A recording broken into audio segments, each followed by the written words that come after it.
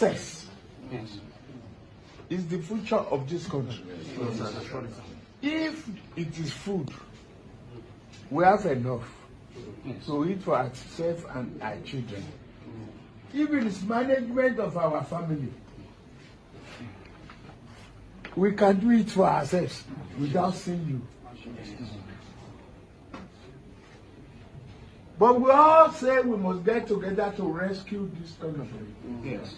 So that the future of your children, my own grandchildren, and yours, we have a country they can be proud of.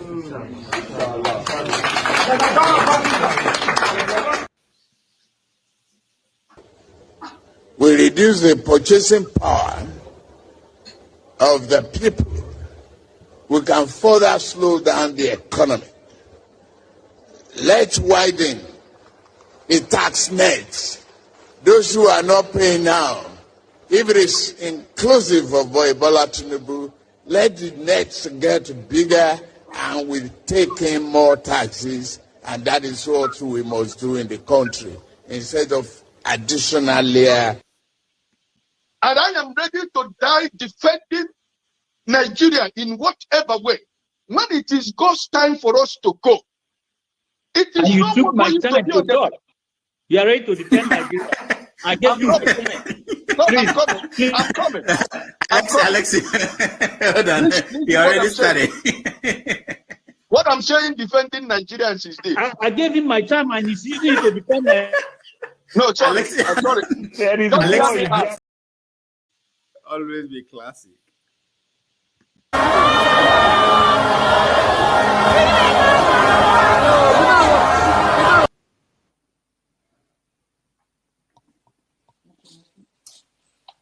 No, this rally make my blood pressure go up.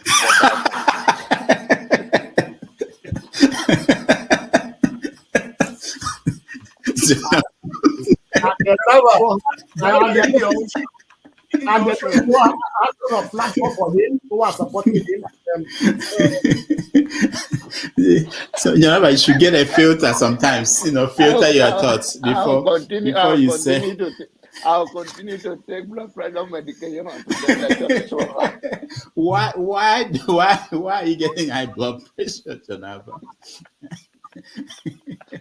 Now, I'm not taking medication for myself. I'm taking it for people like some of you guys that after the January, February something, and then people like Soludo, that is a good spoiler. I thank God for his life. He's working for my godfather.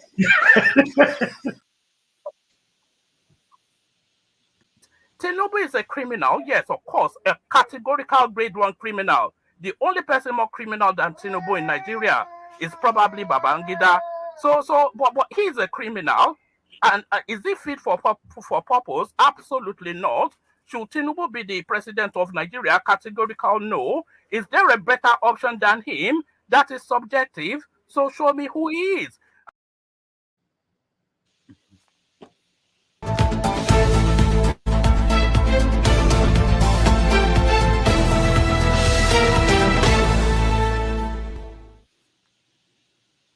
Hello, everyone. Welcome to the show. My name is Rudolph, and today is Saturday, July 1, 2023.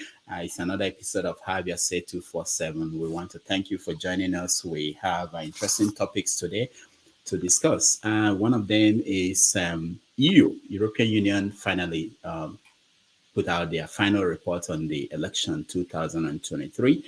And we are going to talk about it, what is in the report, and how INEC is reacting to the report.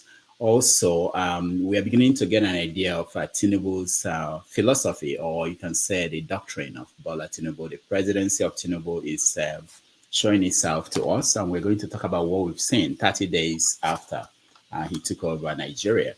And of course, people are in pain. There are serious issues with cost of living in Nigeria as a result of the oil subsidy removal.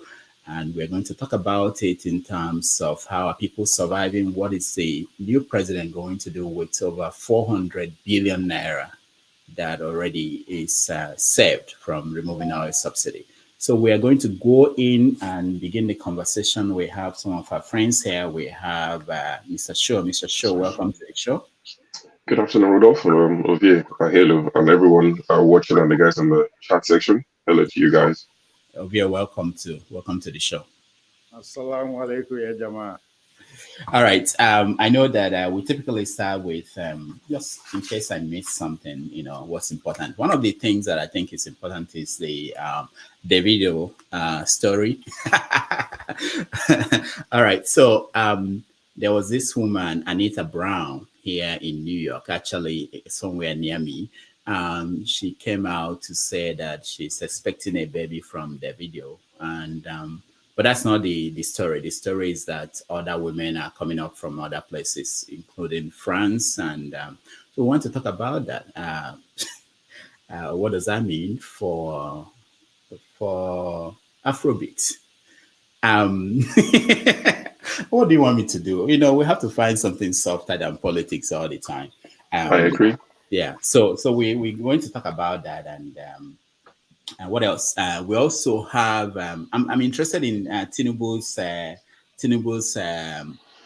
doctrine that is shaping up. So, sure. What do you think is missing in the topics I have listed? Just before we go, Mysterious said I will not participate today. I'll be busy. Please, how do I get my book? Mysterious. That's the person that won the book last week. Actually, what's this brother's name? The brother from Canada.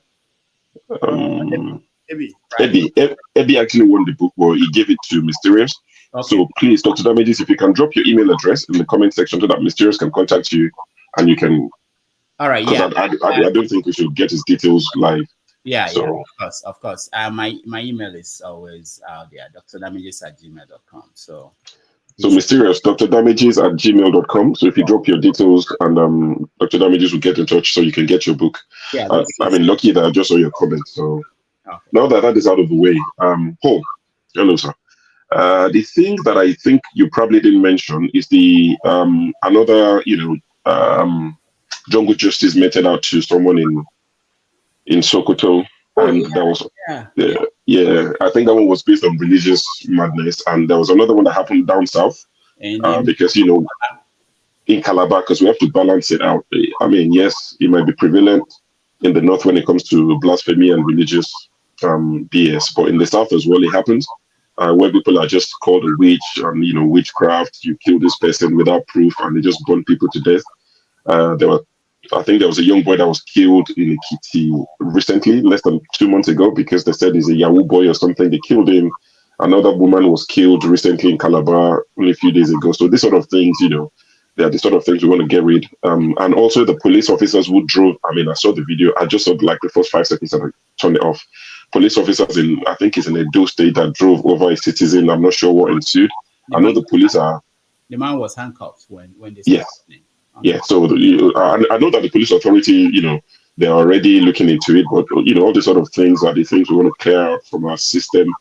So that's another thing. And on a lighter note, still to do with the police, Ogun State Police Command, they retweeted something to do with, I think it was a football story that broke. Maybe a player was transferred to a club, and Ogun State Police Command retweeted it.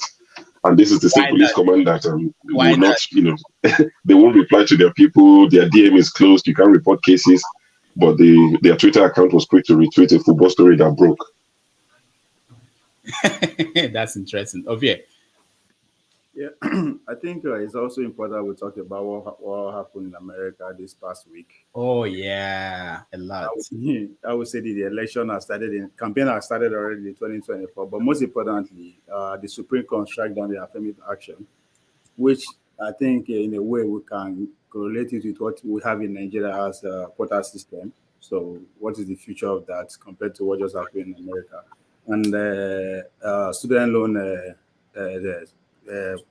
Supreme Court also strand out of student loan that the Biden administration was trying to forgive. Again, they are trying to forgive one. We don't know if it's good or bad, but Bola Tinubu administration is introducing student loan in Nigeria. So I just think at one time in our history, we'll be where America is now. We think that if we are going to stop quota system and all that. But again, France is burning, and well, I won't say I'm surprised that the mainstream media is not talking about it, but I can also relate it to Nigeria. I think what I saw coming out of France, even though it's not what happened in France was due to the fact that I think I can see police brutality, right? They start somebody in traffic and kill him, and the whole country went into flame. A lot of people were expecting that kind of flame in Nigeria during this election, but I would say the elites are able to postpone it with things that is happening. I don't think we are far from any what is happening in France. If cares are not taken by not just elites but even us the citizens. All right, thank you, Ovie. Let me skip Paul. I'll come to you and Niger man. Let's go to Alexander. I know he's always busy. Doctor, welcome to the show. You're muted. I'm muted. Dr. Kedu, let him. I know. Alexander, before you start, I see this 1 month of city board administration. I think it's looking good on you. You're looking a little bit chubby. I have my local government man ruling the country right now. So I'm looking forward to him turning the country to a world economy, because he has the wherewithal to do it. I know. Don't let's fool ourselves. He's not well. Tinubu is not a well man. I've done an analysis on him based on his appearance, based on his interaction.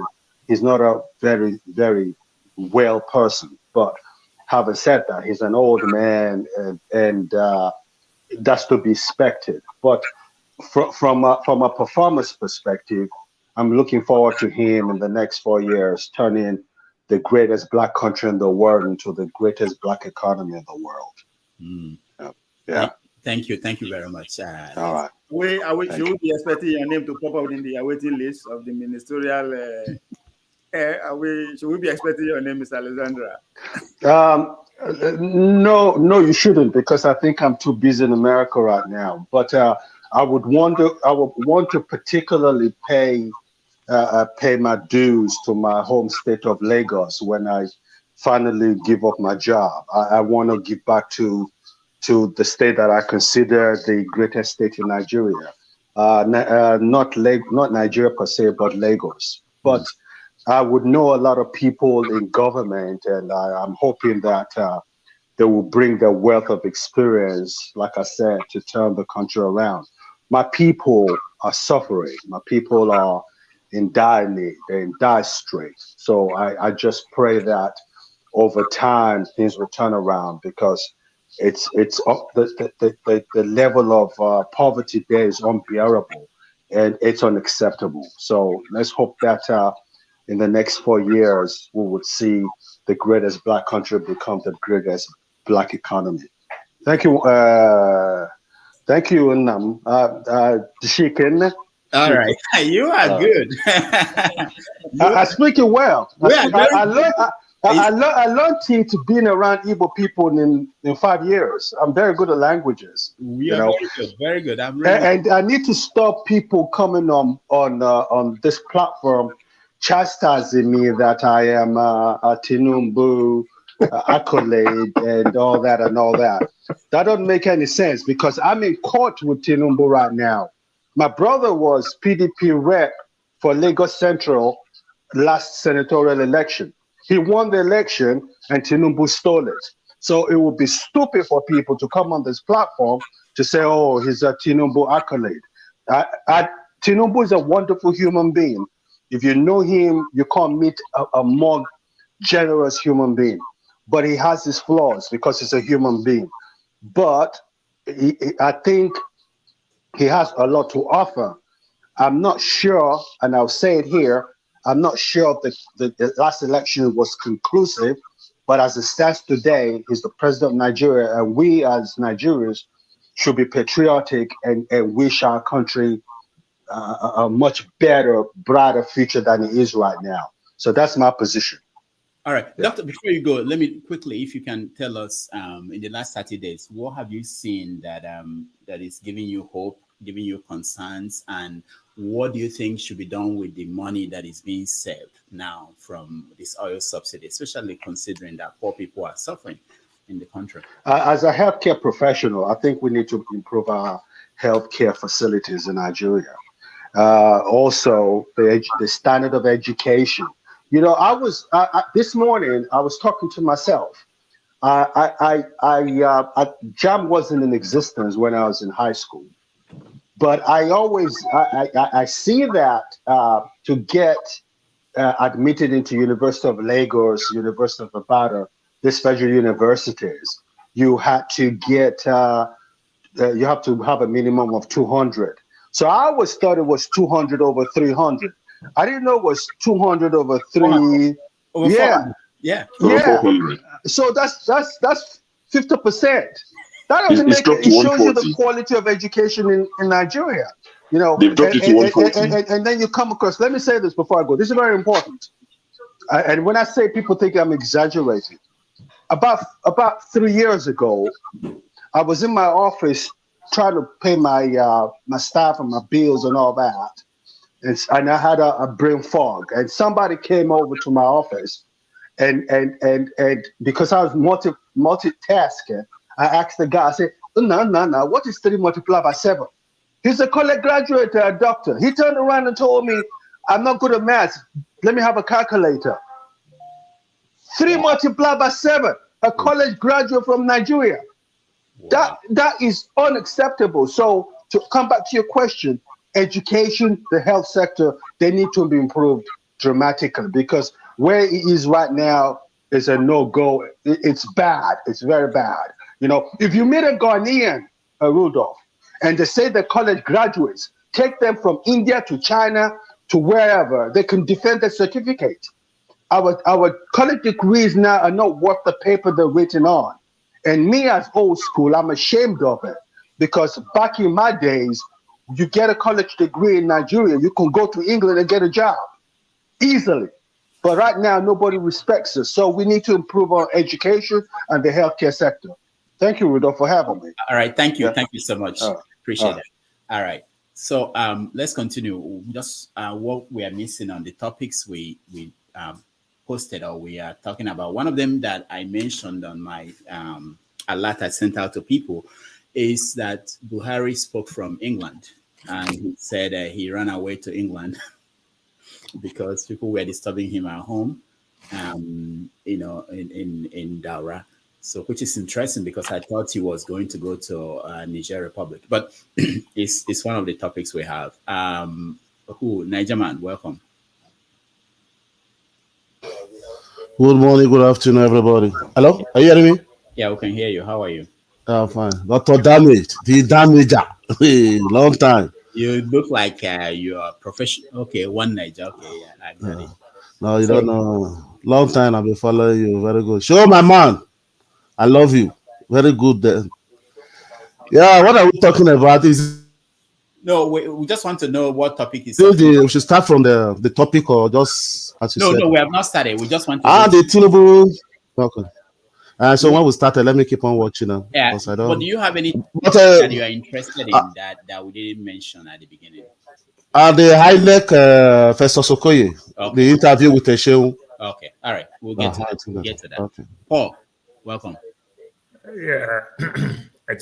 He just took what I want to say now. It's the INEC thing. That's what you that's just a good tonic for me. It was too funny when the guy said, I'm not good in computer, it's a disaster, he's just playing with all around. But Shehu is trying to ask him layman question. Of course, I've been struggling with my computer for the past 20 minutes. You understand? I am not Mr. Scribe, but at least I know where I'm going. I know what I want to do. I may not know how to use all the shortcut like Mr. Scribe. Then for me to just say, no, I'm not good, let me just leave this thing and start making phone calls. It's a joke. That's my take. All right. Osi, welcome to the show. Thank you. Thank you. Yeah. Thank you. Yeah. So, Osi, what are you thinking about? What is something that's of interest to you? Nothing. I'm just here to listen. I'm currently suffering from comment fatigue about Nigeria.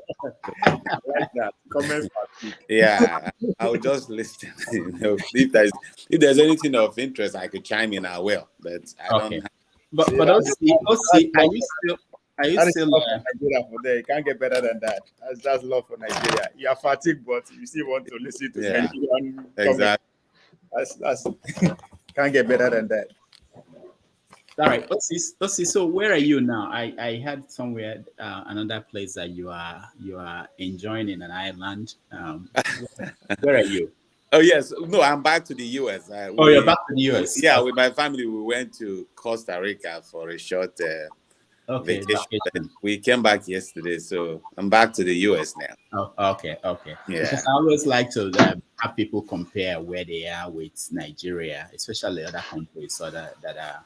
All right, let's start. Mr.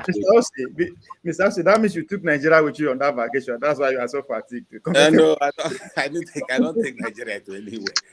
As a matter of fact, with what you said. So, just to chime in a little bit. So, Costa Rica is a country, of course, in Central America, about 7 million in population.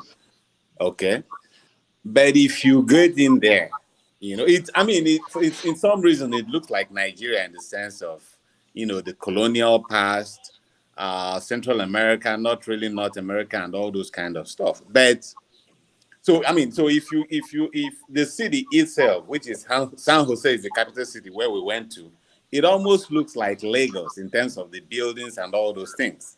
But it's anything that Nigeria is not, because you have 24 hours of electricity. Security is there. You don't have to go around and worry about somebody attacking you on the street or some unknown gunman. You flip the switch, you turn on the tap, and water is running everywhere. So you have, even though it looks like Lagos or any city in Nigeria, but it has all the trappings of modern infrastructure. So these are the places that you compare to Nigeria and say, what is wrong with us? And last year we were in Jamaica. Jamaica is a black nation, as we all know. Okay, the roads are just very small like this. The house is not so gigantic and all those, but yet they have all the trappings of modern city, just like I explained: water, electricity, some degree of security, and all those things. So you start to, each time you go to all these places, you start wondering, what is the problem with Africa? More specifically, what is our problem with Nigeria? That's why I'm tired of commenting. I beg, make una carry go. All right. Thank you so much. Let's just start by watching this video of Tinubu in.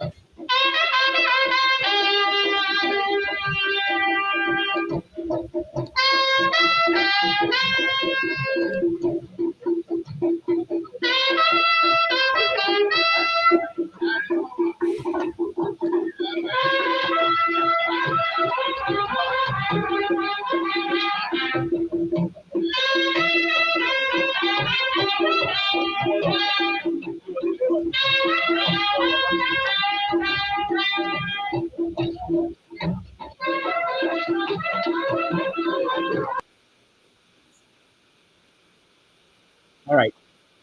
So that was Tinubu in the Oba's Palace. Who watched the whole visit? Sure. Definitely not me. No. All right. So he made news there. He talked about how his campaign was essentially saved when he came to the Oba to visit him. That the Oba told him to go there and run. That if the Oba had told him not to, he wouldn't have continued. And then he made that speech where he said it's his turn to be president. And the spirit of, I've been corrected by somebody, a friend of mine said, freedom that he got from Ogun State was the one that backed him up and made it possible for him to win, despite all the people trying to stop him. And he mentioned people who try to use the change of currency, people who try to use, what else did he mention that they tried to use to stop him, but they failed. All right. So, Ovie, I know you've been on this case for all through the week. What is it? I think the first thing he said when he, got the mic was to actually admonish the monarch. And from there, you can tell that there's just history politically between these two people. He said, "You are a father of a Monaco, Nadeco, and now you are the father of a president." Right? So that would make me to be a little bit of research. So the man has been, that's it, for the past 60 years. So he's one of the longest serving monarch in Nigeria. But most importantly, seeing it from a tradition perspective is, he's just trying to pay homage, but most important to reinforce among the Egba people that yes, this is very important. And him referring to coming to Egba land twice to invoke, the first time to invoke the spirit of freedom, as he put it. And again, he said, if not for the Baba that said I should go, I give him courage. And looking at it from the Yorubas, we know it better. It's a sign of respect, not just giving to the elderly person, but to what the throne and the people of Egba reinforce. Again, this is it also came into the kind of politics we used to practice, right? Identity. So if that is part of the pillars that actually you wrote to get to where you are, it's only fair enough to come and you fuel that that to believe that yes, this is it. And if you also look across the Niger too, his vice president with the same toy was at Sultan of Sokoto's palace, to say thank you for what you've done. We need your support. Again, a lot of people are interpreting that visit that he went there to use the Sultan to rally around the North so that they could support their presidency. Because as we all say again, the issue of legitimacy is their sake. Other people interpret all this as an antics of just to, get more legitimacy from the people and all that. And the question is that, is it working? Yeah, if that is the goal, I think it's working so far. Is it to us as Nigeria? Do we really care? I don't think, I don't care. At this point in our history, what we are going through, I don't think we need all that in our faces, right? We don't even need to see it on camera and all that. But again, we understand. Somebody will say it doesn't take much to appease Nigerians. That part of the country right now, they are good, right? As far as they're concerned, you can just continue like this for the next 4 years. Where that's the one part of us that we need to sit down and actually see what is wrong with us, right? 3 months ago, it was hell. But today, it's hey, all good because our man is there.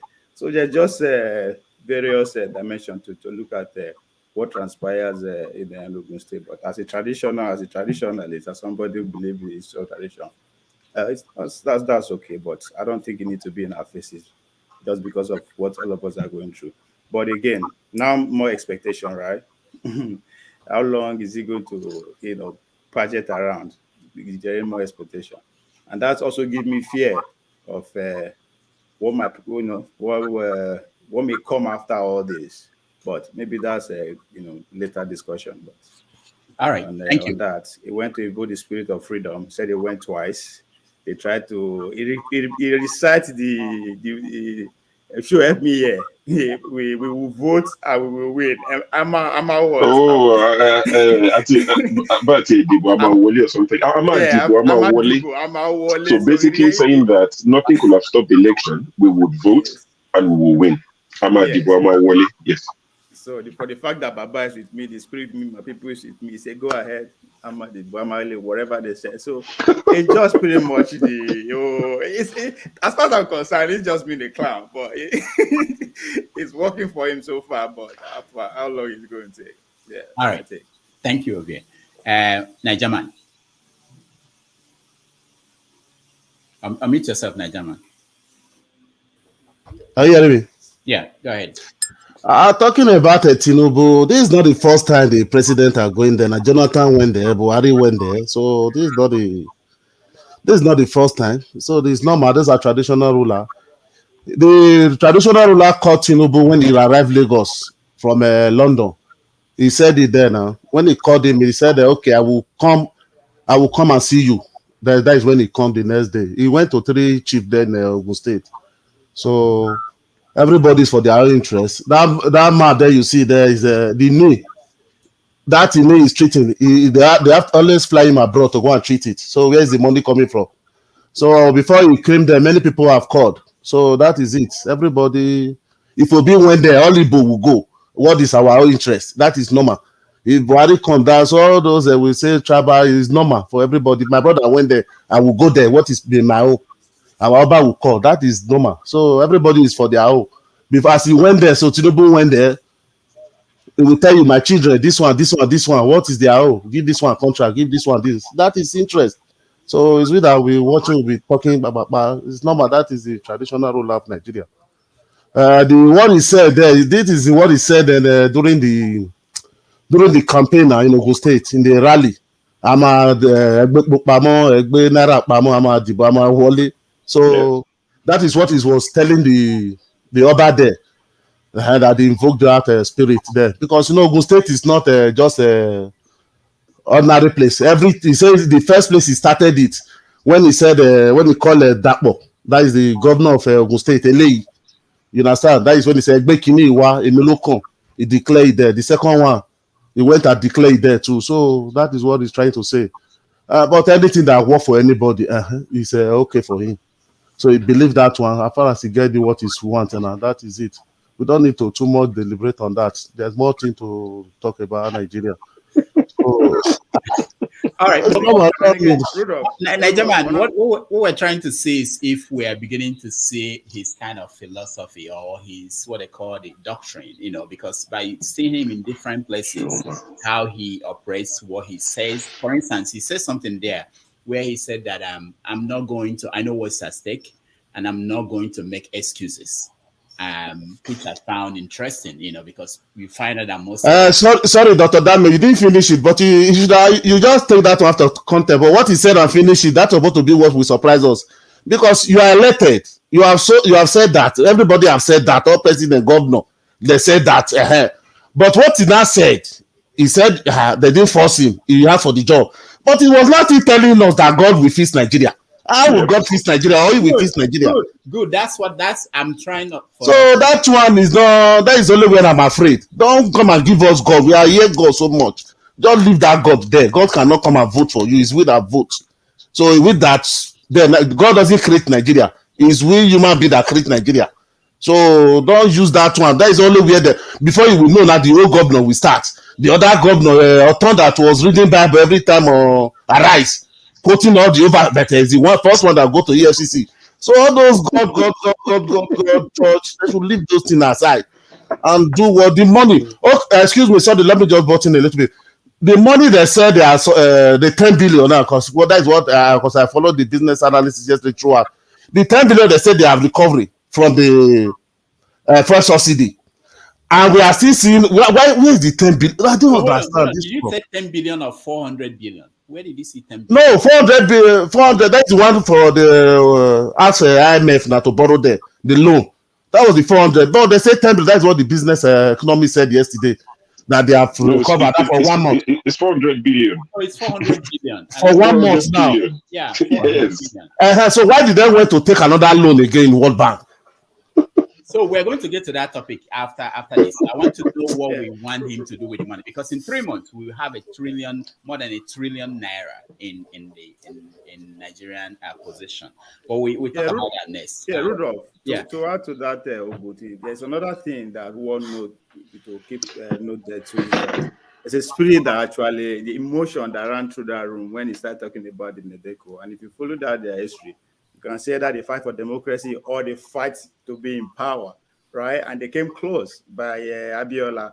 So if you study the body movement between the old man himself and himself, you could see it's like it's emotional roller coaster of what that institution represents and what they're able to went through. That finally we got it. That's pretty much that one is.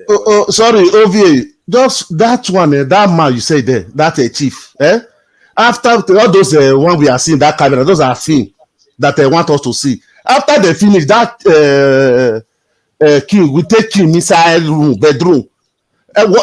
He take Jonathan there. Whatever he had Jonathan come and he was not able to recitate. He take Buhari there, the same thing. You people should leave my king alone. After they say Awujale, when he finish, we take him inside there. Leave my king alone. Leave my king alone. Where we use what they call asset for Tinubu, tell what he want. Tinubu will not hesitate it. So let's forget all these people. How many bag of dollars stopped there yesterday? Sure. Is that why you didn't want to comment? You don't want. Sure, cannot comment. So mistake, Maguma. I know what is happening now. You know what is happening now. No. No, normally Ogun State is not for the. If you read that the history of Ogun State, it was not just a ordinary state. It's like where you can go. There is something there. You understand? If you go and read it from 1950 something before the I forgot most of the thing. Maybe if I read it again. If you go there is a place you can just make proclamation. You understand? It's a spiritual land or normal on its own. Why Tinubu go and make that thing there? You ask yourself, why the first time he declared that in Ogun State? The second time he declared it in Tandem Ogun State. So that is it. After he declared, when he go and meet Buhari, after he declared, do you know the second day he went to Aso Rock? When he meet Buhari, that is where Buhari begins to connect with INEC, that Buhari begins to change mouth. He went start campaigning with Tinubu. You read something from there. That is the place. That is why he's praising that man. He said, you give him to me. He said it there. You thought so there's no all this one. He called him. That man, you know the fear juju will go come out from that house. So maybe who's like juju? You know where I be? Let's get that juju. My pocket. That man don't know juju. Na money just there for them.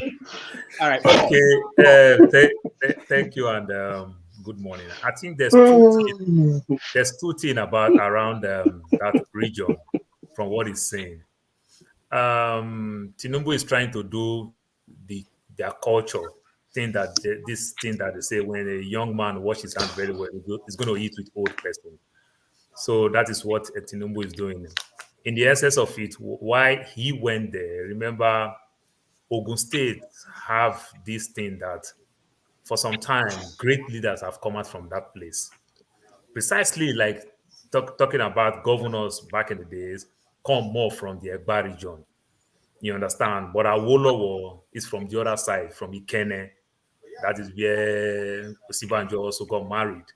You understand? So the Egbas and the Ikene, they have... Awolowo granddaughter is married. Just to balance it, the Egba take more advantage of the Ikene people.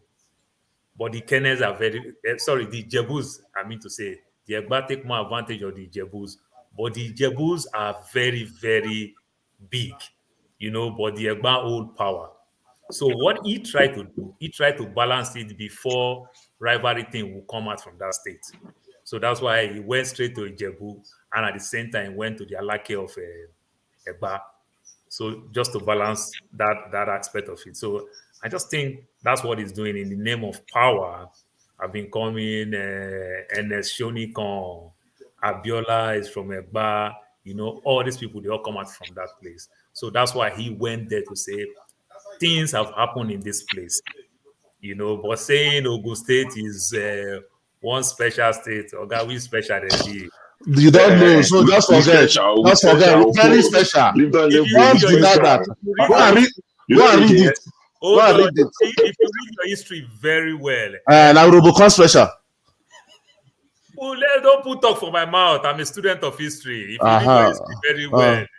The Oromiyan for your people pursue the Egba people all the way to. We don't talk war here. We talk to your ancestral land. So I'm teaching you history now. People that you are talking about, they push them. That's how they run to what they call that. That's why they named that place Abeokuta. That Olumo Rock. Those places. These are the places they pursue them. They run. How to run under the rock. That's why they named that place Abeokuta. Do you know the meaning of Abeokuta? They are under the rock. So sometimes let's not make people too powerful. Then we get scared of the thing that we create. I'm the one that creating one small shrine in my compound. Then very soon again, I start getting scared. Cannot even drink ogogoro, but I'll be buying Hennessy for my shrine. These are the things that the men have been doing. There is nothing special there other than they have their rich culture and their heritage. But say anything spiritual or mystic thing, nothing special. Read your history very well. Your people shoot them. All right, thank you. Tinubu don't carry my people go where we don't know. See Ogun State. It is well. Can you talk about this idea that when I was happy that he said he would not make excuses for any failures, then he went on and said that God will save Nigeria, God will rescue Nigeria. Yeah. So first of all, let me say that I don't share the philosophical underpinning that some of our commentators are giving to his travel to Ogun State or anywhere. I think this is a guy who, if you look at all his body language, even before declaring for the presidency, he's always been like, it's my turn, a Milocon, and he's interested, very, very interested in, enjoying all the perks with all the 104 vehicles in his convoy and all those kind of stuff. So I think his journey to that place is more or less just, trying to show off on those and maybe extend some hands of fellowship to those that he feels helped him get to that position that he is on. Now, about what is his comment about, being, that the box stops at the table, and at the same time, he's trying to push everything to the hands of God. I mean, that's the typical default of Nigerian politicians. They don't want to take responsibility. I come from a state that the immediate past governors, his slogan is "Enugu is in the hands of God." This guy, basically went AWOL on the state, and he wants us to believe that God is in control. So I really don't pay attention to any of those things. But just to add, so Tinubu has just been in office for 30 days or even less. So you can't make any meaningful judgment on what he has done. He has taken some steps, which some people like to call very bold. Maybe so.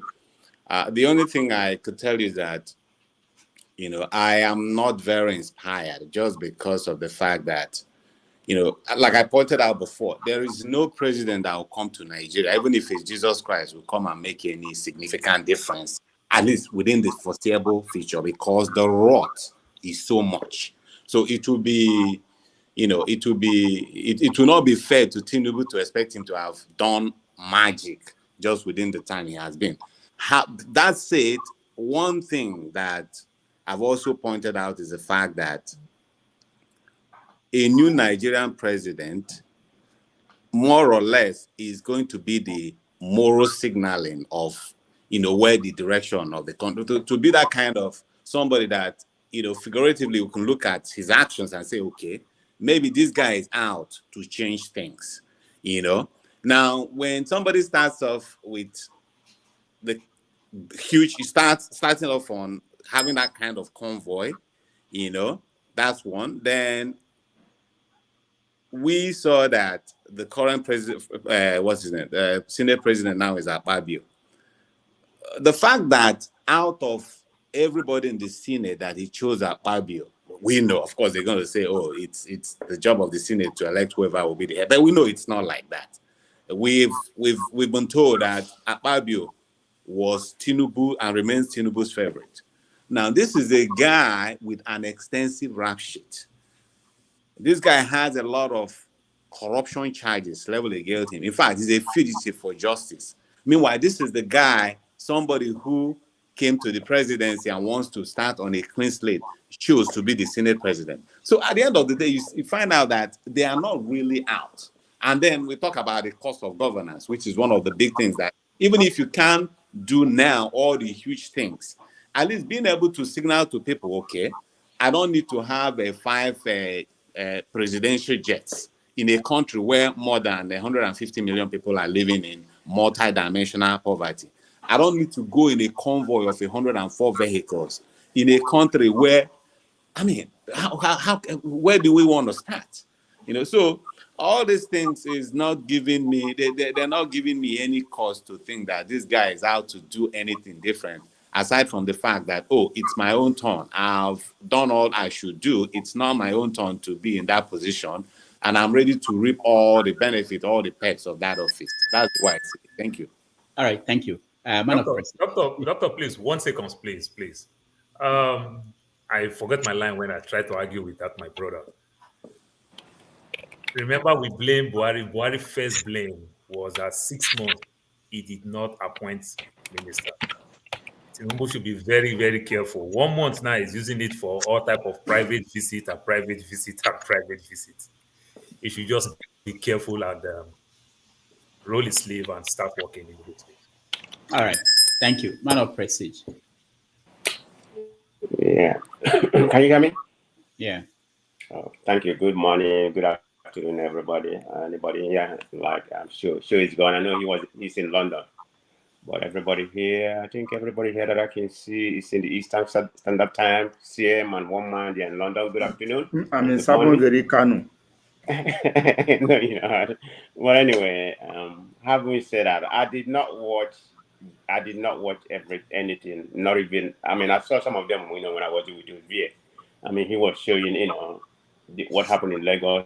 So I didn't watch what happened in Ogun State, and I don't really care, to be honest. It doesn't make any sense to me. Maybe he's taking a victory lap. There's nothing wrong with that, but I just think a lot of the thing was too extravagant. All those convoy, 200 or 1 something. That was unnecessary. But that's Nigeria for you. We tend to waste, money when we don't have any money. So, like I said, I don't have any more to say about that. To me, it was all a caricature of whether it's victory lap for him. That's great for him.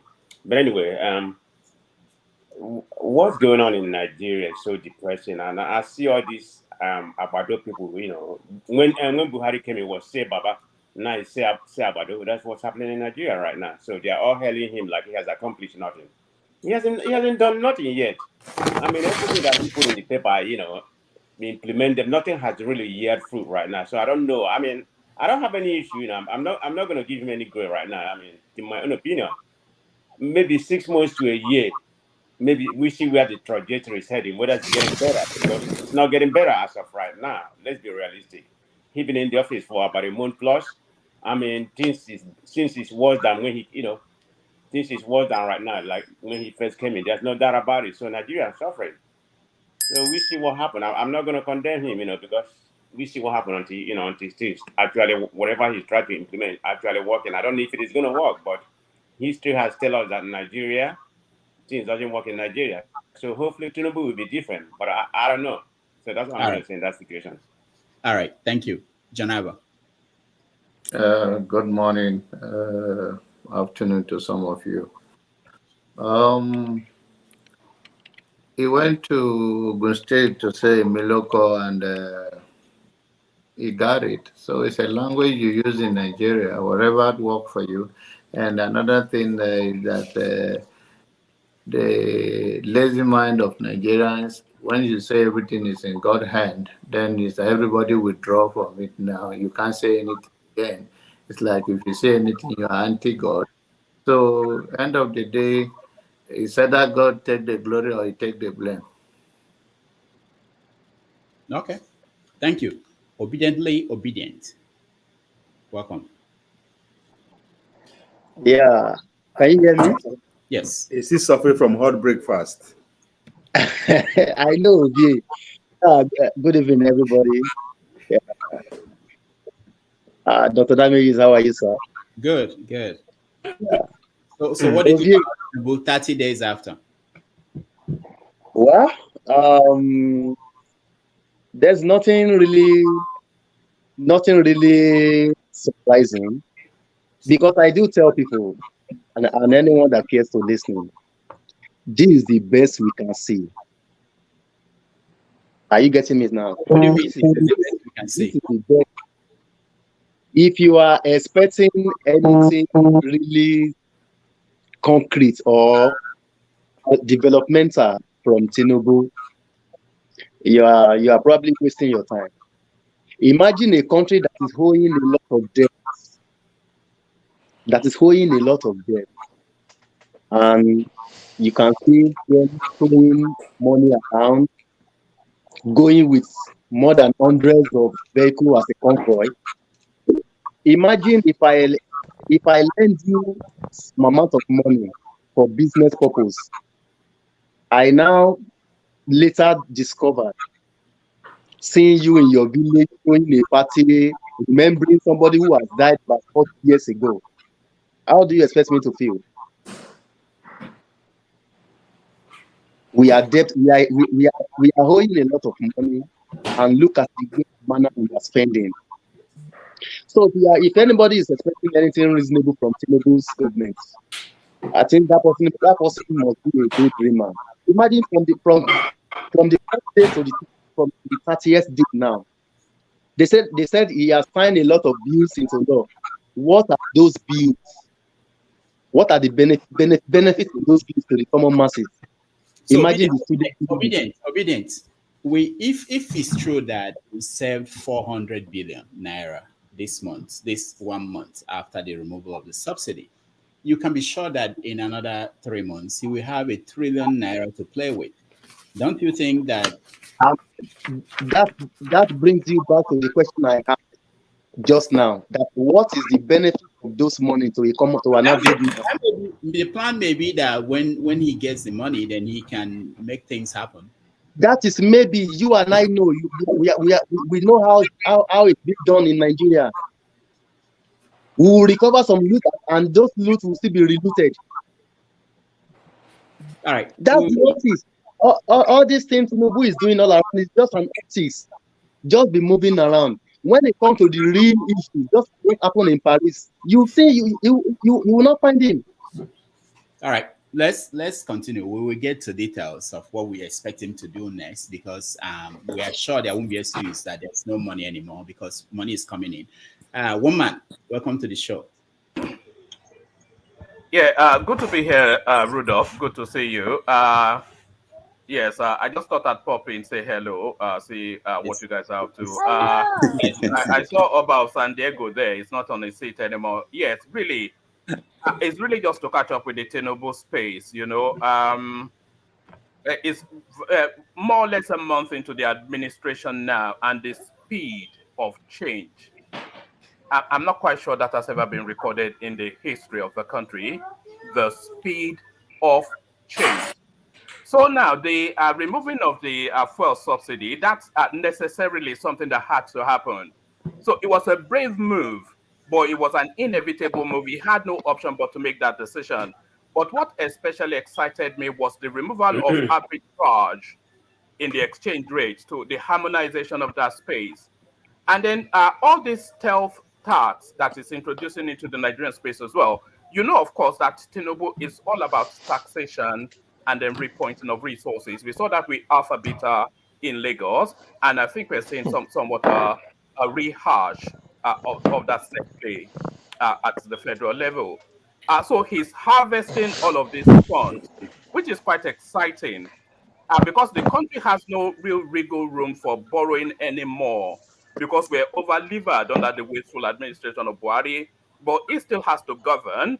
So he's now harvesting through creative means. But how he then repoints this money that he's harvesting now is where the real decision will be made as to the success or failure of his administration. So how he repoints these monies that is harvesting is where the decision is going to be made on the success or failure of his administration. And the other excitement to come is the composition of his cabinet. So that would tell us of a directional travel as well. So I feel that that is where the conversation is now, as we settle into this administration now and we see it take shape. So, Rudolph, I just came in to say hello. So I just pop in just to insert that into your conversation, and then I'll listen in from the background. I appreciate that. Let me ask you just one question before you go. How are you reporting Tinubu now that he's president? Did you make any change in your program? I've been in and out. I've not been very I've not had enough. Yes, we're looking at Tinubu with proceed with caution. That's how I would choose to describe it. Proceed with caution. even this most virulent critic, they acknowledge that a lot of the moves that he has made has been decisive and necessary. But a lot of acknowledgements, are those changes too fast and too heavy though? Because the weight of those change on the stagnant Nigerian average income, the weight of those changes, is it unbearable for the Nigerian person? How do you insulate between the immediacy and the medium term where the gains will be made? So those areas we're looking at. So it's proceed with caution. That is how we're looking at it on my platform. All right, one more thing. Sorry to, because I see that you discussed Oni of Ife saying that people are suffering, that he should slow down in some of these things he's implementing.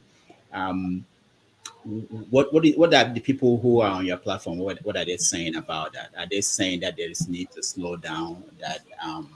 That people are suffering? Do people appreciate that? I think there's a universal acknowledgement that the changes that Tinubu is making, they are necessary changes. And irrespective of who sits on that seat, those changes are necessary for the repositioning of the country. But the speed of it is just the suffering of the people is where the caution is. So that's where I think there's a universality, at least on my platform, that those changes are necessary. But the weight of it on the people, the speed of it, and the lack of palliative to insulate the immediate star, that's where the contention is. All right. Thank you, one man. Thank you so much. All right. Thanks for having me, man. All right. CM, welcome to the show. Well, good afternoon, Rudolph, from here. Good afternoon, everybody. Our protocols duly observed. What actually is the question anyway? Because the question is, are we seeing a typical doctrine? Are we seeing anything that we can frame as the beginning of this new presidency?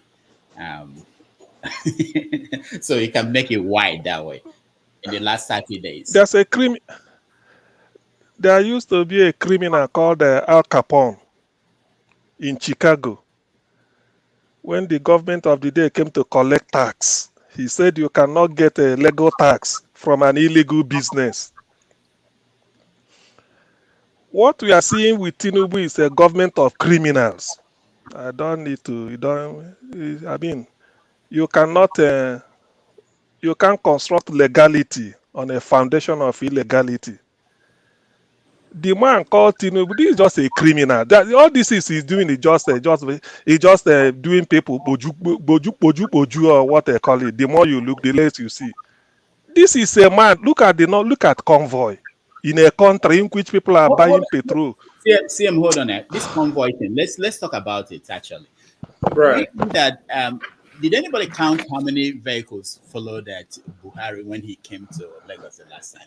Was it that Buhari had less number of cars? If it is, listen, that's what they call cutting the cost of governance. Even if it is 10, 20 cars, all of them are using petrol. All of them, for what? What is the point? Particularly now that Nigeria is under severe economic strain, people are crying. Look at a liter of petrol. People are trekking to work and it's going to increase. Nigerians are complaining that sometimes 2 months you won't have electricity and NEPA will provide bill. They say they are going to increase the price of darkness by 40%. Haven't you heard it? In the Western world, if they want to increase your energy tariff, you know that you are having electricity 24 hours, all of us here. So if they are increasing it, you can understand. Now, right now in Nigeria, electricity is maybe some area 2 months they've not had anything. I asked somebody from Unewi the other day, and you want to increase it by 40%. So which means the darkness you are giving them, you want to increase the cost of the price of darkness. What are we talking? And somebody is coming here to come and bamboozle us. He will do this. The guy is a criminal. He's not supposed to be there. It's a very sad commentary that the first time in the history of global leadership, a drug baron is in charge. Where has it happened before? Where has it happened? Look at the revelation at the Electoral Tribunal. He will tender NYSC certificate 1983. Later, he will tender this, that is NYSC discharge certificate issued 1983. Later, he will tender NYSC exemption. Now, how can you participate and then be exempted again? Look at fraud. His age, you don't know. He's lenient. His genealogy, nobody can talk. Look. The guy is just a criminal. He just going there. Okay, he went to Paris. What did he do? He's promising Nigeria. Who is expecting something good from him?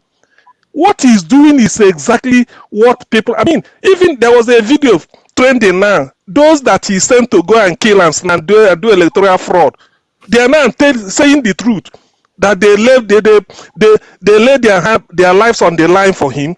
Now he's giving the high electricity cost. Anyway, there's a petrol station somewhere in Bajulaye area of Shomolu in Lagos. Bajulaye Shomolu. They said if you go there, they sell you for either 37 naira 98 kobo if you have APC card. But that is one, then if you can remove your shirt and they see where they stabbed you, maybe when we are doing Agbero for Tinubu, they can reduce it to £17 50 kobo. That is the only place. So is that the type of country we want? Look, this is a waste of time debate talking about this. Nigeria has gone to the dogs. Yeah. This is a government of criminals. Simple. CM. Just think about it. This is where I couldn't get over this, that we served 400 billion. Okay? And he's going to, hold on, CM, he's going to decide what to do with this money. So we better start having conversation about, it's not about the past now. The past is also important, but about what will happen. In 3 months, we have $1 trillion. And people decide to give double the pay of all civil servants. And that will happen. And then what will happen? People will start praising him. So I think we should start fashioning ideas about tomorrow as while we wait for whatever is happening in the judicial system, man. But this is what I also have a conversation on tomorrow. Lagos state government, they say they generate about 100 billion naira every month, IGR. Tinubu takes 15%. That is, Tinubu will declare how much Lagos state collected because he is the person collecting through Alpha Beta. If Lagos state generates 50, he can declare 30. Out of 30, he takes 15%. So telling me about billion, how much did he give INEC? He went to use, look, I'm not interested. The billions they are collecting from Lagos, Makoko is still an eyesore. And they say they build Lagos. See, when people are even saying all these things, I thought we should have moved the discussion beyond criminality. I mean, how can we be discussing a criminal-minded human being? Look at his certificate for the first time. Somebody, I mean, I'm really shocked. Somebody from the Yoruba background. He can't boast of a school cert. Which school did you attend? And you are telling me you want to give student loans. Student loan to where? So if tomorrow somebody forged certificate now and said you will tell the person you go to jail. Or if tomorrow I happen to be at a Murtala Mohammed Airport or Nnamdi Azikiwe at Abuja and you open my suitcase, you saw heroin. What? By the way, is there any justification for the establishment of National Drug Law Enforcement Administration, given the fact that the real Baron, the real Capone is in Aso Rock? What really are we talking about? How can somebody in NDLEA arrest me if I'm in Nigeria? Say, oh, we saw this thing with you, we are going to handcuff you, we are going to answer for bringing drug into the country. When the man who did it and even forfeited I mean, look. Sometimes I don't know why Nigerians are easily this way. Nigerians are easily sort of, what can I say, distracted. This is a criminal. He's not supposed to be there. That is what we are saying. Thank God, let the presidential, the panel, let them hurry up. This is a national shame. What does he know he's talking about? CM, thank you so much.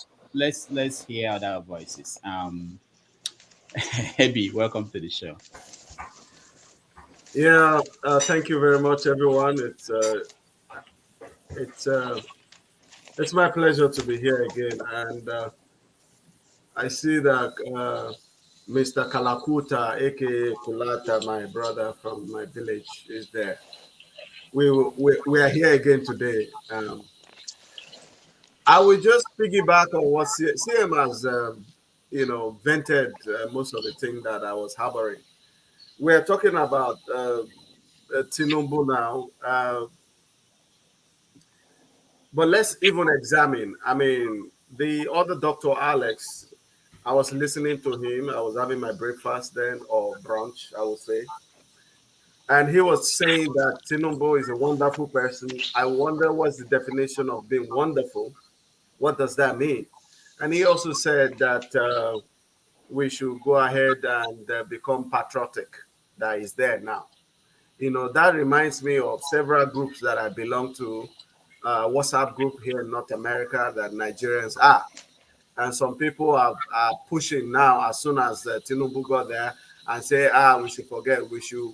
In fact, they started preaching to us to pray for Tinubu. I just wonder if the same God, that David worshipped and that wrote that, you should follow goodness, sincerity and all that.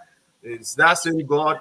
He doesn't normally care again if you do wuru to jump and become something. Then it's okay to now start praying for that. I really don't get that contradiction, because if you tell me that somebody is a wonderful person and he has fraudulently jumped on, obviously, on the throne, and now you're telling us, giving us patriotism, preaching, and we should come and be patriotic. What does patriotism do? What we have in Nigeria right now is kakistocracy. All right? When I first heard that word, I thought it was khaki of soldier. And I was like, maybe it has to do with soldier. But it was actually a Caucasian man who said kakistocracy. So, and I know khaki, they don't usually use it to describe army or whatever. Kakistocracy is right here, government by the least suitable and competent citizen of a state. Now, for those who are wondering what we will get in the next quote unquote 4 year and maybe 8 year, if it's not booted out from the electoral panel, which I'm hopeful will happen, because there's too much evidence of fraudulence by Bola Ahmed Tinubu, who is technically actually a female, who get an exemption, NYC exemption when there was no exemption, who has 2 different university certificates, all sorts of things. Is it the Akpabio that he has set there? Is it the obedient man that is left? It describes Akpabio. Is it not the same man? Off your mic. The same man that is so obvious to anybody who has half a brain to see that this is a thief? Is it the same Akpabio who built a gigantic hospital in Akwa Ibom and rented the equipment and presented it as if it's been installed? And after the commissioning, the company where they lease, I think a South African company that leased the thing, moved it away, just like the Nigerian Airways, Abu Sirika, who took a queue from Akpabio template and now brought a jet, and then Nigerian Airways, the same people. Is this the same guy? The same Akpabio who say he's doing wonderful thing. He has done wonderful thing in Akwa Ibom, and so a few years ago when he had just a sudden breaking at a red light and his head hit and just do jiggy, and the next thing he flew to abroad and he didn't go to the hospital in Akwa Ibom. You're looking for what Tinubu will do. Go to Lagos. Just go to Lagos. That's what you get in Nigeria. You will get a partitioning of the most rich and the mega thieves, and the partitioning of poverty on the other side. That's what you will get in Nigeria in the next 8 years. In fact, you will crave for Buhari. The danger with getting a very smart thief is worse than getting a mumu thief. It's true. Buhari was clueless, but deep down is cluelessness for us, is foolishness, and we can't tolerate it here. But when you now have a man who is clueful, who understands how to steal technically, is already putting in place all the instruments, is a careful strategic. A former drug boss, you know how they do in your backyard, Mr. Rudolph, when the Capones, there is no, is either you are sincere 100% or they cut you off. You get it? That is what you're going to get. He's going to surround himself with people who he himself will put their hand in the jar, so that it's not only him. It's very strategic, and he's already putting that in place. We're talking about subsidy, and we're hearing, people come on national TV telling us that a friend told him that he actually told Buhari to stop the subsidy, that they are tired of taking money, right? And up to today, the DSS, who is everywhere, catching people if you sniff against anything, has not gone to ask that man, can you tell us that your friend? So that we go ahead and get him. No. We have an Asari from nowhere appear. Now it's raining. That gives you an indication what you are going to get. It gives you. You have the MC Oluomo threatening people for votes. Nothing happened.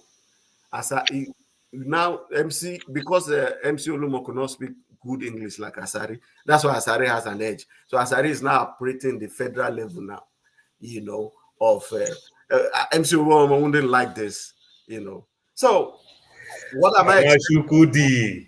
I know they expect anything, my brother. A city built on a very terrible foundation will never prosper. Thank you. All right, thank you, Abi. Thank you so much. Shegun. Dr. Damiji, can I speak after Antonio? After San Antonio, the next. Oh, okay. All right. Ike, you're next. Dr. Jacqueline Damages. How are you, man? Okay, thank you for this afternoon. I said that I would join today. Actually, I'm in Atlanta for a convention, so I said, let me join you guys to chip in. Last week, I wanted to join in so much, but I find myself, I have to talk to my patient, I have to get out. So, really, Nigeria system should have now learned something about Tinubu. And I appreciate what he did. One of the fundamental things Tinubu did is to grow human beings, to invest in human beings in a funny way. He invested in people in a funny way. And that is the reason why I'm sorry for anybody that is here that doesn't have it in his head that this tribunal is a charade, that nothing will come out of it.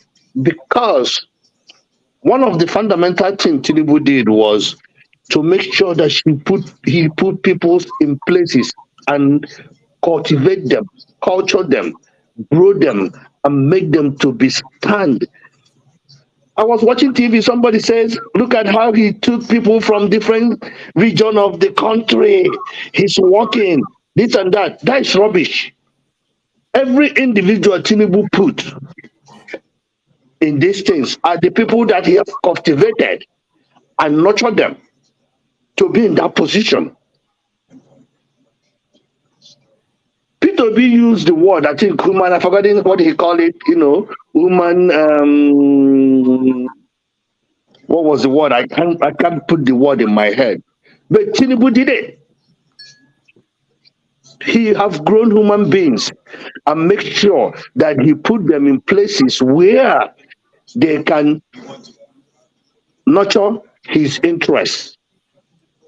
Let's talk about subsidy. We're going to save 400 billion 400 billion that is in the air. We don't even know where that $400 billion naira is. It's not real because subsidy is not real. So him telling us, oh, we're going to save 400 billion this month, next month 400 billion, the following month, that will put it about 1.2 trillion. But that money is not real. It's not real money. No, hold on. Don't say it's not real. You can say that, what you can say is that this is what we will have spent, or other people who are bringing. Okay. So the people that steal money are not going to steal that one, right? Yeah, we are not going to pay them.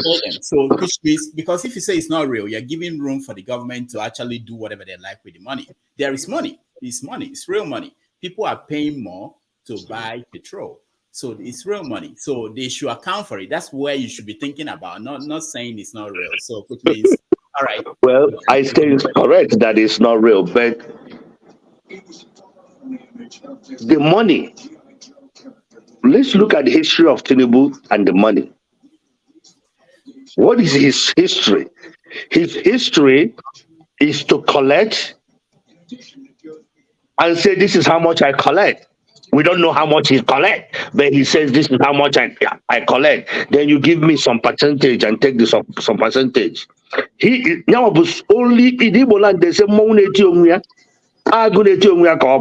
he's the only one that collects and decide how much he collects. Then he will give the state, and the state will give him 15% or whatever percent they give him. Right. My brother, Tinubu is not going to work.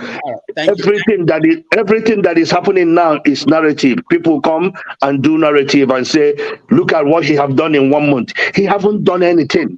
Whatever he have said, whatever he have done, haven't manifested into any outcome. And in 6 months, we can't even see outcome of whatever he's doing. My brother, everybody, we wish Buhari is still president of Nigeria in this regime. That is my own take. All right, Ike, thank you so much. When I come back to you next time, I want you to think about what should we do, because our job as citizens is to hold whoever is there accountable. So he is there. We can't say because of what he did in Lagos, we can't do anything to him. But that's when I come back to you. Shegun, welcome to the show. Thank you so much, Dr. Damages, and greetings to everybody in the panel. I'll just say this and then fall back to the background. I think we started off by about all these trips to Ogun State and all stuff like that.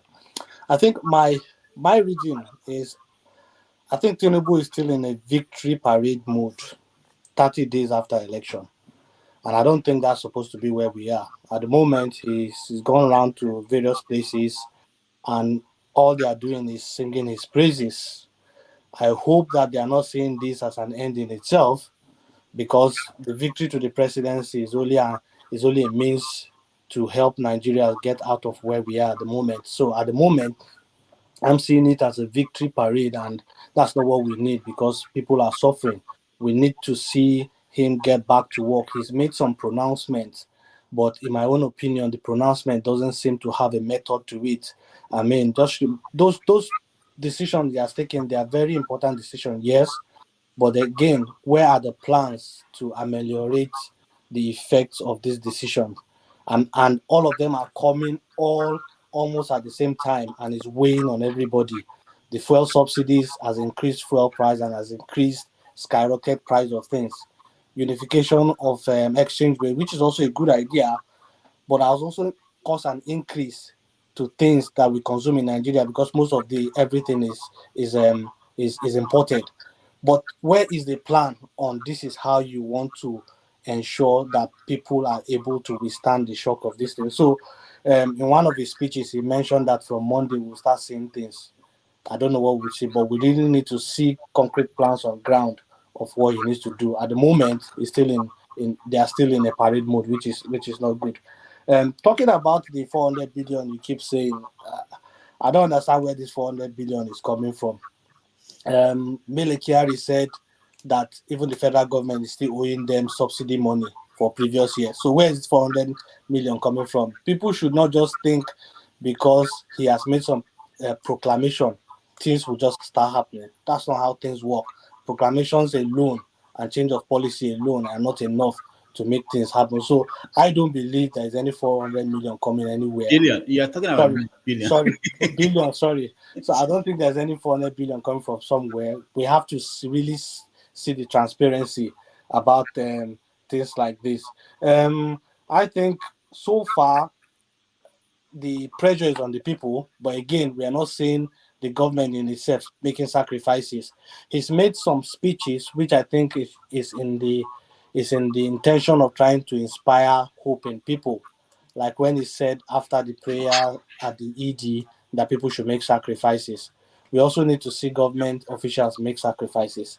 A convoy of so many cars, even though some argue that it's not just Tinubu's convoy, but people who have to fly from Abuja just come and welcome Tinubu in Lagos. What sense does that make? I mean, you have National Security Advisor. Don't they have work to do? You have IG of Police. Don't they have work to do? I mean, so I really don't understand what they are doing, what they are up to. It's not about just making proclamations. Somebody told me that this is the first time that we're having a politician as the president. And what do politicians do? They try to make popular decisions. But that is not enough to take us out from where we are. So, again, I think I don't know what to expect from Tinubu. We only hope the country goes on right. But then the indication is they need to get back to work. We need to see plans for ameliorating the suffering of the people. The pressure is much on everybody, whether you like it, whether you're on this side of the globe or you're on that side of the globe. But again, for me, 30 days after being sworn in is enough time for us to start saying concrete things. If you look at when Obama came in US, at least we know it was at the beginning of the economic crunches. And if you read some of the biography that has been written about those actions that were taken in the immediate 7 days, immediate 14 days, that is what we need to see, because Nigeria is just down there and it's drastic action. So victory parade, it should stop. So that's just what I wanted to contribute to the discussion. I'll fall back to the background and then listen to you guys. Thank you. Thank you, Shagun. Thank you so much. Prince, I'll question you next. Good morning, Dr. Damages, and good morning, other panelists. Pretty much, I think you guys should be in the afternoon by now. As for me, the truth must be said. Whatever you did not get in the right way will definitely slip out of your hands. Why am I saying this? It's a month now that Tinubu has been installed. And, it's very clear to everybody, if anyone amongst us or anybody says, oh, yeah, he got it, by merit, no problem. The only thing I will tell the person is we'll all be accountable to one being, which is God, and all that stuff. Do I trust the judiciary? I don't trust them, and they are gone. But guess what? They are, they should be hiding their faces, in shame, because at the end of the day, for me, in Nigeria now, you have the professors who are just shameless human beings. Those in judiciary who are also shameless human beings. People keep talking about, oh, in this couple of weeks, he has made this pronouncement, he has made that pronouncement, he has made pronouncement, a policy is not the actual thing. Good. You can say anything. The same thing he said on the day he was being inaugurated. The next day he changed it. He never said it. Another time, that it was not even in the that it was not in his speech. That he just added it. By Monday, the fuel or PMS in Nigeria will be increased to 700. I think it's 700 in the north and 600 in the in the southern part. But we all know how it goes. Before you know it, it will be 1,000. My happiness is that they will all live and see this happen, because it's not only affecting Mr. A, it's affecting Mr. B and every one of them. They shouldn't complain, no. They should not cry, because they will live and see all this. It's gonna happen.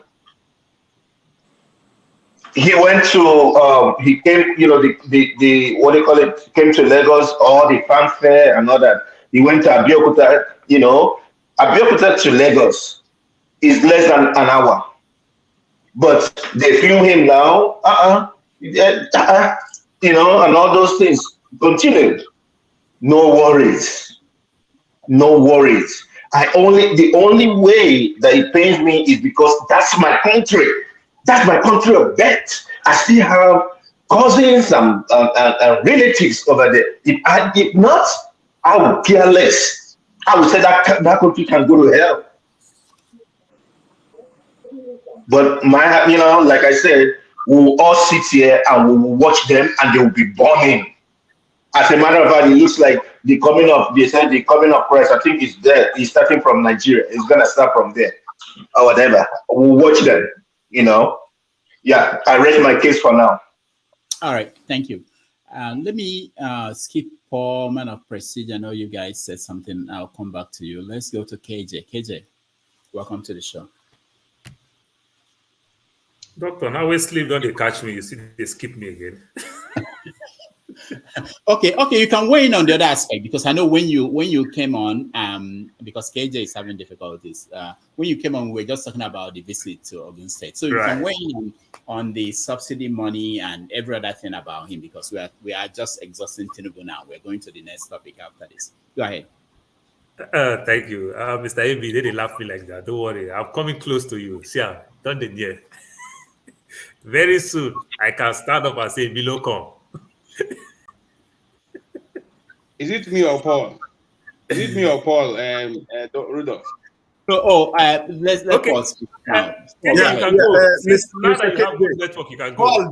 Paul, just wake up. Make it talk. Make it no go see. Okay. All right. I will make my contribution very quick, and I'll move on.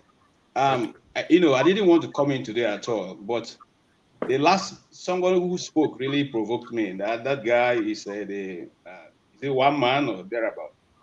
There's some statement that you make, and those of us who have families in Nigeria become agitated.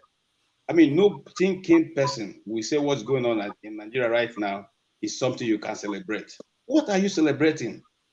What are you celebrating, for crying out loud? Is it that people are suffering? Do we just want to see people suffer? Yesterday, I was watching someone, a Nigerian British, and said that she sat in her room and reapplied for a passport that belongs to her daughter, okay, changing the former one that she was temporal to a new one, a more newer one that she can use to travel. She didn't have to see anybody. She didn't have to leave her room. She didn't have to pay anybody. Right from her desk, the former one was changed, returned back to her by post, and the new one issued without her going to queue and be waiting for one man to issue a visa. Come on, guys. Let's be realistic. We're not different from where we are now. We are the same human beings, carrying the same kind of brain. We are even more intelligent as science will have it. And so when we have a system where people keep eulogizing failure, mediocrity, or whatever it's called, I begin to wonder. Now, listen. They are saying they're going to get 40 billion. You can get this 40 billion, like I've always argued here, just by cutting off, the corruption, the bribery going on in the system. Not even the oil yet. Just cutting off the SSCs people have built into the system. You can get that money without having to worry yourself. Okay, so what's the big deal? What has Tinubu brought to the table that we were not seen before? Or what he has been able to do, renaming airports? That's what you cannot do in a day. Is there anything that is new that other former presidents have not done? What is the one thing that he has done different? Nothing.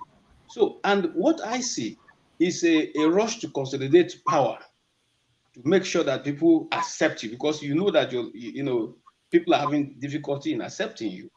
So all they are putting in place is to grab power and consolidate on it.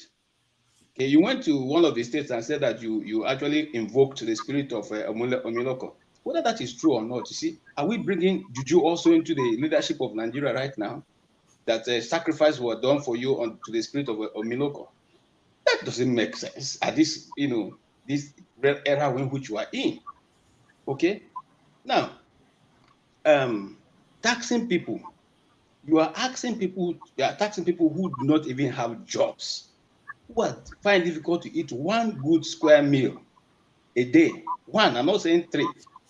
Okay, not to talk of those of you who are living in a very developed world. After you finish eating, you take snacks or gazette or whatever you call it.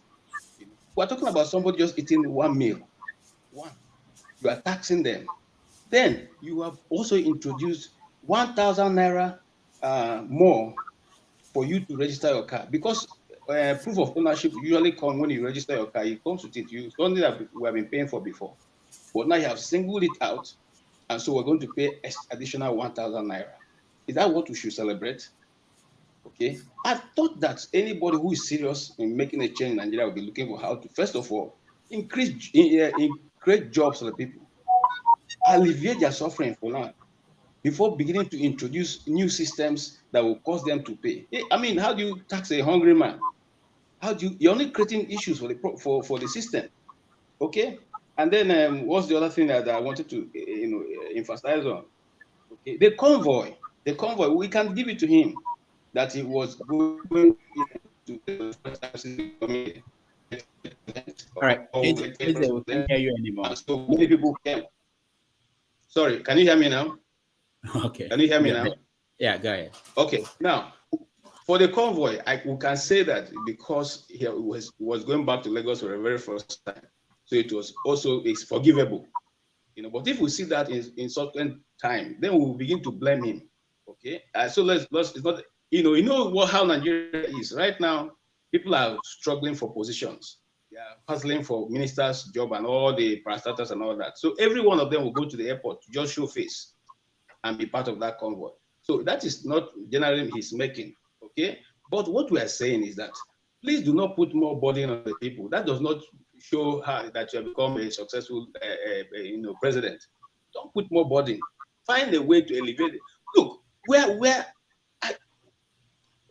you see, sometimes I wonder why is it that everything that comes to Nigeria must come with suffering? Must we always have to suffer for whatever? Even to go to the bank to withdraw your money, you have to stand in the queue.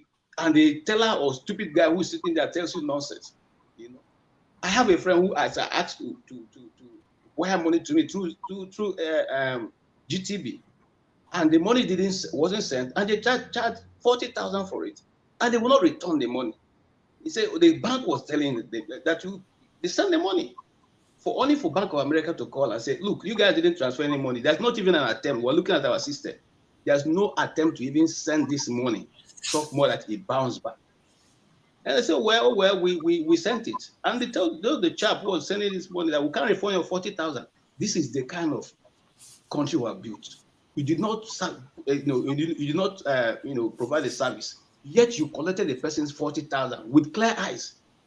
With clear eyes. How long do we keep doing that? So you see, like I said, I didn't want to say anything today because I'm trying to rest. But that guy, let's look. These are people now. We'll be human beings. Let's not be just eulogizing someone because he's from our tribe or he's from our region or we're going to get something from him. Thank you, Rudolph. Thank you so much, KJ. Someone made a comment on the comment section that why are we talking about holding someone accountable when what's going on is state capture? It's been a while. I can't remember who that was. That what's going on is state capture. So what I don't think we should do, but of course people are free to think any way they want to think, is to basically give up and say that there's nothing anybody can do. This is what's going to happen. It has happened in Lagos, and that would be a failure on our part as citizens. We should be whoever is the president, we should continue to insist that they should do the right thing. These conversations we're having is important, and it impacts the policies. I can tell you that the issue of the convoy, with people saying that people are foolish for talking about it, that, those kind of things. But eventually you see that they will scale back. They know that people are not happy. All right, let's hear from Masca. Welcome to the show. Doctor, you still skip me again? Oh, I thought we agreed that we're moving. Okay, after him, we'll come to you. No, Mr. Rudolph, let Paul. I will go ahead. I like his contribution. Okay, Paul. Yeah, I almost forget, but thank God that I allow KJ to speak, and that makes me remember something that I almost forgot. Doctor, I worked all my life as an aviator, so I understand the way the aviator work. I work in Nigeria, and I also work here in the US. Doctor, if the president is coming to Lagos and make it official, we are losing 40 billion naira as at present day. This is how we abuse things. The way Nigeria is being structured, we have just two major hubs in Nigeria, Abuja and Lagos. Port Harcourt is trying, but not there. Kanu is trying, not really there. But when we are talking about hub, we have two major hubs in Nigeria, Abuja and Lagos. The president is coming to Lagos. They make it official. The president have not left Abuja. They shut down the airspace in Lagos. They shut down the airspace in Abuja. Do you know what happened? Which means it's as good as the airline is on environmental sanitation day. If some of you know the meaning of sanitation day. They shut down everything. And aircraft are supposed to take off from Lagos to do 25 minutes to Warri and quickly do fast turnaround under 20 minutes to Abuja, stuck in Lagos. Everybody will miss their flight in Warri to Abuja. Another aircraft from Lagos to Benin to Abuja, shut down, the same thing. There is not much aircraft. Go and look at airpiece. You might hear airpiece. They don't even have up to 20 aircraft. But quick turnaround, you see them everywhere.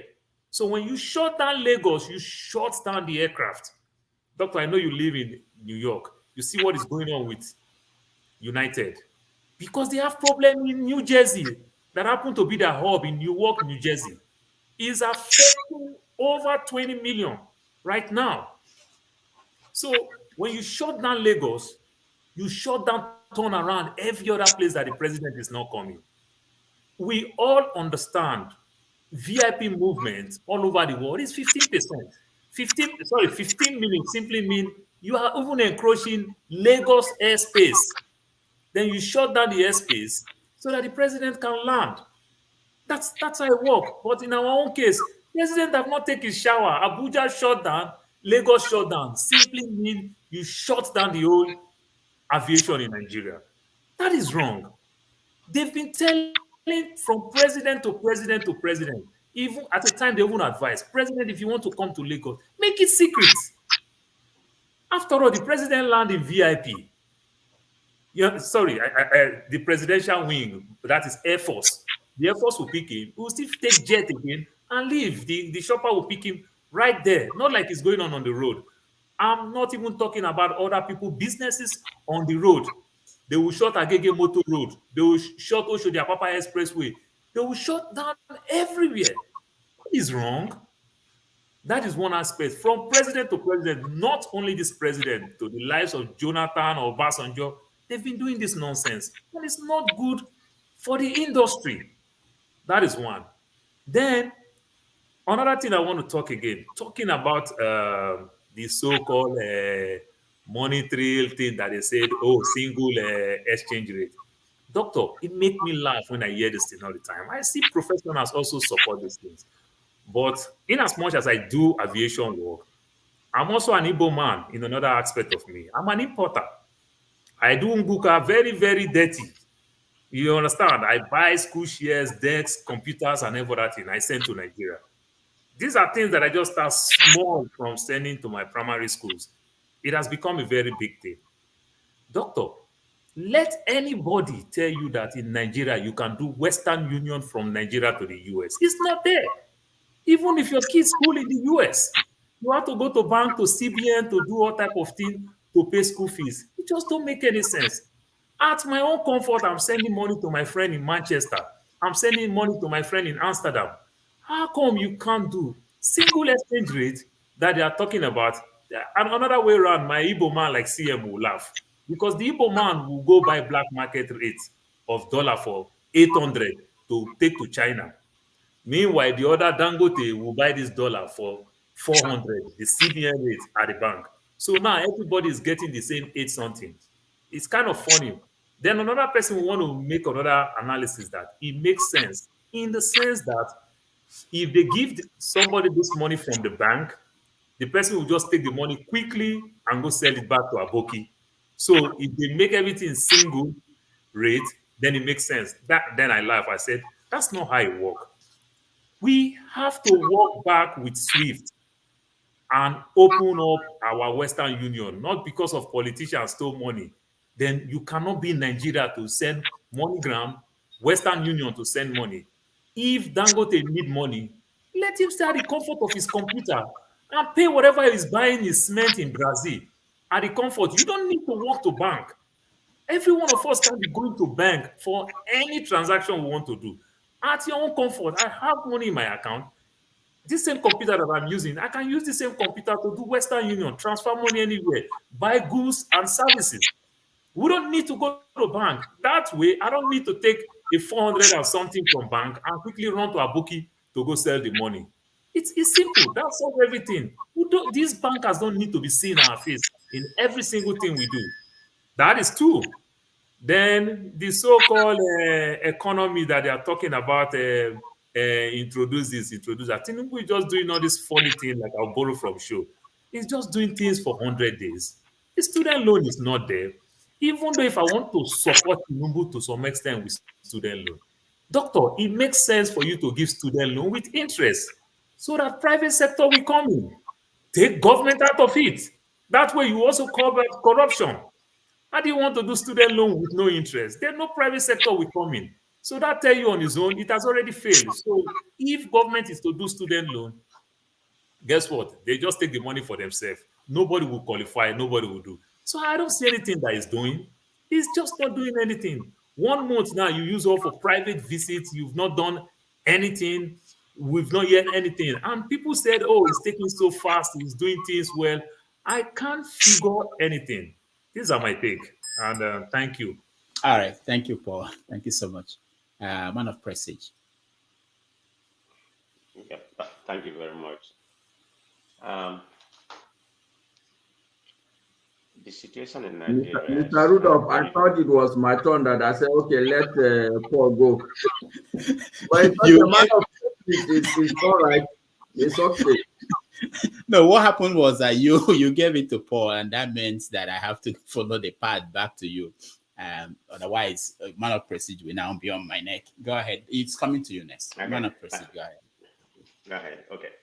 From what I gathered, speaking about what Tinubu did in Lagos, and so Tinubu doctrine is going to be God will save Nigeria, right? Okay. So that's going to be his doctrine from now on. God will save Nigeria. So we go from there, see how God is going to save Nigeria without working for it. Having said that, I have some bulletin points which are just jot down that Tinubu can use, and how it's going to help Nigeria before I proceed. But I'm afraid I don't know if that's going to happen, because we have a pirate who is the captain.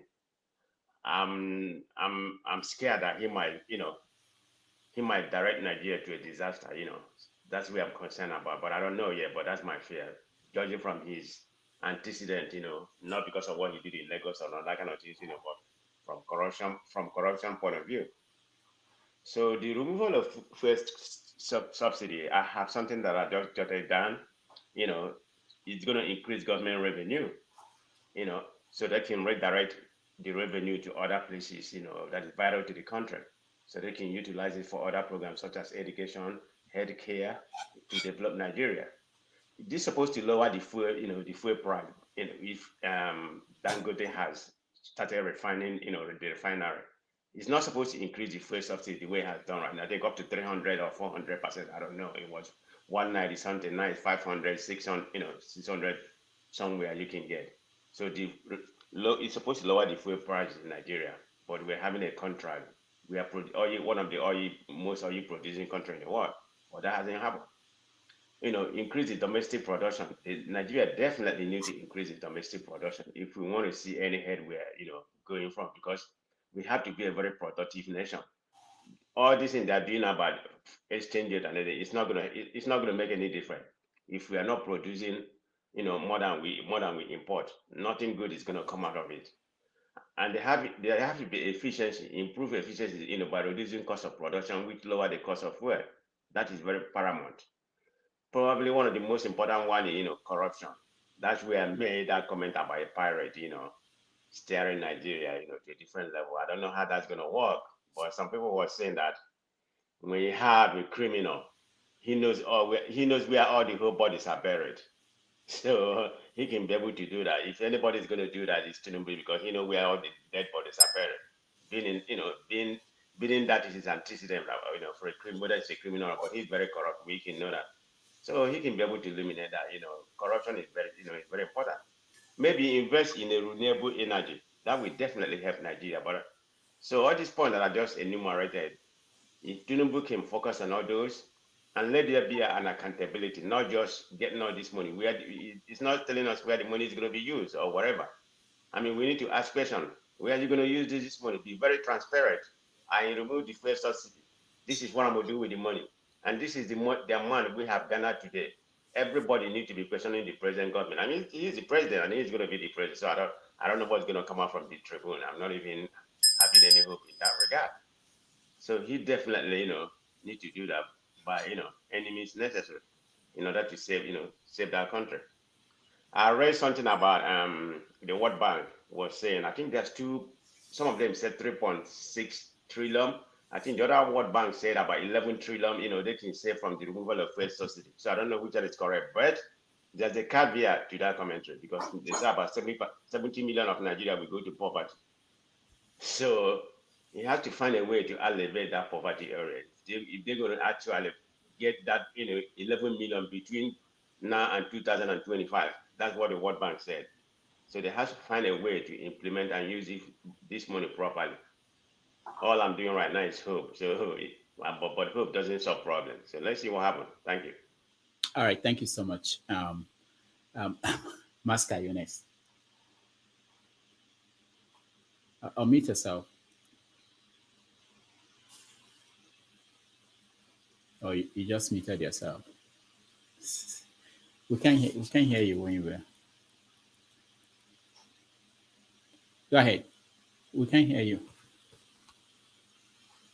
All right. So we'll come back to you. Something is wrong with your connection. But it was good when you spoke last time. Janaba, you're next. I think the 400 billion as a result of the fuel subsidy removal, how did it benefit ordinary citizens should be the issue. And so far, the system we have is going to be difficult to reach out to all Nigerians, even if he decided to give palliative to all Nigerians to pushing the difficulties, financial difficulties that are going through. So, and those things are not things that can be done overnight. It's a structure that is not in place. So, it has to be a way. How did we move forward from this where we are now? With the last time that they have this COVID thing, Nigerians give a lot of money to so many people that they give or borrow, or there's a corrupt way they did it. But it's not to all Nigerians. Some people feel form. They say they are giving them 500. Whoever help you, we take 200,000. All of those things that went across Nigeria. So let's speak to the issues that at least they know that, okay, ordinary the rich people, the elite, they don't feel all of those things. They don't even have to go to gas station to queue or to lack anything. So how do we channel their energy to benefit all Nigerians? That will be what I will be interested in than saying that nothing or something somebody is doing or somebody is a criminal or criminal. The DNA of Nigeria is in the DNA of all Nigerians, except those that are brought up with integrity and they told you that this is not good. At least there's a common fairness. And when the KJ came, I don't know why juju or all of those things, our belief system scare other people. Say, oh, we are. It's like it's primitive. Or it's like we should not talk about juju or all of those things. So if I find juju now that will give me money right now, and I don't have to kill anybody, I don't have to do anything. Show me that juju place. Me, I would like to visit there. So there is nothing, if any, as far as it does not jeopardize any other person's life and you do not take anybody's life and you do not do this, show me where that juju day, where they work, where if you go there you will get money, or if you go there you will live longer, or if you go there, any benefit that juju they give you. Let's say like church, you go to church, they say, I used to hear pastors say I cannot be hospitalized, but they carry doctors around wherever they go. I don't understand that kind of a logic thing. So I think we should know that if there is anything that black man have, we demonizes it. And that is our own problem. We don't grow in our own space. And we're always trying to imitate other things that we don't have a structure for it. Somebody says that Obama, when he came 8 days or 14 days, it's a structure. We don't have such thing. We don't have it. Thank you. So Janaba, I know most people want to move on, but if you say we don't have the structure and you run for president and you know these are the issues that the country is facing and you won the election, quote unquote, if you don't want to believe it, you won the election and you are there now, do we have to now say you blame that we don't have structure because you knew the country you were going to run, you knew the country you were going to. That's what I said, that it should be, we should channel our criticism so that you even if you say you have 400 million today, that 400 billion cannot reach Nigerian because we don't have the structure. What are you doing that makes sure that this money reach ordinary Nigeria? And I gave an example about the COVID-19 palliative, whatever they give, that it doesn't reach to all the people. It's some few people who can fill up a form and have somebody that work in so place and can help them. Some people get, some people doesn't have it. So he should start that system in place so that we know that really you just collect the money and keep it somewhere. Let it circulate to all Nigerians. All right, thank you. Osi. Yeah, so we're talking about what to do with the. We are rounding up on Tinubu. Yeah, what to do with the money? Whatever you. Yeah. So 400 million for. I mean, it's not such a big money, but it could also make a difference. 400 billion, as a matter of fact. So I think it's important that with the kind of economic challenges affecting everybody, especially those at the bottom of the economic ladder, there has to be some form of palliative. And what I mean by palliative is not in terms of handing out money to individuals. I mean, I just don't see the logistics of how that will work out. But I'm talking in terms of partnering with at the subnational level with the state governments and the private sector in providing things like public transportation, which will be heavily subsidized. And that will also help because companies like INEC can make those buses, which again will also provide job for the youth, who will be hired to make those buses. And because I mean, you can't think of any modern city that doesn't have an effective public transportation system. Because that will reduce the number of people driving all these big SUVs, which are, fuel guzzlers and all those things. You live in New York City. I lived in New York City for 5 years, and my family and I, we never owned a car till the kids came. That's because they have the subway, they have the local bus transportation and all those things. So I think if some part of that 400 billion is channeled into providing those kind of things, every sector of the economy will benefit from it. And as we're doing that, of course, we are hoping that Nigeria, having invested that kind of money, the billions of dollars in Dangote refinery, when it comes on, then the price of fuel should not be still 500 naira and above. But that's by the way. Then the other area I feel like the subsidy should be going is in the area of security. There is pervasive insecurity in the land, and there is nothing that can work in a country with this level of insecurity, where somebody living in Enugu can't even go to Onitsha and buy goods and come back and sell, and vice versa. And I'm just using Enugu as an example because this example can be multiplied in all the 6 geopolitical zones. So security is something that has to be addressed, and that has to do with sitting down and redesigning the entire security architecture of Nigeria.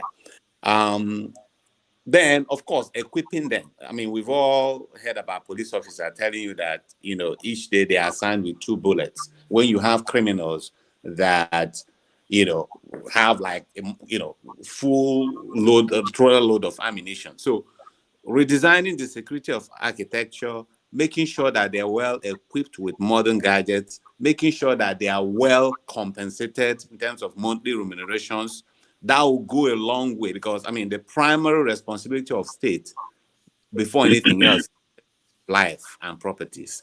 If we do that, then even in the midst of all the suffering, people will be able to wake up every day, go wherever they want to go and hustle and probably help the family and all those things, and what goes with this is also an extensive reform in the Nigerian criminal justice system. Because it's almost like when you have a case, it might linger for years and years and years and years. And that is how criminals get a break, because you can kill somebody and maybe it might take 10 years. During the time, money has exchanged hands and probably you can go free. But if we reform our system in such a way that there's a quick dispensation of justice, it will also help reduce crime, going back to the whole thing about insecurity. That's all I have to say. Thank you. And I'll talk to you guys soon. Bye. All right. Thank you. Thank you, Mm-hmm. Okay.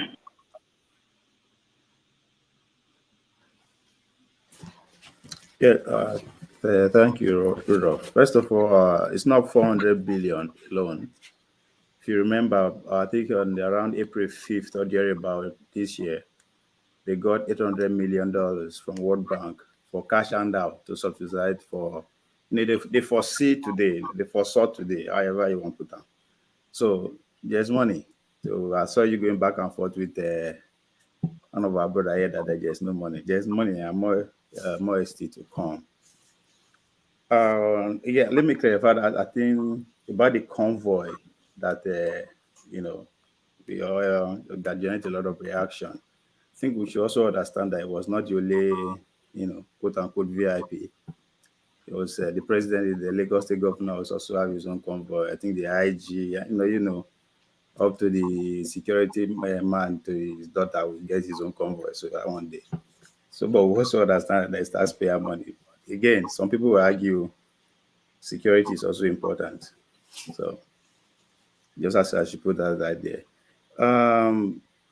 Rudolph, if you remember clearly, I think around a year ago, we have this subsidy conversation where we see have Ralph, White, Maculata, even CM and everybody. And I think the conversation then was, it's a political suicide to see a government that will just come and say they want to take the subsidy out. And people who had that view based on what happened in the past. I mean, Good Luck is a clear example when tried it and we all know what happened. But it to some extent, it did when they first came in 2016.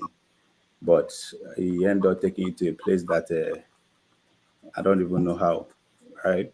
So, and although there's other argument that the ripple effect of removing subsidy is going to be so hard that the political party will take advantage of it, or that special interest might take advantage of it, and it will send your country into chaos. So that was the conversation. That was about a year ago.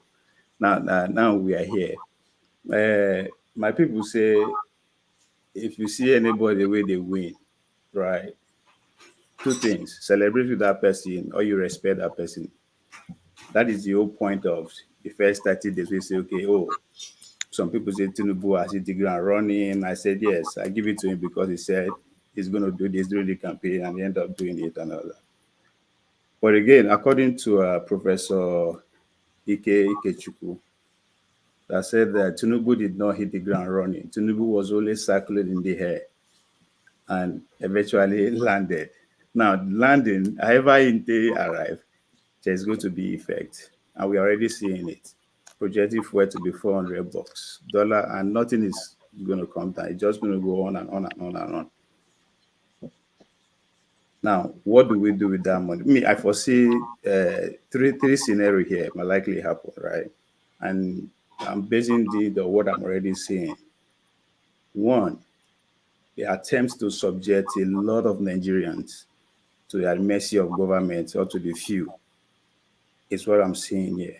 Because if you say that money should be invested in agriculture, who are they going to be competing with?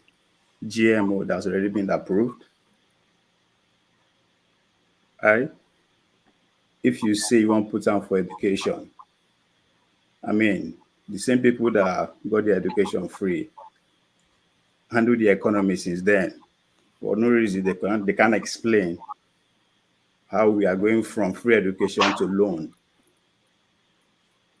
So if there is no deliberate attempt to subject a lot of Nigeria to this, to hardship, to mercy of government, there's no other better way to, explain that. Again, palliative. Palliative is a word that all of us have come to fall in love with. When I mean all of us Nigerians, right? Most of us don't even know what the word means, but palliative is all we want. If I want to quote Professor Jibril Ibrahim, that says we should be careful. The palliative could be another fuel subsidy. And he went ahead and gave examples of, they say they feed our school children. Nobody can account for exactly how and how much. Traders' money. So we should be careful what we all, be asking for. If we just get them.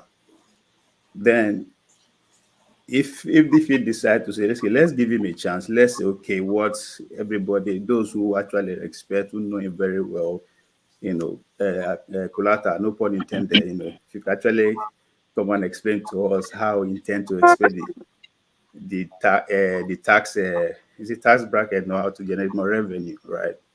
I think is one man also stretched that point too. You come and give us more detail. If you are not providing job, how are you going to do all that? So if you say we should advise him or we should take his genius tree as say Tinubu is, advise him put it in subject that part of that money to electricity. Let the palliative come from there. I think it's the last speaker, OC, that says that talk about state economy and all that. I remember growing up, being a village boy, but looking back there now, it's a full-fledged life. Everybody they trade, activities was going on then. So why can't we do that again? Why can't we empower our rural dwellers? Right? Go to the riverine area. Why can't you create an avenue for them to be able to generate fish? Go to the north and all that. So if you can do that, maybe we stand a chance to say, okay, yeah, that's the man. But if not, we are in for on a long thing. And I don't know if Nigeria can actually take it, because if it's going to a point whereby their bargaining power is shrinking by the day. Not luxury now, not to even buy car builders, but when a so-called middle class is finding it difficult to say, yeah, I want to feed my family. I don't think either religion or ethnicity can stop anything that will start from that. I will also use France as an example. It's boiling. As some people trigger around. So yeah, thank you so much. Good luck to all of us. Thank you so much. We have to round up this topic on Tinubu and what he's doing, but it's important to frame it so that we also. I'll come to you. I know you now. I'm coming to you, but okay, and sure. But let me just, for the purpose of reframing it, so that we can also, there are so many things going on at the same time. First of all, the labor union refused to. They wanted to protest about this oil subsidy. They met with the government and they were convinced, let's say, quote unquote, convinced not to do anything. And now that more things are coming up, including the 1,000 naira tax on every car owner, including the electric tariff, including what we predicted, that I just got a note that to travel from Lagos to Onitsha is 35,000 naira now. So basically, it's impossible for this to be sustainable. And the government, even though they are getting money, they will be getting money from whatever subsidy removal, but they don't even know what to do to reach people, because this transport cost is not going to come down. It's not going to come down. So even if you give money to people who work for the government, you are not going to give money to everybody in the country. If you try that, the money will not mean anything. You know, at the end, if you give somebody 15,000 a month, that doesn't help the person whose son has to go from Sokoto to Lagos once a month. Whatever he is given is lost. And the prices of things are going up, medication, food, everything. So this is what we predicted that will happen. And the government, hopefully, they have a plan that they are going to roll out in weeks to come. Otherwise, there will be a situation where people will find out that it's unbearable and they are going to react. And what happens then? Mascot.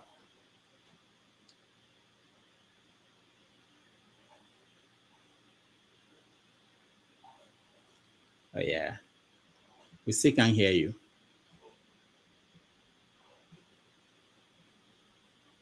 Can anybody hear him? No. Okay. Sure. Let's come to you. I'm sorry. He's still in court. He's in court. Sure. Go ahead. Oh, even sure, we can't hear sure. Sorry, I just needed to unmute myself. I've listened to what most people have said, and I quite agree with most of their submission. This is the part where we would need the people who support Tinubu and believed in his mandate, in his strategy. This is the part where we would need them to probably be part of the show. Put their big boy pants on and join, and probably tell us how this is going to work out for the masses.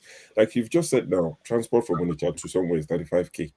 So how does somebody who needs to make that journey, how do they make that journey? You can't just tell them it's temporary. That does not solve the problem. Someone needs to travel.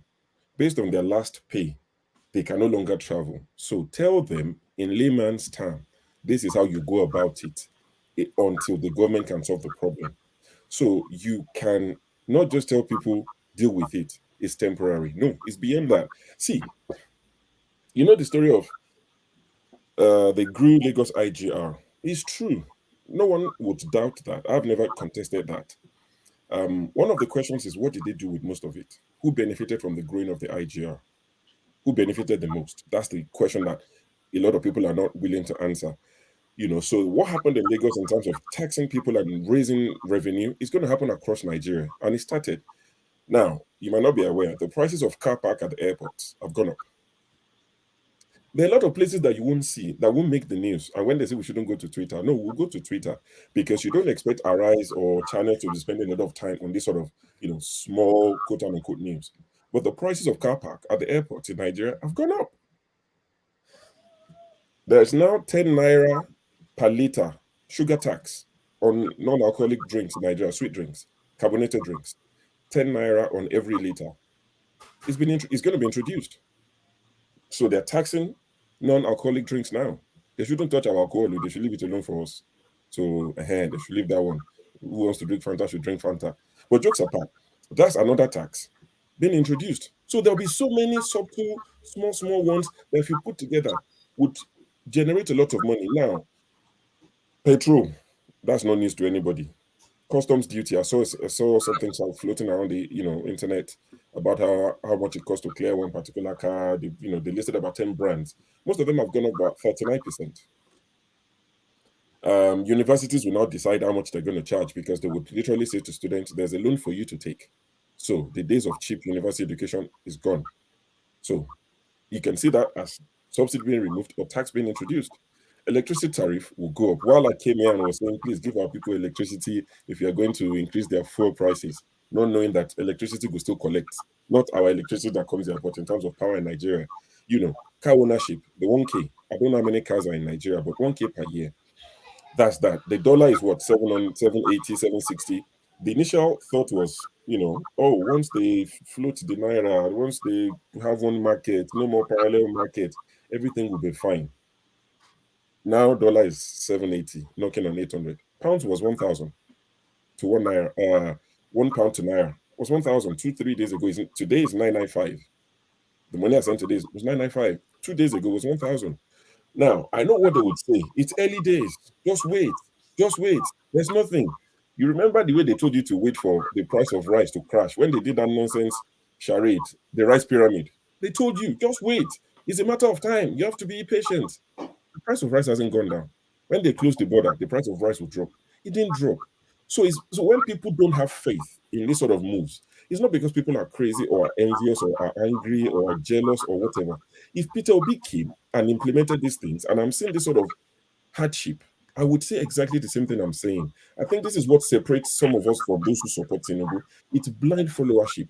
You ask them, please explain, how would this work for the common man?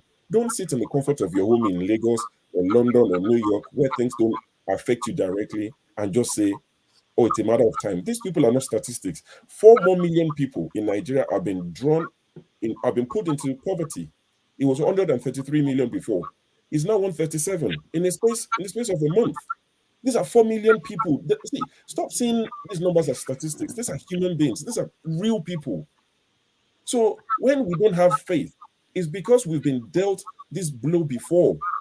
The pyramid. Can any APC Buhari supporter come and tell us what happened with the rice pyramid that was meant to drop the price of rice? It didn't happen.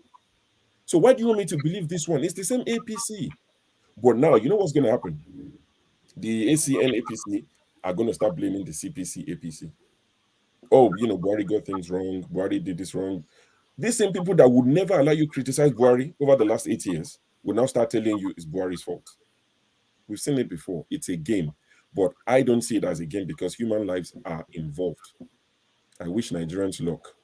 A few of them have started complaining. There's a video that trended the other day, the one brother that was shouting, with our life, we voted for you, we did this. Yes, it's tired lines. You can say it's tired lines because it doesn't affect you. If you are the one suffering on a daily basis, you won't see, these tired lines are the daily realities of people. Until it stops being a tired reality of people, we will keep repeating it. You can't say we should stop repeating it because you're fed up of hearing it. People wake up to this reality every single day. So you sit down somewhere and you say they are tired lines. Say something else. Until the people's reality change, why should we change the subject? What would you like us to talk about? What? The new suit you got? The new car you got? What exactly would you like? Tell me. Be my guest. What do you want us to discuss? I don't come here with some BS, futuristic things. We are talking about people deciding to go to work or to eat. And you're saying tired lines. How selfish, how wicked are people? Why? Because it doesn't touch you. It doesn't affect me personally, but I care for people. And I care for APC and PDP people and Labour Party suffering in Nigeria. It cut across party lines. APC supporters, some of them, have started to complain in Nigeria.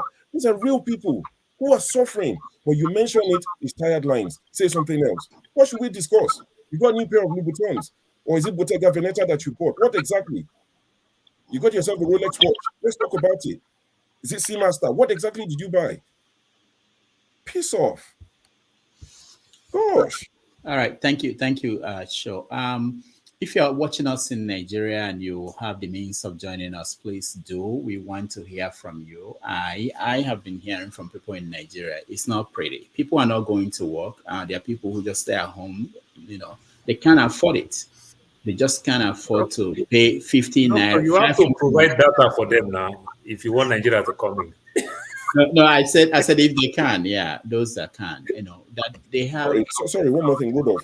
See, I saw something in the Punch newspaper. Oh yeah, I'm here. I'm in Nigeria. I saw something in the Punch newspaper. Who is in Nigeria? Hold on. Sure. Who is saying he's in Nigeria? I'm in Nigeria. Emmanuel. Okay, Emmanuel. Okay, we'll come to you next. Go ahead. Sure. Sorry, just quick one. I saw something, some of the things that make you think we can't carry on like this. I saw in the Punch newspaper saying ex-service chief had to get 4 bulletproof SUVs 20 domestic aides, and 36 soldiers, ex-service chiefs. So when we say, these people are tone deaf, you cannot let the people be facing such. And at this same time, you are saying that the ex-service chiefs will get 4 bulletproof cars, SUVs, 20 domestic aides, and 36 soldiers in a country that is poor. You keep telling us that we are poor, but you're splashing. This is why it gets annoying, and it's almost like you're rubbing it in the faces of the people like we don't care. It's not fair on the people. So when I complain, I'm not complaining for personal interest. If they increase, if they better the lives of people in Nigeria, it does not benefit me directly in any way. No, the people who are closest to me in Nigeria, yes, they're struggling, they're feeling it, but they will get by. Thankfully, but how about the other people? And when you mention it, they will tell you, change subject. It's boring. No, it can't be boring until the people get the life that is decent. Thank you, Sure. Let me also mention that, putting it in context, there's something we are missing, I think, sometimes when we talk about Nigeria and what happened in the last few months. There was an expectation by some people, I can say people who were listening to P2B. There were some expectations. So the things that used to be acceptable, okay, like the president moving with various vehicles, having this entourage, they are no longer acceptable. Even though P2B is not the president, people bought into some of the things that they've been said, that we want government that is manageable, that is within our own size of our economy. So that's why it's a different thing now that is happening. Not that because Buhari did not do the same thing. People are expecting something more. And I think it's a good thing. And I think the people who are demanding for change should continue. People should not say that they give up, that there is a state capture. No, I don't think any single person, Abacha was not able to capture the country. Babangida was not able to capture the country. I don't think Tinubu has the means to capture Nigeria. So people should insist on these changes, and that's how countries change. Countries do not change because people gave up and said it's not within their means to reach it. All right, Emmanuel, welcome to the show. Yeah, thank you very much. Yeah, Emmanuel, can we see you? We ask that people should be seen here when they come. Yes, you can see me. I'm actually writing code. Yeah, so where are you joining? Me, I'm fine. Where in Nigeria? I'm in Abuja. In Abuja. Okay. So Abuja. Okay, how has it been for you in the last 30 days? Well, I don't know. It's not something you should be proud of, but just like they say, we should endure the pain for now. But I think the pain is becoming unbearable. Some people are beginning to, rob themselves unnecessarily. You go to the street of Abuja, you see police station empty. You see there is no car on the street. Nobody's driving again. From just like a 100 kilometer, just a distance of 100 kilometer, they'll be charging you 500 naira. You understand? So it's not easy. Like these days, people don't go to church on Sunday. As far as the church has a little distance, they will not go to. If you go to church, everywhere is almost empty. The pastor begins to tell that you should be try to, if you have a car, bring people to church. We know that this kind of thing will happen, but at least what I'm even saying is that the way it's going, I don't think it has an end for it, because this man said that he's removing subsidy, but he did not tell us what we should expect in, like what we should anticipate in. This is what you're going to get in 5 years, or in 4 years, or in 2 years. This is where this whole money is going to be. This is what you're going to benefit. There's nothing that there's nothing we are looking up to. So that is how he's supposed to, at least for the fact we are facing this, or we are experiencing this pain. If you have something tangible that is being futuristic, that you're going to hold on to, within 2 years I'm going to experience this thing. There's nothing we're expecting. He didn't tell us that we are expecting anything like this. He ended up coming to task us. I opened a new shop in Abuja, spent a lot of millions of naira opening a new shop. Government did not assist me in any way. Just for the day I opened the shop, they came saying that I want to collect. It's not what do they even call it? That's one. Well, that's one name they call it. They came and collected 15,000 naira from me. Like it was a serious fight. I told them that I passed a law to open it. Why would you come? I said that is how it is, and they'll be coming every year. So, but these people, they are not putting nothing for to assist us that are even small business that are trying to come up. They are not even assisting anything. They're just suppressing us. I felt so bad. I fought them. I will not lie to you. They said that if I'm not ready, they will close this shop. So it's something. It's frustrating anyway. It's frustrating. You are not happy. Emmanuel, what you're taking away from them. Can you tell us things you've changed in your life because of the situation now? Are there changes you made? Changes? Yeah, you made in your life as a result of all this economic hardship. Well, I have not seen any positive change. The only thing I'm experiencing now is negative one, which I'm saying that supposing that this thing I'm experiencing now, if I have something that I'm going to hold on to maybe in 1 year, that I will be happy doing it or experiencing this thing now. But President did not tell us that this is what we are going to experience in 1 year or 2 years. When he removed subsidy, what did he tell us that we're going to experience? He end up bringing out. Emmanuel, hold on. Let's channel this. If you're asked now, what do you want the government to do for you that will make your life better, that will make it easier for you to deal with all these changes?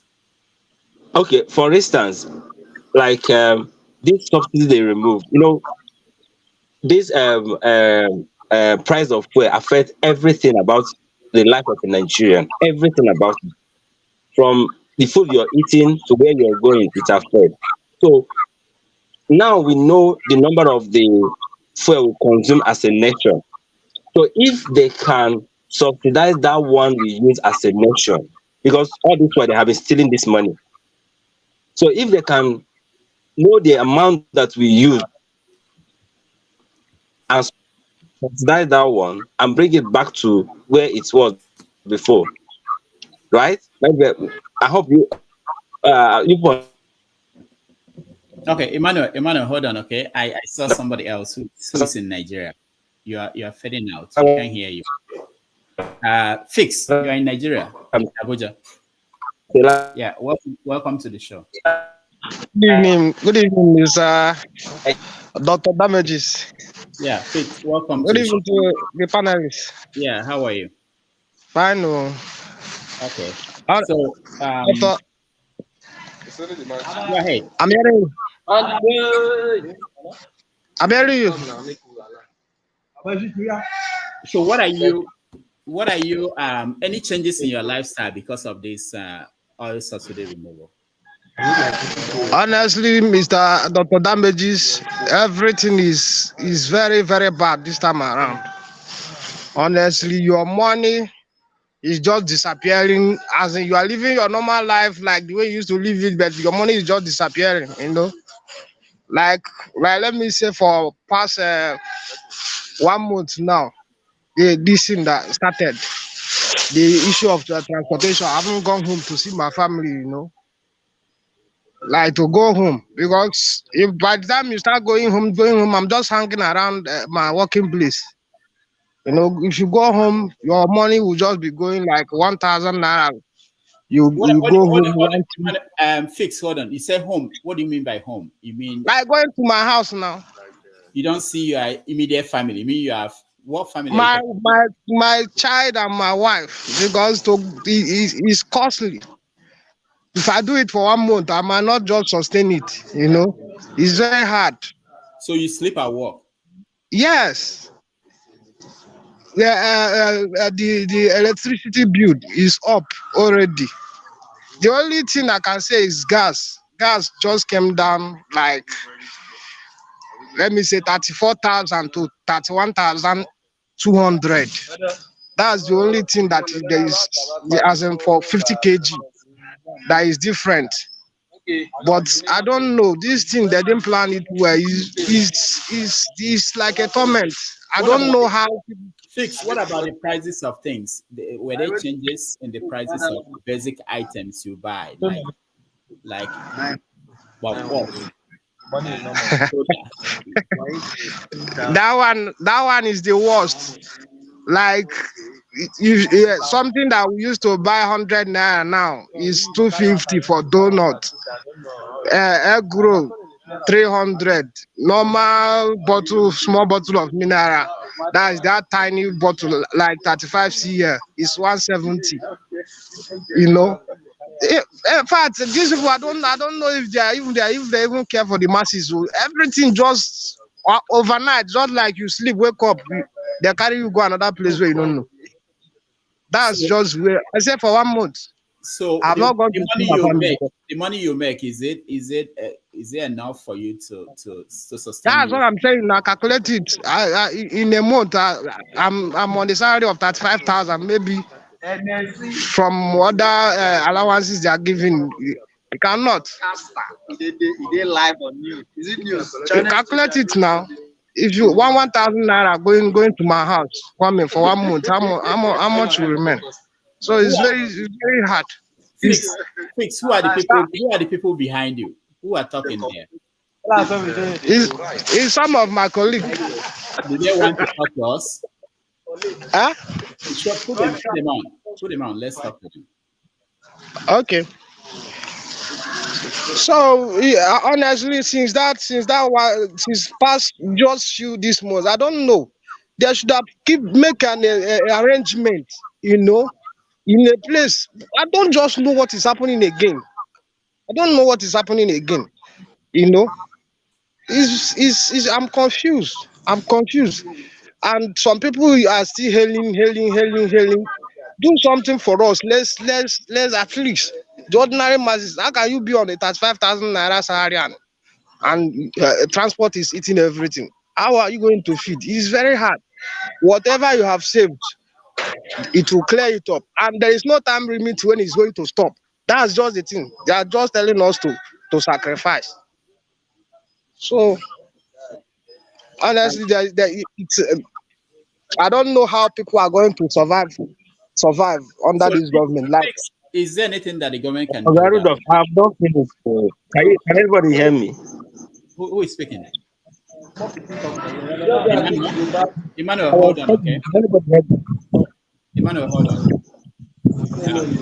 Okay, Fix, go ahead. Is there anything that the government can do that will help you? The thing that the government can do that will help is currently not to carry the money they say they are collecting from World Bank, because that money, if they share that money, I don't even know how many people that money will get to. I don't even know how many people that money will get to. And even the World Bank itself, I think they are trying to even enslave us forever and ever. So let them start from that electricity bill. It should go back to the normal level the thing is, and the transportation at least, because everything in the market now is skyrocketing. Everything going high. Nothing is coming down. Honestly. So, Fix, one last question. If your pay is doubled, you don't work for the government, you work for private company. No, yeah. If your pay is doubled, would that help? Would that solve your problems? What the organization, the institution I'm working for, what they are offering is to give me a day off. So they are not even talking of adding money. They are talking of giving me 1 more day off. So I think that one is not there. It's just either the government just leave me with option of either you leave that work and go back home, or you continue working for the people who are working and be paying transport. And it's not so. I don't understand, Mr. Damages. Honestly. So for a person like me, people in my category, let them take the transport back. transportation, the fuel back to the this thing. Either they let them do it like halfway, because it's tough. It's tough. It's tough. All right, Fix. Thank you so much. I appreciate it. Despite your situation, you're able to join us, and we'd like to hear from people who are actually feeling this impact of this thing we are talking about. Because sometimes we talk about it like academic thing, it's real. Let's go to Isimile. Welcome to the show. Thank you. Hello, my voice. Hello, Dr. Damages. Hi, panelists. And hello, viewers. Please like, share, and subscribe to this wonderful channel. Well, I don't have much to say. I'm just relaxing this wonderful afternoon here in the UK. It's been a beautiful day. Well, in Nigeria, I'm not there. I suppose from what our brother just said, things are really hard. And with the subsidy that had been removed, it's really going to be difficult to balance things. Hence, Nigeria is owing a lot of money. Where they're going to, where is Tinubu going to get quick money now to balance things out? Perhaps maybe they didn't plan their landings very well to balance things up, knowing that removing that subsidy is going to cause more inflation and going to affect a lot of Nigerians. It's still early days. Is he going to perform miracles? I mean, Tinubu himself. It's gonna be very, very, very difficult for him based on the kind of load that he's carrying or that he's met there, based on a lot of money that Nigeria is owing. The whole of the structure is suffering. So Tinubu is inheriting a very difficult task, and a lot of Nigerians are expecting so much from him. That's what I believe. This is my voice. I can't speak for anyone else, and my voice is going to sound loud. So this is what I believe. I myself, I'm happy to give him a chance. Whether he fails, he's not the first person to fail. Failure comes before success. Other countries in other parts of the world had been failing before they got it right. As a Nigerian, I've learned that being patriotic, whether the government appreciate it or not, it gives me joy because, like I say, outside of Nigeria, I'm a proud Nigerian. I carry Nigeria like, it's my life. To anyone that is going to talk bad about Nigeria, where I am, but I still will be able to speak the truth where I believe the government are failing. This is my own voice. So let's see what's going to happen. I wish him all the best, but it's going to be really difficult. Some people will cry, some will laugh. I hope that he would really think twice, knowing that before a lot of people didn't vote for him, and that some people are watching him with third eyes to hoping that he may fail. Let him prove people wrong, but let's see what's going to happen. It's going to be perhaps a miracle. Thank you. All right, thank you so much. Concerns. Welcome to the show. Can you unmute yourself, Concerns? Thank you, everyone. Yeah. Thank you, Dr. Damages. So I know Sian is there. Yeah. And every brother and the sister that is there. God bless all of you. You see, what I want to say is this. If Nigeria is a good country, a saint country, Tinubu is supposed to be probed, or if the police they're supposed to investigate him now. Because he knows earlier that subsidy is not good. But when Jonathan wanted to remove that subsidy, they protested. If they didn't protest and that subsidy was removed that time, by now Nigeria could have known where they are now. And now he's thinking that his people will accolade him that he's tried. What have you done? Because if that Nigeria is a good country, honestly, that man's supposed to be probed by now. And ask, why did he remove the subsidy now? While for how many years ago Jonathan wanted to do it and he refused. And now he's trying to, because I think he did it because he wants Jonathan to fail, he wants Buhari to come in, and he wants to be president also. That was why they protested that time. And now look at how Nigerians are suffering now.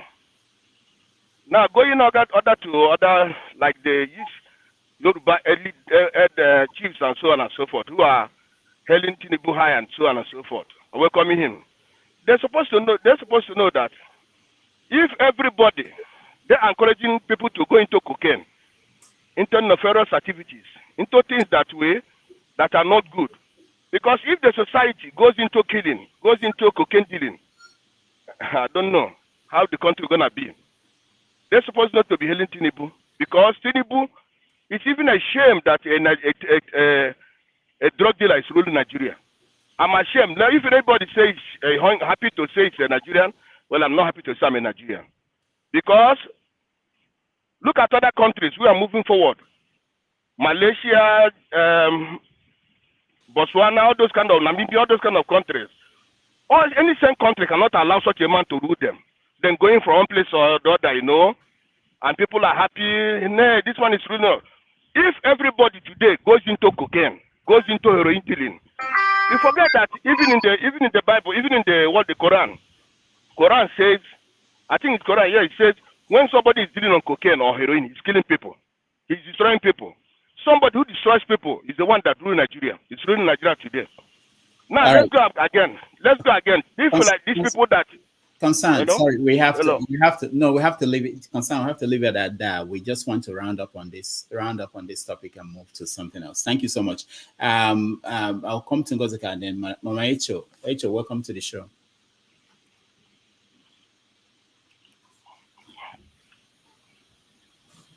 Dr. Damage, can I pass a comment? Can I pass a kind of like it's not comment, it's kind of like some kind of like appreciation from Ngozika. Ngozika, it looks like you guys are in summer at Tinubu. So we just seen you outside, so it looks like the weather is so beautiful outside. Welcome. Yeah, she will talk to us next. Let's hear Mama Echo so that we'll get yeah, it's really beautiful outside. I wish you could see. This is almost 7 p.m., but it's still daylight. There's still a lot of daylight outside. All right, we'll get to you, Ngozika. Let's hear Mama Echo, then we'll come to you for the final words. Go ahead, Mama Echo. Good morning from here to all the panelists. Me, I don't know why we expect somebody. I don't accept and reject your good morning. At least your rejection not they pay my bills. So I don't understand why somebody who didn't prepare for WAEC, you go write WAEC, you not expect to make it pass exam. Somebody when be say during the campaign, you not talk to now. The only thing when he tell you now, I will start from where Buhari stop. Not be what he tell you now be that. He can't say he go recruit young Nigeria into the army. He go give them agbado, cassava, and corn. At least those are the major headline this person give up during the period. So now go expect her make him plan before he remove subsidy. You know, say if you not plan for this life, you dey fail. He hear say other people talk about subsidy.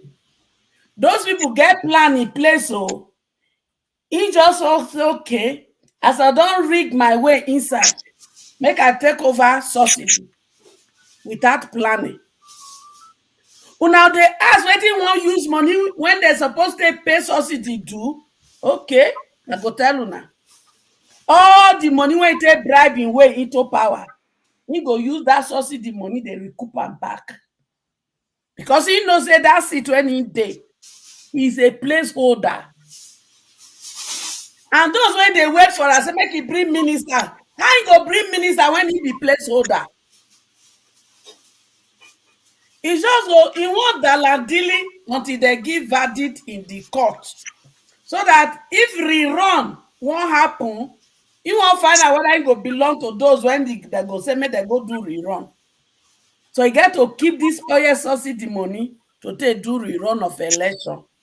And if you know if you take and do rerun of election, say if you do wuru, God can't say make it continue. Oil subsidy money now recouping of all the money when they bribe away into debt. If not, into say that he had in all colo, like as in don't display for France when he go.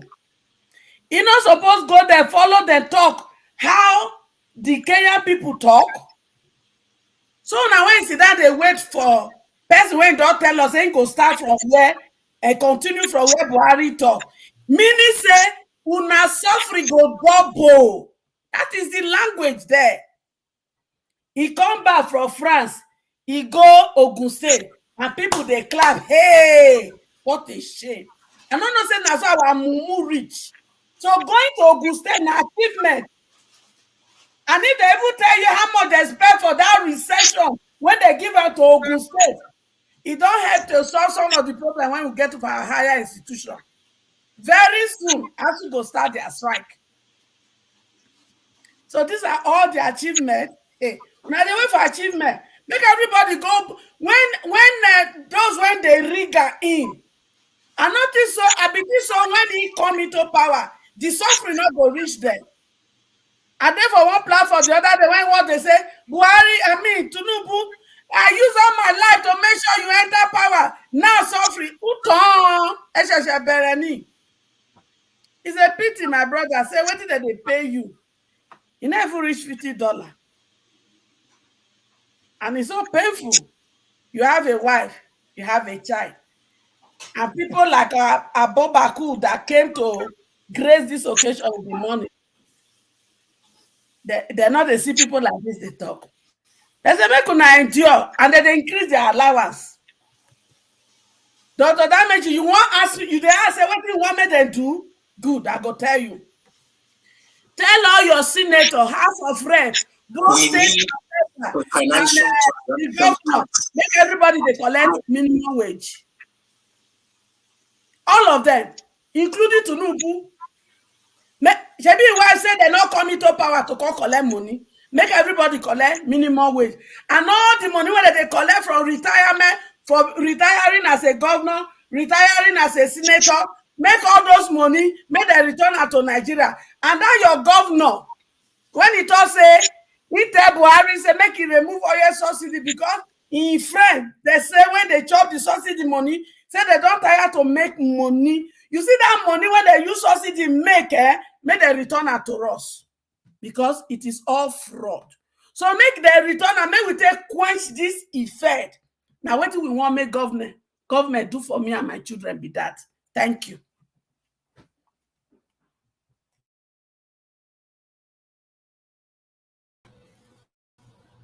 Doctor, you're mute.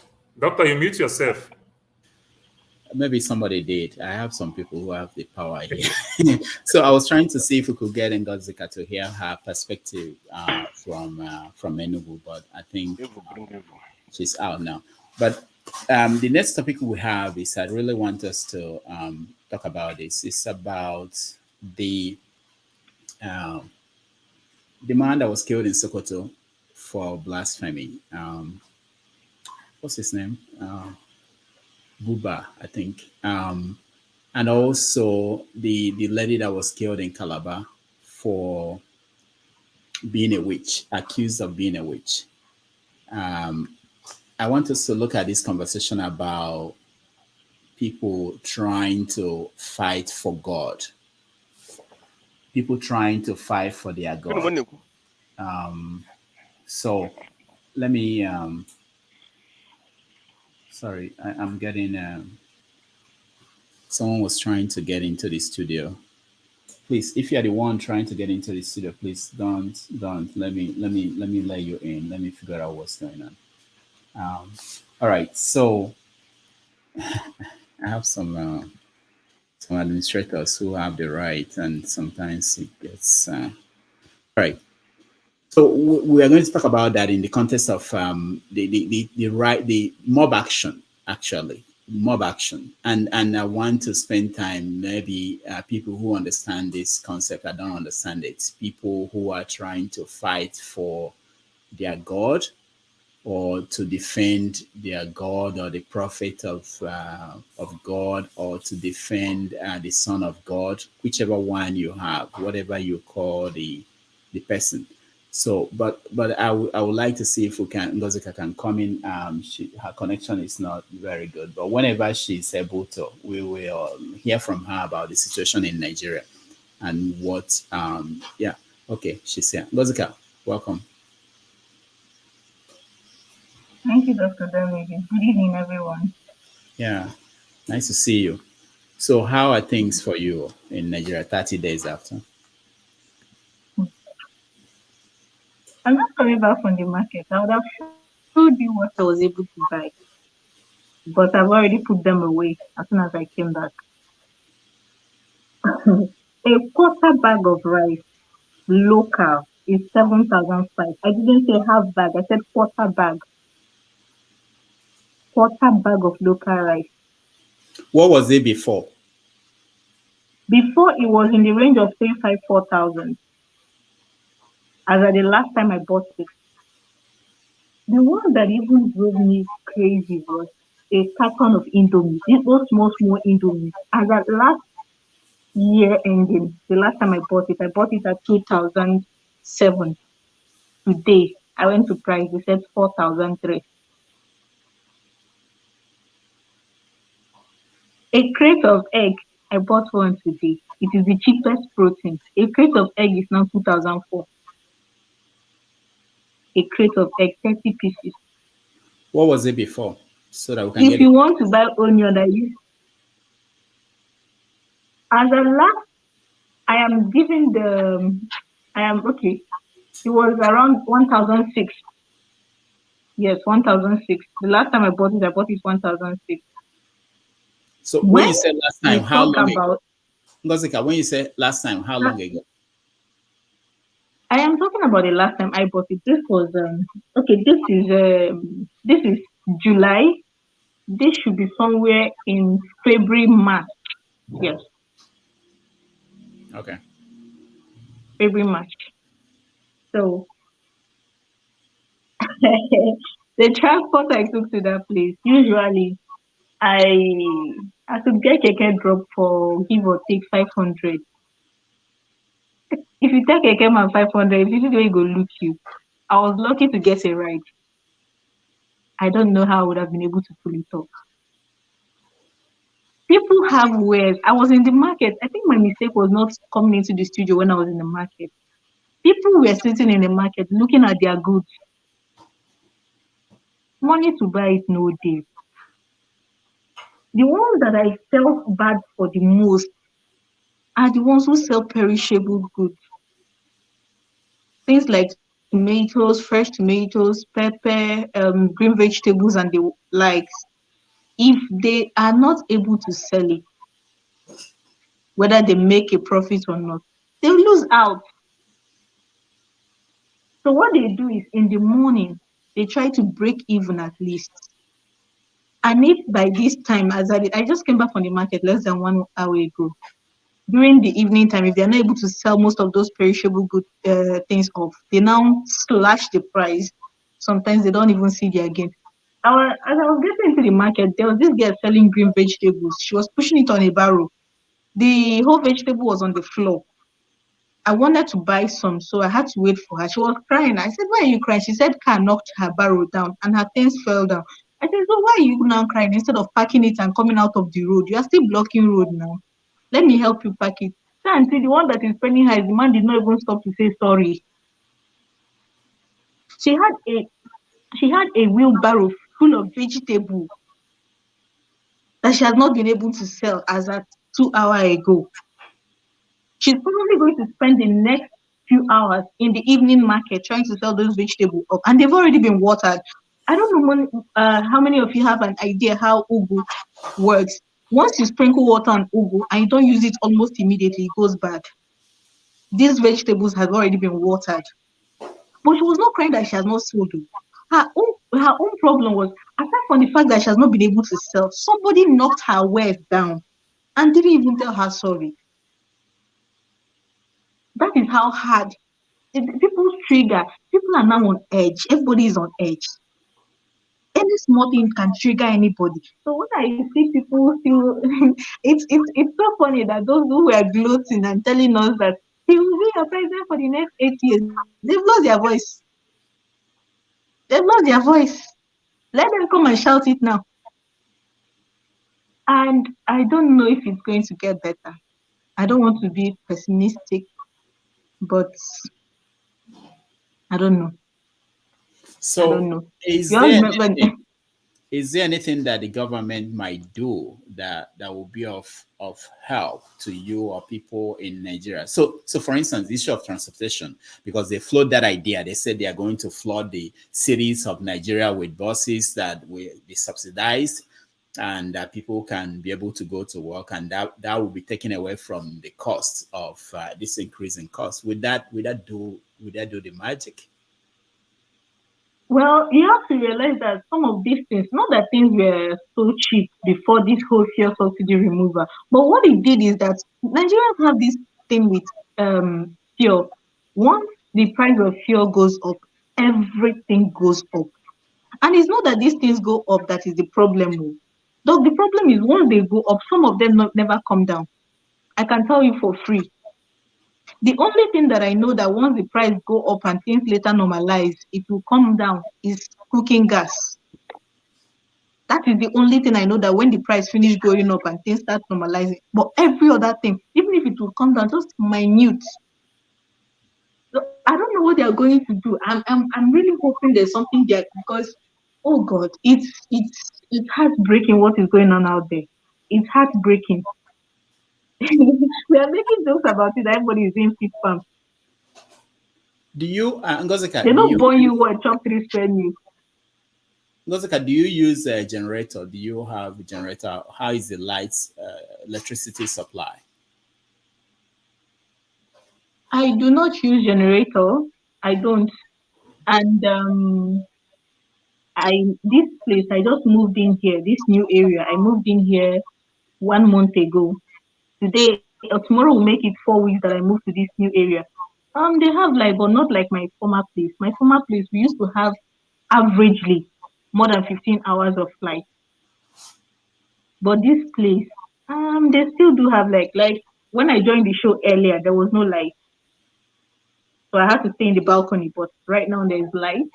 Even though my bulb, I'm going to change that. It's quite low. I'm going to change it. So the thing with let me use myself for an example. So this place that I moved into, we use postpaid, right? We use postpaid. So when people were scrambling to get electricity units before the new tariff increase, people like us can do that. We are the mercy of NEPA. Whatever bill they bring now, we have no choice. We are their mercy. And you can't even complain, because you'll be told, Shady, they've increased tariffs.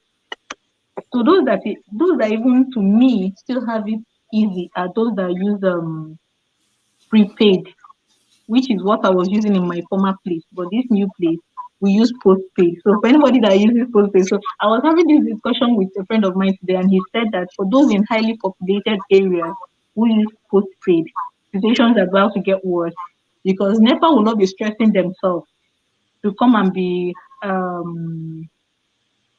they will finish giving you light. To collect money will be problem, and they will have to come and go through the process of disconnecting your light. And so what they will do now is, for those of us that use postpaid, I am thinking we might be having shorter hours of light supply, because they will tend to give more to people who use prepaid. That is the way I'm seeing the situation right now. I could be wrong, but that is the way I'm seeing it. But the bill will be out in the next few days. I'll take a picture. I'll send you my own bill of electricity in 1 month when the bill is out for postpaid. And I don't use anything heavy. I don't. What do I use? If I don't use anything heavy. All right. Thank you, Ngozika. Thank you so much. We'll be coming back to you as much as possible if you are able to stay with us. Triple Man, welcome to the show. Good evening, Doctor. How are you? Good. Good evening, everyone. So, Triple Man, I don't remember where you are, but I don't think I remember you being in Nigeria. Where are you? I'm in East London. Oh, okay. So you don't Well, know. Nigeria, great man. And, I was watching your interview with Mazen Nandika, and I just ran into it just the other day. And I was looking and I say, hey, this guy, you're doing great. Okay. For my brief contribution, I'd like to say that Nigeria has never really worked for anyone, only but for the elite. The last time Nigeria worked for the Nigerians were in the 60s, early 60s into mid 60s, when Dr. Chief Awolowo was doing great wonders for the western province of Nigeria, and Ahmadu Bello was doing great things, turning the northern Nigeria into the food basket of the country. And Michael Okpala in the eastern region had the fastest growing economy in Africa. Good competition at the level of the provinces then. But since then, it has never really worked. It's all sharing. I hear a lot of people saying it is too early to judge Tinubu's performance. Too early, and so what? This is the same thing that happened when Buhari took over power from Jonathan, and we're saying that it's too early to judge Buhari. Look at where he took everyone to today. And they're so mind-blowing and they're so baffling. And after the monumental failure of APC, Buhari's government, and a lot of people Nigerians contributed votes to rig Tinubu, another APC, into power again. It's so shocking, And now Nigeria is happening to everyone. And we're here lamenting. It's so sad. He went to Ogun State to meet with the chiefs and the traditional rulers to do a milokon for them. And when Tinubu was shouting a milokon, people didn't understand what that he was inferring to. It is his turn. His turn to enjoy Nigeria. His turn to rule, not to lead, and all of that. And today everything is falling apart. The country is a nation of elites, elite wealth distribution, a nation with more military generals than the foot soldiers in the field. So it's so sad what is happening now. And like I said last time, that by the time we are done with this Tinubu APC government, Buhari's government would be like an angelic government. And this is just the beginning. It's so sad that these things are happening right now. And my question would be, as I conclude, is that looking at what happened with the submission of the Labour Party at the court of tribunal and that of PDP, looking at that, the evidence is so alarming, and the way it's going, I believe that if the judges were to do the right thing, and in the end, what if, let's say, Labour Party win with the kind of humongous evidence they have, what really is going to happen with this government? Thank you so much. All right. Thank you. Thank you so much for that contribution. Let me go to CM. CM, round up for us. we are moving away from this topic. We are going to go to a different topic. So, CM. Okay. Well, the thing is, we've heard what everybody said, particularly those in Nigeria. In fact, something must have to give. Look at the level of suffering. You see, one thing we tend to do is this. I was asking somebody, in the West, there's one type of subsidy or the other people enjoy. In the UK here, they subsidize the milk that farmers bring out. The milk, as cheap, it's very cheap. That is the cheapest thing anybody can buy in the UK. Fresh milk. Go to supermarket. Egg and bread. These three things. In every home, you must see it. If not for the kids, for the adults. People drink tea with reckless abandon. We put your milk. You may not put sugar. People drink coffee depending on your money. But milk is there. Milk, that is the cheapest thing. Government subsidize it in the UK here.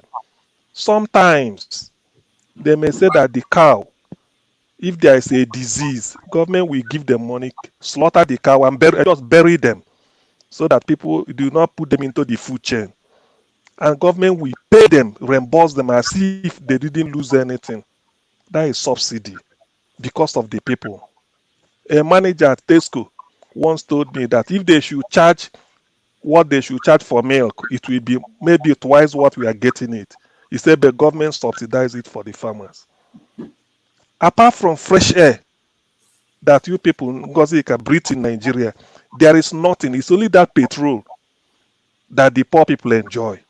In terms of, because you take Okada 50 naira here, 80 naira. If they say 200, you beat it down to 120. You go where you are going. It's for everybody. Now, if you want to remove such thing, can you tell me an oil producing country in the world without a refinery? Can you tell me an oil producing country in the world without a refinery? Even countries without crude oil that import crude, they have refinery all over the place. Please don't be angry. Somebody is asking me this yam that I showed. Don't be angry. Somebody is asking this yam how much. I had to beg, like literally beg. This you are seeing here. You see how small it is? 650 naira. I had to beg the woman. 650 naira. They are selling one. Can you show it again, Gozika? Let me see. Show the yam again. This is it. This thing you are seeing here. See the yam. How many? This is 650 naira. How long will it last for you? I can finish it myself. Just see yam way small like banana. Yam small like banana. I had to beg. You know, beg. She's my old-time customer. I had to beg. Mama now, give me now. Let me buy 4. I had to beg to get it. I was there. She sold it to somebody for 800 naira. Do you have a farm behind the house you live? You have to have a farm now because at this rate. my village is not far actually, but I'm not cut out for farm without begging. I used to be beaten by all those insects. When I finish farming and come back, if you see my body, you will encourage me not to go back again.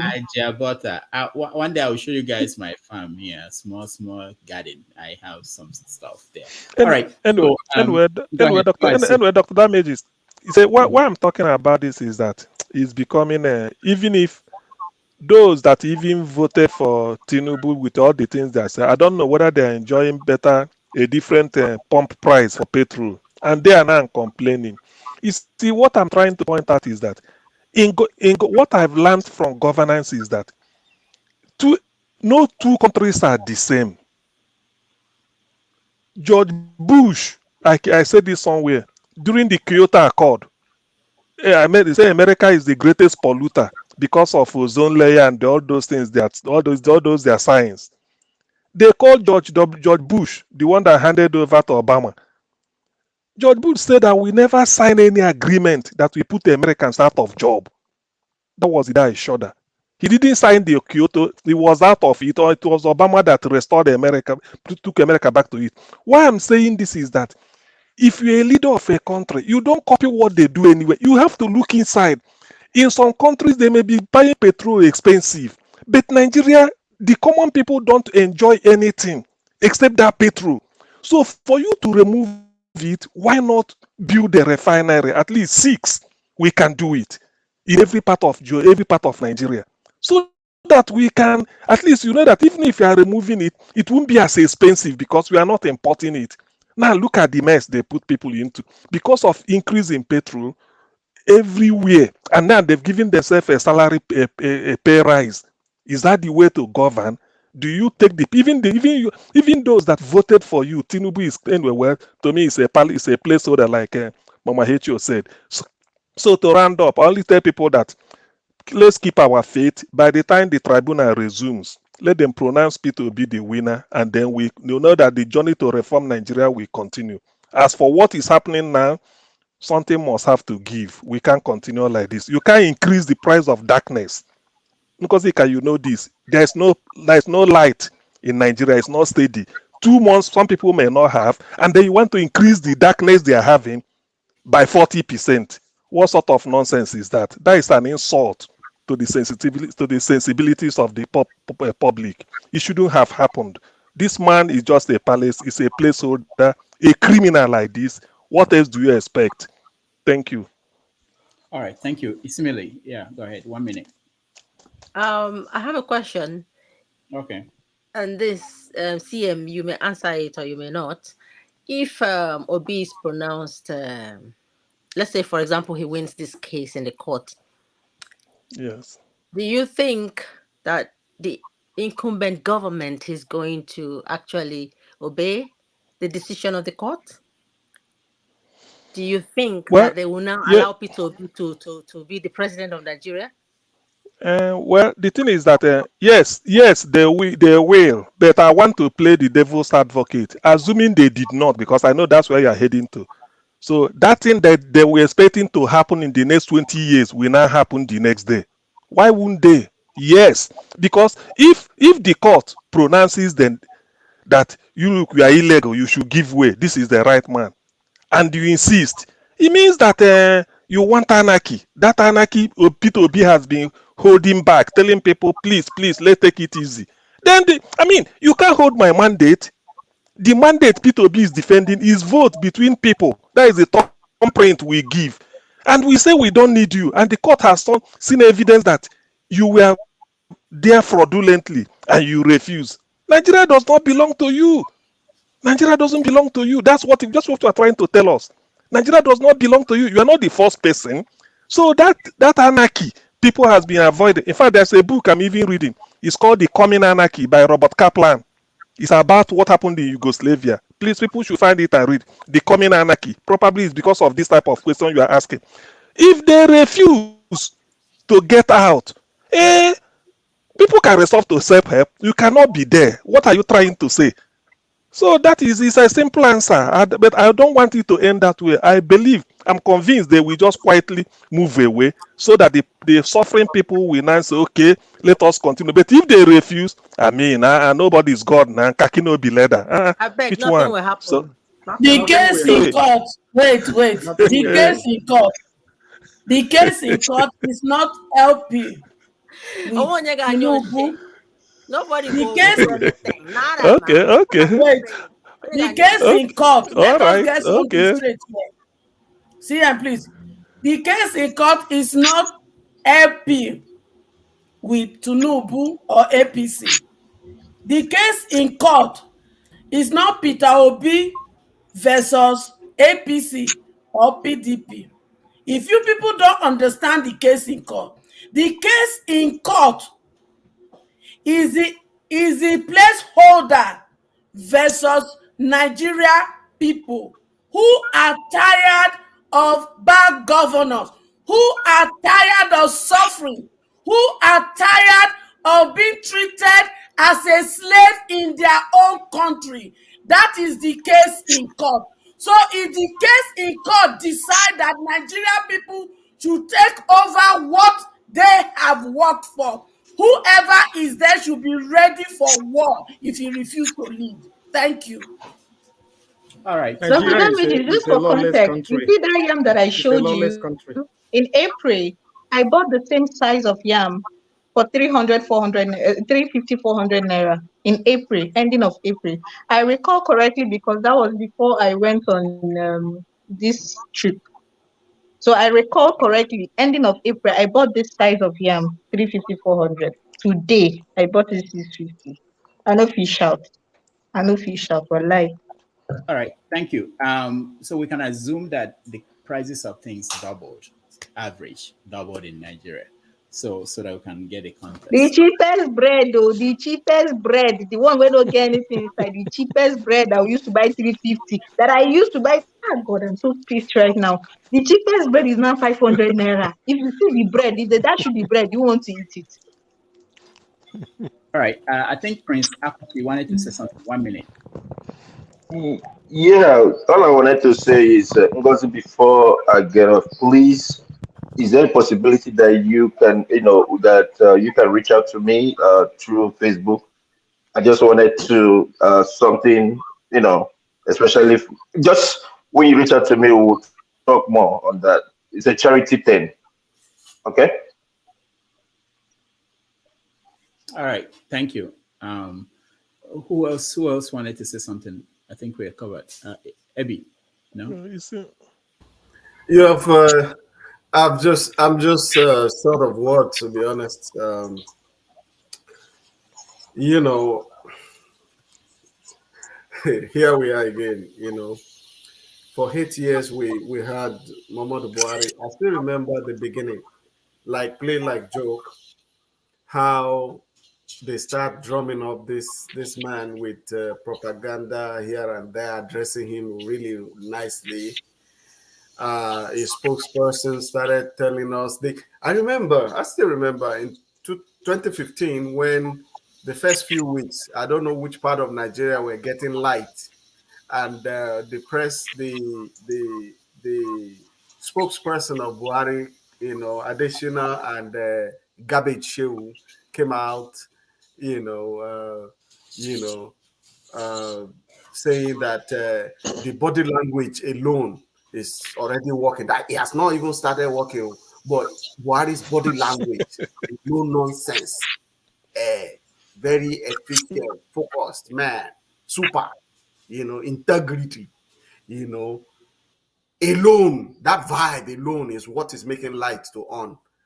And I wonder that I was even thinking that we have Nicholas Tesla here as president. He's able to bring electricity from thin air.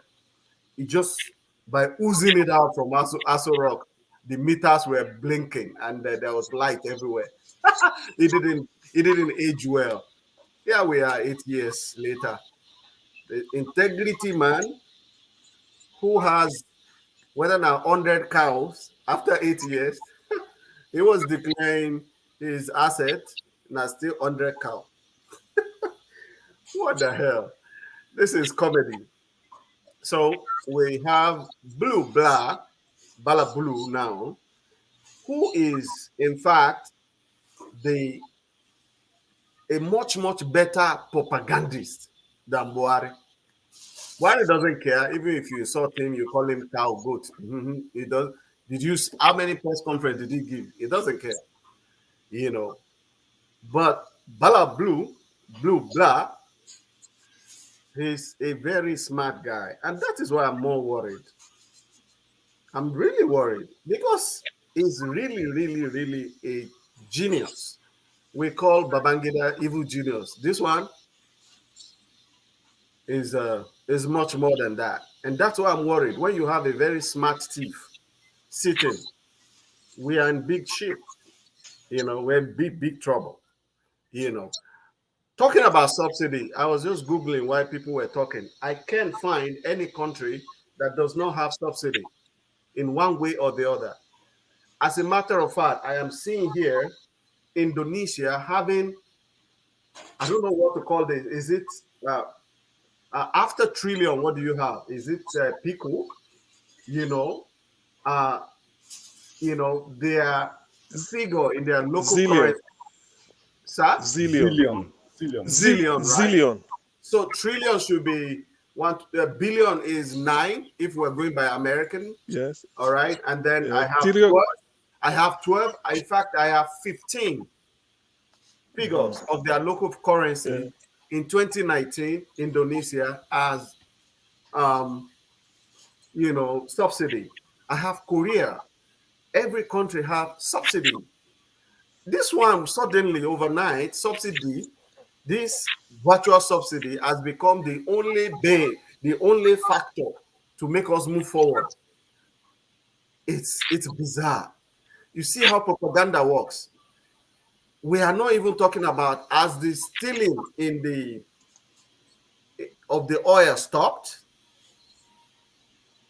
Where is the plan for the agriculture to? I don't know nothing about the Tinubu because he never came out to answer any question. He never. And the same thing will happen in his tenure. And that is why he went to France. The only opportunity again for him to stand. Whether question will come, the organo will remember. He just, you will never. If they don't remove him and he's eventually there, throughout, just like Buhari for 8 years, you will never have the opportunity to interact directly with Tinubu. You will never. And let me tell you, he is 100 times smarter than Buhari. So expect a more subtle, cunning arrangement, a more formidable team that he has, which is really cunning. I wish they use this to benefit the people. He's got smart people around him, but they are going to use it to milk Nigeria dry. And I pity people. Let me even go back. I didn't want to come to this. I just want to listen today and just maybe sit in the comment section, enjoy, because I really like the comment section. I just wish the people on the comment section, please be respectful. Don't call people Malu or whatever and all that, or shut up there like Mysterious, who is now my friend, told me last week. Shut up. No, please, let's type your comment as if you are with the person. Some of you, if you meet some of the people on the panel here, one-on-one, their presence, you will not be able to tell me you're a fool when you see me one-on-one. So please. So why I came on the show today was, before now I was listening, and during the week, even my wife, we are now beginning to get strange calls that we don't get from Nigeria. And you know what that means? When Nigerian people start calling you to greet you, to miss you, express happy new month. In fact, before month end, it is really getting hot. We know that. I mean, my dad is still back home. It's difficult. It's difficult. We have to pump up the money now. The money you give them can't buy anything anymore. You can see the folks who were speaking from Nigeria a while ago. I feel very pained for them. I feel really pained. I don't know where we are heading to. And here we are. They are dealing with them with inflation and just on people-like policy.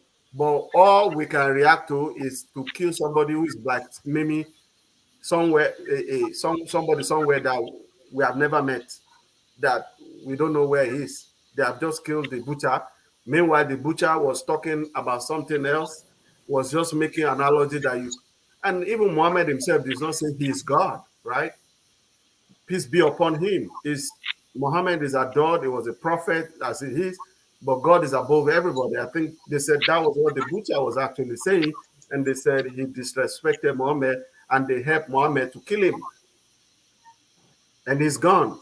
And then in Akwa Ibom, or is it Cross River? Yeah, they killing somebody, calling him a witch. Meanwhile, if you want to really get popped up in science, they call you a wizard.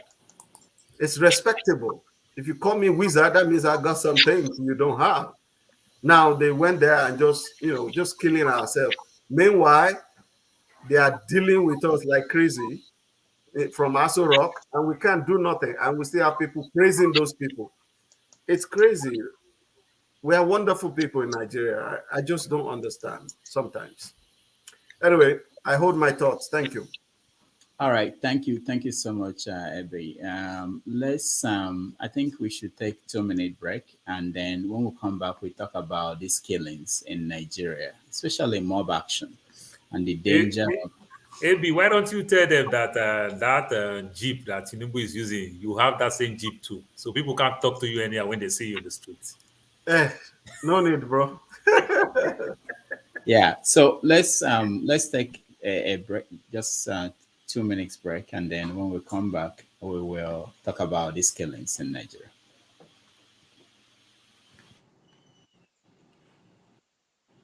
At a global level, where even countries like Kenya pay. We do not want anything for free. Well, you will pay more eventually because you have a bigger economy. We will pay commensurate to our economy. And we want those resources controlled not by IMF and World Bank. Because IMF and World Bank, you have the final say. We don't have no say. We want another organization of equals, where you have as much say because you pay, as much as we do because we also pay. That's the organization we are looking for. And that is why we are saying we need a new financial architecture where governance, where power is not on the hands of a few people. We can agree on the governance of the institution. We can agree on the sharing of power so that all of us have access to resources that go to making sure, number one, renewable energy.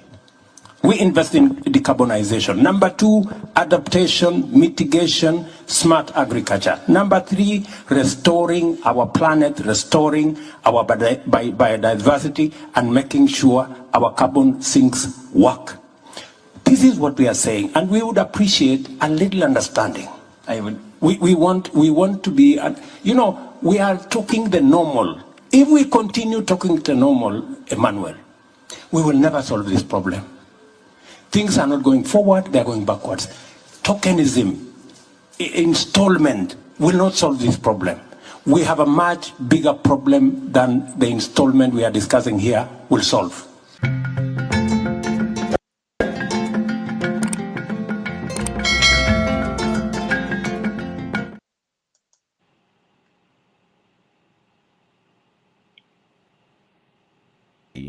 For the 2023 convention. During the event, they raised over $60,000 to rehabilitate their general hospital and provide health insurance for the elderly in their hometown.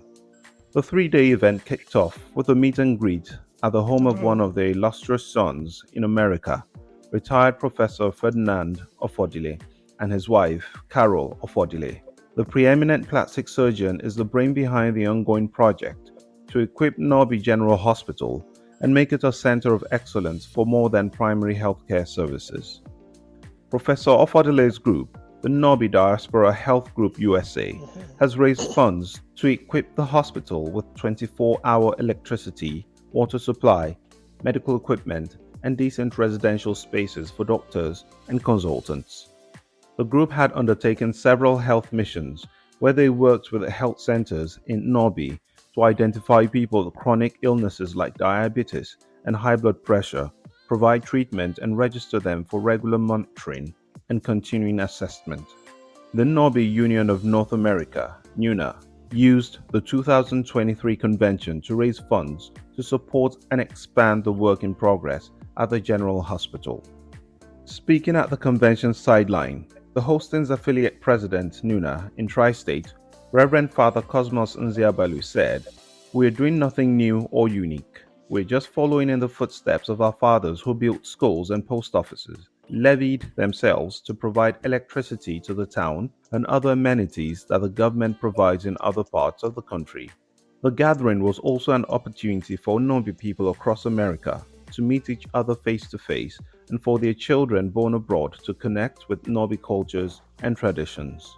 Norby dignitaries from around the globe came to grace the occasion.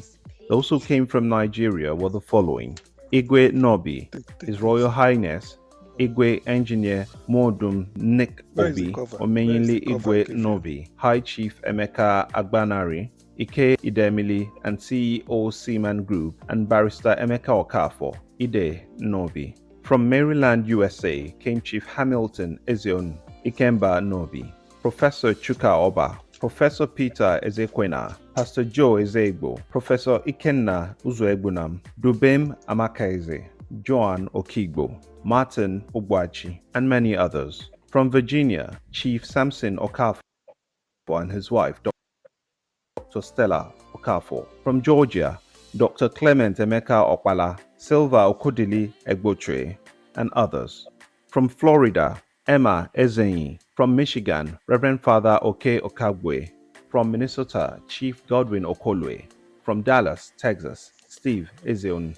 From the tri-state of New York, New Jersey, and Connecticut were Professor Ferdinand Ofodile, Akajiofo Nobi and his wife, Carol Ofodile, Dr. Charles Ezeonyim Ezengbede Nobi and his wife, Ona Ezeonyim, Sir Solomon Nduka and his wife, Dr. Chinwe Nduka, Sam Ngudo, Nze Atukulu and his wife, Omayeli Ngudo Asampete, Timothy Agaji and his wife, Ijeoma Agaji, Felix Okafor, David Ezekwesili, Tio Okanume, OJ Ifeanyichukwu and his wife, Dr. Ifeoma Ojukwu, Uche Ezeonyim, Fidelia Okeke, the immediate past president of NUNA, Ifeoma Udogu and her husband, Prosper Udogu, and many others.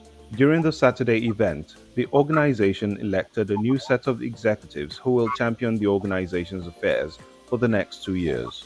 Those elected into the new national executive were OJ Ifeanyichukwu, President, Ebele Nwang, Vice President, Stephen Ezion, Secretary, Ikenna Uzuegbunam, Assistant Secretary, Sylvester Egbotre, Treasurer and Financial Secretary, Obi Ngudo, Publicity Secretary, and Rudolph Okonkwo, Provost. The organization announced the Maryland branch as the host of the 2025 convention.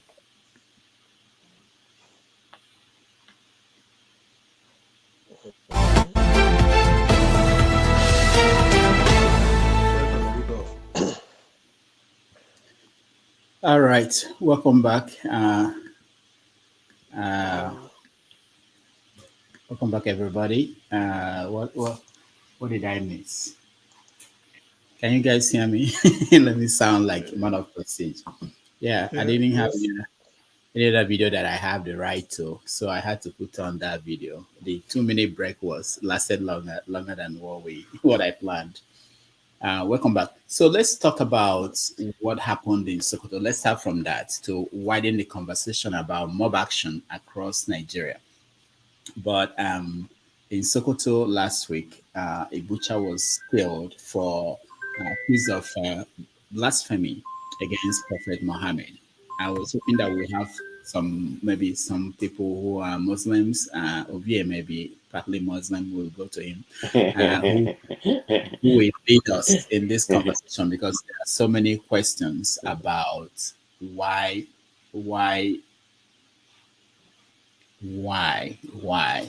So there are many things I don't understand, and probably most of the people here are from the southern part of Nigeria.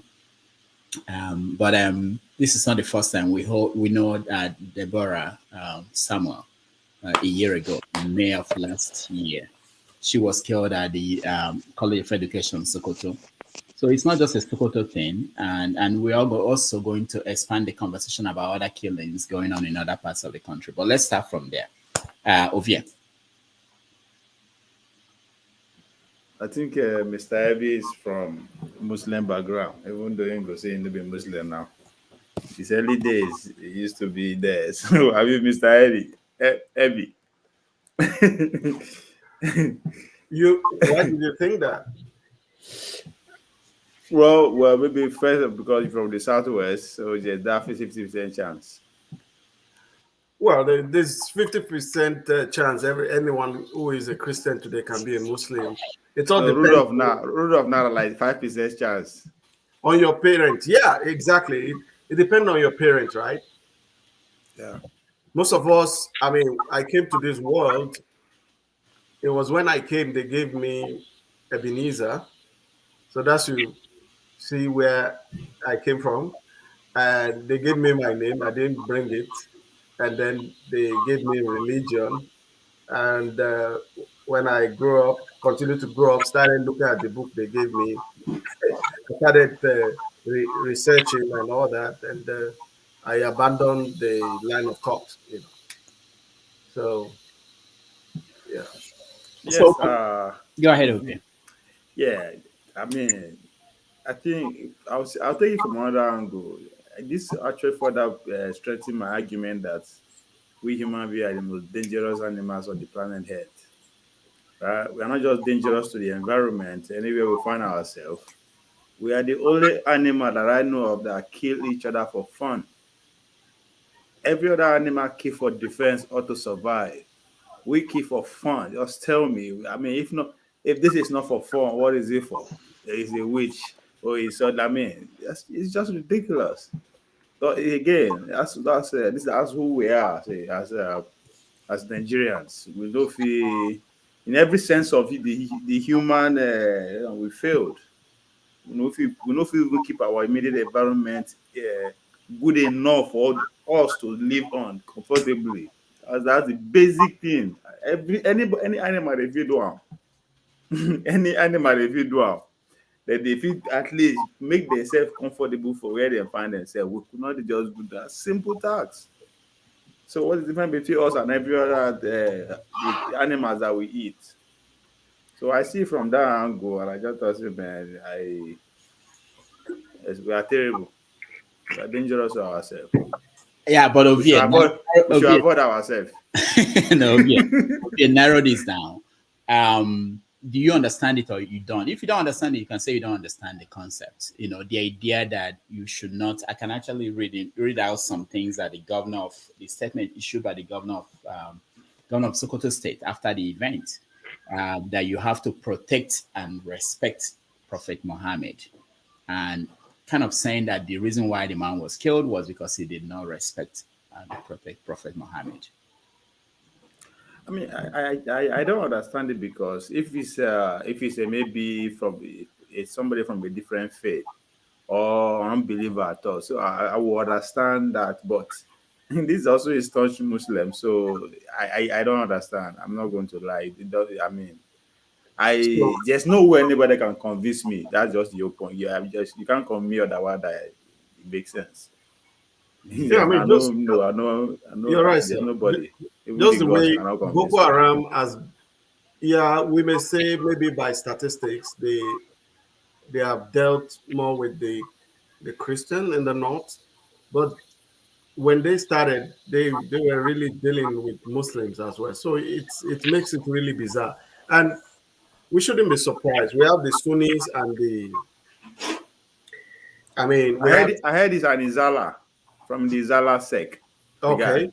All right. So you see, there's a fight there. You know, you have the Iran and the and the Saudi, loggerhead because of the difference, despite the fact that Muhammad, peace be upon him, is the main man. In the doctrine, there's some conflicts. They are different, and they are always at loggerhead, and that. The same in the Christian world. It's just that these days is no more prominent to see that very crude way of killing. But historically, the Christians are also not left out, and this is what many Christians of today don't know, because people don't go back to research how what they are believing came to be. This is a very sensitive topic if we really want to slam the truth with the fact that some of us have discovered and made us like, wow, even the concept of God and how we are being told in Christianity that is the Almighty, all omniscience, omnipresent, omnipotent God who knows things even before they were. But when you start analyzing that, you wonder what was happening in the Garden of Eden, and it doesn't add up. It doesn't add up. So the fact that the man is the same faith with them and he was killed even makes it more worrying, because you just wonder what exactly are we believing and what exactly is the truth and who has the truth. In the Christian world today, you have millions and thousands of denominations, and anyone you meet believe that they are the true and the best. And they take the same book and it's interpreted 100,000 ways. You now wonder, how can a perfect God, omnipresent, omniscience, present a book that is now being mutilated and interpreted in so many ways? And why should we need people to stand as the chaperone to always interpret that book to us when we are all children of the Most High God?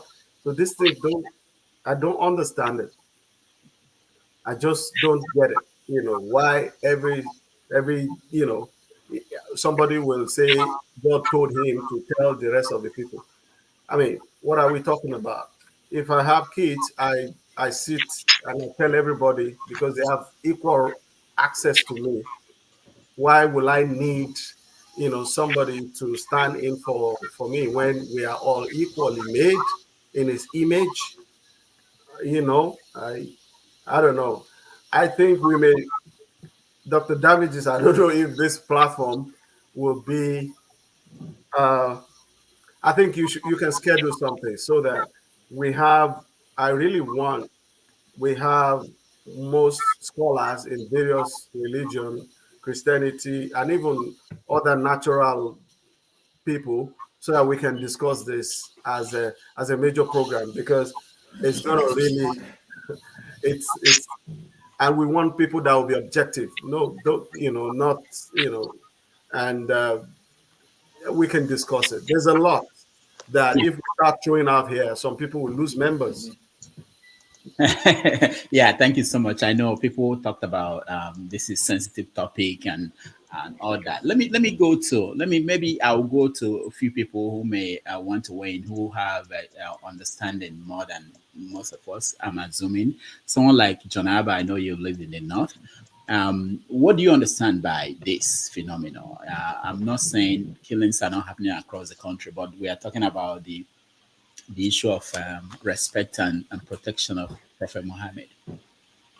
It's just like every other religion, the way we've been taught. I give so many examples. I'm from a polygamous family, and we have different people going to different denomination in my family. My big brother is a deeper life pastor, and he doesn't believe that I'm born again enough. So the only thing, he cannot take a knife and kill me because he can do that. But that is how ignorant we are when it comes to this belief system. It's a brain washed, and the reason why some of these people, they know the truth and they cannot talk about it, is that the majority of the community where they live, they will turn against them. Even if the governor says something otherwise, they don't mind to invade his house. Even no matter the forces, the military that will put down, they are gone. They will be outnumbered. So, like Ebi said, it's a very sensitive issue that not only in Nigeria, but the whole Africa. We have lost our bearing, and we hunt one another based on somebody else's religion, that they taught you that you cannot even pray in your own language, that somehow God do not understand you, the one that created you, that you have to speak in another language for him to understand you. That is the deep of the brainwashed. And it's going to be a pleasure of our generation until we have the boldness to talk to people that I do not need to come through you to go to my own Father. And I do not have to speak your own language for me to relate with the Almighty, if quote unquote is the belief system. And it also, like you said, it also happened in the Christian family. There are some Christian family, the fact that that you even go to church, but you don't go the one they want you to go. To them, you are not a believer enough. So in a Muslim family, we have that divided among themselves. The Shiites and the Sunni, the origin of that belief system, they believe that one is more religious than other. But the terms of people like the governor say such thing is simply because he's afraid of, well, he goes to mosque to pray, if you know that. So if he say anything otherwise in public, he's going to face the consequence. So they're all just living in pretense. All right. In 2021, a factory manager in Pakistan was killed over the same kind of allegation against for blasphemy. He's from Sri Lanka, and he was killed in Pakistan for that. And the prime minister of the country had to give a speech where he said, this is the quote, he said, called it a day of shame for Pakistan. In Sokoto, the governor of Sokoto State did not feel that he needed to talk to anybody. he just issued a statement saying that people should calm down. But that Sokoto is a purely of holy Muslim states that people should respect Prophet Muhammad and protect him. I think that because we are not willing to talk about things like this, maybe people who will start thinking about what we do, how we operate. Like I said, we are going to talk about the one about witches in the south and the other things going on across. But there should be a conversation. What is the right thing to do? And we as Africans, that's a wider conversation. All these foreign religions, how we accept it and put it on our heads and now carry it as if that's how we started. Anyway, I'm not cutting you short. The last time that that thing happened in Sokoto, remember that Atiku put up a tweet and then withdrew it. That is how sensitive you cannot compare Pakistan to Nigerian religion, even in Christianity. The way they carry Christianity in Nigeria, you can't even compare it to what's going in Jerusalem or Israel. So when we have that ignorant approach and we have that fear spirit, like I said, there are places not only in the north, even in the east, like you are saying, that there are pastors now that will tell people to jump into the water. That is even worse compared to the one that say the blaspheming of the Muhammad name. And then the pastor look at you and say, okay, jump into lagoon, and they will jump. That is how backward we are for now. Janaba, one last question. I know you lived in the north. I want to ask you, when you were there, did you know for sure what not to say about Prophet Muhammad, not so that you won't be in trouble? Did you know? Of course. I nearly get killed. I went to Kumshe. It's a boundary between Cameroon and Nigeria. And we have this Christian, we have our own church in the campus, and they have their own mosques. And during prayer, I was coming from what we call dining hall, and the prayer was going on, and I didn't pass through midst of them, of course, simply because I passed close to them. And another reason is that they can easily lynch you based on somebody that hates you and call you any name. It's just like in the north, in the east or west, somebody say ole ole. Some people that doesn't even know, you do not see that thing, they don't have evidence against you, can just rush you and harm you. So the sensitivity of, you should know your line. And that's another thing. Is it the right thing? No. But if you are in the society where that kind of a thing is not tolerated, you have to work on that fine line. All right. Thank you. Yeah, man of prestige. Yeah, thank you very much. The situation that happened in the north, I read a little bit about it. It's very concerning. I guess I'm looking at it from two dimensions. Look, the Muslim from the west, the Muslim from the southwest and the north seem like they are different, because I've never seen such a thing happen in the west. But the northerners, they tend to take this religious to a different level. This blasphemy stuff. Stoning somebody to death. But we are, they are not the only Muslim. We have Muslim-dominated Senegal. We have Muslim in Ghana and some other part of the country. I've never heard about, maybe there is, maybe somebody can educate me. I've never heard about all this atrocity about blasphemy going over there. They don't have people who misspeak and whatever, and I've never heard about them killing somebody like the Muslim, in the north. I think it's too radical and very primitive for them to adopt, this killing. Because of what I heard about the way the man was stoned to death, it doesn't even make sense. And you had the governor coming out there to say you can't disrespect the prophet. You can't disrespect the prophet. What does that mean? He's not even saying anything to bring people together. So that's kind of very concerning. Maybe somebody, Dr. Rudolph, you need to bring a scholar from the Muslim point of view to come and explain why is that damaging. why can't you take it to the proper tribunal, take it to the chief or wherever, he can answer if it is against the law. I mean, is there any law that the part that when you speak, against Muhammad, you should be, condemned to death? I don't know. You probably need to bring a scholar in that area who can come and speak to us. But the whole thing, seems primitive to me. All right, we're going to bring. I'm thinking that they are very radical about it because the Southwest doesn't do that. I mean, half of the Southwest are Muslim. You never had any team like that. So I think they are taking it to a different level or whatever it is. All right, thank you, Paul.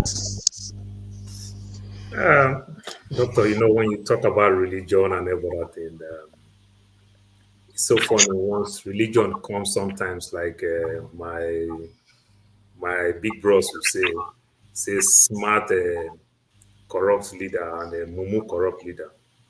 When religion comes, we just lose our sense of belonging. It's so painful with the things that we do when it comes to religion. I keep saying it, and I've been saying it in this platform. Some of my siblings, they hate it when I say it. It is religion that killed my mother. I'm telling you, my mother, she's well off. She gets a lot of rent. She don't have no kids that she's training. She gets money from us. What is she doing? My mother was so tired. She can't even go to church. The church find my mother house. They use the house to do the church. I'm telling you, they take everything. I beg my mom, renew my mom passport, get her a visa to come back to the US. They understand that is this same stupid person that will send money. If my mom get to the US, how will she send money to them? They told my mom if she goes there, she's going to die. They started giving my mom cooking oil, like they call it in Nigeria, olive oil. You understand? They started giving my mom olive oil. She couldn't take her pills as when do want to pray, believe, and never that. That's how I lost my mom. Somebody who suffered. I could remember when I was struggling to get to Unilag. My mom sold her gold for me to go to school. You understand? Time to pay back. They just deny me that enjoyment. I remember some of the things that I did to my mom. My mom cried. At the time, I threatened my mom that why my mom hates my kids so much. How will I be sending you money, be taking it to take care of my siblings, my niece and nephew, but don't want to see my own kids? She felt bad. But guess what? This is what these so-called pastors did to my mom. I live here in the US legally. I can take good care of my mom. And she also have other grandkids here that are schooling here in the US, not only me, I myself. So if she's tired in the heat, she can go to the cold. The way we live and every other thing, she can go to the cold. But my mom couldn't stay because of they convince her with all this nonsense shenanigans. Something happened to me some years back. It's so painful. If I remember it, I just laugh. I could remember when I put in for my citizenship. I never told my mom anything, and my mom don't know anything because what everybody know in Nigeria is called green card, and I've had my green card for years. I just at the time put in for my citizenship. After getting my citizen, I just told my mom. I said, "Mommy, I become a U.S. citizen." I had to explain to my mom. Guess what? My mom went to the church and tell them in the church. The church said my mom should buy 150 chairs. I didn't apply and tell my mom that my mom went to church, they started praying. I already have it in my back pocket. I already have the certificate. You understand? When I told my mom, and my mom went to the church, they said my mom should buy 150 shares years ago. You can imagine that. It was so funny. My mom had to tell my younger brother, I say, say this is your senior brother, a Chris person. My brother said, I don't even have Nigerian passport. I don't know where passport office is in Festac. Why would am I the one that gets citizen that I'll be buying shares? This is what religion can do for you. They take your sense away from you. You understand? You can't reason no more. All the hard work. I saw my mom sold nearly everything while trying to send every one of us to school. My mom worked hard. My mom liked fashion, liked material things so well. But when we were struggling, my mom was selling everything, do everything within her reach to give us the best. Because she denied her own self-education. She had what it takes to go to school, but she denied herself. And she see the impact with her elder sister. she used her kids to correct it. You know, all the hard work somewhere along the line now, it has become the prayer that pastor prayed that is making us do well. At the time I started asking, I said, some of my siblings who also believe this pastor, why are they not doing well? Me, the devil. Why is it that it's me now that is doing well? Why? And the same my mom that raised us, if the Muslim people give us those salaram and everything, we'll go buy poly bag and go throw it away the next 3 streets. Is that not so? But now, me, devil, now, if I give them money, they'll take Hold it. on, hold on. Get my money. Paul, don't go further. He said, what happens when they give you salami, you throw it away? Exactly. This is not how religion train us. We thought the other people are the bad people. But now, at the chopper, anybody will not give me ram now, the vessel, at the eat that well. We will buy poly bag, go throw it in the next 3 streets so that they will not even know that we didn't eat it. You understand? But now I'm a devil. But if I send money to my siblings who love God, they take it. Why did they reject this my devilish money? They take it. That is one part I don't understand. But my mom trained us not to take it. It's devil's money. You know, they take it. All right. For when they invoke the blood of Jesus, is washed, it becomes clean. Why would we invoke the blood of Jesus? It goes round. You understand? Okay. So I'm sorry that I'm taking it personal, but it's so annoying. Like Ovie said, why will you take human life like this? You understand this religion thing? God loves us. He loves us so well. He meant well for us. He does everything for us. But the same God, if I disobey this same God, He will send me to the pit of hell. What type of love is that? That's like going to casino. You understand? If I lose everything. So Paul, let's focus it back to, I know the conversation about God, if we expand it, it will be too much. Let's get back to, I understand what your connection. So in the north, I walk briefly in the north. I'm a very tall guy. I am very, very skinny. We love the money. So back then, there's this Edo guy, Daniel. He speaks Hausa very well. You know, he speaks Hausa very well, but he doesn't look like Edo people. He look like an Igbo man, very plumpy and everything. Me, he look like Hausa very well, but I don't know how to speak Hausa. I can only count 1 to 10. Dayabu, Kuhudu, Biaru, Shida. But when they send us to Sokoto, it's so funny. I really need the money, but I'm scared. You understand? Why were you scared? The religion thing. So when I go there, the allowances. What religion thing? Because our lifestyle alone can put you in trouble in Sokoto. Your lifestyle, doctor, that is where I started learning how to dress. I have a lot of jalamia. In fact, that is where I knew that as a slim person, this jalamia thing can fit you very well. Till today, I started buying it. You know, I learned to dress like them. I learned to do everything like them. It's so funny. Do you know religion? As a Christian in Sokoto, it's more or less like the way we profile somebody that is an Ogboni. You understand? You, as a Christian, it's more or less like you're in a secret society. If you want to practice your Christianity, you do it heavily secret. Like you tell your colleague that, oh, I'm going to family meeting. Our family is doing meeting. They thought everybody's your brother. Are you saying there are no churches in Sokoto? There are churches in Sokoto, but to some extent, you are exposing yourself. Doing that make you as a Christian over there like you are being radical. It's like an Ogboni man come out in the office and say he's an Ogboni. Of course, nobody will sit with him, sit around him. Nobody want to do anything with him. You know, it makes you radical if you make it open. So you cover yourself more like you are going to church, you are going to ask fellowship. You lie to your colleague that you are going to family meeting. This is how bad it can be. You know, it's that bad. My boss will tell me, I say, I don't want to go. They say, you have to go because you look like them. So they don't even know. So you can just tell them that you were born in Lagos. Paul, were there any kind of advice that you were given because you were going to Sokoto? All type of advice. So I could remember when I go, I work in operations. So I have I am that person who prepared the aircraft before the aircraft leave. So I'll go inspect what the cleaners do. what catering do. After catering finish, then I will bring the cleaner for the second time to detail the aircraft before the aircraft leave. Then I do my turnaround inside and outside, exterior, interior and exterior. So I have all these people working with me. So it's something that I will just give somebody 1,000 naira to go buy me food. Even when I will eat that food, maybe like say 100, 200 naira, I share it to everybody, try to borrow that kind of tradition. So they like me very well. The way they want to call me Nyamiri and everything, but I use those things. They like me. I say, oh, no, no, no, no, no. Don't worry, don't worry, don't worry. I am so quiet. I can't do nothing. You can't drink. You can't do anything. Nothing. In fact, even wine, ordinary wine, you don't.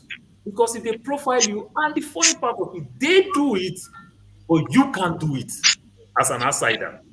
That's why I said if you're a Christian and you make it known that you are going to church, your Christianity automatically have become radical. You understand? So it's just better for you to play safe, is for you to hide it. It's just for you to hide it. It's just for you to play safe. But we cannot live together like that as a people. It is tough. It is tough. But the same thing, we get that same thing. The same Christianity, we also have the Jehovah Witness and the Celestial, the Pentecostals and the Catholic. These are different doctrine. That's the same thing they have. But taking human life, you understand? But they've not set any example to anybody. That's why this thing keep repeating themselves. That's all I can say about it. All right, thank you, Paul. Mama Echo. You see, what religion has done to us, it breaks my heart. Because if we look at the Bible critically, Ishmael and Isaac, they are the sons of Abraham. And during the reign of Christ on earth, there was no Christian, there was no Muslim. And all of a sudden, we give this name to them. And the only meaning of Christian is because they see them living like Christ. So that is where it came from. And we that carry the title of Christ on our head today, Christian, do we live like Christ? Do we? We that carry this title, Christian, on our head, after the order of the apostle, just because they were living like Christ. And even in the times of the apostle, they never identified themselves as Christian. No. Our way of life, even the devil is a saint when it comes to us, Christian in Nigeria. If we and the devil sit down and they give the devil the second chance, we better. The devil, he better pass us. So, Mama, now we are talking of the Muslim. Yeah. This one we are practicing in Nigeria. Is it what is practiced in Saudi Arabia? I'm asking no. Because not the lawless country in Nigeria, now anything will happen and nothing will happen. Now, every day, they will stone somebody to death in the name of defending Prophet Muhammad. Is Prophet Muhammad not powerful enough to defend himself? Is he not? You see, until we have a country that obeys law, we will continue to go through this and nothing will happen. And it's so sad. Like Dr. Odo will say, Nigeria, who do this to us? Thank you, Mama Icho. Hold on, okay, let me go to Femi. Femi was born in the north, grew up there, so he has a perspective that we hear, then I'll come to you. I don't know where you were born. Maybe you were also born in the north, but let me hear Femi. Femi, go ahead. Oh, okay. Thanks. So Femi, can I do Hausa? I don't speak it. Okay. We were just buttered. We're like shielded, but let me make my point so you'd understand where I'm coming from. So anyway, so the reason this is something I found really interesting, and I don't know, Doctor, if you remember the Metasin riots.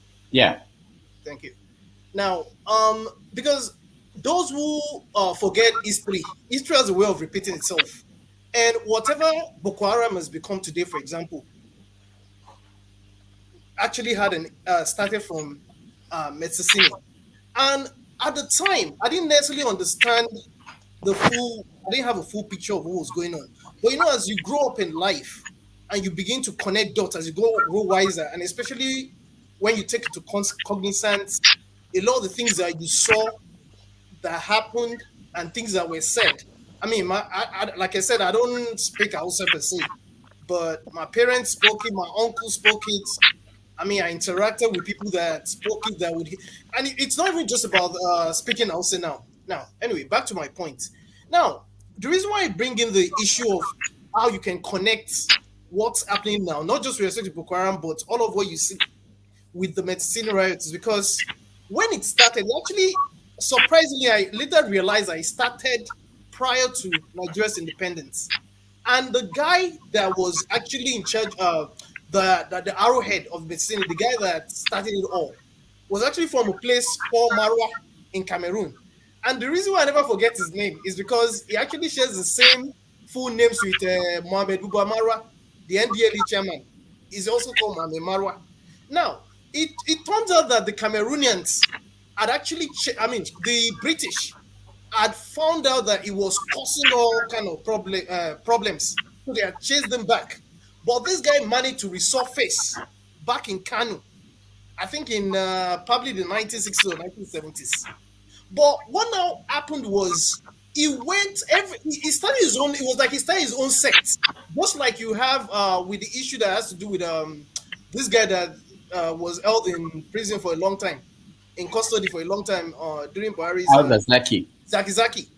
So when he started, of course, I was very young, or probably I wasn't even born. But the first iteration of what happened, the first riot that broke out, it was serious. It was a lot of people. I was told that about 5,000 people perished. There's different variations to this thing. And what had happened at the time was that when he started his crusade in quotes, not only did it come as if, just as you have some people like Joshua Ibu, of the Christian doctrine that was making himself look like he was Jesus, he was actually proposing himself in lieu of Prophet Muhammad.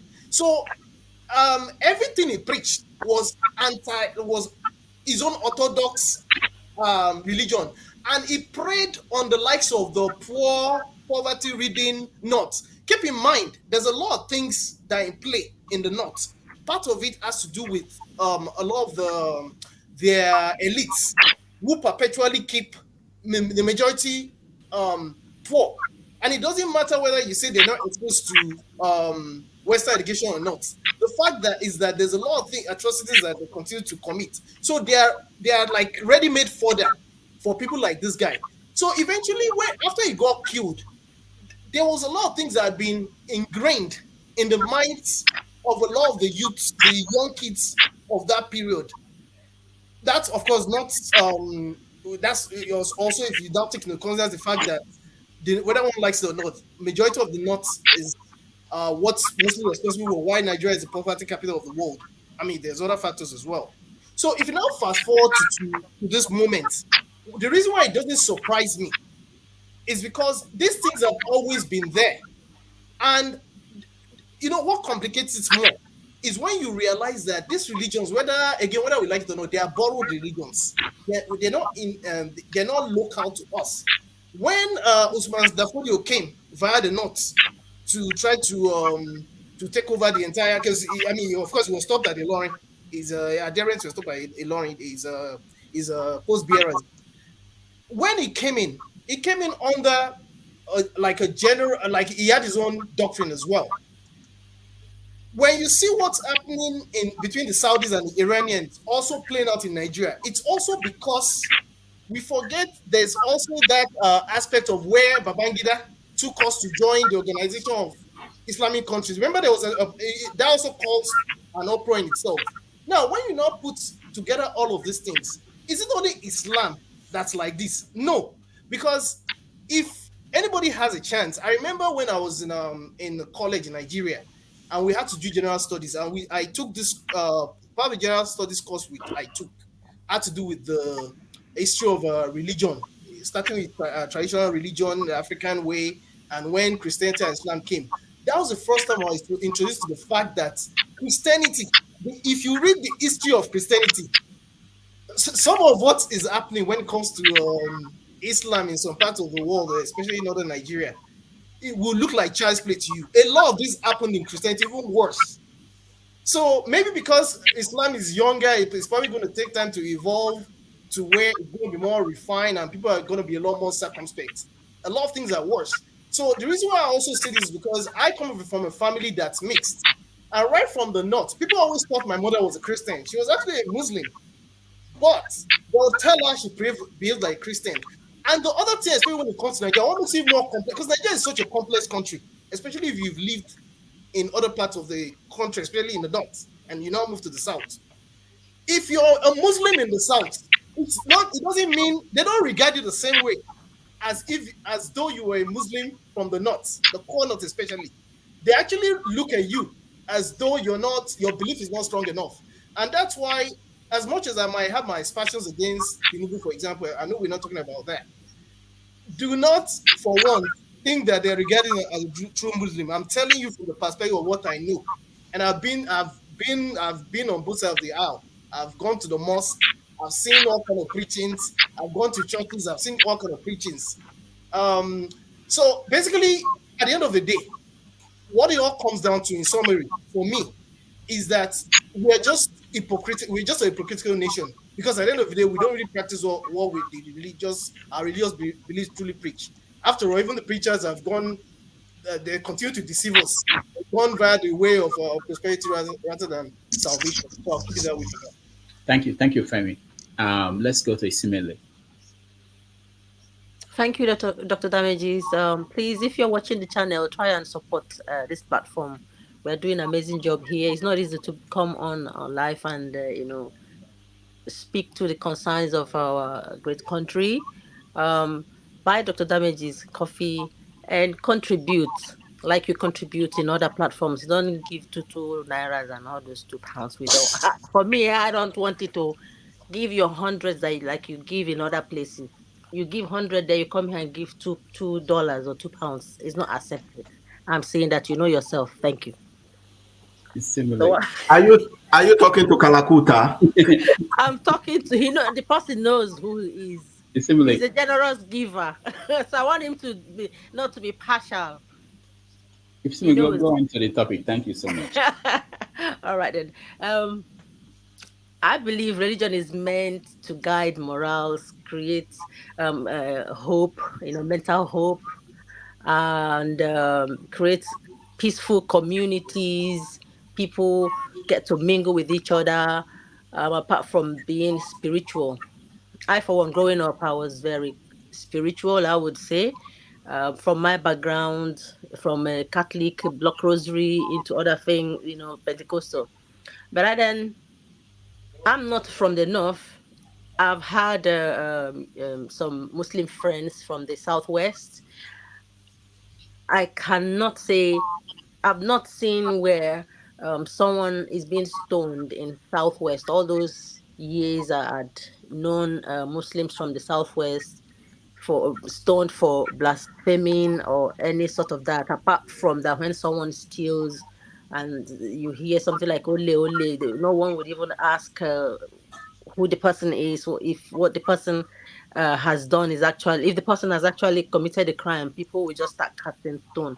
So in our society, especially the society we live in, we've turned religion into a weapon of division, but even in politics, if the way pastors treat the congregation.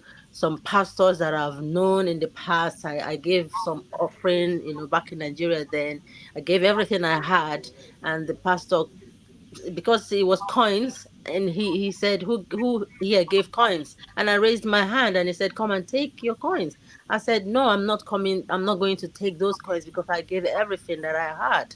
I emptied my pockets that day, and I had not even eaten, so I gave from my heart everything I had. And the pastor threw the money away. He threw the money away. And so what I'm trying to say is that I understand that religion is divisive.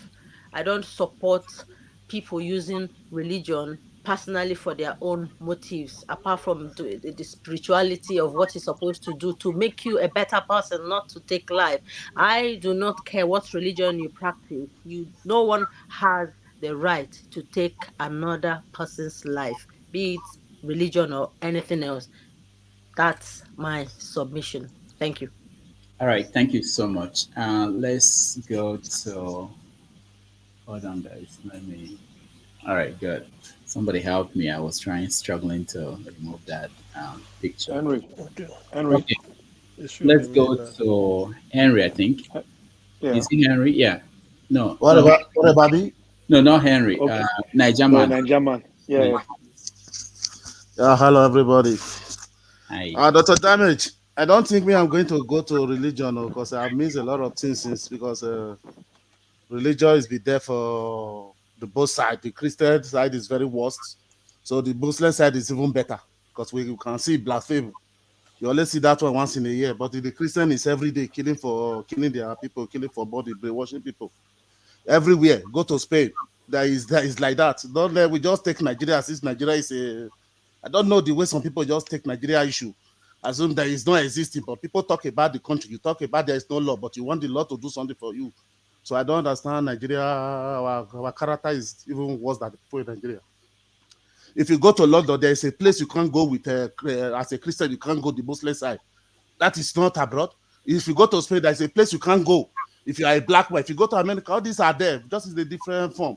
Christians kill every day. They use people for ritual. They do all those things. So go to Sorry, go I've to not West. seen that in England, though. Please. Go ahead. You're not I've truthful, not seen that. Excuse now. Let me Speak talk. for yourself. I'm sorry, I'm not attacking. I've never It's ever okay. It's seen okay. It's okay. It's in my own here. They say opinion, they don't please. If come you to don't this take it, go area. and make your research, please. I don't need this battle I've lived here for so please. long, nothing like that. So Nigerman, let me ask thank you. you, So please. are you not concerned that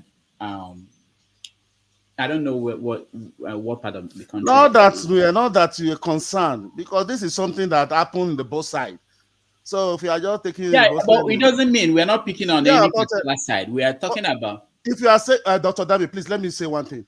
Yeah. Why are we not asking those, find somebody like a Muslim, ask them, what if those that loot, what did the Islam say? Why are we not that question? You say somebody blaspheme, are you fighting for God? That is nonsense. You have to know this person is sick that even do that. Okay, what about the people that they are government that loot, that are Muslim, that they put them into poverty? When you go to know, you see 5 years doing Alimajiri, millions. They tie 20, 300 in one room for 6 years with change because of what he committed haram. What did they do to them? What did the religion do to them? So you have to know that this is just a set of evil people in one side. Government is not with them. So there's nothing. Well of us, we are here. We talk for 10 years. They will not hear us. They are not going to hear what we are saying. So let's. Anyway. I'm tired of Christianity and Muslim in Nigeria. They are worst. All of them are worst. Putting people to poverty and enjoying. This is what fella say. Now, pastor has now if I pass. Now, imam, now he get every contract. So they will be there for ages. So they are not the people that the authority didn't do anything. What are we going to do? What are we going to do? What are those who are looting? The pastor who are looting using private jets. What are they? What are the government doing about those people? They are putting people to poverty. This pastor, the Muslim, those are the people, the problem of Nigeria. They don't have any other problem. If you go to Spain, there's a place that will tell you as a black, don't go there. You know, Gitanos area. You don't go there.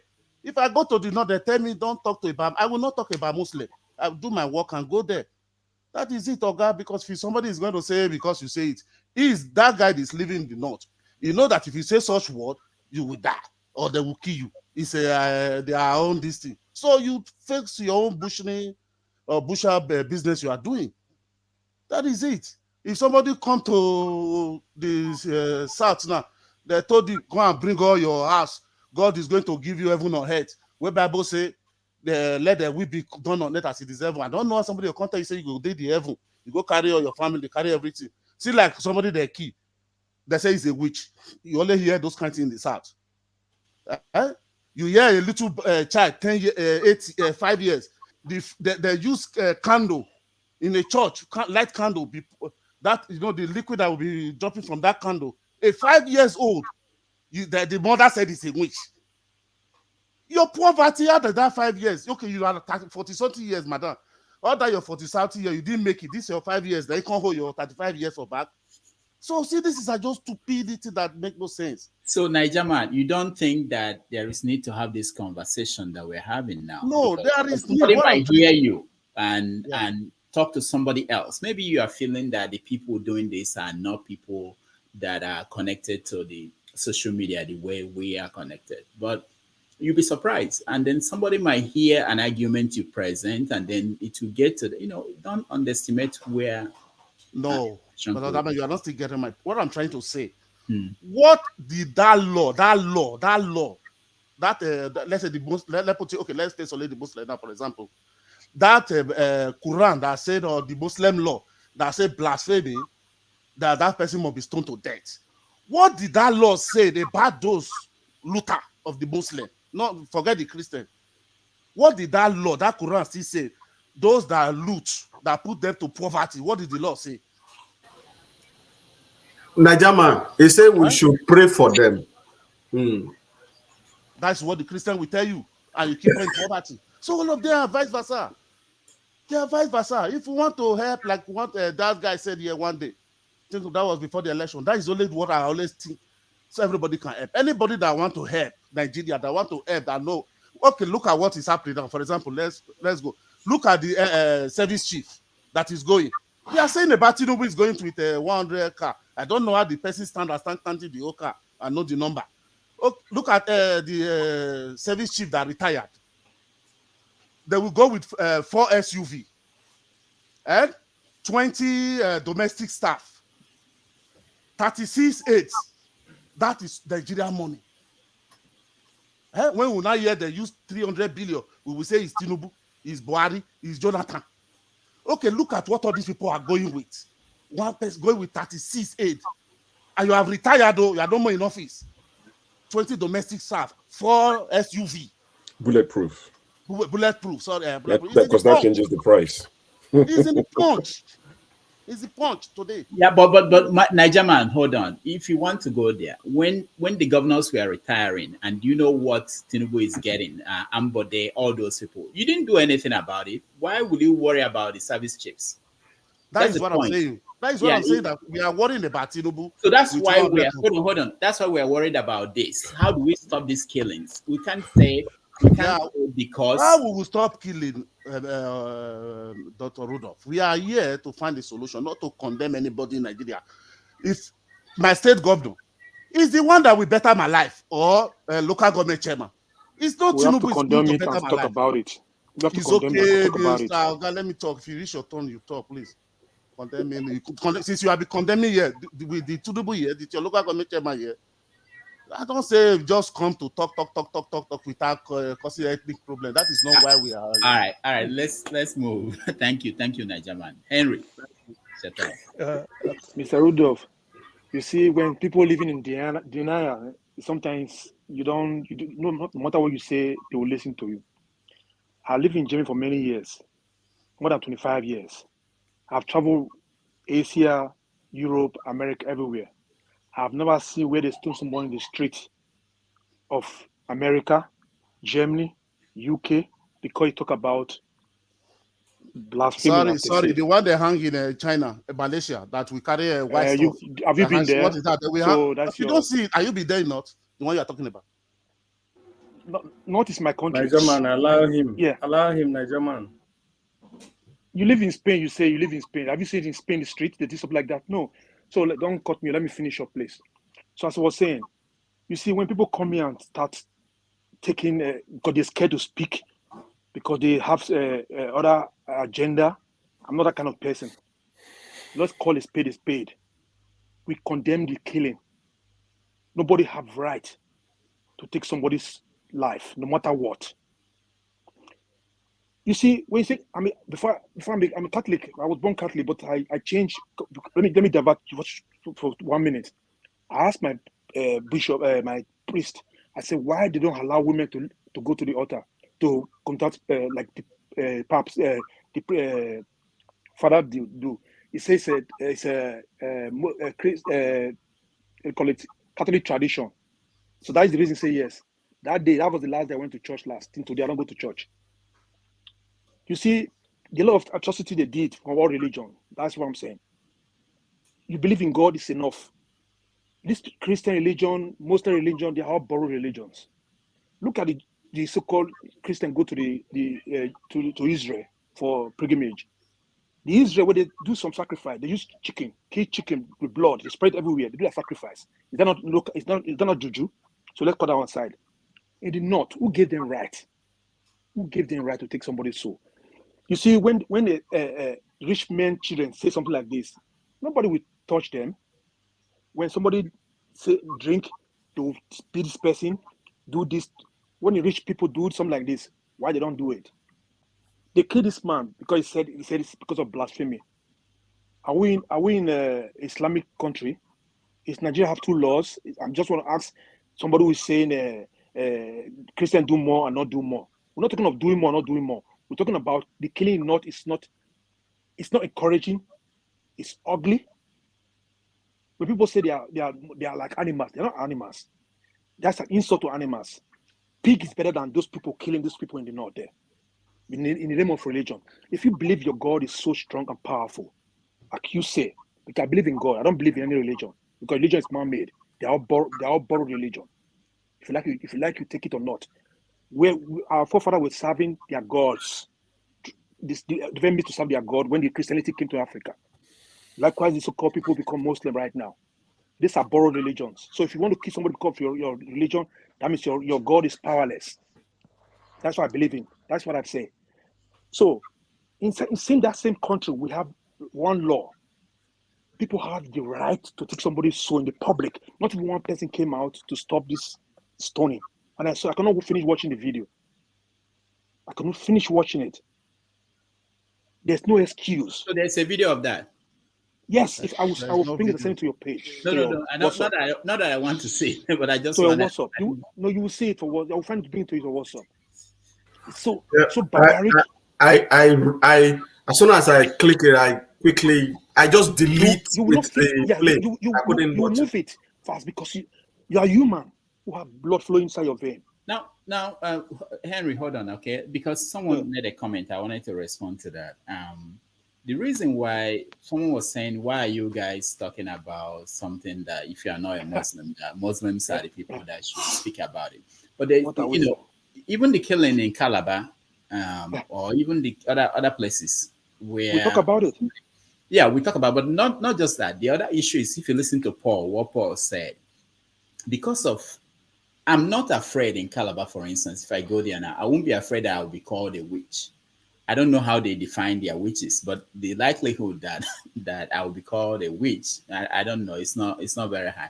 But the fear that some people have is that, like Paul, going to the north, you don't know, because these things are not defined. If it's defined, they say, don't do this, don't do this. And the fact that, like Ole, the one we talk about, that somebody's a thief, somebody can just point at you and say you're a thief in a market in the south of Nigeria, and you are lynched before you can explain that you are not a thief, that you have nothing to do with it. You didn't do anything wrong. So the same way, somebody can also say this is blasphemy, what you just said. And actually, I was accused of blasphemy last week, but we'll talk about that in a while. Henry, thank you. No, I've not finished. No. Let me 1 minute. You're not finished. Okay. Can I? I'll come to you, CM. I know. You're like my last man. Henry, go ahead. It's not an excuse to take somebody's soul. You cannot create humor. You cannot even create living things. You cannot. Nobody would say because he say insult. If somebody want to call Jesus Christ here, call whatever. Me, I'm not interested. If my God is so powerful, He will judge this person. But why we allowed such thing to happen to this country we call one Nigeria? That's what I'm trying to say. What about what says in the Quran? Those they cut people hands with still meat. What about these people stealing Nigerians billions, trillions? The Muslim men, what are they going to do to them? Those people stoning a man who said Muhammad is this, Jesus is that. There's no reasons to take somebody's soul. The people they should stone is our leaders. Buhari is a Muslim. They should stone him. Tinubu, they should stone him too. These are things people they should to stone. Not people who talk about their prophet. Their prophet is powerful. Let him fight for himself. You don't need to fight for your prophet. Thank you. All right, thank you. Please, let me just say that if you're Muslim and you're watching and you want to come and educate us, please, we're open. Just let me know. Send a message. I can make room for you if there's no room. I'll go to CM because I make this mistake of letting new people in, and CM will just stay there for a long time. And all my moderators that are here, I'll go to them before the new people weigh in. CM, go ahead. Okay. Thank you, Rudolph. Actually, issue about religion, I'm irreligious, I'm apolitical. The thing is, I don't really like discussing it. I think it's a reflection of our level of development that a country like the most populous, the largest country, Muslim country in the world, Indonesia, look at where they are in terms of population, and look at Nigeria. How many people are really Muslim in practicing Islam in Nigeria? They are no more than the people in Indonesia. But look at how developed they are. So when I'm discussing Nigerian issue of religion, Christian slaughter Muslim fight back, it's really a shame. It's just a level of our underdevelopment. Actually, I do not even want to join any issue with that because it's been our way of life. So those that know what to solution to profile, then I support them. But for me, it's not really my call. I don't really like issue because it's a very shameful thing. I don't see anything different in it. Why I'm waiting is to say something about the video clip you showed. Didn't know be something. NUNA. I'm happy because I watched it elsewhere. Why I'm happy about the message that the people are bringing. There's a chap called this Emeka Abanari. Little did he know that when the history of this, Think Home's philosophy, I'm talking about the Southeast, when the history of Think Home's philosophy will be written, he will have a prominent chapter because he is leading the drive now. After this, what is happening to Igbo investment outside the Igbo land, he has taken the bull by the horn, relocating to go and develop a massive estate on his own, housing estate in Enugu, and then the biggest rice mill probably in West Africa, in Inubi or somewhere there. So I give credit to him. I like such things. That is really why I'm so happy he's leading the charge. I hope others will follow suit so that the tension that often being created maybe because somebody invested in your land, bought a land, then you now use it as if without if you do not make practice business or commercial activity in one place, you can't do it in another. I like what he's doing. In fact, I will call on everybody, in fact every Nigerian, take your investment to your village because it will help to reduce ethnic tension. It's not just the Igbos. Anybody, anybody from anywhere, start from your village. By the time you develop the whole of your village, you go to your nearby. When you finish it, you can talk of national. Because if we come too closely together in terms of let me leave my village, because I did my youth service maybe in Borno State and I started settled there and I want to invest there. For the past 30 years I've been there. At a time it will provoke all this type of animosity. It starts all over again.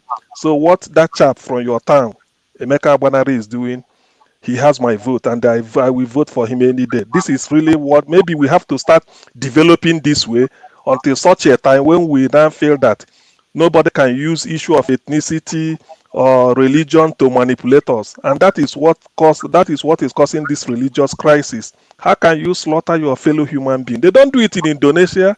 You don't do it. Slaughter a Muslim? I don't think so.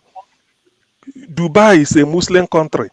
But when you get there, there are even more Christians than the natives. I think I saw it in Google. Probably I'm wrong. But everybody want to go there, and you can't hear all these things. So why is it that in Nigeria, a very poor country, we don't have anything? We are suffering starvation, hunger everywhere. All we do is to go and slaughter ourselves. In whose interest? It doesn't. That's why I don't really apportion blame. But people should be able to reason. You don't kill people because of God. It's not done. If it's the tradition, they could have been doing it all over the world, but it's not being done. Everybody lives in harmonious relationship with each other anywhere you go. But when you come to Nigeria, they start telling you Christian, Muslim. I don't know whether they're manipulating people. Probably because of our level of underdevelopment. That's why somebody can tell you that this man is better than you. Don't allow this man. This is an area. Why are we doing all those things? It's out of fashion. We are still living in the Stone Age, killing each other because of religion. For what? Where is it done? Why? Is that what will bring progress? Of course it is not. Dubai is a good example people should look up to. Anyway, that is my take. What do I know? But my regards to Emeka Agbanari. He did what I expect everybody to do now in the interest of peace, so that you remain in your territory and then develop it. If it is good, others should copy it, so that this ethnic tension of these people are dominating here, they are coming here to take our land, they should get out, they should do this. People will kill at the slightest excuse. I think somebody asked a question, which is it a Nigerian man? I like that question. What aspect of this holy book, whether Bible or Christian, what did they say about looting? People that steal public money. What did the Quran say? And what did the Bible say about people looting, stealing public money, or impoverishing the people? That is what we should be fighting for, and not when people steal public money, keep people wretched forever, and then you go and fight for them. Thank you very much. Let me be at the back. All right, thank you. Let me be at the back. Thank you. Thank you. Okay, forefathers, welcome to the show. Yeah, greetings, Rudolph. Thank you for having me. Greetings to everyone on the panel and the chat and the viewers. This matter, for me, I think I've had some conversations earlier in the week about this. For one, I wouldn't recommend that anybody goes and start, annoying people with what they consider precious or something that hurts them most. When you go about, you don't want to go and start doing that. You shouldn't expect people to act rationally sometimes when you do that. That said, in the eyes of the law, you can't, and from the point of view of just our own people, we can't take people's lives just because they annoy us. That is not a death sentence. It's just unacceptable. Those sort of people, we should be setting an example with them, so that we can't be doing this also. This stuff we do on the street, sometimes we just say somebody's ole, we'll kill them. That too, you can't just be taking our people's lives. We treat our people's lives as if it's nothing. Just because somebody says something, and from what I gather, I'm be looking at it. Well, you guys were discussing about this in Quran. There's nothing like this in Quran that says you should kill somebody because they say something about the prophet. So where is he coming from? Why are these people doing these things? And so-called scholars of these leaders in the north that are supposed to condemn these things, they will shut their mouth up. There is nothing in the Quran that says you should kill somebody because they say something disrespectful. So how is that even something that they should be practicing and justify it based on the same religion that they claim they are worshipping under? I believe that this is a form of political, religious beliefs, whereby they use intimidation tactics to get their way in a society. Because if people question stuff, maybe truth will start emerging. They don't want people to question things. They just want people to just say yes. And this is why, for me, there are some religions in Africa right now that are causing a lot of problems. If they just go around saying, oh, just because somebody questions my religion, I should kill somebody. It's unacceptable. Sooner or later, if they carry on with that kind of behavior, they are going to get what is coming to them. Every single one of them. Because I've seen nations where religion is doing this kind of nonsense, and when the change comes, they will destroy all of them, every single one of them, and all of them will pay with their. Many of them in that society, they tend to pay with their lives. Go and see what happened in Russia and what happened in China, Cambodia. Go and see the kind of behavior people this is resort to when they find that these are religious beliefs and this type of behavior doesn't get them anywhere. You just keep killing people because they just said something about a prophet. No matter what he said, no matter how bad what he said was, it's not death penalty. It's not death penalty, no matter what he said. You can take him to court, and that's something that the Nigerian government should think about too. You can take somebody to court and say, you know what, they are disrespecting my religion. It's a form of hate crime or whatever you want to call it, and the law should recognize it, because if the law is recognizing that, it means that will forestall this type of angry behavior, because they don't have any excuse for it anymore. Because if there's no law saying, because after all they have hate crime law, why do you think Agmin Rosie decided to pass the decree as a military regime? Because he felt that one part of the country was mocking the other part of the country, and it's going to lead to bloodshed. As a matter of fact, it started leading to bloodshed. Then he had to pass that decree to stop hate. This is a kind of hate speech, really. So we should have those sort of laws to prevent this sort of behavior of people, because you don't want to be annoying people. You don't want to openly start insulting somebody's prophet when it's so precious to them. Second, and on the other hand, you can't take somebody's life because they just said something. You can't. It's just unacceptable. That is a part that is even more serious, because that life that has been lost now, that man is not going to go on to have children. His children is not going to go on to have children, and the others will just go on. They just walk away, and nobody's trying them.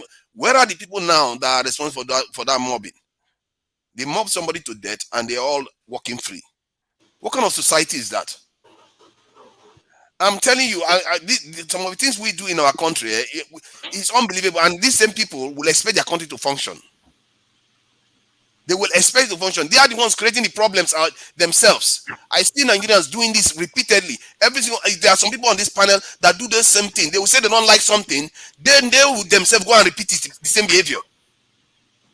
And they don't even see it coming. They don't see that sort of behavior. I'm sure I'm doing it, but I'm so careful at watching my own behavior that I try to remain as consistent as possible. But many people just go around, just because it's not their own destiny, maybe their own is Christianity, then they will give their own a pass. Or maybe because it's their traditional religion, they'll give their own a pass. It's their tribe, they'll give their own a pass. We have to have zero tolerance for this sort of behavior. Our people's lives have to start mattering for something. And this bleeds into the previous discussion where they were talking about security and all the rest. Our lives don't matter. Don't you see the pattern? Our forefathers were selling our people for gogoro and this umbrella and nonsense, because we don't value our lives, and the pattern remains the same. It just remains the same. We have to stop it. Sooner or later, we have to start putting our lives number one. Was it not Rudolph just read something that someone in Pakistan? Pakistan is a very religious country. It's not half Muslim, half Christian. It's a very religious country, and yet look at what a Muslim said about another Muslim taking another Muslim's lives. We just do it, and a senior official will just come out and say, everybody should respect the prophet. For death penalty, are you mad? Those are the kind of people that, if it was in this thing now, Rwanda, they would put him in jail. People like that, they are just creating instability in the country, because tomorrow again, some other person will do it. That's how that lady was killed, they say last year. Then this year again, look at this one again. This one is a Muslim too. What else do you want? You want to radicalize the country to a point whereby then you start having religious conflicts. This is what they want. They don't want people to become a kind of more secular and more accepting and more tolerant of others. They want us to become radicalized. And those type of people, they get away with it in this country for they have been doing it for too long, far too long. And the ones that don't support it should be coming out and standing up against this type of people, because this is our country. If we carry on like this, it's not going to get us anywhere. We are just going to repeat history again. And that is if we survive it this time. Thank you. Thank you, forefathers. I know we have the topic on EU and their report on INEC performance. We still have to talk about that. We still have to talk about the video and the baby mamas everywhere. And that one, I miss it because I won't be here when you guys talk about that. But sure, we are talking about the killings. The killing of the gentleman. So, doctor, you don't want to talk all this same thing about the video because you're a pastor. No. I like the topic, but I just won't be here when I'm the Gen Z now. I'm the rep of the Gen Z. I've been told a few times that I belong to the Gen Z. So Mr. Shu, and their family I belong. Yes. Can you expand this conversation? Talk about, I'm really concerned also about the one in Calabar where we are still at this age talking Yes. about witches, people being called a witch and being killed for being a witch. You know, what is the solution? I mean, Well, if I knew the solution, I'll be in Aso Rock. For a start, I will have at least contested. Even if I don't win, I'll be like your friend, that Ondoman, what's his name? Adebayo. Adebayo. I'll say, He's former been a while. I presidential. should bring him back. No, please don't. I saw the news yesterday, and it really broke. It broke my heart, because when you think about, like Father said, the value we place or that we don't place on human lives, and we expect other people to value us, we ourselves don't value each other. And I think this is something by the political elite. The way they've weaponized poverty is the same way they've weaponized religion, especially in the North. We have our demons that we fight in the South, but in the North especially, they've weaponized poverty and religion, to the point that some people believe in the North that they're meant to be born poor and to serve the rich people. They're not to question them. It is part of the way God has designed and destined their lives, right? So somebody would wake up and say, you disrespected our God, and the person will be killed. The vice president today said that the worst Christian, allegedly said the worst Christian will be better than the best Muslim to be the Senate president, because if you have a Muslim Senate president, it would further, legitimize the people, the claim that they're trying to Islamize Nigeria. So the VP was accused of saying that even if it's the worst of Christians, it's better for optics than bringing the best Muslim. He apologized. No one lynched him. These rules, religious rules, are made for the poor. In the North, a man and a woman cannot sit in the same keke. But the people who made the law will get on a plane, and there will be a female sat next to them, and they will fly to wherever they're going in peace. See, they've weaponized religion to keep their people in check. That's what they've done, and they've won. So how to break this shackle, I honestly do not know, because it's happened for such a long time. The brainwash has happened, it's gone on for such a very long time. To break these people, I mean, you remember in 2006, there was a Danish artist. I think his name was Kurt Westergaard. I think it was Kurt Westergaard in 2006 that did a cartoon about the prophet, and people in Borno and Katsina were burning up things. Something that happened in Europe. Saudi Arabia they are relaxing their laws to allow women, tourists, to visit Saudi. They started relaxing their laws. Women cannot drive in Saudi Arabia. That happened about 2-3 years ago. Women cannot drive. These people are advancing. They are relaxing their laws. At this point, Saudi club will sign me. If I go and bring some of my old videos from secondary school, Saudi clubs are signing players, football players in the Premiership. Before, when China did their one, they were signing people who are old and about to retire. Saudi leagues, football clubs are signing players in their 20s. They are trying to whitewash the image. They are trying to say, we're open, people can come and visit us, come and see us. And we are closing up the northern part of Nigeria. If you look at the northern part of Nigeria, it could be our Dubai. We have sand, plenty. We have camel, plenty. But you see Nigerians that have never been to the north of Nigeria, and I'm not blaming them, will come to London, come to the US, come to Canada, live there for a while, gather some money, take their family, go to Dubai, go and play in the sand and ride camels, things we have in the north. But we're closing up the north because of this religious control. It's a control. The political elite have used it to control their people. In the south, now, ours is slightly different. It comes more from, I don't know, witchcraft. I mean, when we have people like Ruben Abati saying that at Aso Rock, there are witches and wizards or whatever, he couldn't sleep, there's noise everywhere. But Dele Alake said he can sleep, or was it the other one? People, these ones are saying they can sleep. So this witchcraft nonsense that you don't like the face of someone, or they've said something. And I haven't worked in and around the medical field, because I'm not anyway medically qualified. That's not my profession. But my job takes me close to them all the time in the UK. And I've been around a lot of dementia patients in the UK. In Nigeria, those people will be dead because they're wizards and witches. You see a lot of old people who suffer from dementia. The things they say in Nigeria, they will say, oh, it's a witch. It's just saying nonsense. And they will kill them. The government needs to stand up tall. Make examples of these people. When they killed Deborah, there was a guy that held the box match. That image is in my head. I didn't watch the video of Deborah actually when they burnt it. This one, so I didn't watch it. But there's a picture of a guy who held the matches and it was translated to say he was the one that set Deborah on fire, that started it. That guy should be dead today. Bring back capital punishment for exceptional cases. I saw pictures of kids. Pictures, still images, that's as much as I can watch. Stoning this guy that he killed in Sokoto. Kids. Those kids they're damaged. They are damaged goods. The chances of anything good coming out of those kids is very slim. Children killing people. And the government will not say anything. We have a president. This is not about Tinubu. I don't care who the president is. Buhari, Peter Obi, whoever the president is. You should be speaking up when the state governors are not speaking up. Tell them enough is enough. Stop killing people. You have no right. Who's giving you the right to do so? Bring back capital punishment. If you're seen killing someone else, you should be killed. Life for life. That's the way it should be. Watch it happen once and this thing will disappear. Who told you the woman in Calabar was a witch? Who told you? What did she do? A boy was killed in Ado-Ekiti about 2 months ago. They said it's a Yahoo boy. Something. They do rituals. It's Yahoo plus. They killed him. Why? Why are we killing each other? We blame the government for a lot of things, but even against each other.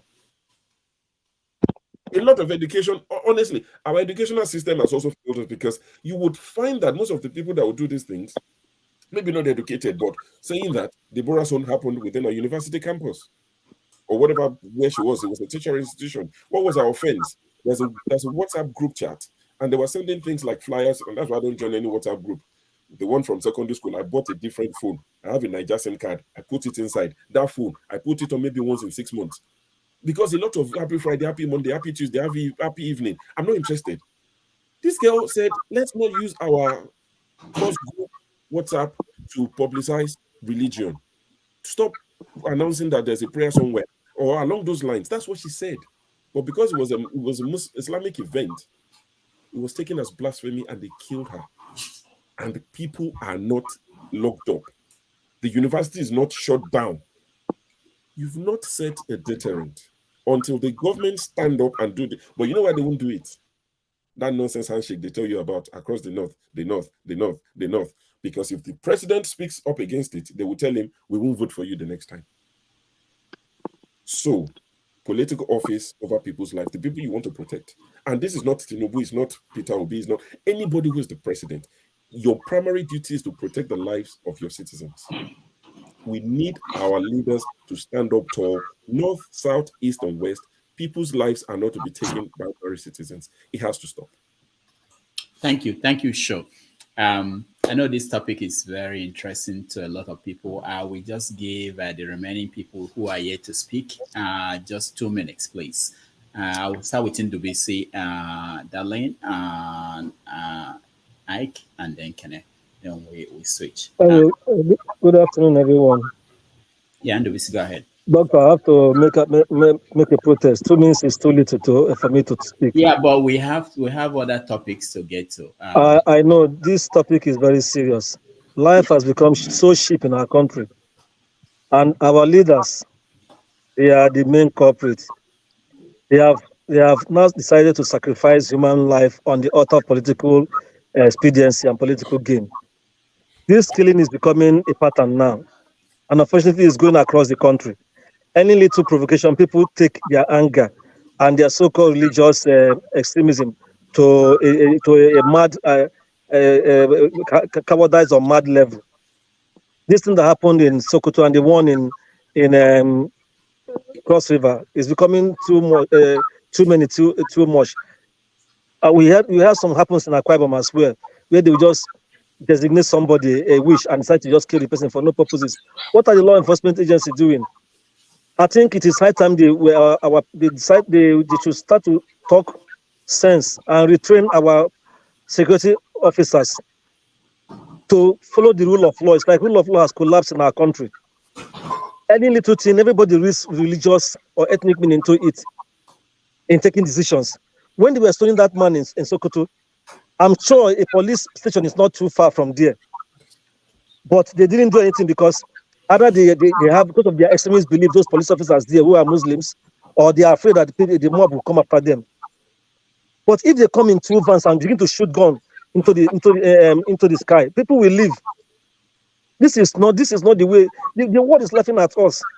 We have so many issues to talk about, and we are even going deeper and deeper into more crisis. It is too bad. And the governor came out and even the man just quietly ignored the man's killing. I was saying anybody who insults the prophet, a citizen has been killed, a father, a son of somebody has been killed for no reason. And he was saying something. You can see the kind of people we are electing as governors. Our country is not a big joke, although the biggest joke is not in charge. What kind of madness is this? The one in Cross River. How do they determine who is a witch?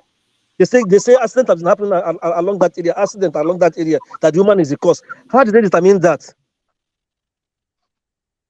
And when they say killing the woman, I'm sure also a police station is not too far from there, because it's even in a city. It's not as if it's in a rural area, and nobody did anything. That woman has just died like that, and the governor has not said anything.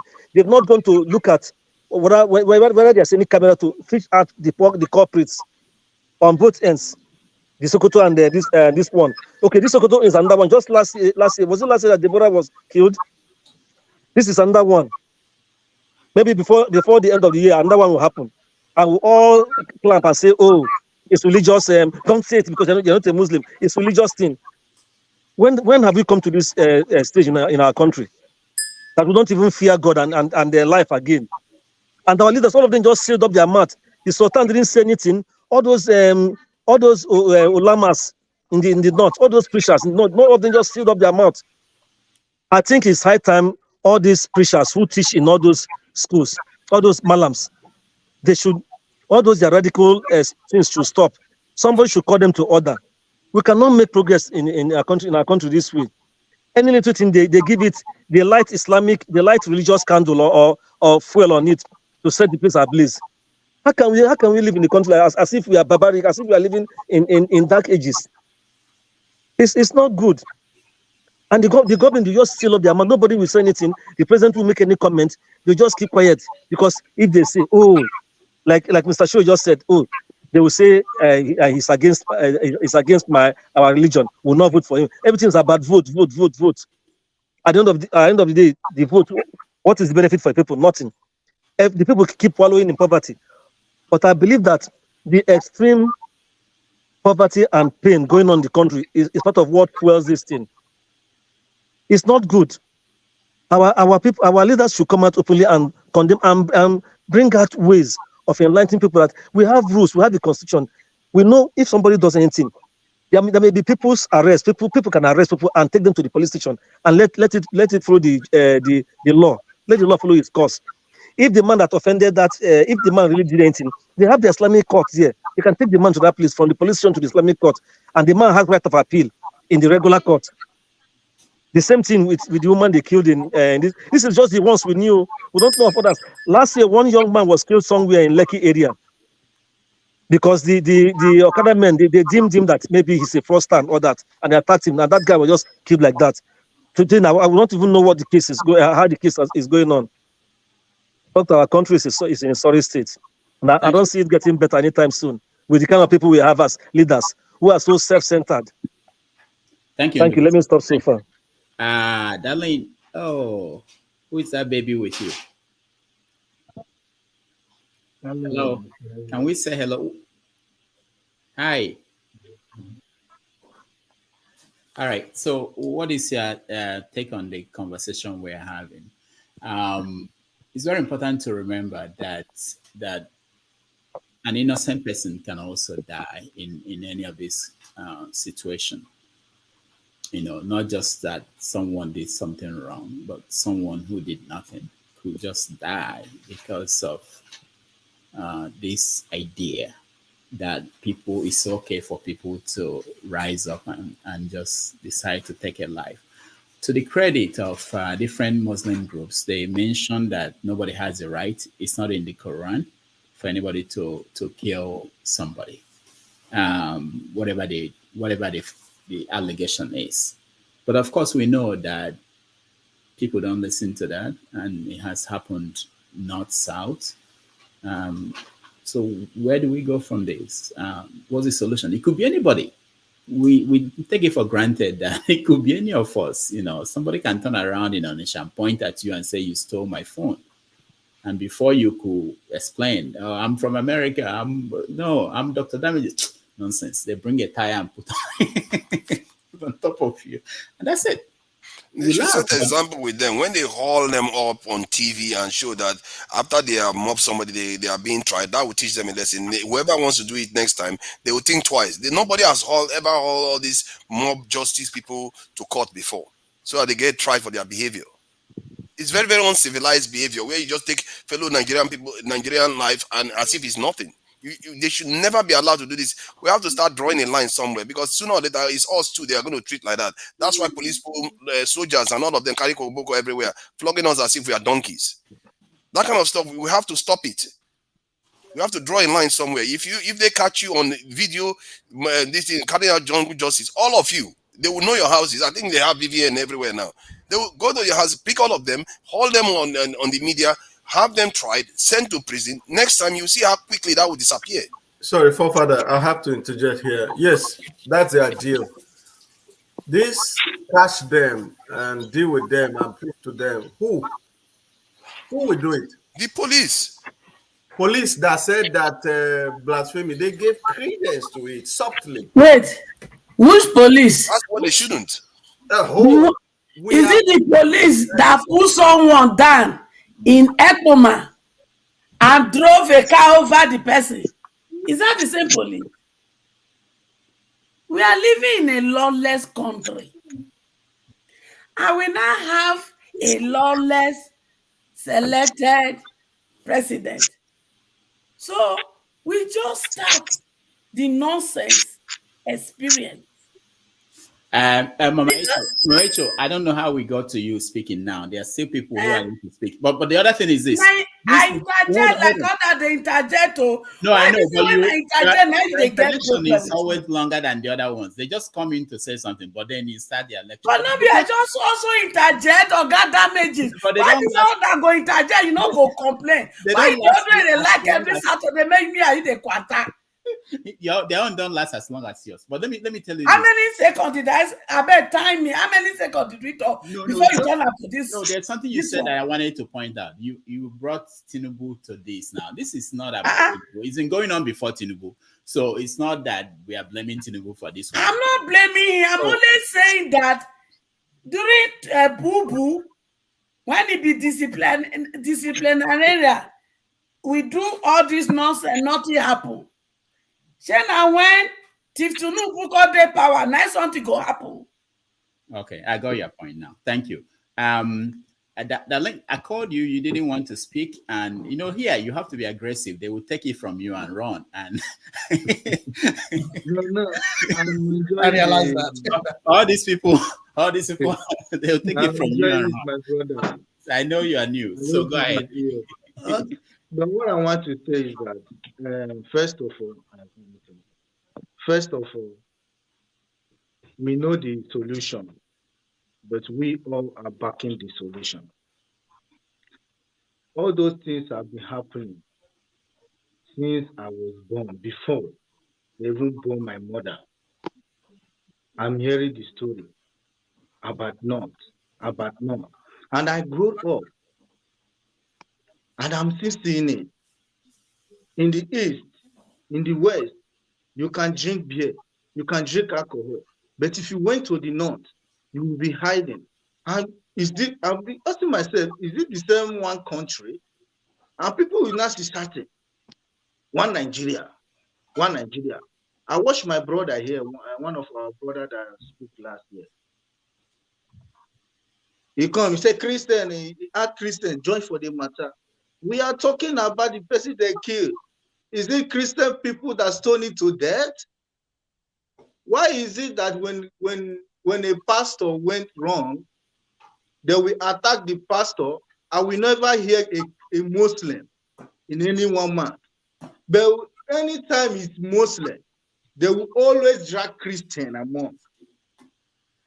Always. Jack Christian among. So, my brother, we all know the solution. The solution is to do what? Listen to those ideas, those thoughts of wisdom, knowledge that came from Mazi Nnamdi Kanu. He has been saying it.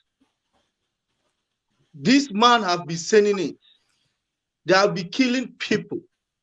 Even the Christian that I find myself into, I find that I grown up. I find that even the Christian, he reached a question.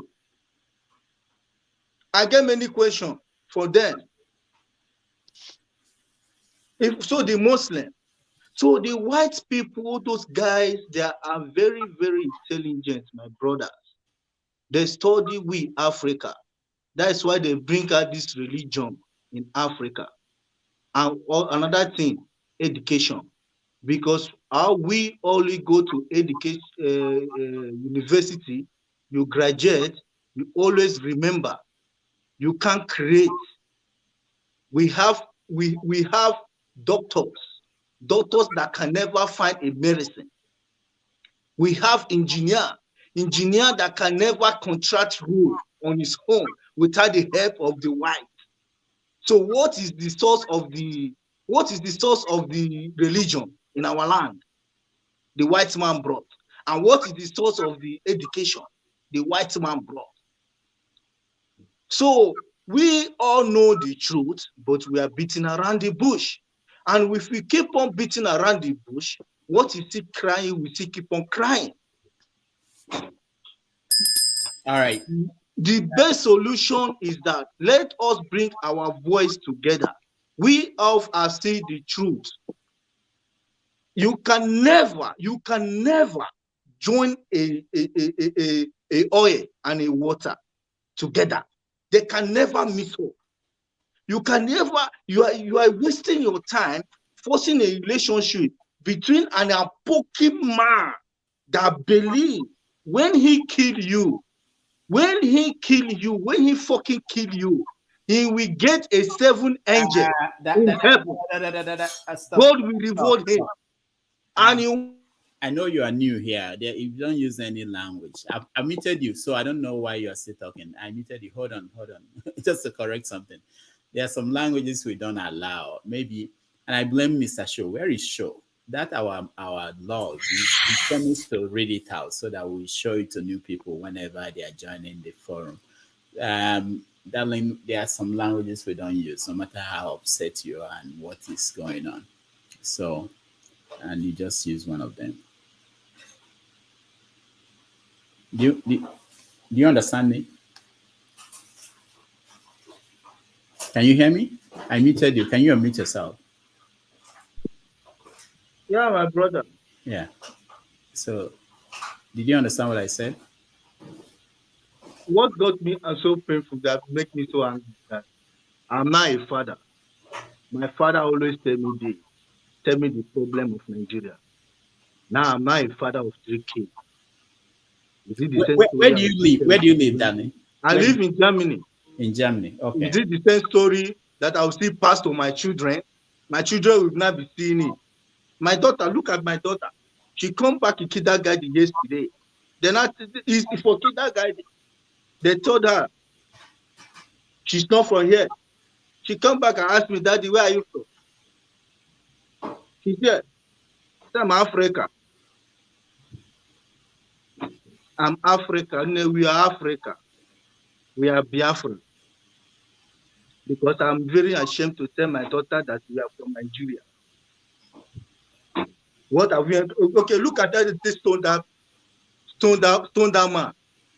My daughter when they look at that. What is wrong here? But we have Muslim here. We have Christian here. This problem is happening. Whoa.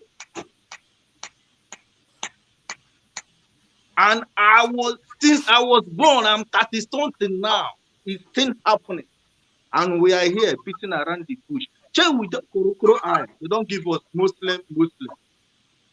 We say they breathe around the bush to find grammar. We go take cover, we go take stand good for ear, we go take signal. We are pushing it, right? Now they go behead pastor. We go say, and I told you, pastor say be fake. Maybe they even clear all of them. But small, they go wipe all the whole Christian. Would they look now? Waiting now they cannot talk. Would they happen? Would they look now? Una, what would they look up? We finish the university. What would they look? Where they come out, bring something. When I call they come. All right. Okay, no problem. Thank you. But remember, there are some words we don't use. So next time we actually remove. I know you are new. I've not seen you here more than once, I think, or but let's go to. No, I like all these statements, proverbs that they tend to use. Oil and water doesn't mix. With detergent they do mix. I don't understand when people say some of all these things. Hold on. Detergent is a chemical compound. That's rules now. That's what rules mean. It means that there is a medium. Break the bounding. Exactly. There is a medium by which you can merge both of them together. So when people say these things, I wonder whether they've updated their knowledge on what is actually possible in the real world. I know what you're saying is not adding up. You know it's adding up. No. Oil and water cannot mix. Of course it can. It will destroy the water. Okay, it will destroy the water. Of course, water is destroyed. That's what it means. A class of ideology have to change. That's what it means. This is exactly what I'm talking about. Hold on, guys. We have to move. Forefathers. Hold on. Ike, 2 minutes. Spoke English more than even the white people that bring the English for us. It's logic. It has nothing to do with English. It's logic. What is the solution? Forefathers. Do I have to mute forefathers too? Ike, go ahead. Rudolph, let me tell you, I'm still on my vacation. If you like, give me 1 second. It doesn't bother me because I'm still enjoying myself on my vacation. So, but I just want to say, don't tell me you are giving me 2 minutes because the people that have been talking without authorization didn't give them 2 minutes. Okay? I'm not new in this your platform, so I don't want to be treated with that kind of an insult. You don't tell me you are giving me 2 minutes. Why people are talking without control? Okay? All right. So hold on. The reason before, I want to hear what you will say, and I want to hear what Kene will say, and then Austin. I don't know if I can stay that long. I have to go. That's why I'm trying to get to. Okay, thank you. Go ahead, Ike. Okay, I'm happy that Femi is still here. We are talking like we don't know what is the problem in Nigeria. Where is the former governor of Kaduna State? All of us watch his video that went viral. Where is Buni Sharif, the former governor of Borno State? We know the people that the architect of the problem in Nigeria, it's the politicians. I lived in Mali for 13 good years. Mali is 98% Muslim country. Mali, 98% Muslim. Never in my entire life for 13 years did I ever see any single day of a problem of Muslim Christian or Muslim. I lived in Kaduna for 5 years. John Abba also lived in the barracks. Every time he talks, he lived in the north. I lived in Kaduna when every Friday we have to close our market, the shops, because after mosque, there is going to be riot. There are Lemajeris that are killing the people. There are Lemajeris that are killing people, that are causing these men. Who are the people that are sponsoring them? Is it not the same politicians? Is it not the governors of the states? Is it not the people of the political class, the elite? And they will come and tell you that Quran did not permit that you should kill anybody. But they are the people that are leading the killing. And we all are pretending as if we don't know. Femi was born in the north, I think so. And John Abba will also confirm what I am telling you if he lived in Kaduna State. I lived in Kaduna when every Friday, by the time they go to mosque by 12 o'clock, every shop in Kaduna will close. Because we know that after the mosque, there is going to be 1 or 2, 3, 4, 5 shops that they're going to set ablaze. And at the end of the day, their leader will tell you, no, Quran did not permit you to take any human life. But that's what is going on in Nigeria. We are asking why. The people that are being killed in southern Kaduna, are they not innocent people? How many thousands of lives have been lost in southern Kaduna? What is going on? How many people have been killed in Benue State? What is going on in Plateau and Nasarawa State?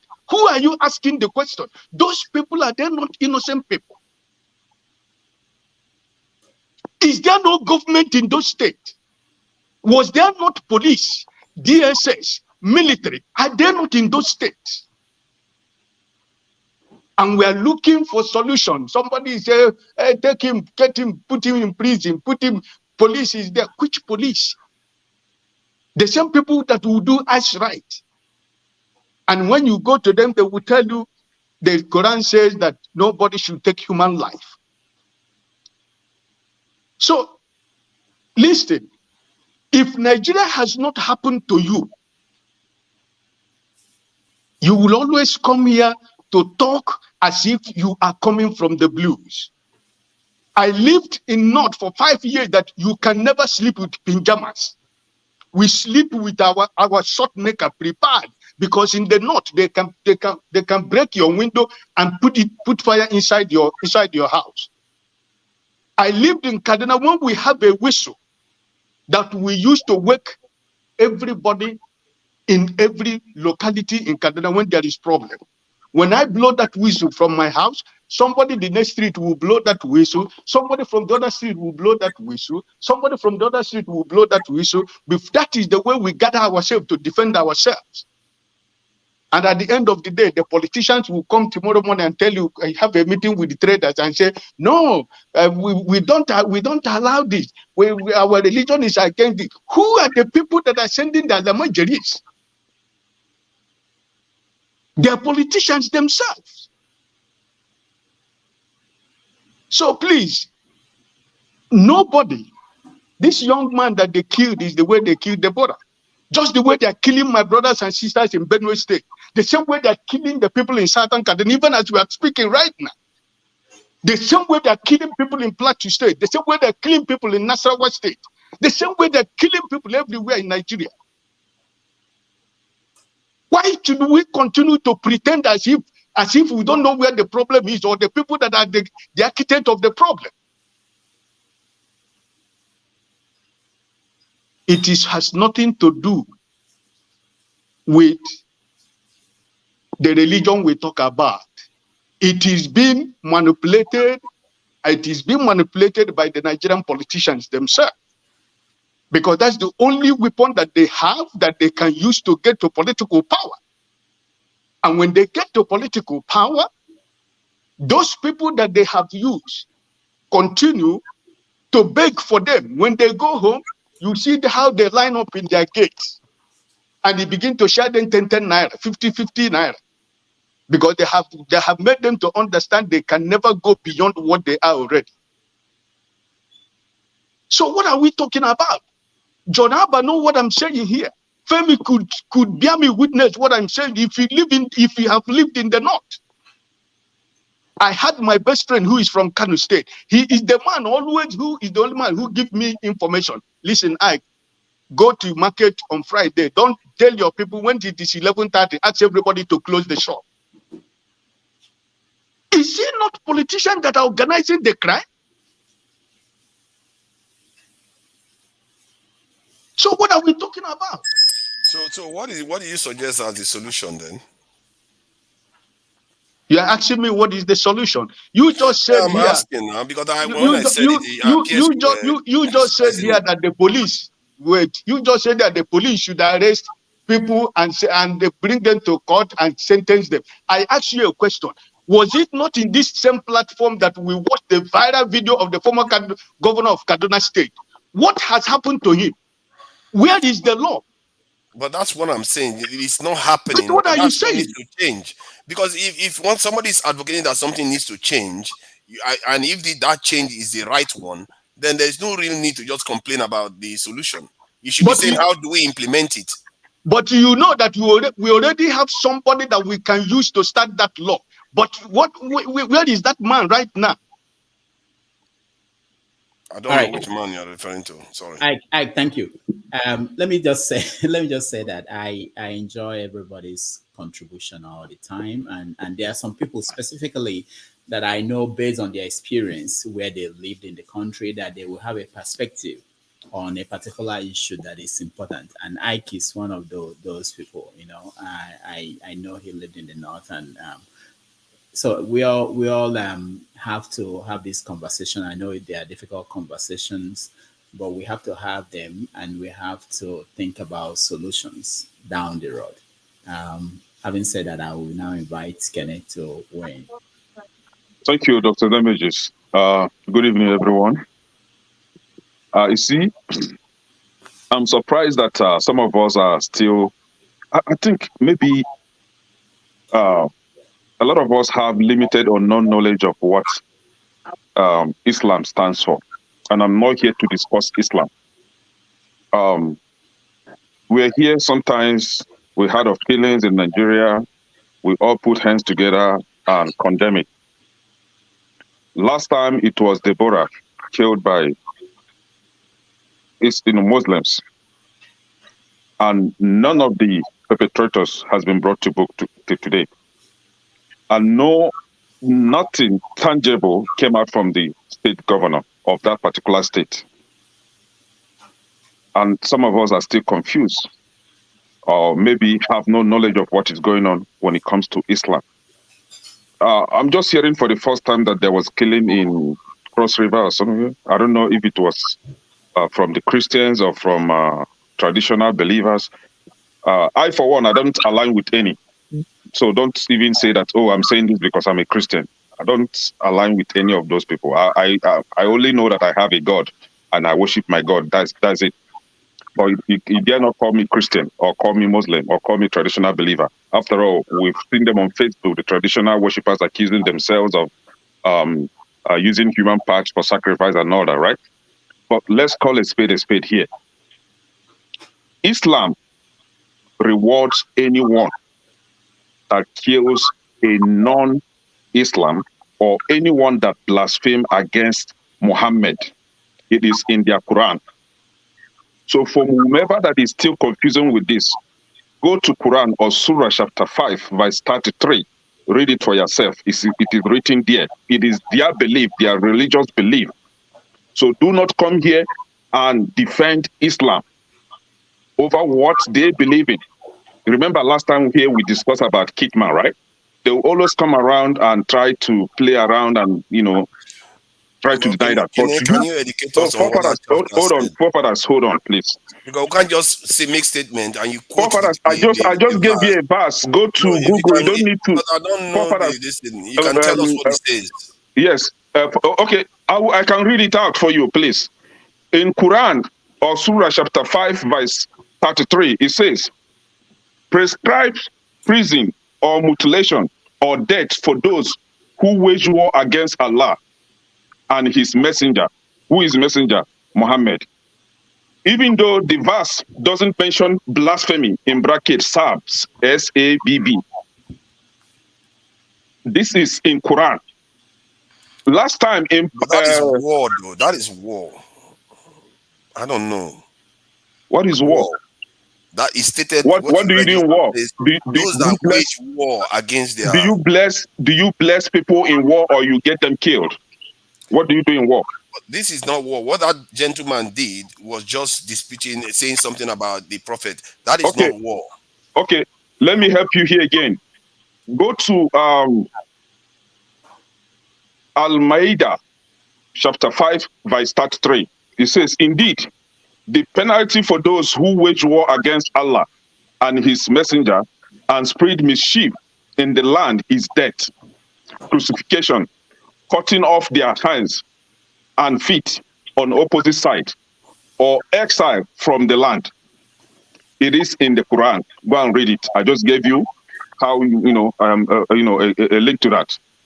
You see, that one I agree with, because he included mischief. Last time mischief? Last time in Pakistan, a cabinet minister was killed for speaking against the blasphemy law. He was killed in Pakistan. Oga Ike was telling us his experience in Kaduna. I, for one, I had experience as a little child when I was still in elementary school. An Igbo boy, you know how they do this Igbo apprenticeship? He came for that kind of apprenticeship, and he went for night cinema. Then I don't think we have this colored flat screen TV. It was black and white. So he went for night cinema. And on their way, they were arguing about Muhammad, and he was stabbed to death. He was stabbed. We all ran out to watch him. He was, how you kill, I don't know the word for that, but how you kind of try to kill a chicken, and the chicken is not properly dead, and the chicken will be aggressively jumping from one area to the other. That was how this guy was aggressively trying to survive. He died. As a little child, I still have the trauma till today. Even based on what you just read, those people that are killing people are breaking the law. They didn't say kill those people. Forefathers, let me finish now. You are cutting me, please. I'm just trying to highlight some of the things you are saying. You can still ask me a question. Now, when Mr. NDBC was making his own comment, he said he was asking why is it that the Islamic leaders are not being questioned, or Islamic leaders are not saying anything about the killing. Why would you want them to say anything? Is it not in the same country where Sheikh Gumi was partnering with Boko Haram members and nobody saying anything about that? He was partnering with Boko Haram members because they have a mission. Some of us are not surprised. This is in their Quran. Mr. Ike, when he was making his own comment, he said that in Mali, where he lived, he had never recorded such experience. I'm sorry to say this, Mr. Ike. Maybe by the time you got to Mali, they've already completely subjugated the non-Islamic believers in Mali, and that is why they have no any other person to attack. This is their belief. It is only in the north or Islam, in this Islam, that when their daughter is married to a Christian male, the daughter must be killed. It is in Islam, it's in their Quran. So this is what they believe in. And when Darling was saying that water and oil are immixable liquid, he's right. In as much as forefathers is trying to bring detergent into it, we know what detergent does. It weakens the water, right? And that is why, to avoid weakening the water, to avoid messing up the bonds in the water, just have oil stay on his lane, water, mind your business. Everybody go in separate ways. This is what they believe in. You can't stop them. They made a regulation against Christian preachers. Why are they not making regulation against Islamic preachers? You know why? Because it is in their Quran to kill. That is why they will never do that. All right, thank you, Kenny. There should be you know what they do with detergent water? Use it to wash, make things clean. We need to pass a new law to stop someone like Adewale from doing what he did there. Yes, that's true. Actually, there should be a new law. That's creepy, Adewale. Come on. What you should have behind you. Let me. I have to run in another 10 minutes, but let me. I want to hear from you run the go, Dr. Damage. Where you run the go? No. Oh, that you always come when I'll hear you. I'll hear you before I go. I want to hear what a Reverend Father from the perspective, because when we look at what's happening in Calabar, I don't know people killing witches, whether they are doing it as Christians or are they doing it as, I don't understand the thinking, but maybe you can help us. The church is there.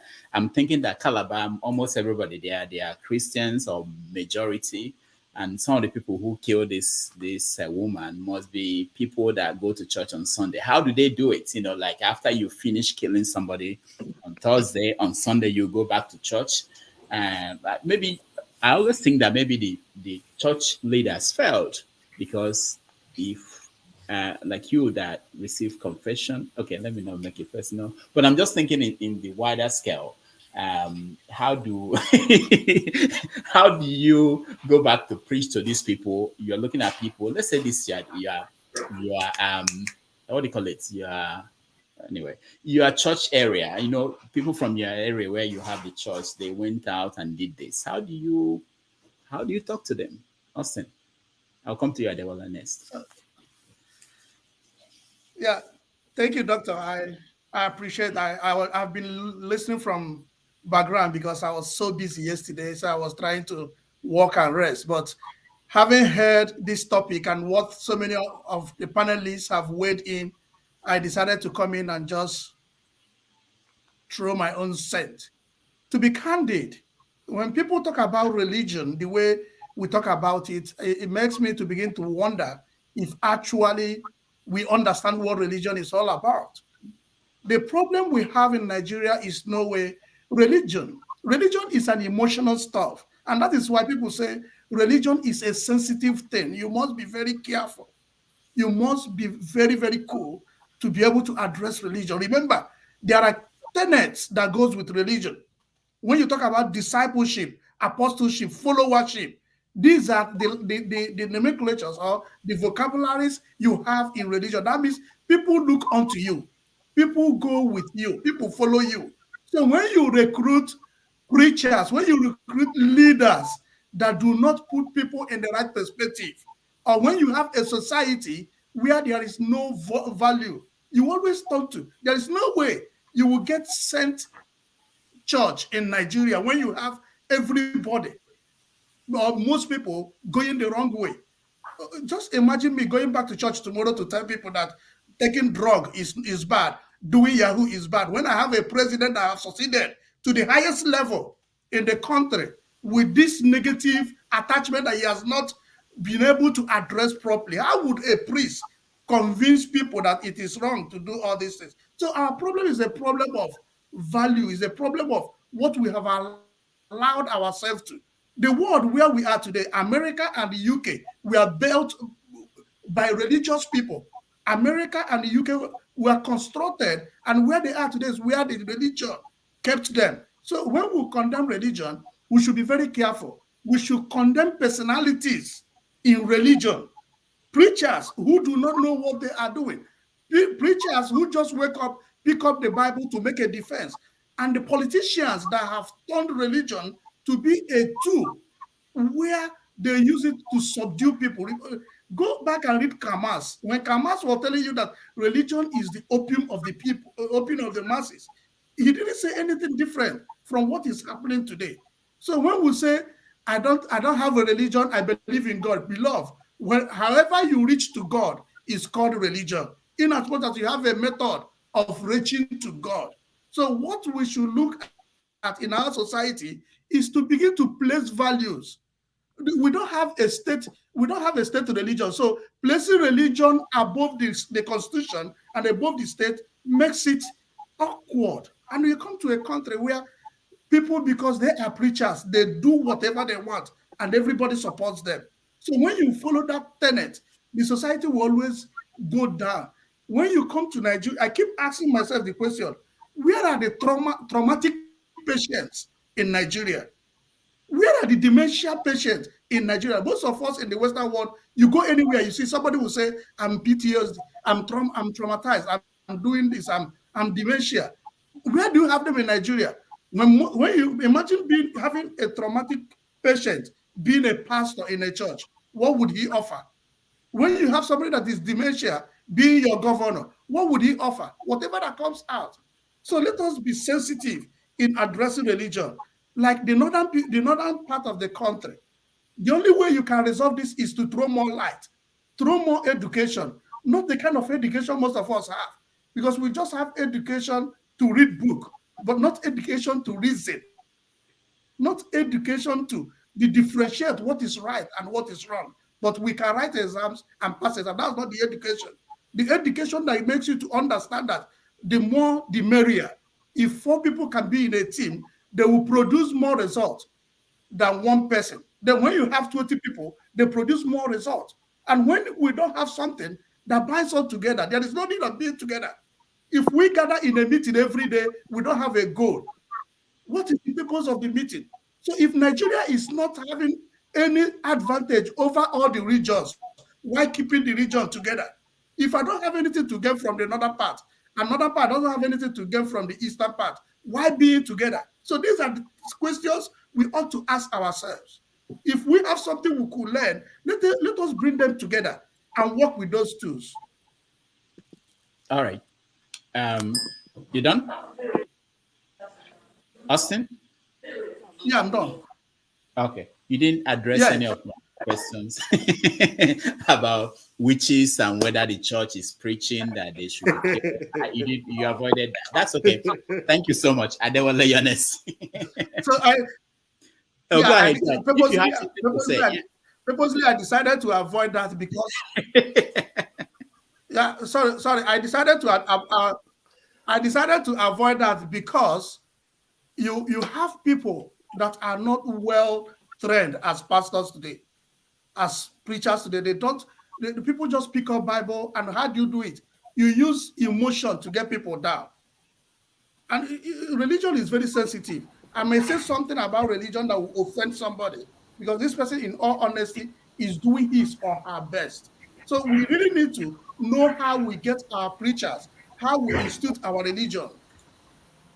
But Austin, what do you want us to do, ordinary people? If you people in the hierarchy of the religion you are not doing anything to clean up the system, what do you want us to do? How do we know who to believe?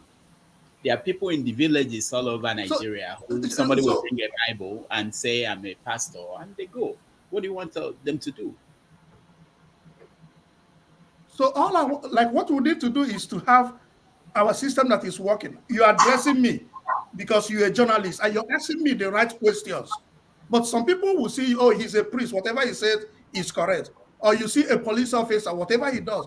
So if every individual focuses on doing the right thing, if every individual focuses on addressing the individual person, like if a pastor preaches something that is wrong, take him to court, deal with him, punish him.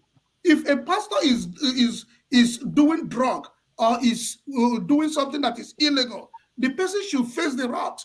So that you're a pastor, you're a priest, does not alienate you from the principles. So when you get people addressing those right things, doing, like if you have a country where police officers do whatever they want, remember that some of them are also preachers. So they will also bring it to the church. So what I'm trying to say here, if all of us can be direct, when it comes to constitution, everybody will follow the constitution. Everybody will do what is right. Nobody is seen beyond the other person. Everybody stands equal before the law. All right, thank you, Adewale. First of all, can you explain to us the person behind you, your relationship with the person? Some people are thinking that it's your wife, or That is Queen T.A.'s cousin. You hear me? Yeah, Queen T.A. Oh, okay. That's her cousin. I've seen that. She's trying to shame me, or what I call photo shaming me on your show. Can you imagine? I've seen that. Yeah, I purposely put that picture, and I apologize in advance for whoever feel disturbed by the picture. Some people are like this though, so let's just say, I don't know. So if you feel are you giving us a sign how we Nigerians will look like after Tinubu is done with us? By the time by the time it's done, every Nigerian will end up looking like this. I purposely put it up there so that people will understand that the more you look at religion, when it comes to religion in Nigeria, the less you see. It's deeper than what we are scratching or what we're talking about in the studio. Religion is the way of life up there in the north. You can't separate the two. Even though Nigerian state does not allow states to adopt religion, but it is. Majority of people in the panel and the studios are all Southerners. I think it doesn't matter whether you live or born in the north. How do you separate North from Islamic religion? It's going to be hard. That's the reason why they adopted Sharia. Sharia, and the southern people fought against it. The Andoakas of this world fought against it, and they couldn't. What happens in Kano was unfortunate, was barbaric, was condemnable, but it will continue to happen because we are different. We are different. We are distinctively different from each other. And the earlier we realize that, we're able to fashion that into perhaps in our constitution or the way we govern ourselves the better. Because if you're a southern person and you go up north, let's say you go to Borno, Maiduguri, and you want to live the same lifestyle you live in the south, you're going to run into a problem. I think the only place where you can live freely as an Nigerian is the southern part of the country. I was surprised. I was really shocked when I saw a video clips online showing a southeasterner man leading prayer. I in was, the mosque in Saudi Arabia. yeah, that's another one in Nigeria as well.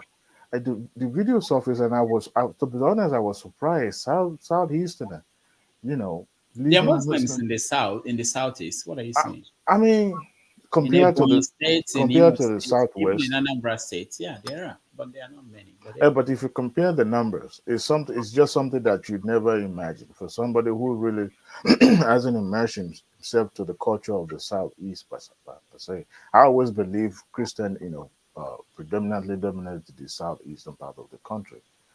But if you examine what the percentage of the Muslim in the southwest, compared to the one in the other part of the southern part of the country, they are not the same. But I think the southwestern part, and was someone who had lived his life or alive in the southern part of the country in his entire life and migrate to the north. Just like you traveling to Saudi Arabia. The first time I found myself in Dubai, I was surprised. Sunday there was no church bell. That's shock, right there. And I've tried to give example in the comment section. You know, Sharjah is still part of Emirates, right? UAE. They purposely relaxed some of those Islamic rules in Dubai and Abu Dhabi. But most of the things you would do and get away with in Dubai, you can't get away with it in Sharjah because it's strongly a staunch Islamic state. The same, and it's part of their life. It's part of their culture. So the better we understand that than looking at it from that liberal view of you live coming from the south. And the politician, don't let me use the word because that word has been flogged several times. The leaders, whether in the past or the present or in the future, will dare not. Because the more, if there any leader trying to deal with that issues by trying to put his foot or our foot down to separate, the state from the religion, will be the end of that country. And they know for a fact. And that's why the likes of articles of this world could delete his tweet because he knows he's going to run into a bricks when he get home. So the more you look, the less you see. But we shouldn't stop because if we stop talking about it, or if we stop addressing it, we'll continue to sweep it under the carpet. But that's just my view. For those who have lived all their lives in the North might have a different view or contrary to what I've just said. But I also believe that is their way of life, and to change that. Don't get me wrong, we have some fanatical Christian in the South as well. I'll give you an example of Reverend King Church in in Nigeria State then. I don't know if anyone ever attended that church. You could see the workers, even the patrons were in complete fear every now and then because they were completely brainwashed, and and they follow what is being told, not what is being written in their holy book. Mm. So going by my description, I said, become a babalawo today and get your free form. That is the only religion that guarantees you will not be discriminated against. So they handed Adebayo, over. don't saturate my religion. Don't No, monetize I'm my just religion saying either. that is the only place where you would not be discriminated, whether you look ugly like the picture behind me, or you look Ladies people and that you gentlemen, are. Adewale is just a faction of Babalawo religion, so it's not your technique. Hey! Don't religion shame my religion or what do you put it now? Okay, all right. the one you have is being handed over to you by your colonial master. So I'm a traditionalist, so okay, good for you. Good for you. Thank By the way, you. forefather. Oh, Forefather, you woke on the wrong side of bed today. You just came here smoking and going hungry at everything. No, Adewale, it's what happened the last time was that forefather had cold. So Oh, the cold yet law. So okay, fire. I see. all right. Thank you for Adewale. Thank you so much. Thank you. I have to go, unfortunately. Today is a holiday over here, holiday weekend. So, but I want to thank everybody that joined. Forefathers and show will take over from here. I wanted to say something that shocked me last week. So last week I posted on social media. I'm hearing comments from somewhere. Oh, please, can you mute yourself if you're not speaking? I don't know where it's coming from. Okay, so I posted on social media last week that I have a book coming out, and just the picture of the book, the title, I got responses from people that shocked me. And these are Christians, and they were essentially, without reading a word of the book, they don't know what's in there. It was, apart from people who are praying for deliverance, people who are saying that I've started worshiping the devil, they were sounding like if they could get their hands on on me, they will do harm just because of the title. And so when we look at religion and what's happening in the North, we should not exonerate the Christians too, because the reaction I saw was shocking. Um, and if you go back to history, you see that Christians were behaving the same way. That if you have an opinion that is different from what they were taught, and they could find verses in the Bible, Old Testament, where stoning you will be the appropriate punishment. So it's not something that is that even those who say they are Christians, their history shows that they participated in things like this.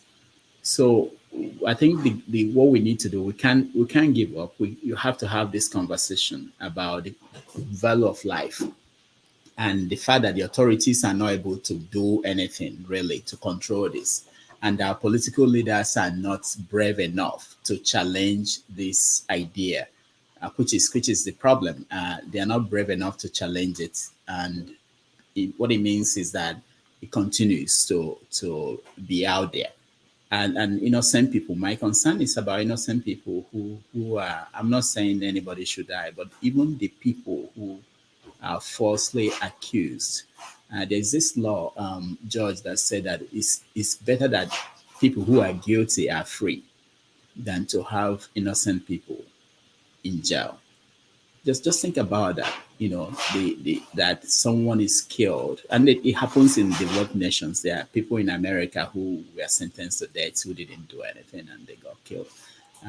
It happens everywhere, but we shouldn't let that continue where we come from. And anybody who can add any voice, any new idea about the solution. That's why we have this.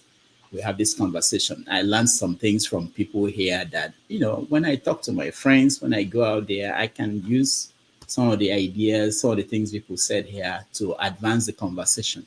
And hopefully, even the people we think we don't reach, it will get to them. Maybe from fourth, fifth, sixth person that we spoke to. So I don't want anyone to feel that we are wasting time here. I think what we're doing is very important. And I want to thank everybody for joining me. I will now hand over to. Oh, by the way, before I go, somebody is trying to join. There's somebody who is a moderator trying to join. If it's you, please stop. There's something you can do. Right. Electricity. There is a moderator. Yeah, I'm seeing it here too. I don't know what's going on. It's a moderator. Let me try something. Oh, it's Ngozika. Yeah, she can't even hear. Okay, she's a moderator, I see. Yeah, that's why. But anyway, so for show and forefathers, you can do a rant after this and get someone to win this book. And if you want this book down the road, please send your address to me. I'm forwarding them to the author so that he'll send the books to you. My email is drdamages@gmail.com. So forefathers and show, you can do one more rant and get a winner, and the winner will get a copy of this book signed by Dr. Damages, did you miss the last week's after you left? Yeah. I got all sort of names. So I was called Maurice Iwu, I was called Yakubu. Welcome to the world. Welcome to my world. All right, Dr. Damages, I'm going to follow you, leave, but I'll leave this one. Since morning I've been here, I think I should win the award of most discriminated against so far on this platform today. It's one good. man will give you a run for your money. I was waiting because my children were so disappointed what the video did, so I wanted to want to speak from their own perspective. But since we are not going there for now, EU, whatever you guys are, politics and religion, I'm born again, so I don't want to get into all those mess again. Because of all right, Jaraba, thank you. I appreciate you. I know you lived in the north, and whenever we're talking about issues about the north, I always want to hear your points. Because it's not. No. It's okay. It's welcome anytime. I'm pleased to have that conversation any day, anytime. I'm a more northern. I'll be honest. I grew up all my life there, though I'm from Benue, in the another side of me. But I'm more northern. I'm not ashamed of it. But it's okay. I like your way. Sometimes that book that you say why you are disappointed in Jesus. When I saw it that day, I say, you are a man. Oh, you say that here. Anyway, it's coming out in November. But thank you guys. You are brave, and anybody that comes after you, they will come after us too. They should not. They should stop that nonsense. People are allowed to speak their mind. Hey, Dr. Rudolph, me that is joining you from my vacation, why don't you just send the book to me? I'm enjoying my vacation, but because I love this platform, I decided to be part of it tonight. Why don't you just give me the book? Mr. Ike, rephrase it. Not because you love this platform, because you love Nigeria. I appreciate you, but it's not from me. It's coming from the author, and we said that there's a condition for someone to. Obi, I miss you. I miss you for a long time. How are you, my friend? Send me vacation notice. Thank you guys. You went to vacation without me. Okay. So they said we should do one more ranting session then. Where do we start from? I think we should start from AB, isn't he? He's the one at the top. So AB is not going to. So AB cannot play because he won last week. I guess he's popular. He can't be banned. Can he be banned? Did they say who we shouldn't rant? Yes, Mr. INEC chairman. That's what Rudolph said just now. Mr. INEC chairman, did they say who we should not rant? Rudolph said 5 minutes ago. Show. So you are saying that if Tinubu do 4 years now, the constitution says he can run 2 terms. Our constitution here says you can only win once. Let's not fight over this, okay? Constitution and win only once. How would you want 2 books now? Anyway, Mike, why you want 2? Yakubu, now you they bring this second law, so Yakubu. Well, it's not going to be about rant. Oh, okay, Ngozi first, right? Yes, let's let them run because he gave up his win prize last week, so he might still do the same this week. So okay, please, Ngozika, if you want to go. So is it rant session? It's rant session. Whatever you think about what you've heard. It could be about anything, like of course relating to Nigeria. Can I rant about the lynching? Anything. Oh yeah, you're free to anything. Are we allowed to vote? Are moderators allowed to vote? So no. So I think the way we should do it is, so this week it's people on the panel that would compete. The people in the chat will vote. Next week, the people in the chat will compete. Also on the panel will vote. Sounds fair. So the people in the chat, please pay attention. You're going to vote for your winners. Okay. 60 seconds. Okay. So I nearly caused somebody to be lynched once, and I've never recovered from the trauma. I was buying something. He stood behind me, and my money went missing. I turned to him and confronted him. And in rage, he punched me in the face, and my glasses fell off and broke. While I kept asking him, why did you take my money? He said, do you want me to be killed? Why are you accusing me wrongly? I said, brother, you were the one standing behind me. Where is my money? This guy beat me to pulp in the middle of the road. My glasses were broken. It was much later on that I understood his anger. I was shaking. Till I got home.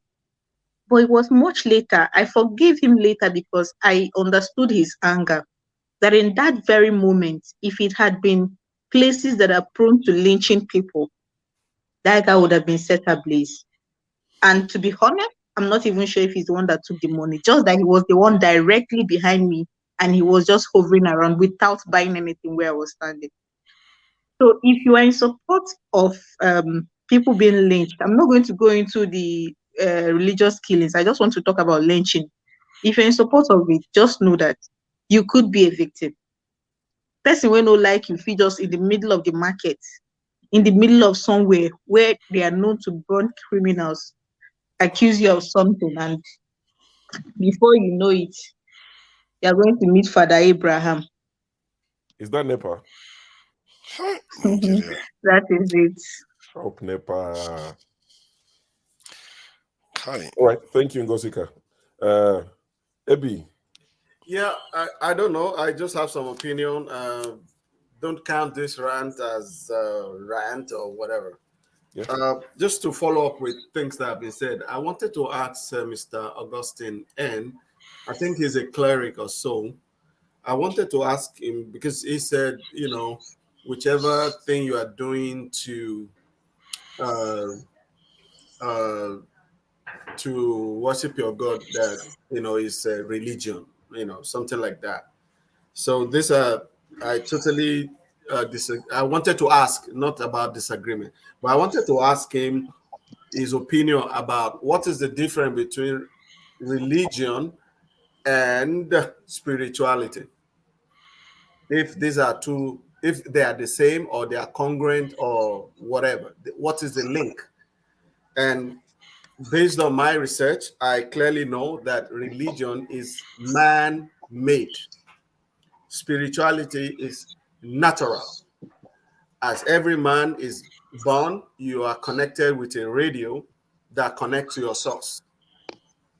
And the definition of God can vary. We all use that God, but what you mean by God or I mean by God could be very, very different. I don't believe God is a personality. I believe he's a force. I mean, I saw a video one time in YouTube and a bird, I think that bird lives around there with others. I think somewhere in the Middle East. And this bird knows the time that the man usually prays. All right, is Islamic prayer, you know, the prayer. What this bird does, it come almost at that time or before.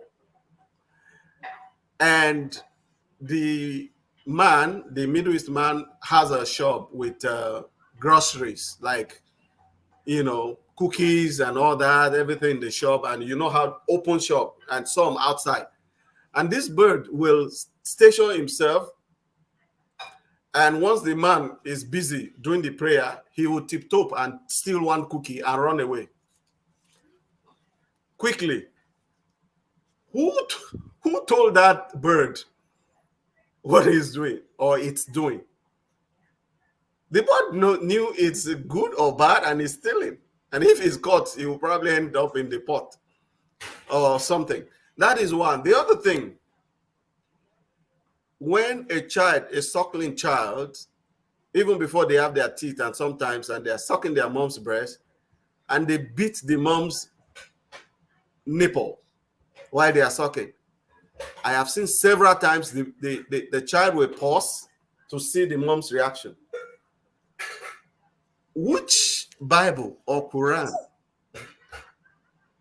did the child read to know that I hurt the other man or I hurt my mommy? You know why? Good and bad, the understanding of it is built in as we are created. Meanwhile, we have a religion that tells you that you are evil when you are born, and that, just like John Abba said, he needs to be born again. When are you going to grow? So we need to step back and understand the psychology and principle behind, by my definition, the man-made version of our lives, which is religion. You can be spiritual without being religion. And that's why I don't believe I have to pray for everybody to hear before I pray. I should be able to connect. And the truth is, for example, the Bible, which I know very well, which I still read, because where the scripts are coming from, they are really strong. It's just that now we understand it differently, and we have totally different interpretation of what the original texts are telling us. And there are a lot of good things in those scripts. You know, the same Bible told us in Isaiah 47, where he said, I am God the Almighty. He said, I do it both good and what? Evil. Okay. Yeah. Thank you very much. So anyway, I stop at that. I can go. I'm still wondering how you know a child has beat something. I still am curious how you found that. How can you know that though? That happens. Did you do That that? happens. Did you not do that? It does happen from time to time. Anyway, forefathers, forefathers, are you still not married? Myself? I'm a bit curious. I'm a bit curious how you will know the child, except the mom reacted. I'm asking you a question. Are you married or not? If you are married, you're supposed to know. I don't have a personal question, sorry. But point is that how can you know that the child has done the biting without the mom reacting? Of course, now I have to. Oh yeah, quite cool. Thank you, guys. I'll stay. I'll just watch from behind. Right. I'll step out.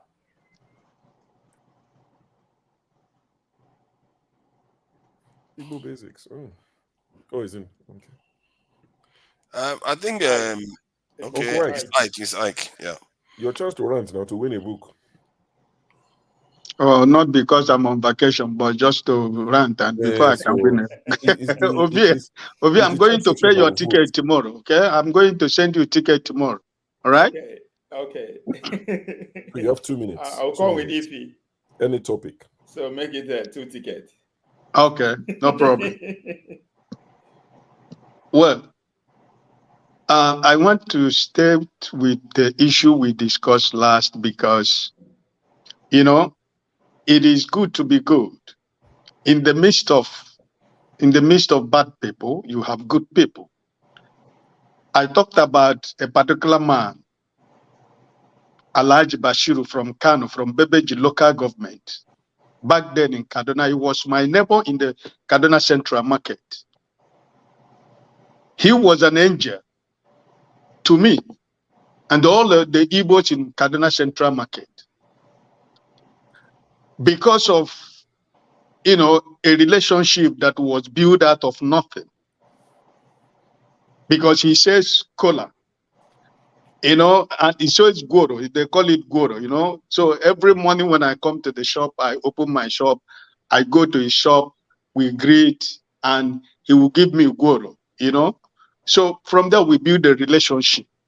He began to understand really that it's not really what people say is about people from the South. Let me not say the Igbos, you know, because I don't want to be tribalistic. But at the end of the day, we build a family relationship that lead me to Bebeji local government to his town. We used to travel to Kano State. To the point that he wanted me to marry the sister who was at the University of Zari there. You know, but I was not ready for marriage. And probably it wasn't God's will for me by then. This man became an angel to me and to my fellow compatriot in Kaduna Central Market. Because whenever they plan their attack in any area of within the city, he is the man who will always call me and say, hey, Ike, you have to be careful where you go today. You have to be careful what you people do. Let your community people know that after, when they go to mosque, everybody should try to close their shop and watch what is going to happen. So, and through this man, a lot of life was saved in Kaduna Central Market. You know, so when we talk about people who do this, they are not just common people like us. They are people that are highly placed, that are used these alamajeris to commit this heinous crime that is being committed everywhere. You know, so what I'm trying to say is that no matter whatever or wherever you find yourself, try to do good to people, because you never know who God is going to use in your favor. So that relationship that I built so many years ago is still there today. You know, I am just like a family in Kano, and it's just like a family in my place where I come from, Imo State. This is out of it when you are surrounded in the midst of your enemies, because the same people who are laughing with you, are joking with you, playing with you, they are the same people, the same day that they're going to do that, they're not going to tell you. But he's the only single man who God always uses whenever there is an information that we need to do something to protect ourselves. That's why I talked about we have a whistle that we use there. That whenever there is a problem somewhere, somebody will blow that whistle. And the moment we blow that whistle, anybody who is an Igbo man or Igbo woman in the Kaduna Central Market, wherever, you know, the same way you blow the whistle, somebody the other side will blow the whistle. Somebody the other side will blow the whistle. Before you know it, you see the gatherings of the Igbos in the Central Market. So at the time, these people begin to understand, wow, these people really have decided to organize themselves. So what I'm trying to say finally, before I give somebody the opportunity to say something, whatever you do good to people. Don't do good because you want to receive something in return, but do good because it is worth doing. Your blessing or your reward out of the good you do today might be why you're still living. Some of us that are still alive today is not because you have money. It's not because you have good health. It's not because you think you avoid so many things in your life. No, it might be just a simple good you did somebody that was not valued by yourself. But that little good is what that God you believe, whatever you serve, is looking down upon your life and say that I have something to give you. And what is it? I'm going to give you a long life. Okay. So most of us are living today because of a little good that we have done to people. Oh. So my encouragement is, no matter however it is, no matter how difficult it is, please continue to do good to people. All God bless you. Thank you very much, Uncle Ike. Just something that I picked up while you were, sharing the testimony of the man that was the God-sent angel to you in Kaduna. If the man is still alive, the next time you're sharing his story, just skip his name, because you never know who is listening.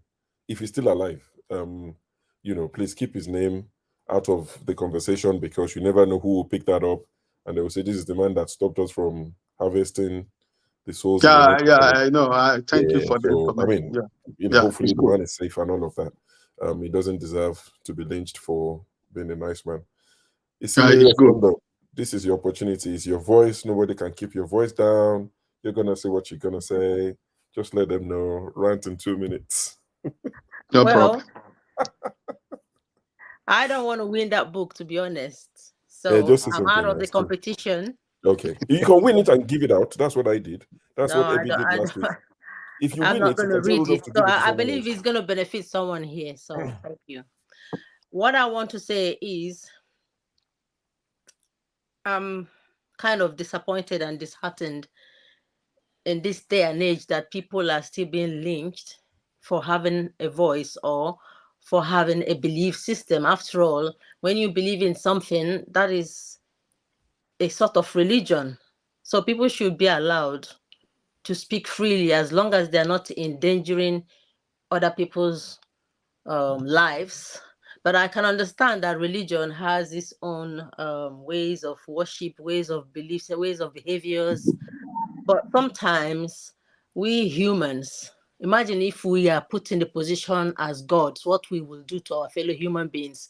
If we were given the power, not even throwing, imagine now we're talking about this Muslim person that is being killed because we are seeing it physically. What about people that kill with their hearts, with their mouth? There are many ways you can kill someone, just like throw a stone. So whichever way it is,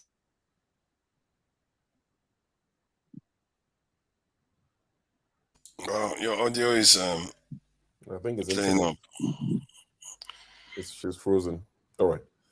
Okay, I guess the next person is Ovie. Is it Ovie? Okay. Okay, go ahead. Oh, she's coming back. Okay, let's just give it a moment. Got this pot and pan. I think Ngozika. Ovie, it's your turn. Isimiri is frozen. So. Okay. Well, religion. No religion, no rant. It could be any topic. Oh, we are any topic. Want me to rant about you? Why not? Go ahead now. I don't like your bad head. That's it. Is that good enough to win the book? Anyway, I think to me, we have the organized religions, right, which promise you life after death. I'm back. Can I continue with my time, please? Go ahead. 30 seconds, please, round up. Okay, I didn't speak for long, or don't be partial to me now. It's not nice because others spoke long. My internet was bad, so I need my own time, equal as everyone else. So what I want to say is, religion has not been good to me as a person practicing it. With a bad experience, imagine bringing someone into a matrimonial home that is supposed to be a woman of God, and getting there, the so-called woman of God that is supposed to be married, then try to split the whole family.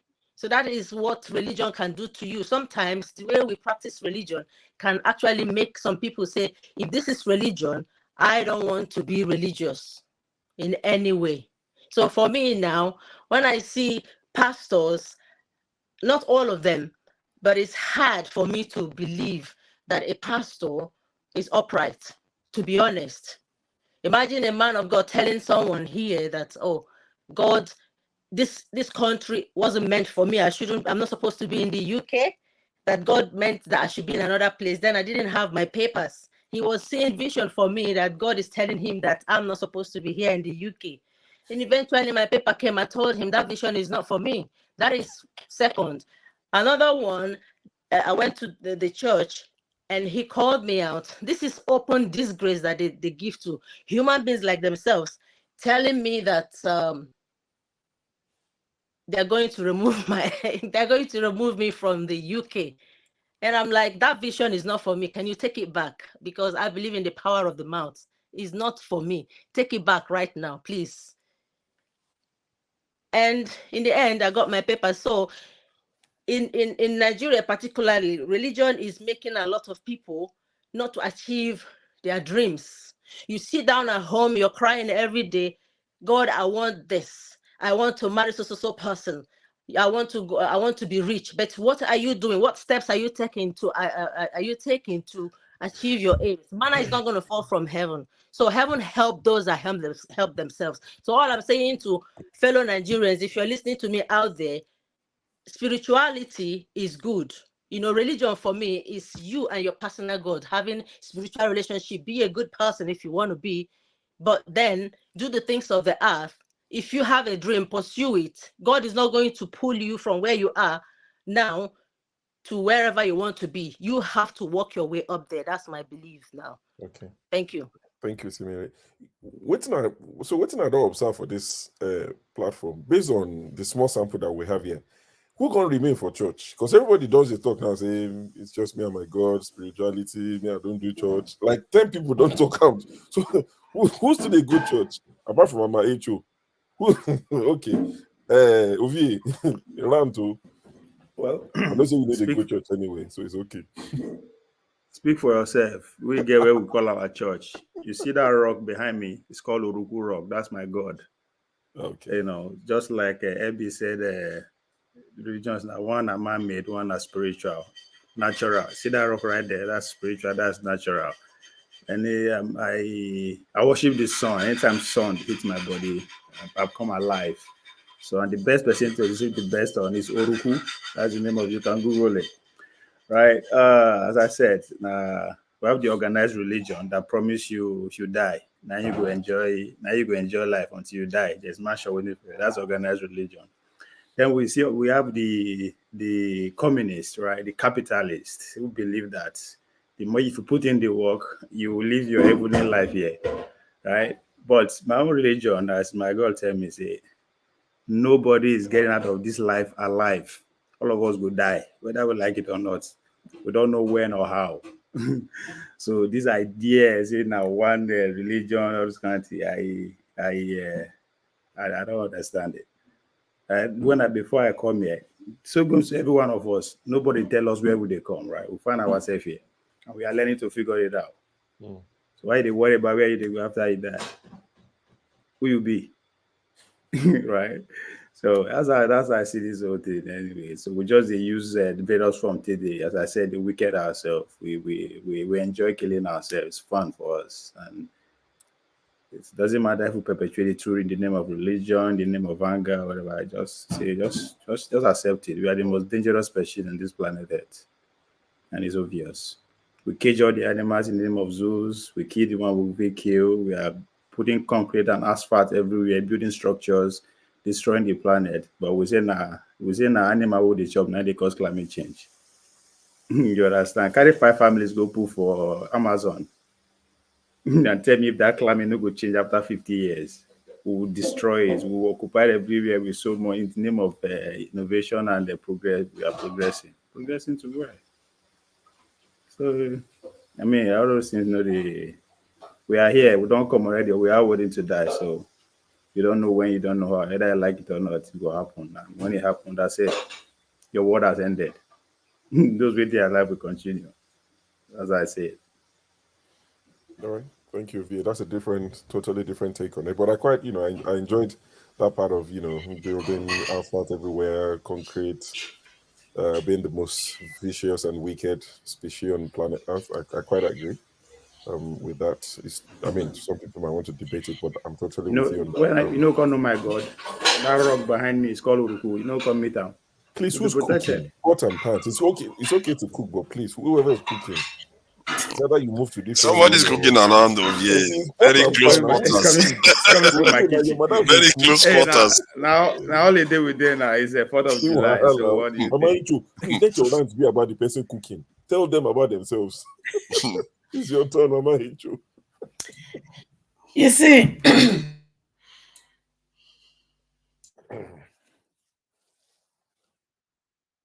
you're muted. Mama Hichu, you're muted. Unmute yourself. I didn't mute you. Let me just when it comes to Christianity, we just use the wrong language. The beauty is not the church. The religious sect is not the church. It is me and you that is the church. But we define the beauty or the religious sect or denomination as the church, which is wrong. And that is why we are getting it wrong. And when it comes to the church, the devil is a saint. Because the Bible itself gave us what we should do and what we shouldn't do. And what do? My children are what they are today. Why? Because the daddy Gio and the pastors and the reverend father, what they say in the pulpit is different from what they practice in the open for them. And since they don't practice what they say in the pulpit, they practice something and the children decide to practice what they are practicing. And that is why they become what they are today. And today we blame them. How dare us to blame them? When we are doing Yahoo Yahoo in the name of tithe and offering, didn't Adeboye tell us, say, if you don't pay tithe, you know they may go heaven? Where is it written in the Bible? So it's Adeboye, not a Yahoo Yahoo pastor, telling us lies? What is the purpose of opening kiosks up and down in the name of church? Is it not for tithe and offering? Whereby they don't give the pastors, when they open those branches, they don't contribute anything from the headquarters for them to grow the ministry. But at the end of the day, they will ask them to begin to contribute tithe and offering to the head office, in the expense of the members who are contributing the money. And when you as a member now run into crisis, you go and meet them, they will say, I know you not, depart from me. So what are we talking about? So when you look at Christianity, Christianity is not a title of a religion. It's a way of life. Are we living according to how Christ lived that made them to call the Christian in Antioch? The answer is no. So we shouldn't call ourselves Christian at all. Because we are not qualified to be called Christian. Because our way of life stinks. When we want to do evil, we don't call the devil into a meeting and take permission from the devil. Say, I want to go and do evil in your name. But the moment we are caught, the first thing that comes from our mouth, now the devil handwork. I want to ask you, when they call the devil handwork, did you take permission with the devil before you come to do your evil? And now this popular man, when they use good, they blindfold all our name. He don't his story day up now. When they impregnate young girl up and down. Chibuzo, the opium man in Port Harcourt. What a shame. So Chibuzo don't join the Suleiman when they pregnate my daughters up and down. Chibuzo, the opium man, when they celebrate, they do good up and down. What a shame. What a shame. Why? These are people who supposed to train up this young girl, prepare them for marriage. But no, they destroy them. And you will tell me we should be doing what? We are nothing but a disgrace. And they go call them the body of Christ. Which body of Christ? Even the devil, you cannot even be in body. Because even the devil, he better pass all of our call ourselves Christian in the name of religion. There's a difference between religion and spirituality. Our traditional religion taught us spirituality. But this borrow called religion, what we carry for head, the way when they practice it, now turn our country to become what we are today. We are not even truthful to ourselves. Talk less of our maker. Then when we payment, they go carry soundboard. We go carry on a go dump there for church. They pray, may they rest in peace. How can you rest in peace when you're on earth? You didn't prepare for the peace. No one that did not prepare for peace will ever rest in peace. If I don't prepare for peace when I'm living, if any of us don't prepare for peace when we are living, we will rest in pieces. Thank you. Thank you, Mama Icho. So bottom line, do good while you're here. There's no prayer for the dead. Okay. Man of Prestige, over to you. It doesn't have to be religion, just to make it clear. It's a rant. You stand a chance to win the book of Dr. Rudolph's guest I think this month. He has a guest who's coming. It's a medical, written by a medical doctor, I believe. So this rant could be about any topic, but a lot of people have told the line of religion and all of that. So it's up to you. Oh, okay. Thank you very much. I was just wondering, because I don't really like to indulge into this religious, dichotomy. I'm a Christian, but sometimes it could be a little bit of complexity that involved in that. People take it differently. Whatever you believe is your own religion, it's up to you, and you go into that. But I'm going to that about African colonization. Nigeria, for example, we have gotten our independence about 63 years ago, and you have people like Ghana that got maybe 2 years or a year before we do. So most African countries, let's just say within 50, 60 years right now, they have got independence. But up to right now, we're still complaining about colonization. Is it not about time we take the bull by our horn and become who we're supposed to be? And not just depend, waiting on this colonial master to tell us what to do up to right now. They're still colonizing us, British, France, and everyone. We stay there, we do whatever they say, we practice their religion or something like that.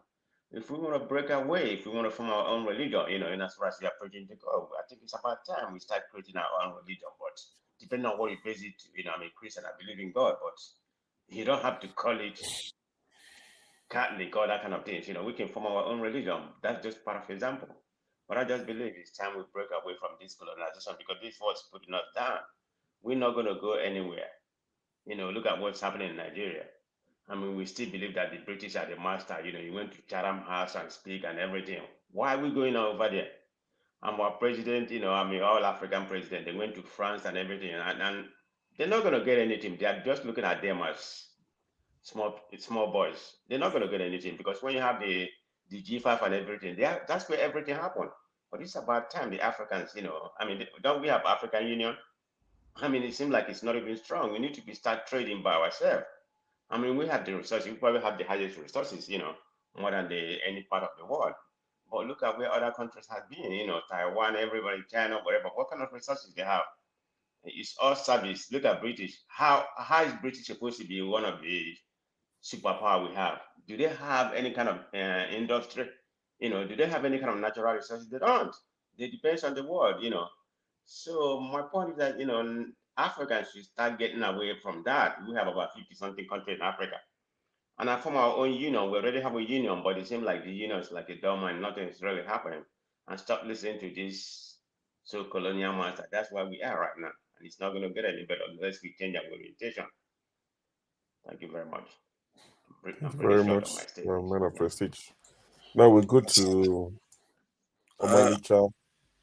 I think it's Iffy, isn't it? Yeah, that's the Omalicha now. I can't see. So is it Asamwa? So I picked this up. There's a Twitter thread that's been going on for the last 3-4 days, where there's a Twitter handle called Igbo something. Is an Igbo, mouthpiece basically. So he started a thread, or she started a thread 3 days ago and said, "Igbo ladies, bless us with your JPEGs, like pictures." And the amount of photos I have seen. Imo State and Abia State ladies, I don't know how they do it in those two states. They are different breed. They are fire. I don't know where it feels from, but Imo State, now they've started today. Igbo men, Saturday, they started today. All the Igbo girls are now coming, picking husband. Twitter is fun. If he rants, sorry. Wait a minute, sure. Where did you bring that? Because if you want to speak, that's why you brought that up. Yes, now. Haven't you seen if he's going out after this rant? Okay, you people are playing. If you talk, okay. Wait, you're muted. Sorry.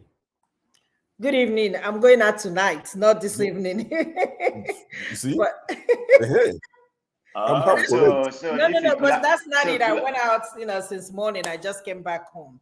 Kulata was right, Ify. What did he say? Go and read the comments. It seems like they're going somewhere tonight. I don't know what I did to Kulata. God, please help me. Help me where Kulata is. I don't know what I have done to Kulata. In fact, sometimes when I see his name here, I just feel like getting out and don't say anything. Kulata, beg. What do I do you? Leave me now. I beg. Anyway, good evening, everybody. I don't know what you guys have been talking about. Did you guys talk about Davido? It's later. I don't think others will go there. We haven't talked about him yet. So Okay, don't worry. So your rant can be about Davido. That's okay. We'll talk about that. You guys, did you guys talk about? Did you talk about the convoy? Tinubu's convoy. We've touched up on it. So okay, basically, no. The only thing I want to say is this about that convoy of a thing. Okay. It saddens my heart that if you look at the convoy, the motor they used, or the cars, or the trucks, or whatever it is called, is foreign vehicles. But we have innocent over there. The president of United States doesn't use a foreign car. All of the foreign cars, all of them use American-made cars. So why is it that they will all use foreigners and Sequoias and all those big Toyota cars? These are foreign imported cars. How are we going to support our own business? Like Innocent, who is producing car in Nigeria. The only thing I'm a bit skeptical of, what Tinubu did is increasing the tariff. Hopefully that will help in supporting him, because it doesn't make no sense. It doesn't make no sense that this man is doing the best, employing people, creating jobs to boost our economy, but we are still, the federal government is not supporting him. The federal government are importing cars to use. None of the government, maybe as when P2B was in power, I think he supported him by using innocent cars. But Lagos State, any other state, they're not buying from him. They rather buy from other distant. So it's this issue of developing Nigeria on, developing our economy is going to be very difficult. In terms of subsidy, I heard a little bit of what Paul said. I think that was yesterday on Ovie's channel, and he said something. Where is the money we are, the money we are using, we are getting from the subsidy? We are not paying anymore. What is it used for? And at the end of the day, nobody's going to give account of that money. I promise you, we won't hear anything about it, and the money is going to go drain. And somebody said something about, why can't you use that in infrastructure? Why can't you use that, even if it's just electricity?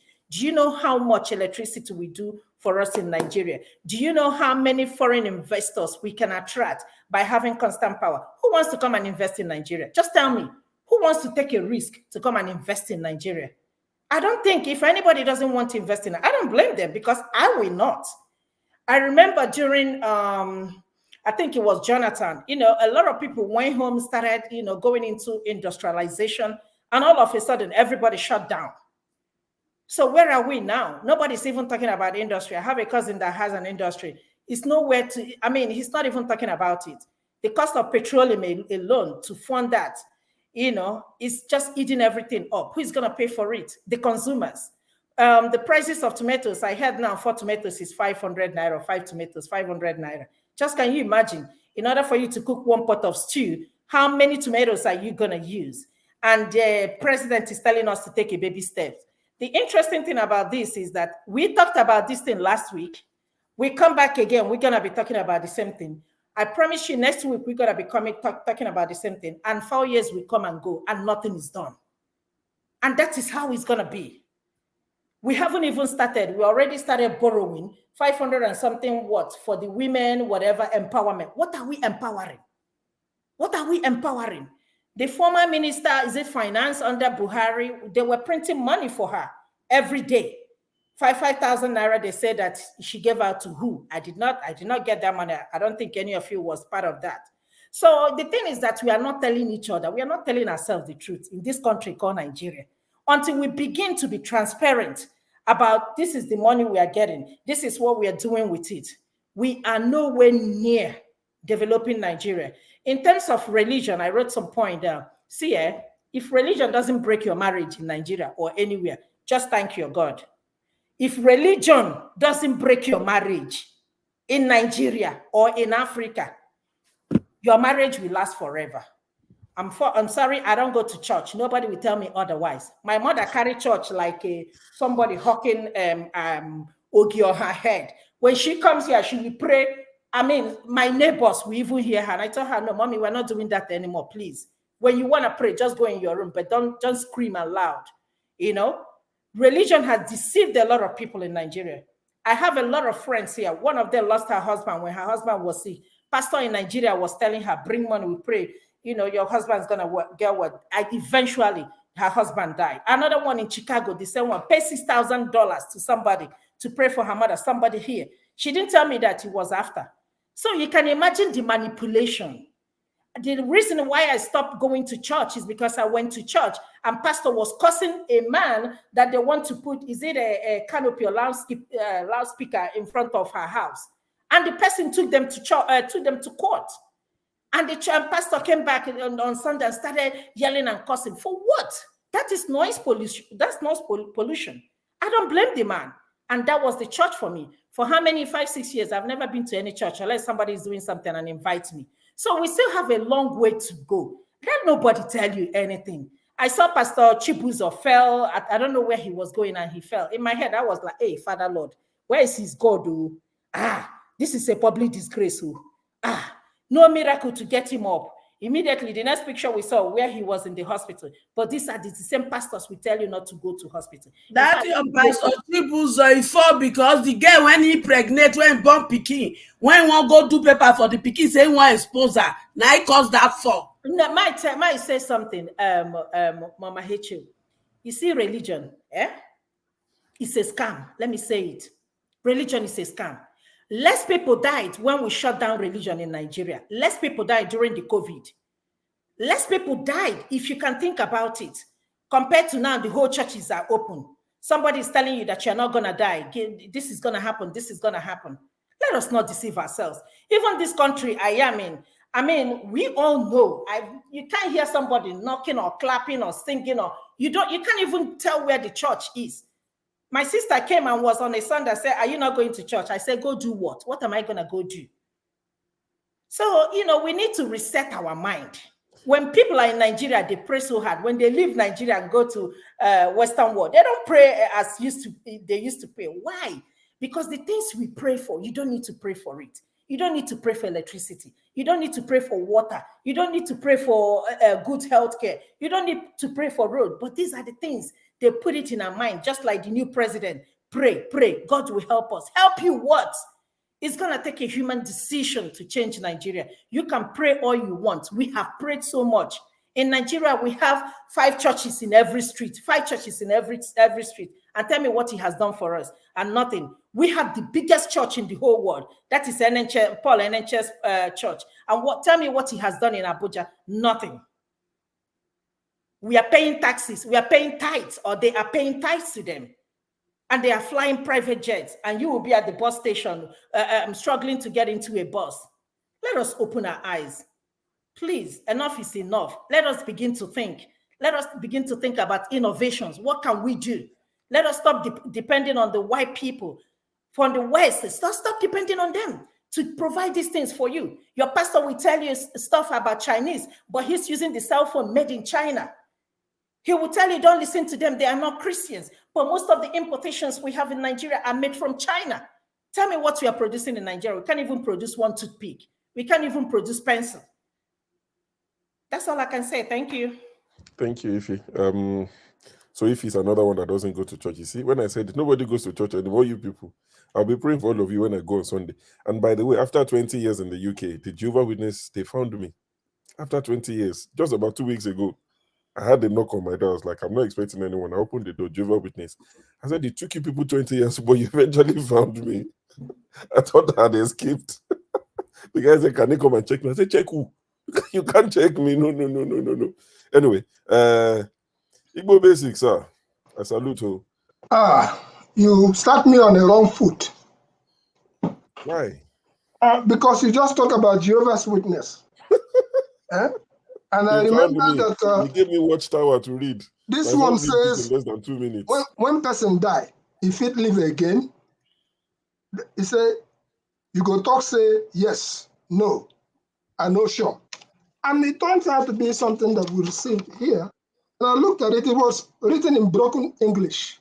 I said, this is they don't reach far.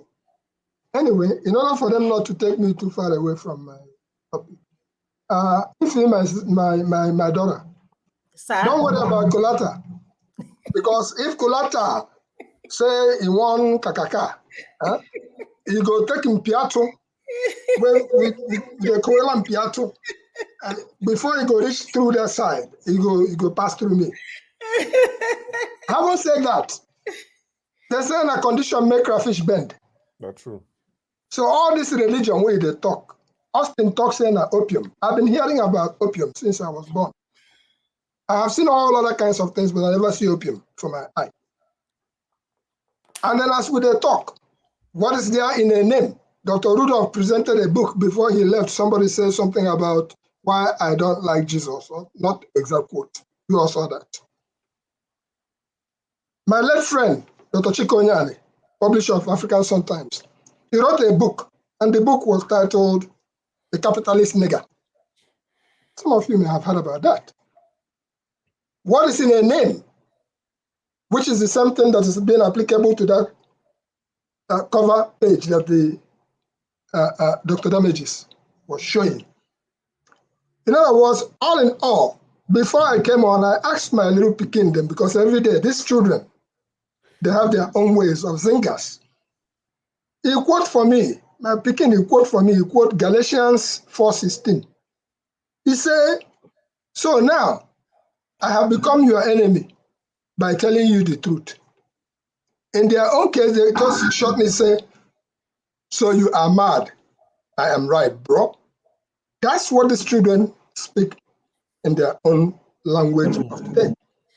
So in my continuing, I would just like to commend Ngozika, my sister, and Mr. Fix, and also Emmanuel. Those are the people who spoke earlier on today. The person where we are shoe, know where they pitch. Ngozika even bring out a tuber of yam. Ngozika laid down all the things that have been going through in the market for people to be able to survive today. So if we come mix all these things, it become miskobo. Why it become miskobo? Because in 1971, for Aba, women no fit wear trouser. Women wear trouser for my korokoro eye for Aba Motor Park. They chase them down. They throw stone on them for Aba. It happened in my own face. I don't make somebody tell me. In front of Rex Cinema, Aba.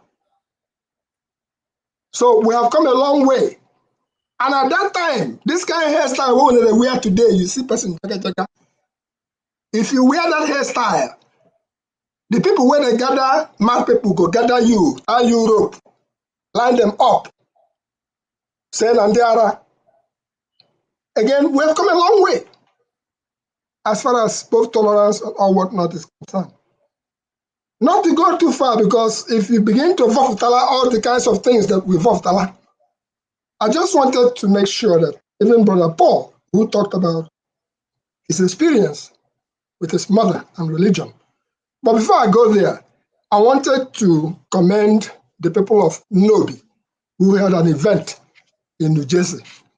I wanted to use that opportunity to give a shout out to Dr. Ferdinand Afodile. This is Dr. Ferdinand Afodile. Dr. Afodile, a foremost,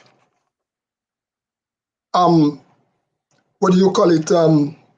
We describe him as the people.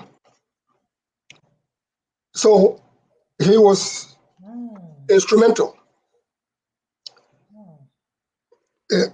Just, how do I put it? Dr. Ferdinand Afodile has been a part of our community in New Jersey. So I want to give that shout out to him, and also to Dr. Charles Ezonia.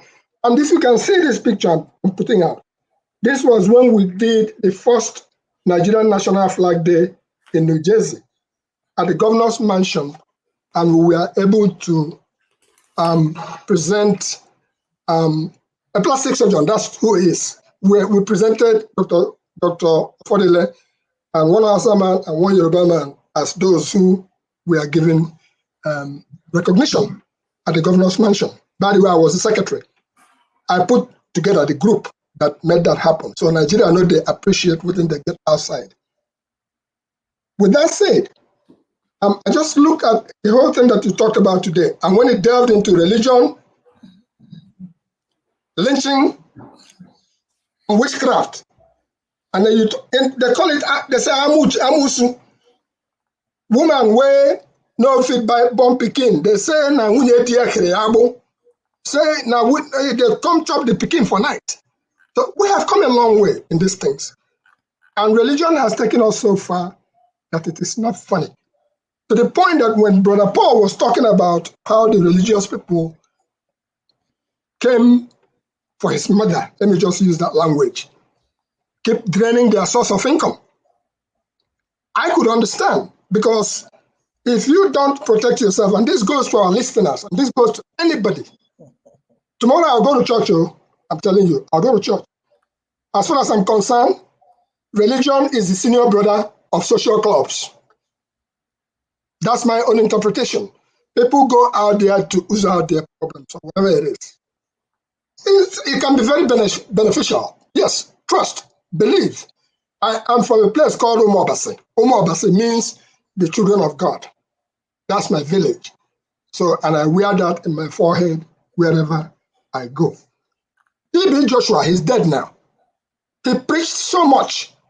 I am the last born in a family. I walked into my mother's house, which was supposed to be my inheritance anyway, because being the last born in a family. The place where I saw I hung my children's picture the last time around, and my mother's picture, and I saw the picture of TB Joshua hung there. Hello? This is telling you to the extent that religion has eaten deep into our people. I was so furious, I did not want to make a scene. I calmed down. TB Joshua preached so much about my brother whose son was in London, and he kept on praying, bring goat, bring this, bring thousands, bring this, and eventually that child died. And of course, TB Joshua is dead today. So let's stop deceiving ourselves. They will come to your front and preach, don't do this, don't do that. Meanwhile, they have a virgin in their bedroom. After they finish preaching, they go in there and take care of business. Let's not deceive ourselves. All I'm trying to say, in the case of today, I lived in Obibo. In Obibo, of all places. From there, I lived in Port Harcourt, from Port Harcourt to Lagos, from Lagos to Ajegunle, from there, all the rest of it. In Obibo was where I felt it to my bones when somebody was accusing the Munyedi of witchcraft. Because this woman could not born Pekin, he talked saying that the other woman way, because he said they come chopping Pekin for night each time we get pregnant. Come on now, let's get a grip. So we are in modern times, and as far as we are concerned, the things that take place today, we should taper it down. These our political leaders. If we have a choice, some of them build churches for us, and they come and get blessed. Let's cut this crap out. Because what's really going on there is keep the people down in the name of religion. All in all, if you have not been through some things yourself, you will not understand that condition will make crayfish bend. If you go through certain things yourself, and if you allow them to break through your own aura, the things that protect you, you are in. Because they will take you from Babalawo, through Babalawo, Ndedibia, through there. They will take you through all kinds of corners. Before you know it, you who is educated with your PhD, you will begin to sing their song, write their checks. So with that said, I really didn't want to. Is there an audio issue? Sorry. Thank you. So that other people will have their chance. I was rounding up. I was rounding up. I know. You should get the bell. I have already spoken. We should get the bell. It's true. I just wanted to land with a fact saying, I beg, shine your eyes. Thank you. I think that Nigerian man has been very, very patient. He's been here a long time. Nigerian man, now your turn now. Welcome. Okay. Good evening, everybody. Good evening, panelists. There is something, Nigeria at least. I said maybe they should go and put Nigeria in Netflix so that we'll just be watching it anytime we want to laugh. Because become a film. Even everybody's accomplished of what is going to Nigeria. So sometimes we just want to be in the panel or some platform and be saying government is governor, is Senate.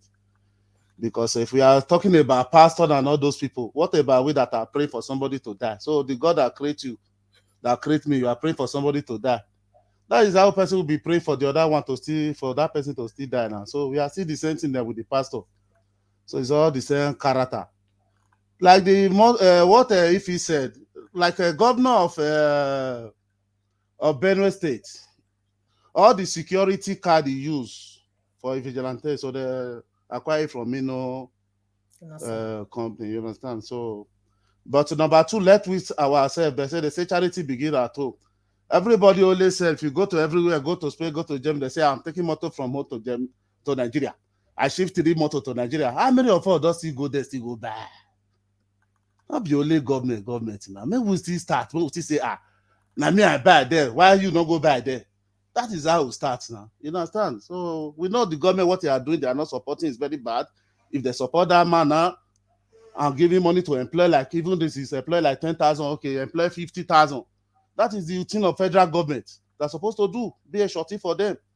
But because Nigeria, they have turned it to tribal and this thing, not be my person. That my person did it. They got their person in that one. Like Tinubu, I think he's ranting, so let me just do my, because I miss a lot of things. Like Tinubu, the 120 will be 50 card, they said is the convoy. But sometimes I think we need to be reading the paper before we start making assumption or just killing somebody before let him die before they bury him. That convoy, if you look at them, Sonwolu is there. That is a governor. He will come with a convoy. NSA, Ribado is there. He come with your convoy. Chief of staff, he come with your own convoy. Some governor, well-wisher, many of them, they come with their own convoy. So Hex come with their own convoy. That is the first day since he has sworn in. They sworn him in Abuja. That is the 4th day he's coming to Lagos. That you saw the parade there in the airport that day. So when he's coming back, you cannot see that one. We have before at least you have been seeing governor, presidents, all this. This is not the first one. Not that I'm supporting for Nigeria in anything, but I just try. We have to be getting something far. Don't they say 150 car? Because I wonder how somebody will just stand and be counting 150 car. So for there, Ojoro don't inside there number one to start. Okay. So that is for their own. But for the most of us that are saying if Obi is there, it will not be like this. If Obi is there, it will not be like this. I don't understand the way we now use somebody as God. That there is no, is a righteous man, is a Messiah. I don't know. Say Baba, say Baba, say Baba, say Baba. See where we are. Everybody almost die for say Baba. Me, I have injury because of say Baba. People trek from either from Lagos to Abuja when say Baba win. That is Buhari, but look at where it leaves us. Now we are saying Kai Baba. That is what we are calling before you go. So if you talk, they say no, Obi will be there. I don't understand how Obi will be there. Then we just turn Nigeria overnight to become a magic land. So I still want that to know, because I can remember that same Obi that Nnamdi Kanu said that he stole Anambra money and used it to go and build a shopping right in Abuja. He descended that same Obi. Nnamdi Kanu said he's sleeping with men. He decided that same Obi that he said, Nnamdi Kanu said he will release the hotel where he's sleeping with men. It is that same Obi that when he... Hold on. You can't just use Nnamdi Kanu to slander. That is he said, she said. That is not my word. Now everybody see the video. It's not my word. Okay. Go ahead now. It's not my word. That's a lot of accusations. I'm just asking. You just have to say what you are sure about, Mr. Man. There's no evidence, though. You can't just slander somebody like that, though. That's very malicious. Don't come here with your propaganda.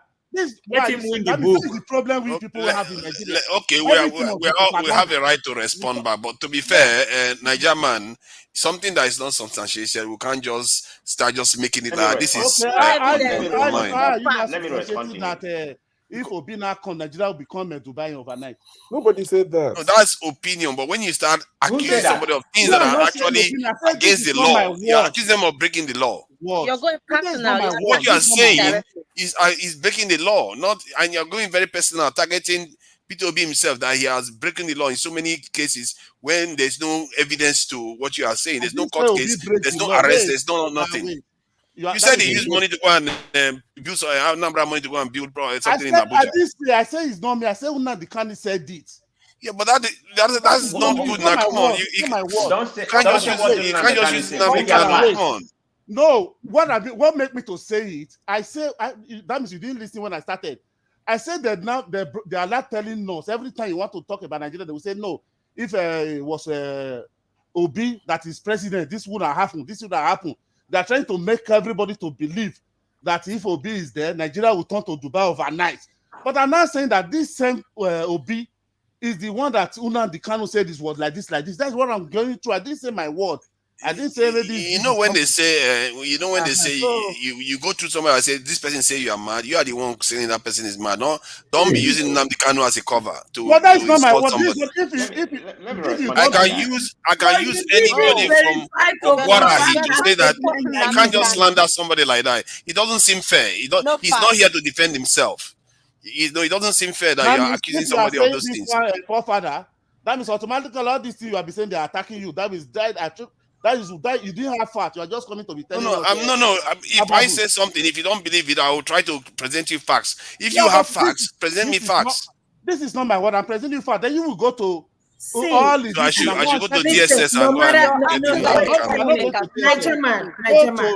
Niger man. Go and search all you trying to tell me that we have to believe everything Nnamdi Kanu says? Okay, oh, God bless you. This is the question I wanted you to ask me. Say that Obi is sleeping with men. Okay, wait. Thank you. There's no evidence of that. And this is a man with a family, and you come online to malign him like this. It's not nice. Why are you saying Tinubu is a criminal? Do you have any evidence to prove that? God of mercy, there are some things. There are evidence in court. My brother. Never even talk about somebody's lifestyle if you are not sure of what you. And they are not being in court to go and prove it. Do you know how damaging this is? This is a man with a family that you are maligning like this. When you're going to write an exam, let us put the vote. He has won the book. It's over. He won the book. Why did he win? Yeah, give him the book and let him sign him up. No, he doesn't deserve the book. He's not having Nobody opinion must matter unless you people own. No, your opinion matter, but don't malign people. This man has family at home, and you are saying things that are very, very damaging. We have to mind the kind of language did you hear we use for our own fellow Nigerians. Man, that is malign. That's not you want to win a book. That's too hard. Yeah, just saying that kind of stuff. I don't understand why people do this kind of stuff. You for that, honestly speaking, you can sue you for that. You know, you can that is very serious, nasty attack. I've never had anybody attack Obi that viciously. Actually, let's move on. Vicious attack. I mean, it's okay to attack him, but when you're not sure of what you're saying, please don't say it. Call him a criminal, call him anything, but don't come here and say that Nnamdi Kanu said that he's sleep. Didn't Nnamdi Kanu see him? Imagine that. Hearing this for the first time. Any evidence? Please. What about imagine that's what I don't like now. Imagine the way they try to damage people. Father, how coincidentally that guy really look like you. It's all right. We all have them. We all have them. The funny thing is, you know the worst part. There are a few people in the comment section that quite like what he said. They're clapping him on because they don't like Peter Obi. See the way they don't care. Anyway. Ike and San Antonio, you would rant, Paul will rant, and I think we'll have to stop. Otherwise, this rant will never end. We'll just have to stop it there and let the people vote. Yeah, too many people. I don't even know whether the people can even keep up with how many people that has ranted because some of them have disappeared. Ovia has disappeared. People have come and gone. Like all of them. We have already lost the rant discussion, so because they're not keeping up. I'm looking at the chat. Nobody's keeping up anymore. It's only my mind too. I see somebody. They gave it to EP, so that's the most I've seen so far. But I think we have lost track. So they will vote after the people have ranted. They have to listen to everyone before they vote. So, Ikena, please keep it to 3 minutes. Sure. Thank you for the opportunity. For Niger man, I'm sorry about whatever he said. Saying that Peter Obi stole Anambra state money. I'm from Anambra. What Peter Obi did in Anambra cannot be duplicated in any part of Nigeria. He did a lot for the people of Anambra. and we still hold him to highest esteem because we don't have him to. We don't have two of Peter Obi in Nigeria. Even we don't have two of Peter Obi in the world because of his belief system and how he handled things. The politicians, he's a politician, we know that, but he's an exceptional politician because he understands what governance means. You better your people, you better your environment. You cultivate your environment to be better than where they were when you started. It's unfortunate all of us went to Western world. We acquire knowledge, academics, do everything, see how system work.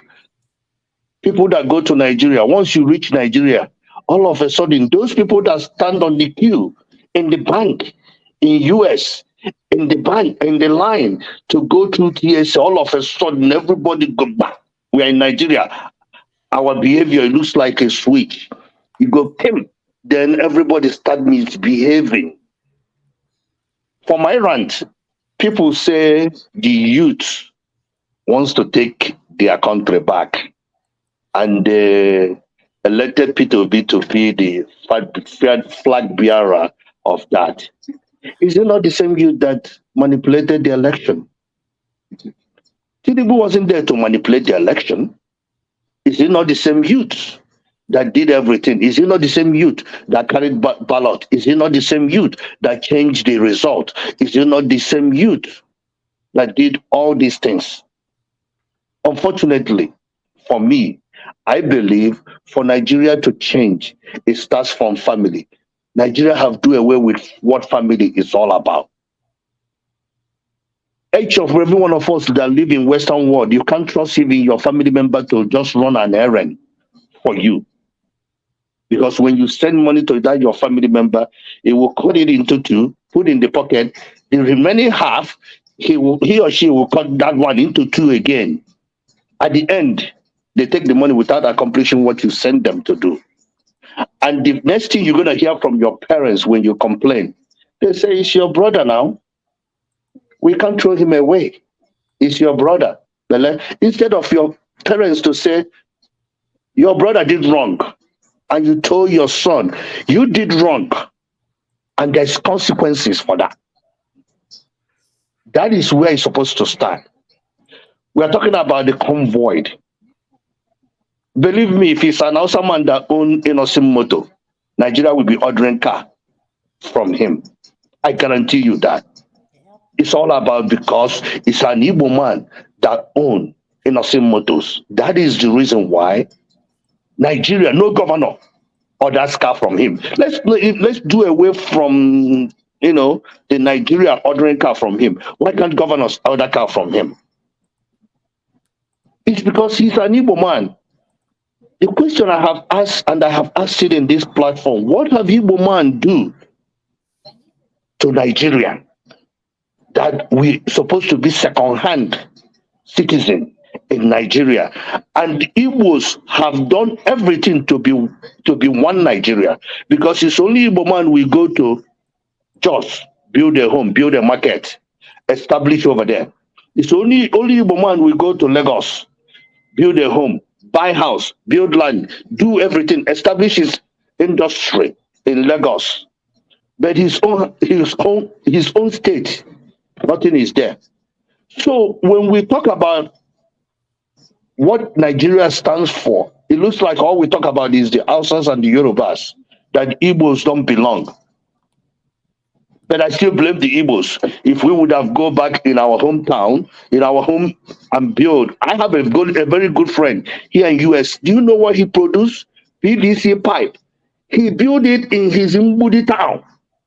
The people that are working there is his own people.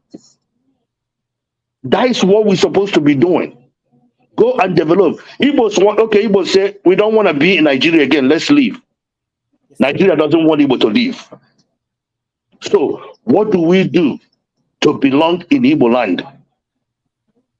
In America, in Nigeria, what should we do? Fuel subsidy. In that case, I was online before where we were talking about fuel subsidy, the money for fuel subsidy, what they're going to use it for. Which money? All of us understand that fuel subsidy is a scam. All of us understand that they are not even using 1/10 of what we are spending on fuel subsidy. Then my final thought, Christianity, religion.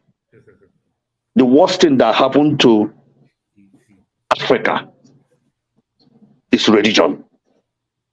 If me and you are dialoguing in a business and you call God into that conversation, I terminate that business, because everybody that have duped me in Nigeria was number one in the church and singing hallelujah and singing that they are in spirit and they are speaking in tongue. But 1 minute they want to rip me off. I went to market in Onitsha where the guy, they were praying, different line, pray every week. The guy was singing and praising and doing all these things. At the end, he wanted to sow Romanian gold as GL to me. But he was the one. But what is he praying for? For Mugu to come, and I will be the Mugu. That's what he's praying for. So Christianity, I'm sorry. I believe in God. I believe in God. But you see, Nigerian Christianity is rubbish. They use it to rip off. Somebody is suffering from neuropathy. You told them that when he went to village, he stepped into something. That is the reason why that neuropathy is happening. You're gonna give him olive oil. But you who have diabetes, that have neuropathy, you call me because I know about medicine. You call me to say, I don't want to take Nigerian medicine. I want to take the one you're coming home with. Every pastor I know call me as soon as I'm telling them that I'm coming in. They want me to buy this drug for them. One of them called me yesterday and said, hey, how about pneumonia shot? Can you make it happen? I said, no, I can't make it happen because by the time I get to Nigeria, it doesn't want anything. But he's in the church telling the people, somebody who have a pneumonia, I'm going to give you olive oil, you're going to drink it, and you're going to spit out the pneumonia. That is the worst thing you can. When I do the stupid thing I do in the church, and I told the pastor, I will tell them what science says. You're gonna preach spirituality for them. I'm gonna preach them what their health is all about. If you have headache as an adult, the first thing you need to check is your blood pressure. Nobody give you okere. Nobody give voodoo on your head. You haven't taken any poison. Check your blood pressure. People are dying at the age of 40 because they have persistently have high blood pressure for many years. And all of a sudden they say, oh, is that uncle in the village that killed him? No, he didn't take care of himself. Right, I'm sorry, guys. Sometimes I get pissed off on all these things, but that's my rant. Okay, Thank I you. agree with you 1,000%. Now you see why they don't want the diasporans to vote or come back home. Because many of them don't believe in God anymore, clearly. That's why they don't want you guys back to Nigeria. So, who is last next? rant, and people will vote. Me. Last rant, Paul. Keep it brief if you can. Let people vote. Let's move on. So Forefather can decide what topic we're doing after this. It's me now. Sure. Rant. Okay. Mr. Shaw and Forefathers, when I was speaking, my audio was not clear. My internet was horrible. We so can just it's not going to be vote fair and to me now. for you guys to vote, even though I've said I don't want the book. Yeah, you said you didn't want it. I don't want it, but my voice was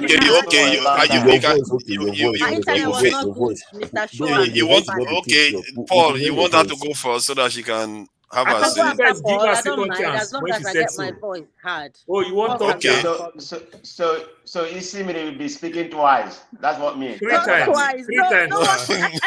Wait. I saw when I watched it back. I saw how people were looking like, "What's going on?" Like it's a movie. Don't worry, you get the chance to correct that. Paul, go for I your have rant. to repeat. Right now, your internet is still not good. It's fiber optic, so they're giving to us in the UK. Imagine. How do you know? It's somebody else that will tell you. I know. I can tell. Please go. I'll go after you. Thank you. Okay, thank you. Where will I start from? It's a rant too. Francis Bacon said something. When I quote these things, he said, "Blessed is the man that hope not, for they shall not be disappointed." That is the true meaning of Nigeria. things are so bad. This religion has become big, big business. It has taken away a lot. Yeah. Just imagine, I eat in one plate in my house like my primary school uniform, one uniform. But let pastor come to the house now. That's when I'll remember that I have designers dishes that they will go bring from somewhere. That's where you remember that they serve me like this, bottled water. They'll go bring a fine glass cup to put water for daddy to drink. My parent only title, daddy and mommy. They don't use fowl to give them that title. They didn't use chicken or goat give them that title. Some of us today, we give it to our pastor. And we upgraded it. We call them big daddy, big papa, big mommy. This is so bad. And they use this advantage to destroy the home. They make everything. My sibling, son, that's my nephew. You know, they complain about school. Oh, school fees, that, this, and that.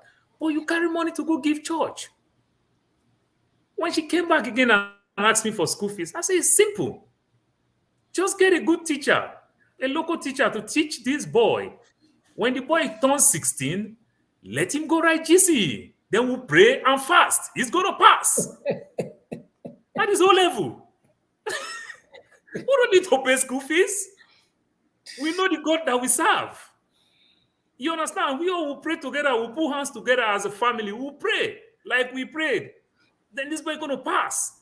We don't need to pay school fees because the God that we serve doesn't sleep. People work tirelessly. You understand? People work tirelessly to do all type of things to raise their kids. You understand? Deny their kids. You know how many of us, our parents deny us so much because our parents are seeing our future before we see the future.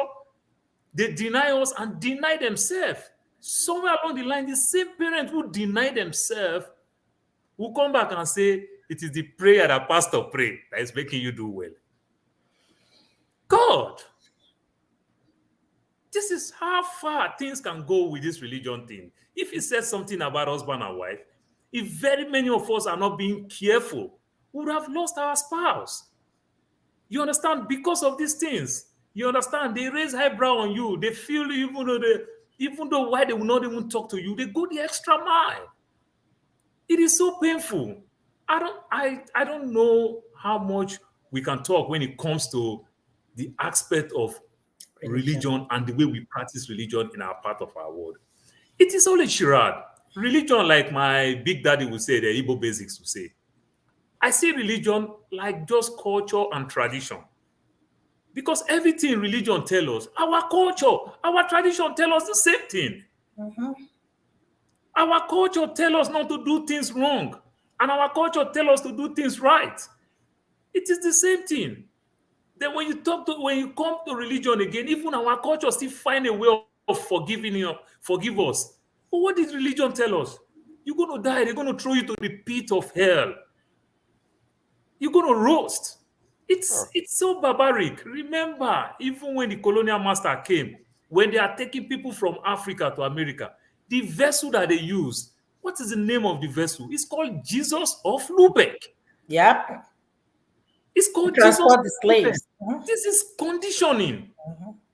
It's conditioning. When you right here, go here and go see the way religion practice in the West.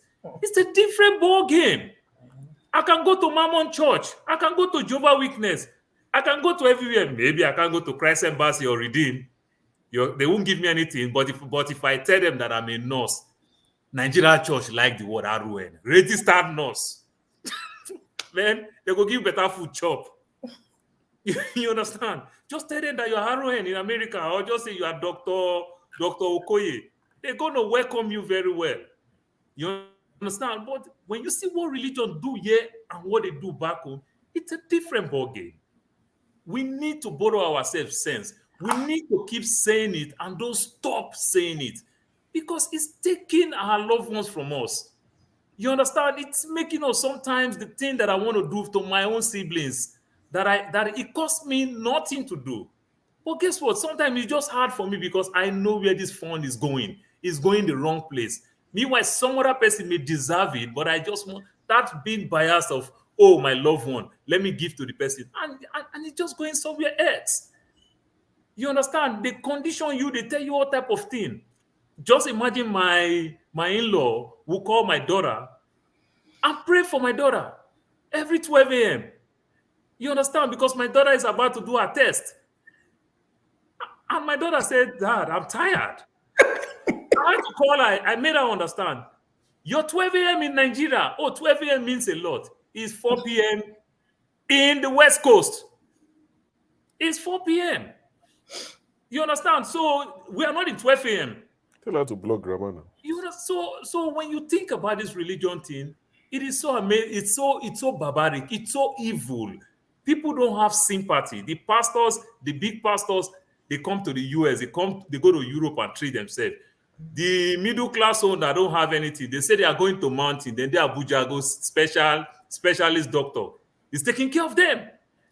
And other people will be praying. They say, Papa, go mountain. Papa, don't go see consultant doctor. You understand? You don't go see consultant doctor. This is so Shirad. Then the other guy was talking something about convoy or no convoy. People should borrow themselves sense. The way we insist. We all understand that the governor is there, the NSA is there, and everything.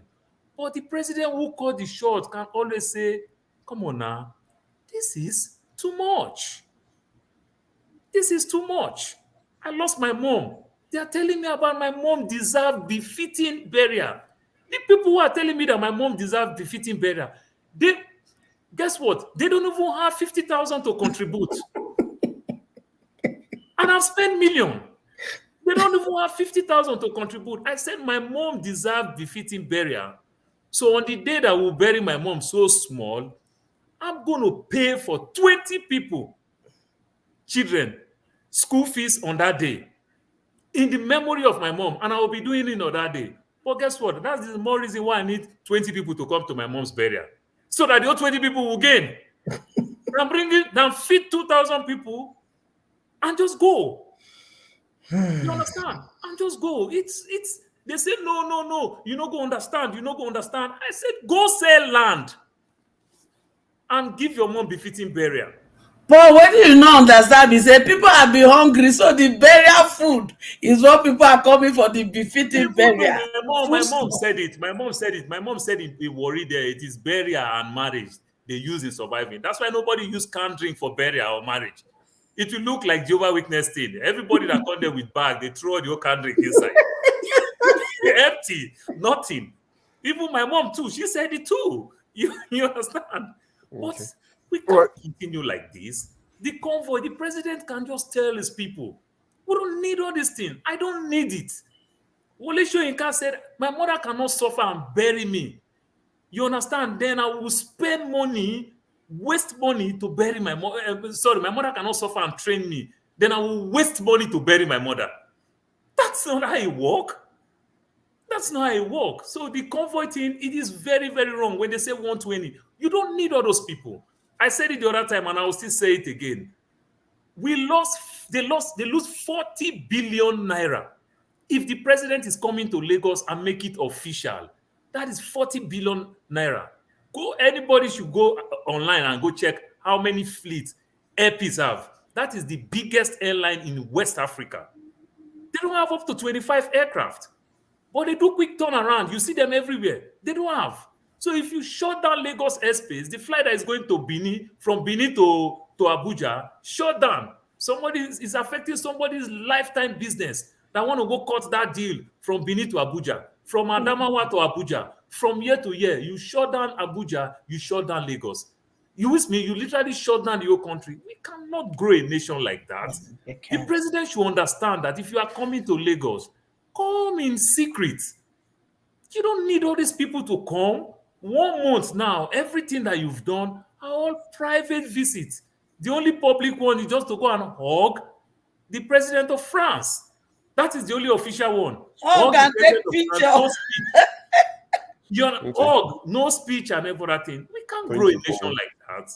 My brother, I don't say you don't already tell me say you love me, so I need to fear again.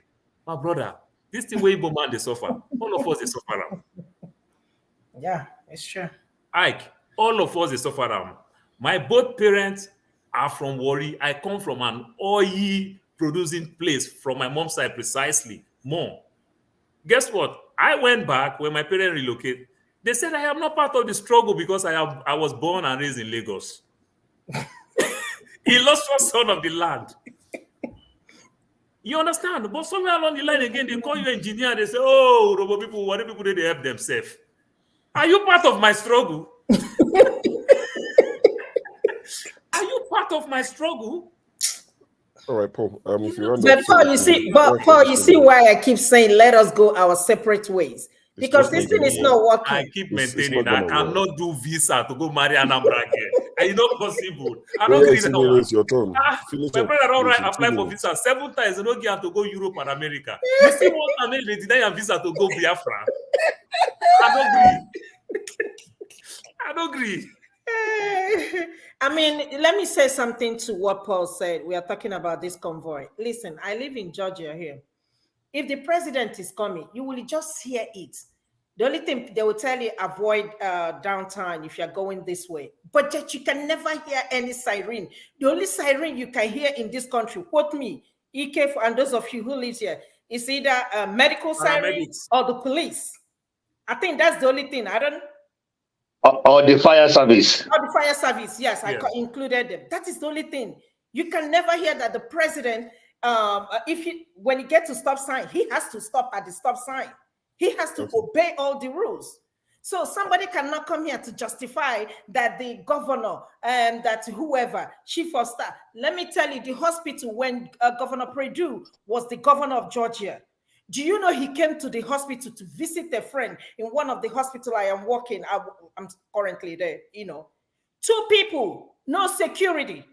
And, when the nursing station and somebody say, oh my God, look at the governor. He just say, hi, waved, and we waved.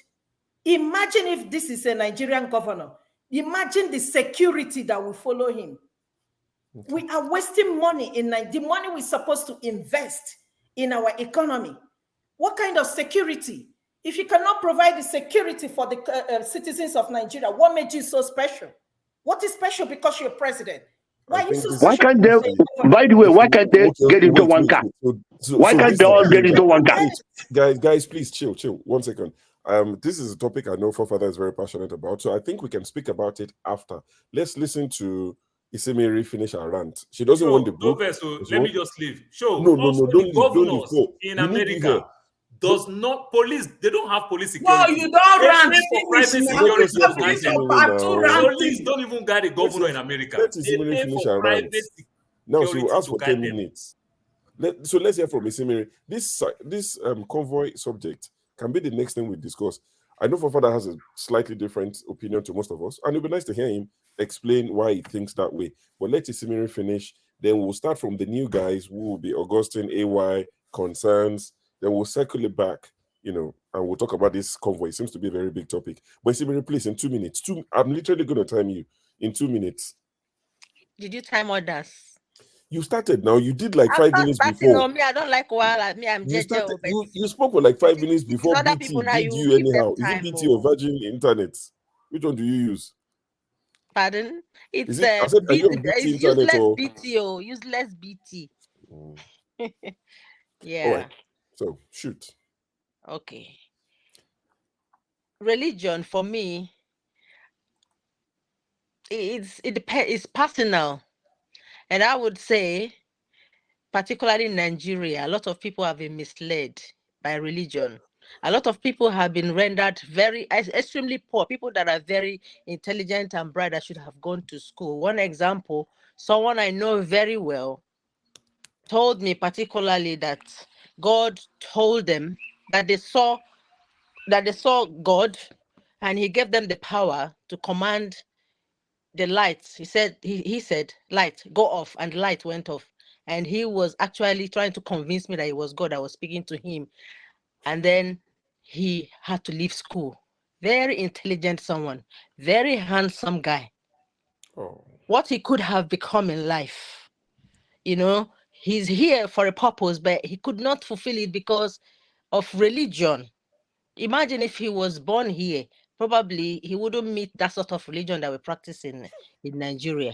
Likewise, some ladies who fell in love, but the pastor is saying this is not your husband, this is the person you're supposed to marry. In the end, the person that the pastor asked them to marry was maltreating them and beating them, and the actual person that really loved them, that they could have married, went on a happy life, and it became a regret. Then it causes havoc between these ladies and their parents, because sometimes in African units, the parents do get involved in marriages and stuff like that, encouraging their daughters to go to church. Some of them go to pastors and listen to pastors. They've made pastors their gods.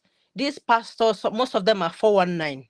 You go to church, especially here, Nigerian churches here in the UK is the worse than the churches in Nigeria. When you go to church, they will tell you, don't give £5. If you're giving less than £5 here, please don't give offering. That they have said, any Nigerian church in this country, I will never attend again in my life. Ever in my life. Ever. Some of them tell, maybe you guys didn't hear me. I went through hell before I got my papers. I've been here since 2002. I went through hell because I didn't just want to marry for the sake of marrying, just to have papers. Because of my culture, from the Igbo side, you can't just, marry. When you marry, you have to produce baby, and then you're having babies here and there. It's not something that I really wanted to do. So it took me time to have my papers, but in the end, I got it. But I went from one church to the other because coming from Nigeria, a very religious person, I was jumping from one church to the other, fasting and crying all night, and then went to a church, and the pastor called me out to tell me that he's receiving a message that they're going to deport him, not me. I said, please take that message back. It's not for me, because there is power in the tongue. For the fact you're a pastor, you don't have the authority to speak to me anyhow. Do you know the anointing I'm carrying? Do you know who I am? Is it because I'm in your church and you see me as I'm in need? Especially if you're with a pastor and you let them, you are in need. They will control your destiny. They will control every aspect of your life. You've given them actually key to your life, that they will ruin you, asking you for money. And when something is about to happen, maybe there's a way, especially when you go to these pastors, there are things they will tell you. If you're a lady, they will talk about marriage. They know the key points of things that women need. And if it's a man, it's about money or wife. So those aspects, they will tell you, you're not married. The person you want to marry is not your wife, but I can make it happen. Bring so money. So if you're in Nigeria, I have an advice for you. You may think that we are crazy, especially when we've come to the West. Here, you need to put religion where it belongs. Practice your religion. This is spiritual, okay? When you are doing spiritual things, for me, I see religion that, okay, I believe in God. I still have my belief in Christ. I want to go to heaven, but that is going to be a personal relationship. I see it as a spiritual thing. I'm not even asking for material things as a Christian. I just want to make heaven. That is for me. You understand? But then the things of the earth, you do it here on earth. It's like somebody, you now whack me, slap. I say because I'm religious, I will turn the other cheek. I know the Bible say turn the other cheek, but as human, we have reflex. Me, I go don't woes you too. That's it. I believe in reality. So this thing of You're religion like that has turned a Kenel. lot of us You're like dummies Kenel from and fools, Simplest. it's true. Religion has ruined a lot of lives in especially in Africa. Every day I have people in Nigeria. Every day they go to church. They pray by 9 a.m., 12 noon, 3 p.m. in the evening, and then they be ringing me to send them money. Imagine that. You spend all your time in the church. Where will I get that Okay. money if I go All to right. church like you? So Thank you. please, if you're in Africa, plan your life well. Heaven help those that help them. So even God say you should work. If you don't work, you're not going to eat. Oh, thank Thank you, you. Seminary. Thank you very much. And you're I've getting a got lot I've of got love. reflexes. Yeah, she's like a Kenel now. She could don't Nothing like reflex. turn the other side of the cheek, oh. Seminary, you're getting a Slap lot me of and love in slap the your comment attitude. section, which You is good to see see. why they don't want all these people to come back to Nigeria? They are Yes, now. troublemakers. All of you don't open eye now. Your eyes are open. Right. Okay. So people, the people in the comment section, for those who've been following us, it's the time to vote for your favorite ranter for tonight, who's going to win the book. So you don't want so to give AY chance? Give AY chance. No. We can't. No. We already said it. I was going to stop. There's a deadline, 3 o'clock. All our guys are packing their stuff. They are leaving the polling center. Yeah, the polling center is closed. It's closed. Polling center is closed. 3 o'clock deadline. Yeah. So I think it makes sense because there are still more people coming through. That it's not going to end. So this convoy discussion seems to be very, it's still going on. And, let's keep it brief. And when we say brief, don't let's mute you. When we say brief means brief. I was going to start with Augustine because it was the first of the new team, but he's on the phone. He's talking to his students. He's talking to them. He's telling the student how to pass their scientific exams. So, AY, good to have you on the show. We'll start with you. So, if 5 minutes. And when I say 5, I actually mean 5, not 5 that is 10. I don't want to say 2 minutes or whatever. So, in 5 minutes, you can start off with the convoy. What's your opinion? Do you think it was justified? Do you agree that, it's the NSA and the deputy governor? Do you think they all need to be there? Because at the end of the day, it's taxpayers' money, regardless of who they are. I've seen some people in the comment section say that, but Peter Obi used 200 cars during campaign. It's not the government's money. You understand? If he can afford 200 cars, that's good luck to him. If Tinubu private citizen is running 200 cars, nobody will complain. So where do you stand on this? Some people believe it deserves it. It needs all the accolades. Some people believe that at the time you're asking people to sacrifice, you should be, tone conscious or not tone deaf. So start us off while I keep an eye on the on the voting. Good evening, everyone, from my end. 225. The issue of the convoy of the president, first of all, I will call it madness.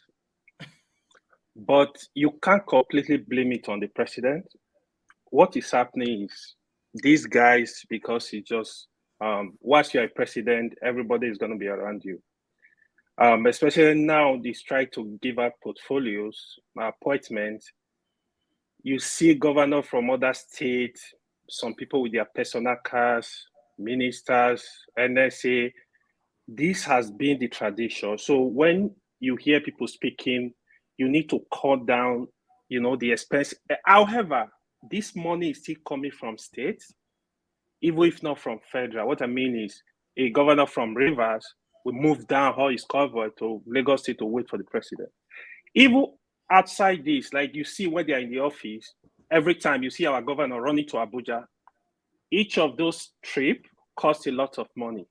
Some of them, they hire private jets. They move out. Some of the governors, they are living in Abuja. They live more in Abuja. Some governors are very lazy. They are not working. They are, okay, look at the governor of Yobe, for example. He was the APC chairman for almost 2 years. How can you be a governor and be an APC chairman? What are you doing? What are you doing for your people? He left everything. He went to sit in Abuja. This was also getting me hungry. Even you with your little job, you are struggling with your job. You need time to do other stuff. A governor that really want to work, you need to work no less than 15 hours a day. A governor that is really ready. So also as the president, where do they have this time to be running around? So that's completely wrong. The president, to be honest, it's not because it's Tinubu. Even if it was Peter Obi, they would still do the same thing. The only difference here, Peter Obi could have said, listen, they will do the same thing. The only difference is Peter Obi could have said, listen, I don't want this cover. I don't want it. You guys should stay in your various state. You could say yes. He would say something like this. So in general, some of them don't even know what they are doing. Okay, look at Buhari now, who's with him. Even if he comes back to Nigeria now, trust me, nobody is going there. It's done. They're done with him. When they were done with Goodluck Jonathan, they throw him away because that is what they do. They still coming around you. So you need a president that can stand his ground, say, listen, governor, stay in your state, work for your people, So it's really, I don't think it's something good. On the security side, if he says something, if he need to correct that, when you see the governor in Georgia or in any state moving around, they have serious silent security underground. So No, this is the honest truth. This is what I know. Even the president of America, before the president of America will visit any state or any place, trust me, 3 days before that day, CIA, FBI, they are everywhere. Then we know, but not with the convoy. That's what we No, not with the convoy. Yeah, yeah, of course. Then we know. Oh yeah, yeah. But I'm just talking convoy. Like, yeah, they have a lot of security. Even the president of America, sometimes it depends on the situation. They can have up close to 1,000 security around. You will not know. But the thing is, they don't make this noise. They don't not convoy disturbing the public. It's disturbance. So I don't know. Like, I don't know if it's gonna change. So even the common governors, they do the same thing in their state. You know, why are you running around with 25 cars, 100 cars, 50 cars? What are you doing with them? You know, people are suffering. Even let's say I'm a senator, for example. Why don't I take the money to my senatorial district and help the people? There is a lot of poverty. People are suffering because the rich, they say that they don't know what to do with their money. They do anything with it. Some of them, they hire to get private jets in Nigeria. It's a lot of money. So it's really like a lot of things are just wrong with the system. I don't believe one man will come and change the system. I just sincerely pray we have a system that will checkmate people. Because what you see in places like America is protocol. The president is one to move. There is number of cars you need to go with. Those cars, they are planned. There is a car that is purely weapons. Nobody is going there. There is a car that is... You see those cars moving with American president. Right, in they 30 have their seconds, functions. 5 minutes is good. They have their function. Because most of them are for security reasons. If anything is happening to the president today, you see how they're gonna... It's planned already. They don't just go there because they don't have nothing to do. President is going to the airport. Everybody is going to the airport. You know? It's really sad. And joblessness also causes it. Even the other pastor in what's it called? The Jasmine in Anambra, the co-pastor. He was coming from Europe. I saw people were coming from the airport. I cannot be calling my pastor like that. My pastor. Please round up in 30 seconds. 5 minutes is gone. Okay? I just pray God help us. I'm sorry, your pastor. All right. Leave my brother alone. No. I'm my pastor. Don't call my pastor like that. All right. Thanks, why? Comedian. So, Augustine, are you ready or you're still busy? Well, Augustine is still busy. I'm not busy. Okay. Sorry. I thought you were gonna go around for the convoy. Yeah. So Augustine was meant to start. So the convoy. But Augustine is in the meeting. No. I'm here. I can speak. The convoy now. conversation was going to start with the new people that have not spoken. So Augustine, AY, Concerns, and Round. But because Augustine was talking to his students how they will pass this exam, we thought I was not talking to my student. I'm joking, of course. To my I'm really classmate. And that's by the way. So for me, mainly I came here today is just to talk about the convoy stuff. Really, trust me, that convoy was too long. I was just looking at what was wasted in that whole thing. Please, I don't think that because the NSA, the governor, or this was there. Oh, go stay in your office and do your job. You have a job to do. Oh, sorry. Augustine, 1 second. Let me just clarify this. So the people in the comment section, the ranting is over. The ranting stopped with Paul. So no one is ranting anymore because they're saying I'm doing Mahmoud Yakub, that I'm inviting everybody to come and rant so that, we're going to declare the results. If it appears to have won it, yeah. If he won by, as in, the way Peter B won in Anambra, that's the way he won. Landslide. So Peter Obi had 97%. Yeah, that's the way if he won. Is it not true? I don't know what she did, but they asked him that is it not true that you rigged the election in Anambra to have 97%. He replied by saying that he don't even know the 3% we no vote for him. So if you want, so you contact Dr. Damages at gmail.com, or if you have his WhatsApp, drop him your address and he'll send it to the author of the book, who would send you a signed copy. So next week is going to be someone from the comment section that's going to win. And did you transmit with Beaver? Hey, I transmit with people. And if you have to thank your campaign manager, Femi, there's someone in the comment section, Femi. He was your campaign manager, he was your polling unit agent. So Femi did a very wonderful job. You see, our own is transparent. Yakubu have a lot to learn from me. But sorry, Augustine, carry on. So, Augustine, sorry. When we come here, I know a lot of us are here to have fun. Honestly, for me, I've said it 1,001%. It's just a form of therapy because you don't know what people are going through. I haven't gone to work since Thursday because yesterday my friend was buried, the one I told you guys. And, I've been trying to, share up, just make it look as if it didn't happen. We are dealing with a lot of stuff in life. So when people come here, have fun, laugh, socialize, you don't know what part of therapy you are providing to the person. So I just don't want us to feel like we are here just to rant about Nigeria. For me, it's more than that. It's more than talking about Nigeria, because when I live here, I have a lot of stuff that I need to process. So thank you guys, for making this platform. For me, again, it's a form of therapy, being working in a psychiatric hospital and, hearing all these things every day. Thank you guys so much. Go ahead, Augustine.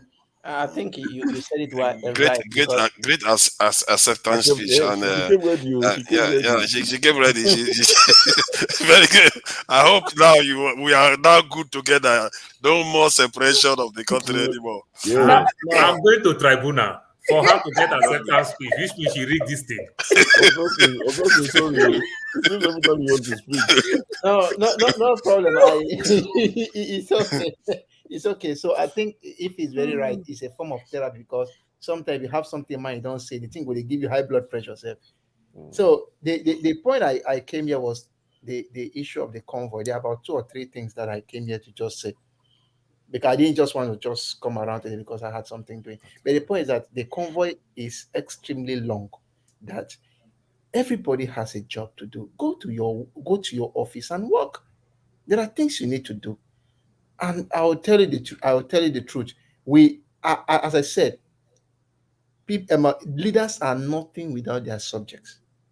A leader is nothing. If you are a leader, you must have followers for you to be called a leader. And sometimes I will slap instead the followers, because you go see people go they defend waiting are rubbish. I mean, the person who made that video was even hailing Baba. Jagabanu. Come on, let's try to be reasonable. Let's try to be reasonable. You are counting the cars up to 120, 130. The thing that comes to your mind is that how all these cars fuel with public money. They fuel the car with public money. So why then is somebody spending, then telling you that you need to sacrifice? Which kind of sacrifice with that one? So trust me, us at the grassroots, now we the cause problem where they happen to Nigeria. Because by the time we keep on supporting those things over and over again, it now becomes normal, very okay, nice, and they don't see anything wrong with it. But trust me, it was bizarre. The second thing I wanted to clap was to clap for the EU with their reports on INEC. Was asked, one of the journalists asked a question.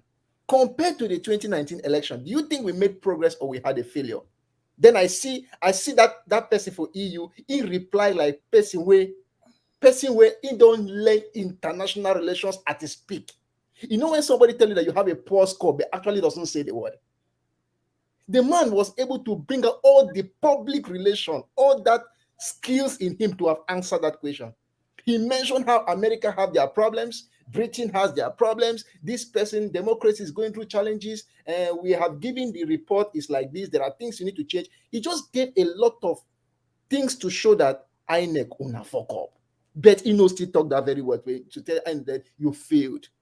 He also mentioned how the hopes were being raised that we are going to use the beavers, we'll do this, and at the end it was not done. So trust me, I saw, when I saw him speak, I had to evaluate every word that came out from that man's mouth. And I think, what thing come from my mind first? Abike. When Abike they talk anyhow, I just say, see, person where this white man just showed you how our public officials should talk. When I see those who represent us in Nigeria, and when you ask them, you see somebody will be calling this one Mr. 73 followers. He said, God will punish your mumu or God. I just say, look at people we see as our those who are supposed to represent us, but they can't even speak in public. But this man who spoke for the EU, when he answered that question, I was so much happy. I said, look, you answered the question, but you used the highest diplomacy I've ever seen. INEC should go back home, read that report, because what the EU read is exactly what happened in that election, and it was a disgrace to INEC. Then the next thing I wanted to talk about was the fact that a military man was interviewed, and he mentioned that Tinubu had to choose his service chief from 350 major generals in the army. And that is somehow bad. In a country, the major generals should be few. That the infantries, those at the field, are even less than those now who are in position of power. That there are some major generals in the army who do the work of colonels. Every establishment grows as a pyramid. There should be few major generals. There should be few brigade generals. Then if you go to the colonels and the rest, you start having many people right up to the infantries at the end. But it is somehow bad that we have a lot of politics in the army where people are appointed who are not skillful enough to even get that position. In a country like Nigeria, you should have few major generals in such a way that if a president wants to choose who should be his chief of army staff or defense staff, you should have at least from 10 people, 15 people to select from. But in case you have 350 to choose from, you give the president hard time to choose. You don't even know who is qualified. I suspect that the culture of the generals, the ones that are senior to whoever is appointed as service chief members resigning, may be part of the reasons why this culture exists. Because when they appoint service chief members, the people that's the officers that are over them in terms of rank or seniority, they all have to resign.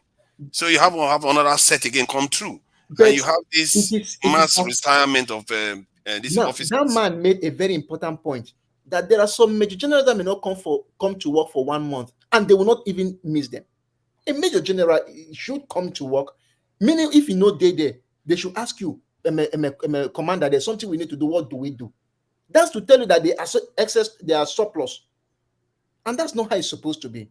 How many barracks do we have in Nigeria that each major general is supposed to be in charge at least of the barracks? Then how many of them get barracks that they're in charge of? And he even had to mention that some of them do the works of colonels, which is not supposed to be like that. He's just trying to say that most of the appointments are based on, he mentioned something, that politicians force their way, chiefs force people to put this one, put this name, put this one, and at the end, you have a workforce where there are more people at the top than at the bottom. And as I said, in every establishment, like now there is one president, then there are 36 governors. So it therefore means that the governors are more. If you come now to the permanent secretaries or maybe something, there will be more, meaning the pyramid should come down. Not a case that the top is bloated, then the middle now is small. It doesn't work that way. Every establishment doesn't work that way. I think they should look into this whole issue very well, so that those who are being promoted to major generals should be few in such a way if somebody wants to appoint any chief of staff, it's easier for you to select from the best, and they should be the best in their field. Because I know that when I served in the military barracks, they go to school, they send military men to school, so they should know their best and promote their best to be to the stage where if it comes to anything they need to do, maybe to plan their strategies, you have the best people to plan it. When I heard that on Arise TV, I was very disappointed in such a way that the way we do promotion is a chief's wife tell you to promote, you promote. They even mentioned that some people were supposed to promote at least 50 people. They end up promoting up to 100, making the thing too bloated. And if you ask in 30 seconds, Augustine, it's been 7 minutes. But okay, I'll just end up now. The last thing I don't always want to talk about is this issue of religion. Look, for me, I go to church and I do the right. I go to church and I try to do the right thing, no matter how small. But look, as San Antonio Ike said, if I want to buy anything from you, you just tell me to God or Makachuku, I'll just stop. I'm not buying anything from you. Get out. Because anytime somebody says that by the name of God, by the name of Allah, no say one lie. Even if that thing will benefit me, I'll tell you I'm not doing it again. Get out. Because we have used religion for a lot of evil than good. All right. So that's just what I was saying. Thank you, Augustine. Uzo, I see you. I'll come off the platform. I'll stay in the background so I can bring Uzo up. But the way we'll do it, we'll go next to concerns. So concerns would get his time. Then after concerns, then we go around forefathers. You know, we can skip Uzo, go to Ife. I don't know, however you want to do it, forefathers. But I can see Uzo, so I'll stay in the background and bring Uzo up so he can have his say. But concerns, it's your turn to speak on this convoy matter while I sort out the. Thank you, my brothers and sisters. Thank you, Mr. Shaw. I really appreciate what you guys are doing. I want to comment about religion, and also the convoy, and also the system itself. The system, for me, is rotten. And that is anywhere the system is rotten, everything will be rotten. The religion we see today, it's not that religion is bad. It's not that the Christianity is bad. But the thing is this, I always tell people, read their Bible. When you read their Bible and understand the Bible, nobody can deceive you. No pastor can deceive you. The problem is that people are not reading their Bible and understanding their Bible. You see, I've read the Bible. Myself, I've read the Bible from Genesis to Revelation. And what the Bible mostly talk about is love. The Bible also dwells so much on morality. You see, when you see I come here, I talk about morals, you know, the morals in the society are falling. Like somebody go to steal a mandate of somebody. You can't, that country cannot move forward. There's no way it can move forward. Because the person that you stole his mandate and those that voted will never be happy. So even if somebody stealing somebody's wife, somebody stealing somebody's child, it's something, that's what the Bible said. So, but I encourage everybody, if you don't want to go to church, read your Bible. When you read the Bible and do good things, what the Bible said, honestly, you must live long. And living long is not about somebody staying 100 years or 1 million years. No. It's about your happiness. When you read the Bible very well, you do the right thing. My honestly speaking, you'll be happy in life. And you have peace in life. That's one thing about religion. So, but again, the other religion, which you talk about, the other religion, the other people practice in Nigeria, the Muslim people, I think that one has become a cult. It's a cult because you can't tell me where in the Bible that is in the Quran also they said you must kill somebody, or if somebody anoints a God, you must kill him. God always fight for himself. Don't fight for God. So these people are using that they are using it to show that they are to put fears into the Christians. That's the problem. That's what they're doing, and beyond the leadership. They're using that religion to put fears into the South and other people who are Christians. Because when they kill, all of other people are afraid. The Quran, they never say kill somebody because of God. God fight for himself. That is about the religion, about the convoy. You see, this convoy issue, if Tinubu, some president, maybe in Africa, in West Africa also, you know, when you come to Africa itself, the worst leadership you can see in West Africa. And I think why we have that useless people there in that area is because of when you see, like for example, those ruling Nigeria or those who are ruling Nigeria, those who ruled before, most of them are from Niger. Like say these are Fulanis that have ruled Nigeria. Some of them are from Niger. They are not really Nigerians. Abacha is coming from that place.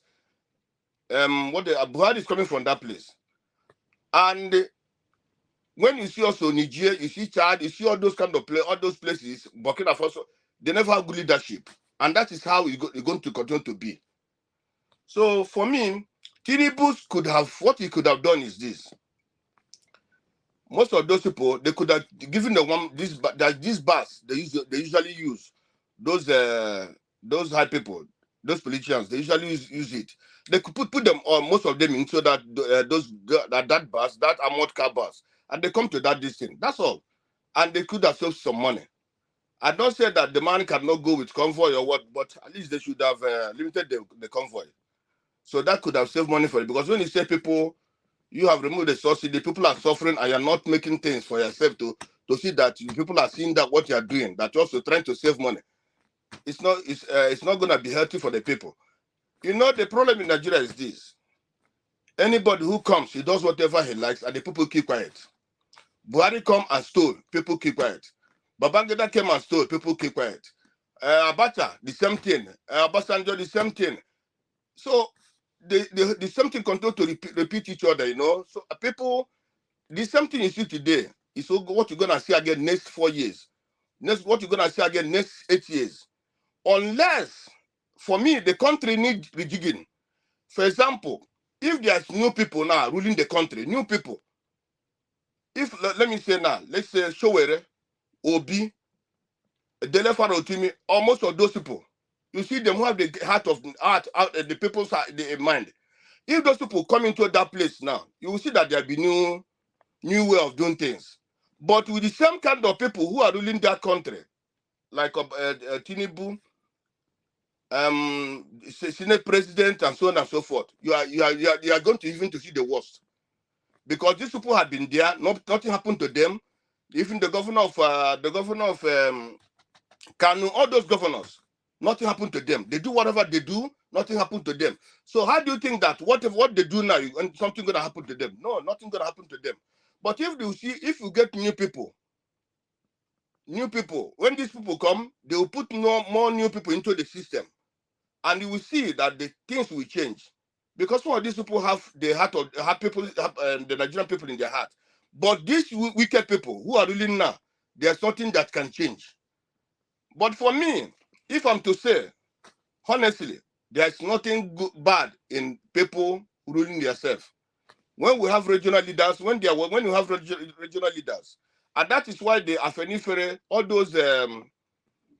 those blocks or groups that are calling for Obi to rule, because they believe that when Obi goes there, he will try to regionalize the country, so that people will be every region will take care of their things. But for now, Tinubu is not going to do that, because those that push Tinubu into that place are those core Islamists, and they don't want that country to go into regional system. They don't want it, and that is why they're pushing for Tinubu. Now on the what they call, okay, for example, when you look at who's that man, the representative, the House of Representative, you know how many aides he's taking? 36 aides. 36 media aides. So if for only him, then what of the Senate president? Senate president is going to take more than 50. So you see that, and the man at the helm of affairs is not saying anything. Instead of saying anything, instead of saying something, he bringing even criminals, bringing what do they call it? Somebody like what is that man's name? The man from River State or what? What is that his name? Bring to the villa where the coat is talking with the coat of arms in coat of arms. You understand? So when you see such people, when you see such a man, that's Asari Dokubo, coming to the villa, you see, insulting the army, insulting the whole region, the Igbos. If, for example, let's say an Igbo man or a Benin man that went to that villa and insult Yorubas or insult the Fulanis, do you think Nigeria has been peaceful today? No. So when all those kind of things are happening and people are keeping quiet, my brother, we don't see Nigeria moving forward. We can't move forward, because these people that you're insulting, if they rise up today against you, you know what's going to happen. But that's by the way. And again, like this subsidy that Tinubu removed, why not, if that Tinubu has first of all build a refinery, let's build a refinery in the east, no, not in the east, in the south, or even the worst, why is Kiari still there at that with an NPC? Is there no Ijon man that's supposed to be there? Is there no Ijon man that is qualified to be there? All these oil wells that the Northerners have taken, where are the people that have these oil wells? This oil well is God bless the people of South. And today, the people that are taking these oil wells are the people of Sadara Sokoto, this, that, nonsense, all those nonsense names that the one taking these oil wells. Look at the other one the other day, the one from Lagos State. He doesn't know what to do with money. Then he went and bought what they call it, how many cars for his children. expensive cars, because he doesn't know what to do with money. And the people who God bless with all these things are suffering. They are really suffering. And idiots are using it to. The other day, he had a yacht and be in the sea for how many days that he's making bad day, useless bad day, a stupid man. So when you show these kind of things, my brother, you see that the country cannot move forward. For me, it cannot move forward. If today the SASAT, for example, let's have a SASAT country. The SASAT knows their people. They know who can rule them. If anybody does wrong, they go to his house. But today, when Wicked do something, he cannot go to his Wicked house because Tinubu protect Wicked.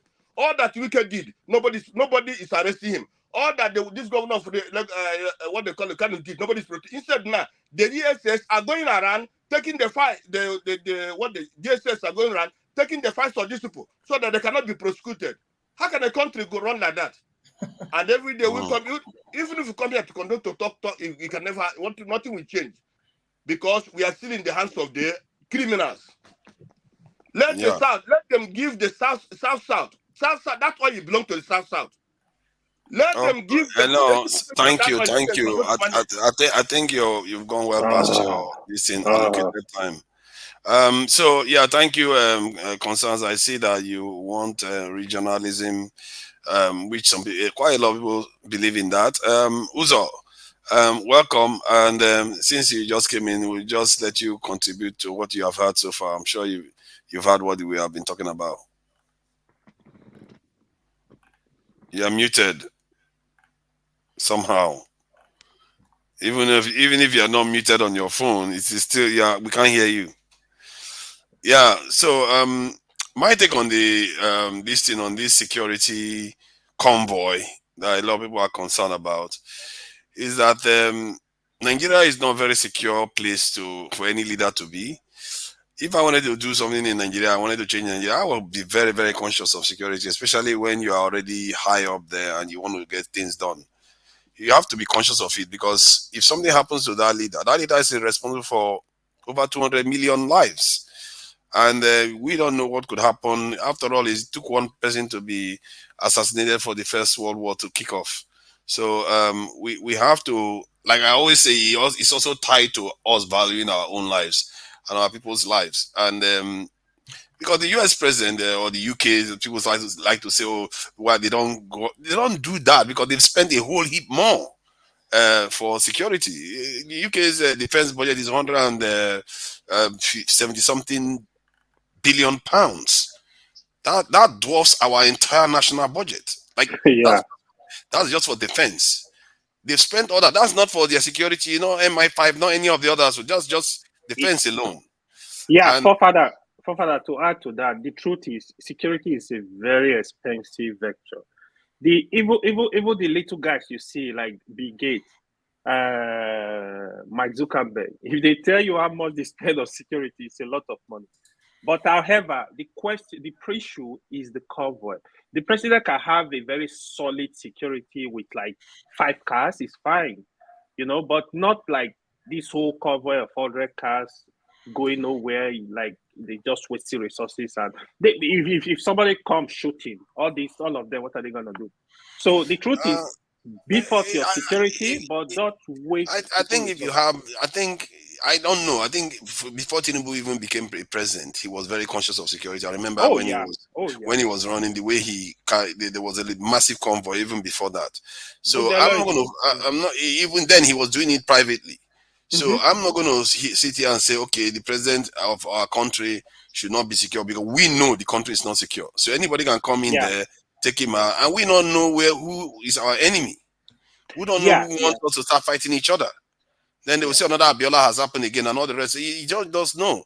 So you don't want to take chances. Better to spend that little extra money securing him, keeping him alive, than face the consequences of anything happening to him. So, and that's why I think that we have to really, really keep an eye on that. And the money we spend on defense or securing our country is nothing compared to what the others spend. That's why they can afford to walk on the streets, because they've spent a whole heap of money. They might as well, they can even do picnic. They'll be fine.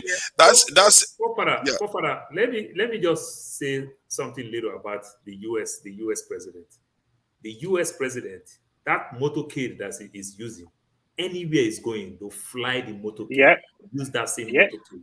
Yes. You understand? Same. That covers everything. Yep. You can invest in security more these days with technology, not with humans everywhere.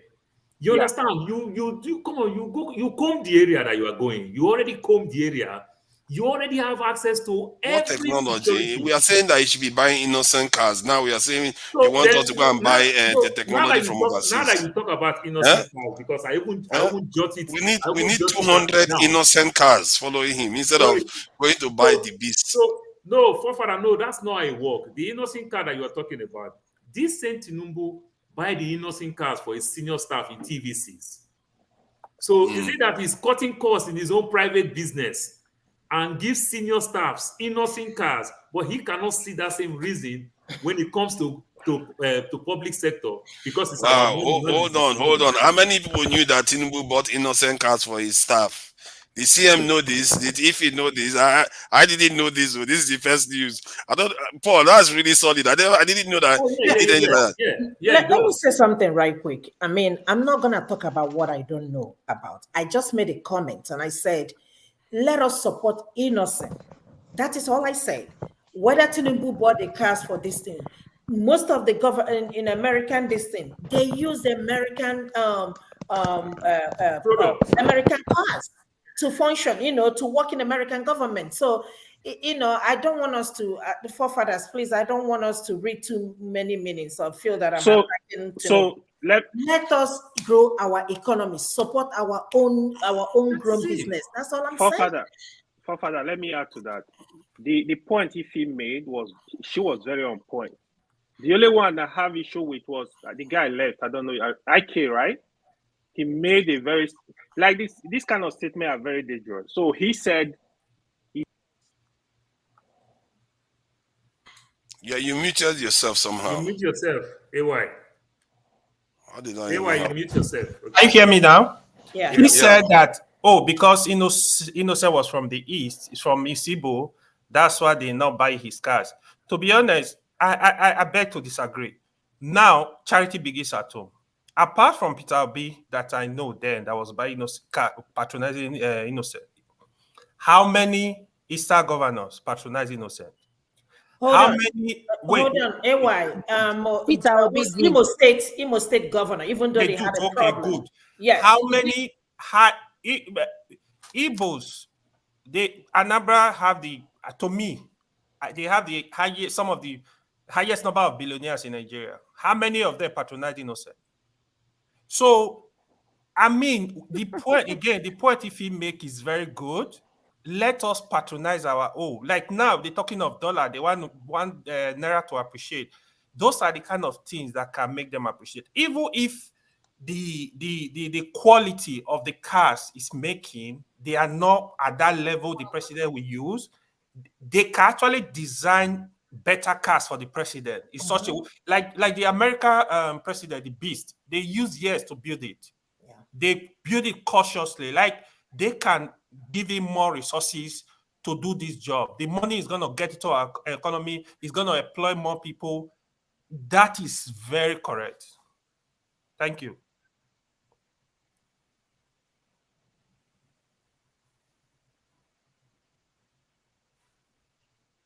Uzo, we still can't hear you. Your mouth is moving, but yeah? It was me. No, you, AY. It's Uzo. Sorry, I wanted to address something Ify said. What I was trying to find out from Ify was that you approve that Tinubu is actually patronizing Innocent. Oh, okay. No, I'm not. I'm not aware of that. But do you agree with it? That it's a good idea? Of course, it's a very good idea. Who is going to dispute? See, and again, let me make it clear. I don't hate Tinubu. And like AY said, Obi is not going to fix Nigeria. I don't even know if we have anybody that is going to fix Nigeria. I don't hate him. That's not, no. The only thing I'm just saying that the election was flawed and the way he came in. That is all I'm saying. All I care is that somebody that will come into this country called Nigeria and just do introduction. Let us start from somewhere. That is the only thing I have. If you're going to fix it, forefathers, off you go. If you show, I'm supporting you. Paul, Ngwa, all of you.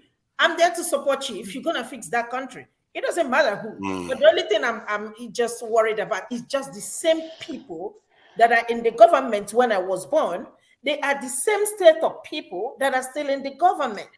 And nothing has changed since I was born up until now. And we keep expecting miracle to happen. Next week, we're going to come back here and talk about what is going to happen next week. And nothing is going to change. That's all I'm saying. And this generation, the younger ones, they like to call themselves the youths, maybe even under 50s, they need to start standing up. Because if you remember, this generation that we are talking about, the Tinubu generation and the ones, Buhari and all of them, they started running the country since 1960 or so.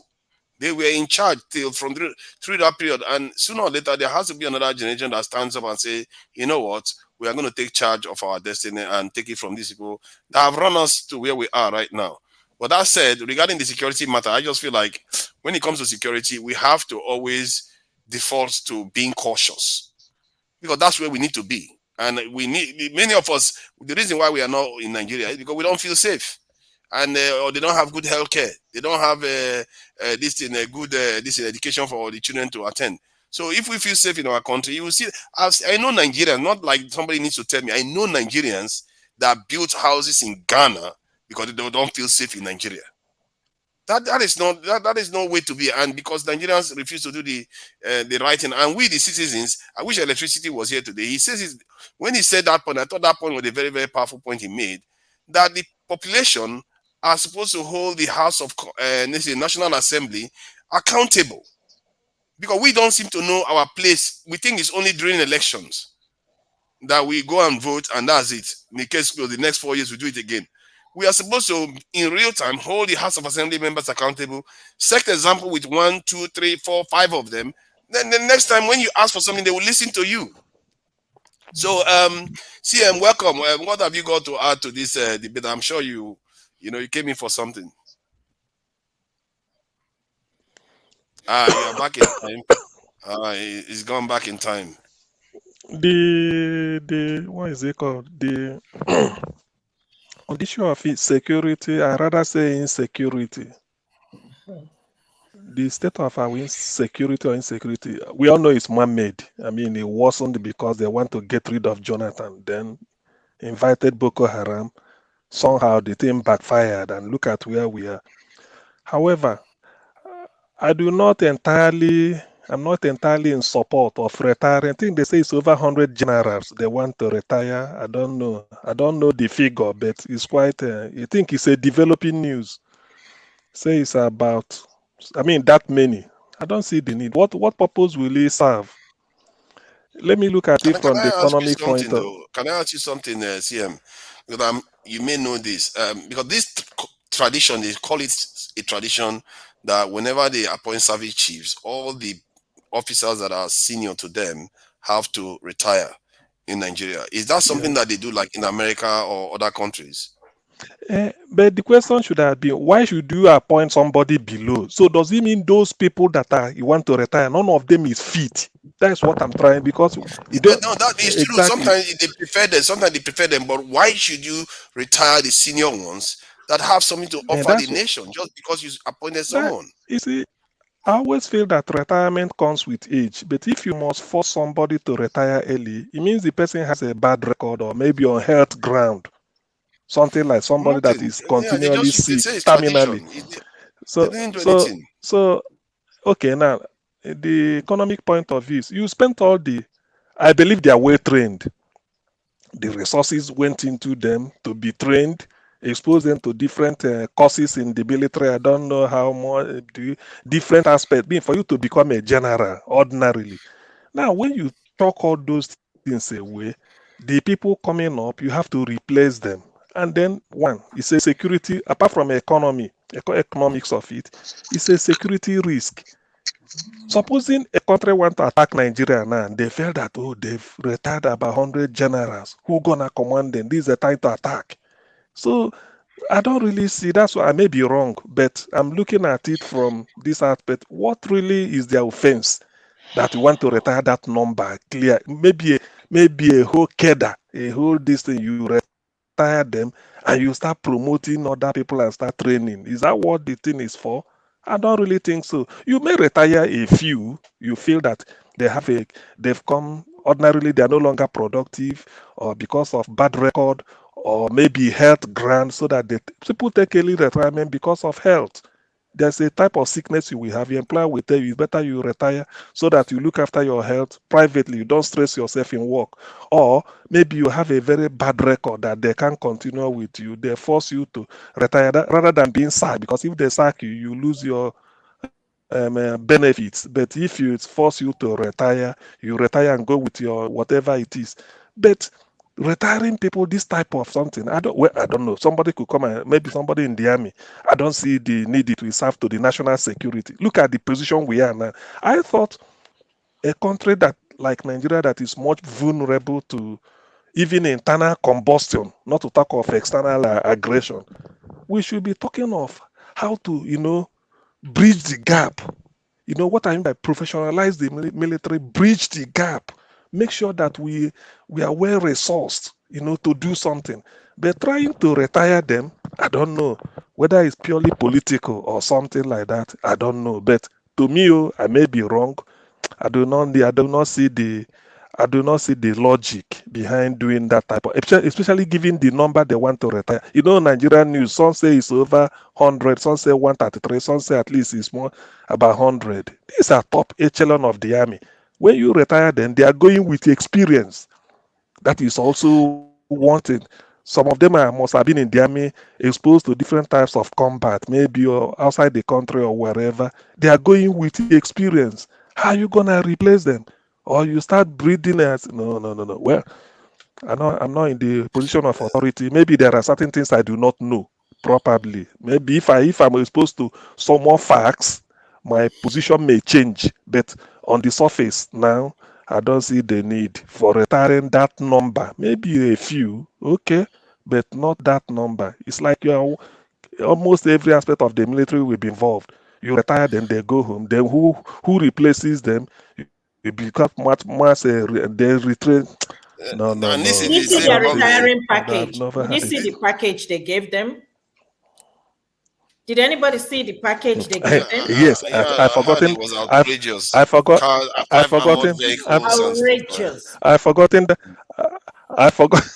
I've forgotten that aspect again because so many things has to go with it. You see, the thing is that the thing is that sometimes I believe part of our undoing as a people, as a government, is that we are too reckless with spending. That's what there's what they call waste. We are too reckless with spending. Somebody, I think we talk about a convoy.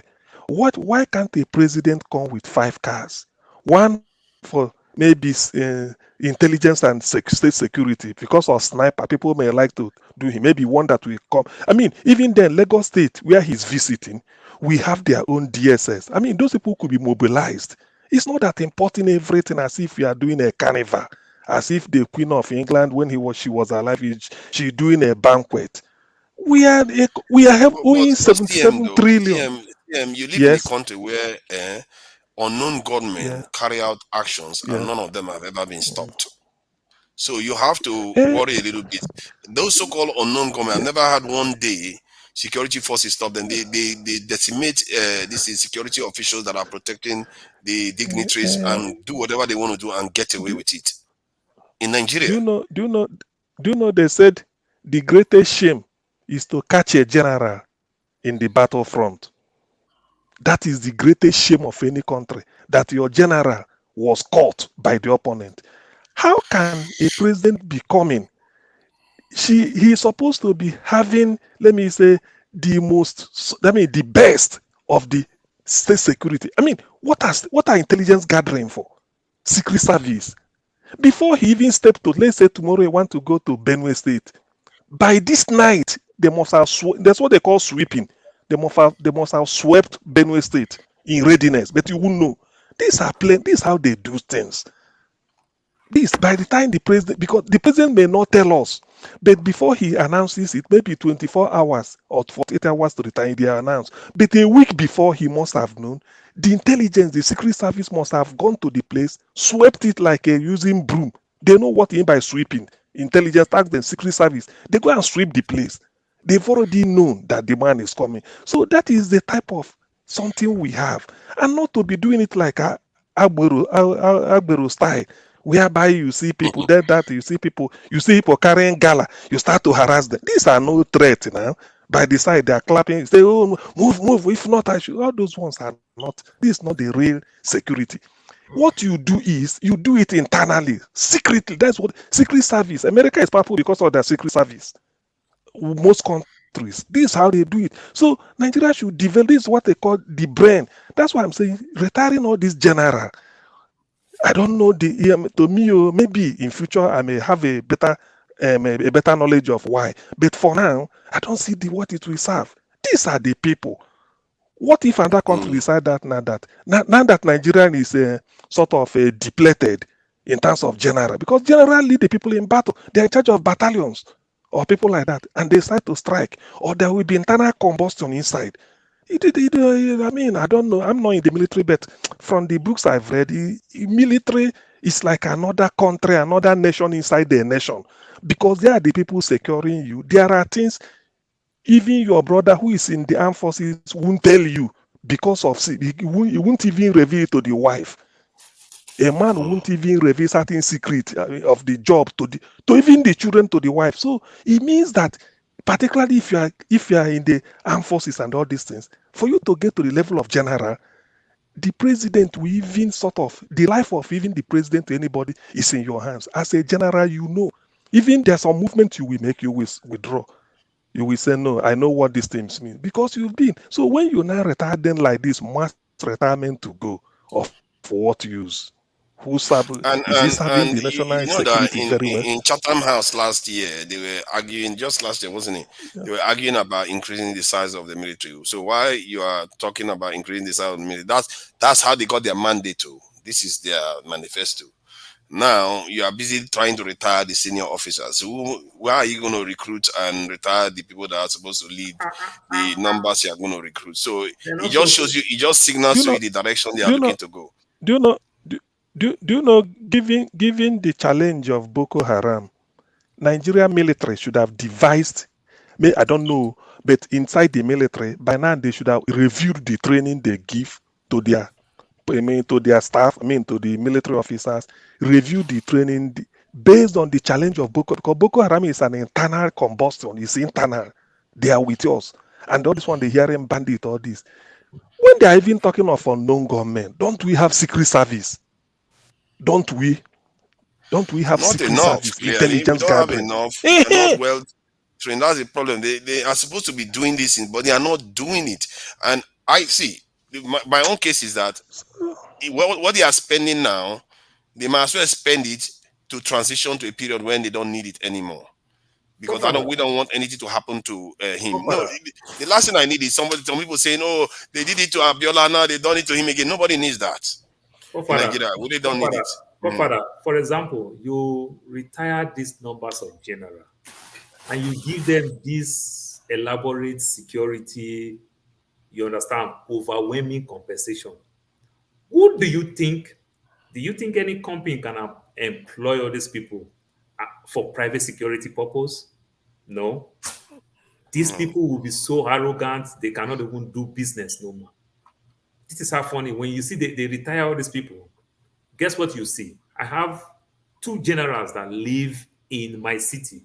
No, one live in my city. Another one live in where the rich of the rich, the 1% of the 1% in the state of Arizona live close near where Muhammad Ali lived before he died. What am I saying about that? They retired, all of them, they all bought properties here in the West. They just pack their baggage and packages. They come here, they come enjoy with maybe their new wife or their grandkids. They just relax and everything. This is how we lost those wealth of experience. How painful it is, some of them don't really have the experience because some of them, based on their region, push them to that level of general, all in the name of Federal Character Commission and the likes. Oh, if you give this one protest. This one called governor. This one called his king. Call. That's why we have so many generals.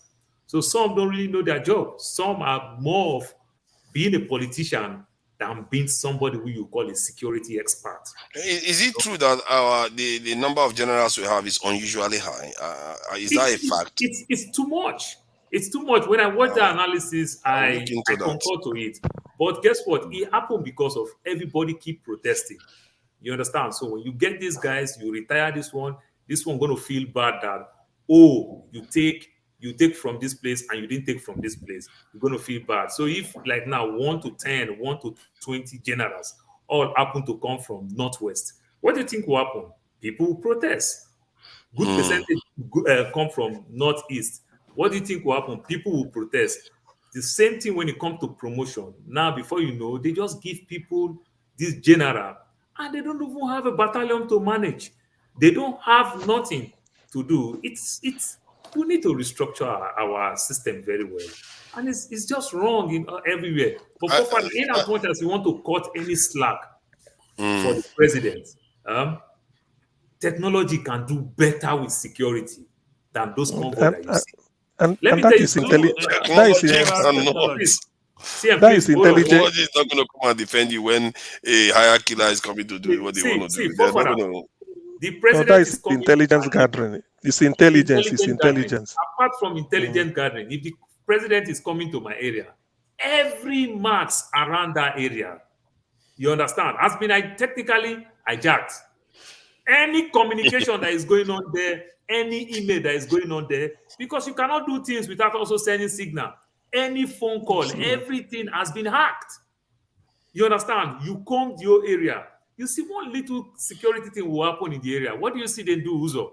You understand? They walk to gas station, they walk to everybody, they come to you, they knock your door, private security. Can you give us footage of your camera? Can you give us this? They do all those things. Whether you give, whether you don't give, they already hack your system. They've already seen what they want to do. But maybe for you not to be so much expert to understand that they do all those things and you want to sue, they just come to your door and they knock whether you can be so friendly to them. So you can use technology to do a lot in this age and time. Now, putting all those vehicles, you shut down other people's business, abuse people on the road, and guess what? Other people will also see that same thing and think in that direction.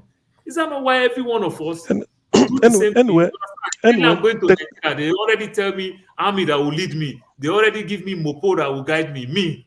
Mopo will guide me in Nigeria. To be fair, Mopo is a different thing from the head of state or people I'm that telling are you, trust me, because I'm coming from the US. You understand? Friends, family. I started telling you, oh, I'll link you to this, my Mopo friend. I'll link you to this, my army. We'll give you this car. We'll do. How will I enjoy my day? Technology is important because those that will attack you will use technology.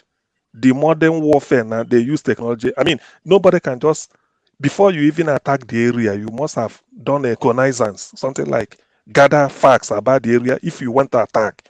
Therefore, you, the person they want to attack, you should be able to. That's why when they're talking of Nigerian military or defense, I would like a situation whereby they would do more of secret service, intelligence gathering than mere security you see on the road, maybe on the way. Because what it means is that if you've gathered the intelligence about the area, you are in plain cloth civilian, nobody knows, but you know what you are doing. The gadgets inside your body, what you are hearing, this is the type of something you use to coordinate. Then you must have known that this area is safe for now because of the thing you are getting. You are trained, but people may not know. But Nigeria still feels that now. But I you don't have know to whether ask they yourself, though, CM, you have to ask yourself, because from what I know so far of Tinubu as a human being, not to mention a politician, for how many years ago he finished as a governor in Lagos, he never really showed off. You know, he's not like a showy person other than just for his security. He doesn't show off. Look at me, I'm so rich and all. So the idea, you must believe that the reason why he's doing it is for specific reasons. He's been doing it even before he became president. This is a guy, and if someone like him, he knows the value of security. He knows the importance already because he wields power. So if you want to wield power successfully, you have to understand security. Was not right though. Tinubu attended every party you can think of, even when he was a governor. No. When you see Okay. people went No, in the dark, it was just based on his health. I mean He's that trying to shy away from public. no, I mean that he often So brags don't that say he does. Tinubu is no. Tinubu is a party guy. And he So, doesn't articulate himself. Tinubu is a street guy. Oh, Complete street guy. Papa, don't say no, that. I know of somebody that said that Ismiri wants to say something. Go ahead, please. I just want to say that you guys have forgotten Igbo basics. Everyone was just barging in. Oh, Igbo is an elder. If he wants to say something, he knows he can. He's always free to say I thought whatever he maybe wants. this is orderly. Is it that this is No, just no, it's not orderly.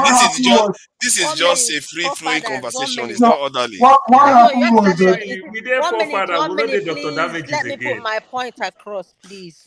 Okay, Dr. go ahead. Damages' session is different. So your one, is it free for all? So that we Yeah, know, it's I free want to know your flowing. style. Free flowing. Yeah, it's free flowing. You can say whatever at any time. You just come in and contribute. Is it the person with the loudest voice? Because it seems as Oh, not necessarily. We self-regulate, and when things try to get out of control, I keep it down a bit. Mute Isimile. Mute her. Isimile, what happened was that when it came time for voting, forefathers rigged me out. It became whether forefathers. What? I wasn't involved though. I wasn't involved at all. Between him and Show, they put me in the back burner. So I said, no, wahala. God did. But I'm glad that pay fine. No, you have to pay no. fine. No. Our elders, don't joke with them. It's well. Yeah. It's well. You see, you don't tell where we come out this market. If a lizard stay for farm for too long, if you look that lizard, you go see the one where don't turn red. I haven't said that. I think I caught up with you talking about security of Nigeria. Then you talk about Tinubu. Have you seen the cast building that the man is building in Lagos, Ikoyi? I took a picture of that. I'm talking about a building that is being cast, not just with regular blocks and stuff like that. Yeah, even normal governor, that's what they do, man. So come on now. The point is this: so much waste. Talking about security, I have a friend, General David Jemibowo. They were retired. I'm not even sure they were up to 60-something years or 60 years old by then. David Jemibowo, Google him. These were the straight shooters that Nigeria had. People like Commodore Amadi Ikweche. When these folks were retired, they were still in their youthful days of being useful to the country. So what am I trying to say is that it's do me, I do you, or not even do me, I do you. Look for those who you think are purely, their hands are clean, per se. Look for them. Get them out of the way because they will not agree with your jolo that you want to bring about and call it government. So I do have a question for us here. Is there any other country in the world that there is such a thing as presidency? Mr. Forefathers, please. I thought the US has what they call presidency. Yeah. I beg your pardon? The US is a presidential system of government, so the president occupies what they describe often as the presidential position, which is the presidency, if you want to call it that way. No. I've heard people refer to the US. Let it go basic. What do you mean by presidency? What's your old definition of presidency? Presidency. It's only in Nigeria that they say this presidency has spoken, not the president. They talk from the presidency. Check it again. Nigeria is the only place that I know about that talks about the presidency. They don't talk about president. In the United States, you talk about the president, he is Mr. Joe Biden. Well, I've never seen such thing where they put out a statement that says presidency. He's gonna be the president. I've actually heard about it in terms of the US when I'm following their politics, that they actually use those terms. Reporters can use the terms when let's say statement comes from the White House. They will say the White House and referring to the presidency at the same time. Yeah. Yes. So in America they use White House. In Nigeria we use presidency when it's referring to the whole organization of the presidency. Okay. If you want to be specific, you refer to the president. Okay. So that's the difference here. The president of a country is the leader of that country. Mhm. The presidency, as far as from my own perspective, are the people who go on and commit all kinds of blunder. That's a gang of people.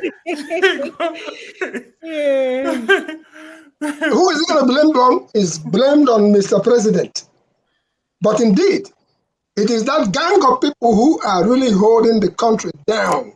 That's the Igbo people basic. that call themselves presidents. Igbo basic. Go ahead. I need to correct this. So I think it depends on the president. For example, during OBJ, you can't mess around and put it on OBJ. You can't do that. He's gonna fire you right away.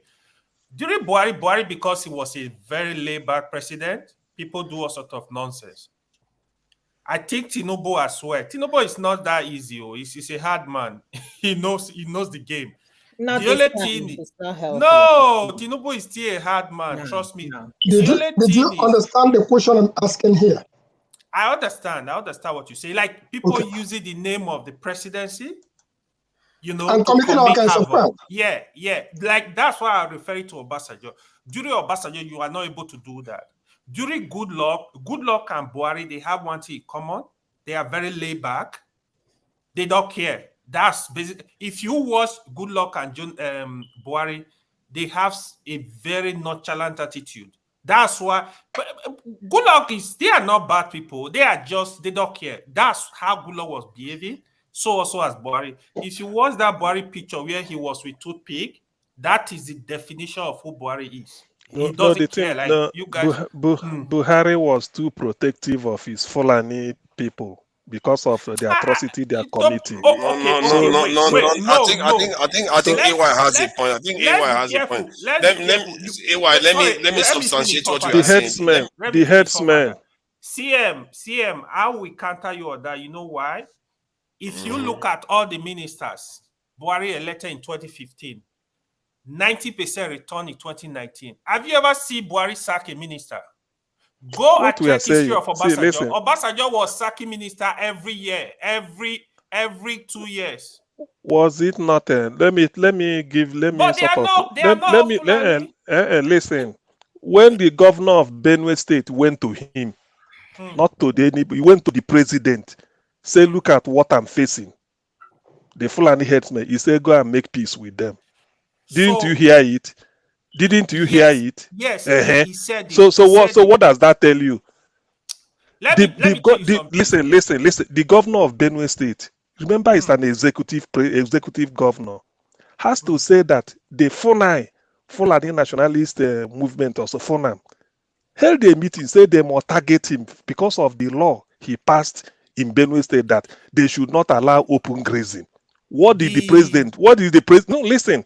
He went and reported that with the letter to the president. What did he say? That is what I'm saying. I know where I'm saying they are being overprotective. These are the public. I'm not. Hold on, AY, hey, hold on. I think the truth is, Buhari. I think what AY is saying is that generally, Buhari is laid back, and you can see that in the way he appoints his service chiefs. He doesn't want to fire them. People that have done something wrong, he still leaves them in office. And look at the mess up that Emefiele did with the Naira note. This thing, yeah, he still left him in office. He left him. And I have to say there is also because what AY didn't complete was that Tinubu is somewhat like he doesn't take nonsense to an extent because one thing Tinubu doesn't like is that somebody doing something that is not within his own agenda. You see what I mean? So it means whatever goes on under Tinubu's government, whatever goes on under Tinubu's government, he is also part of it. Because if you look at Ambode in Lagos, I was in Lagos. That was one of my biggest, one of the first reasons I disliked Tinubu, because I came to Nigeria, I was in Lagos, and everybody loved Ambode as a governor. And then during that time when I was in Nigeria, that's when they were doing the primaries in the APC or something, and I found out that they chucked Ambode out. I said, how is that possible? Everybody loved him on the street. But they say because Tinubu is not on his side. So this is what I mean. Tinubu is a kind of micromanager. Even when he's not in office, he still tries to manipulate people that are in office. So he tells you that when he's in office, he's not going to allow people to mess up around him. And get away. Even if they mess up, it's with his own approval. When a governor told you, when a governor come to make a report, direct report, a threat to his life, a threat to the people, a Benue State governor, What? You Then see, why do you? Why? you see, Why? sometimes let's give credit and criticize when it's due. That governor of Benue State was as useless as anything. You know, Forget about it. It's not. wait. Listen. Was it President Buhari that was holding his money while he was not paying salary? Listen. He was making AY. reckless statements. Listen. AY. So many governors are owing salaries, but they are not threatened by Fulani people. They will kill them. His own is different. Listen. Wait. You don't know what it means for a group of people to see somewhere, hold a meeting, and then pronounce it, wrote a letter. Do you know that all these governors that went in solidarity with him, Ayo Adebanjo, Afenifere, or Haneze Ndigbo, Pan Niger Delta went. He showed them the letter. He said, "Look at it. What are we talking? Are you denying all this? Don't you know it? Wait. Don't make excuse. Hey, listen. Don't make. There's a difference. Wait. I've waited for you. Hold on. Hold on. You will make your point. There's a difference between a governor not performing. There are many. Abia didn't perform. Abia is as dirty as anything. It's in the southeast. There are many of them. But Abia state governor can never tell you that the Fulani people did a meeting and threatened to assassinate him unless he allowed them to have a ranch or rear their cattle. When a governor came to Aso Rock to come and report to you, this is what is happening. What did you tell him as a person? Don't make excuse for that. Don't make excuse. Okay, let me reply. See, first of all, you need to realize that the governor of a state is the chief security officer of that state. In name. You see, wait, let me finish. Not only in name. These are stories. In name. Wait. In name. A governor has no control over the police, even the CP, Commissioner of Police. To be fair though, in Rivers State, Wike will tell you face not the fear face. Wike, if you go and mess up in Rivers State, you're going to have problems. He was opposition. So he was not a governors do have an element of power. So maybe there is something to be said there. Lots of people from in Rivers State. Even Rotimi Amechi, he cleaned up Rivers State with the militancy that was in Rivers State where Rotimi Amechi came in. He was fighting them. He cleaned them up, drove them away. Okay, that governor was very lazy. If you are in Buhari's shoes and the Otom came to report to you a direct threat to him by Fulani people, what will you do? I will give him any assistance he need. But like however, what type of assistance? Any assistance, like security assistance, right? Like military or whatever. Let me tell you one thing. There is no wait. For your information, you need to be clear on this. There is no harm group that can stop Nigeria governor. If you try it that day, you will be wasted. Listen, see, let me tell you. Let me tell you. Government. How many governors they don't attack for South? Listen. I think you guys are taking away my point. You're taking away my point from what I'm discussing. What I'm discussing, what I put on the table. But see, governors are immune. The governor could go and hire killers to go and take care of it. Nobody's going to prosecute him. Yes, so what I put on the table, immune. There are two things.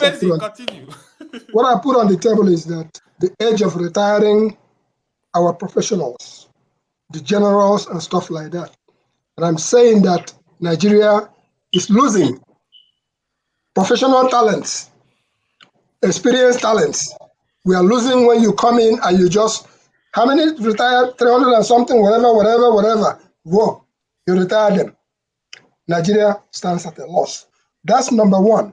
And when you are talking about security, if the state, if the nation is not complicit in this thing you call security, tell me how on earth that one of the most fierce military in the world, the Nigerian military, from Congo to name it, the things that, is it not the same Nigerian military that rescued Liberia? Is it not the same country, Nigeria, that went after apartheid of South Africa and things happened?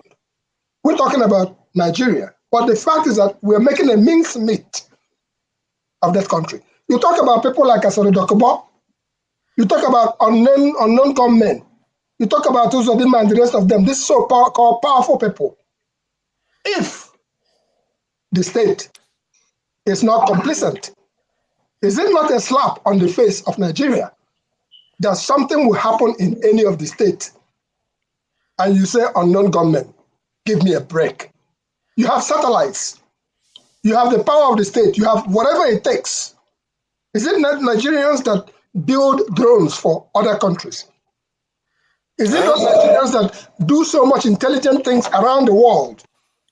And yet, you come to Nigeria, security begins at home for every village, for every town. That's where the security starts. The question that needs asking, the question that needs asking is, all we hear about, I think this DSS means state security service, state security, not like gathering intelligence. This is their job to get here. Why is it that only time we hear about SSS or DSS is when they go and they arrest? Don't they have their own how to gather intelligence and nip something in the bud or give police info? Then why are they not doing it? That is the real security. That is the real protection. Hold on. There are two areas that things are happening. The northeast, the southeast. The south is a different kettle of tea. No, not politically, west, the south is west. being not west too. Something is well, happening. I'm just taking the middle ground. Those areas. Finish. I'm talking about the two areas where these things are happening. You're talking about the whole of southeast. It's not that the people don't know how to defend themselves, but the people have virtually been castigated. When you come out and you take away all their guns and stuff like that, what next? You're going to take away their machetes? These are people who are capable of manufacturing their own guns.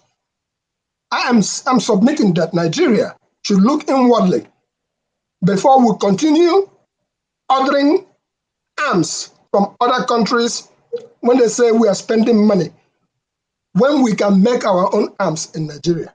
That is what I'm talking about. So we stop spending so much of this, so much the foreign exchange that we don't have, and they're giving us technical aid.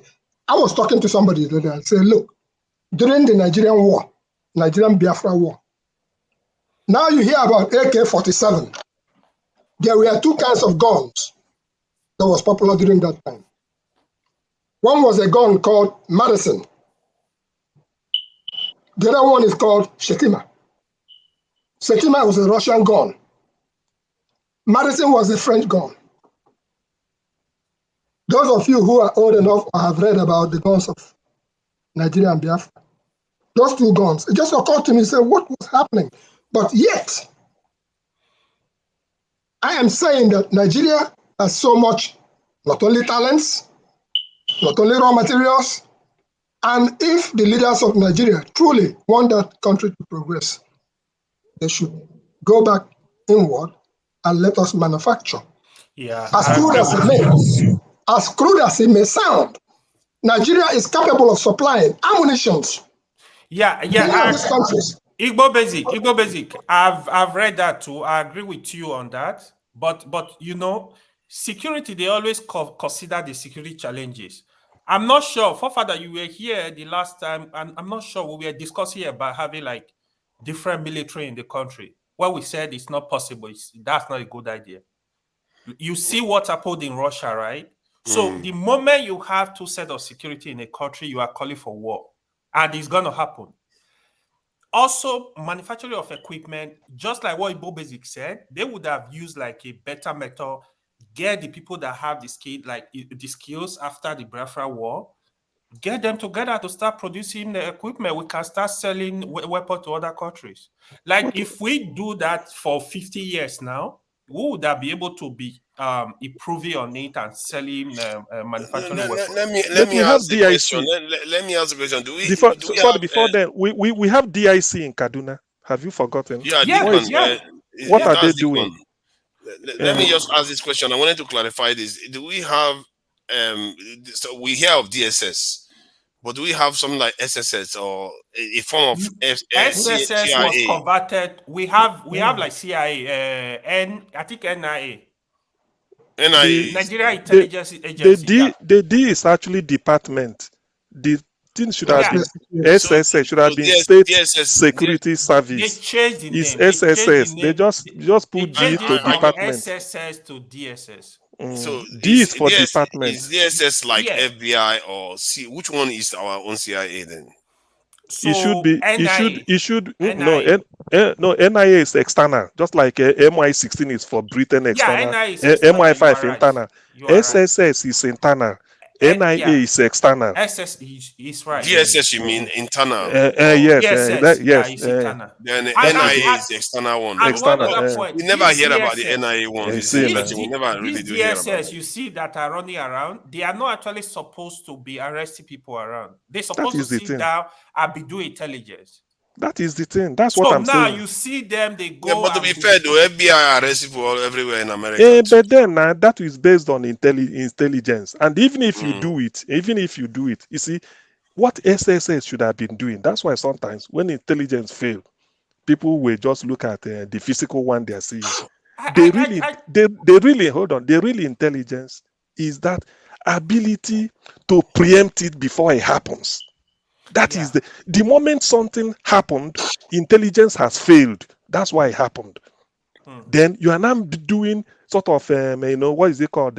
Damage limitation to see how you are going to avert it. But your job is to preempt that it is likely that this type of area is insecure. Every day, 24 hours around the clock, all your life, they are working. Gathering this intelligence, they want to give to police, they want to give to the army, they want to give to everything. That is their job. One of my other fear with the military, the DSS, the police, all these bodies, there is not corruption. There is a lot of corruption going on. So they are not as, even before Nigerian military, when you see Nigerian military, fear go enter your body now. But today, okay, AY. Mopo. Yeah. The Nigerian military police. Do you know why they were established? Why?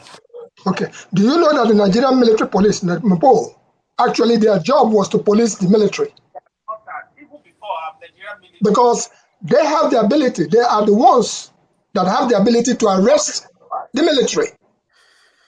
Oh, that's why it's called military police. I didn't even know that. Yeah. Okay. Yes, that's true. Yes. Okay. But you know what?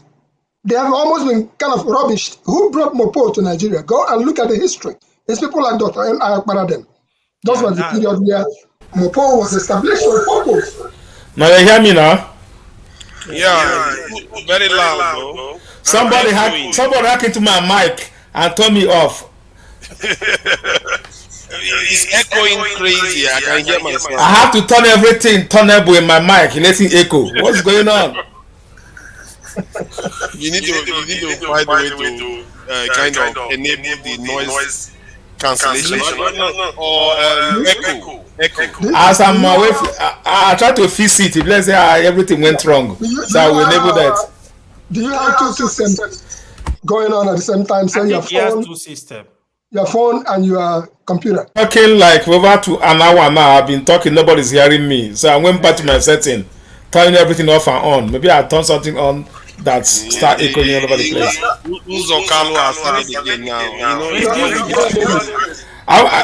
Listen. I wanted to appreciate my sister then. If he vex you, maybe your own sister come. If you and Ismaila, there's Ibo Ada girls. They have been here. Like, I want to appreciate them. If I never marry, for right, if you say that I'm allowed to marry 3 wives, and for marry 2 of them together, pay the bride price. All right, they have been standing on this platform. If now sister, maybe they are standing. Yeah, for real, and they're looking good though. So that's also the right thing to do, you know.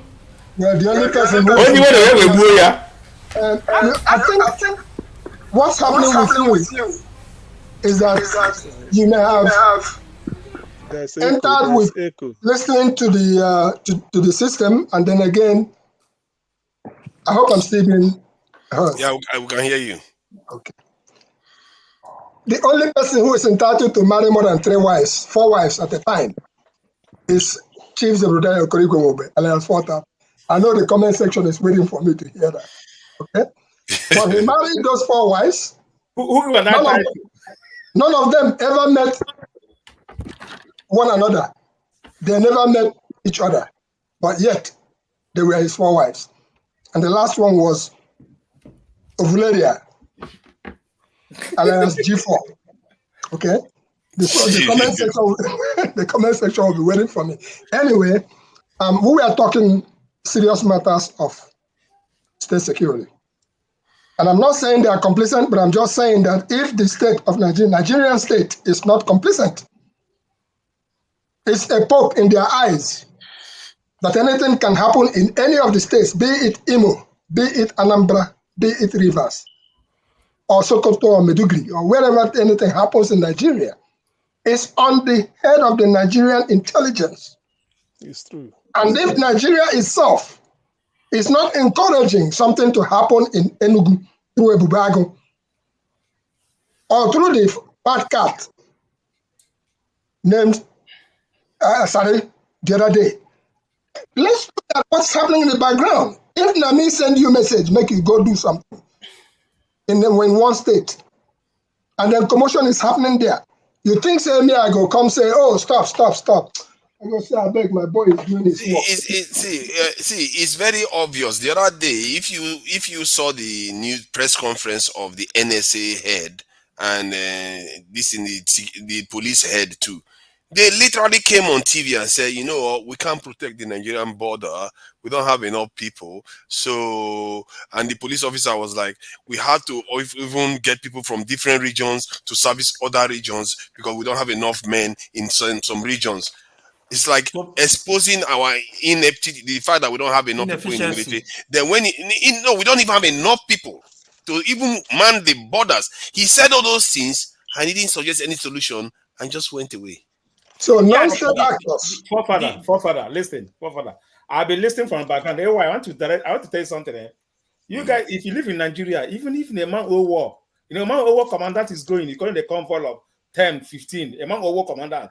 I was in paramilitary. I know how it goes. All right. Even though there's a Danfo, they will be on the same line. Nobody cross that Danfo. Just a man of war commandant going on Lagos streets. A Danfo will line up. Nobody cross. That's a convoy there. All right. Let's talk about convoy. Tinubu don't even know how many convoy he carry. If you NCO Lomo will come out with 7 cars and be on the line. The governor will come out with 20 cars and be on the line. Everyone will put their cars and be on. Those cars you saw there. I'm not defending Tinubu in any way, but I'm telling you this.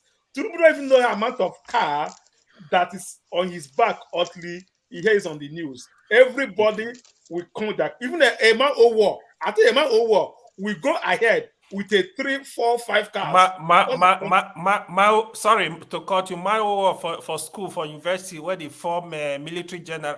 The day where we do riot, where we deal with them for school, we nearly burned their house down. Now, relax. Hold on. You see this question Pansat is asking. Uzo, I will let you carry on. Sorry, I just wanted to address this question. Compasa seems to just to stop him because he's going to carry on getting upset in the chat. I don't know why he doesn't come on. He will get upset in the chat.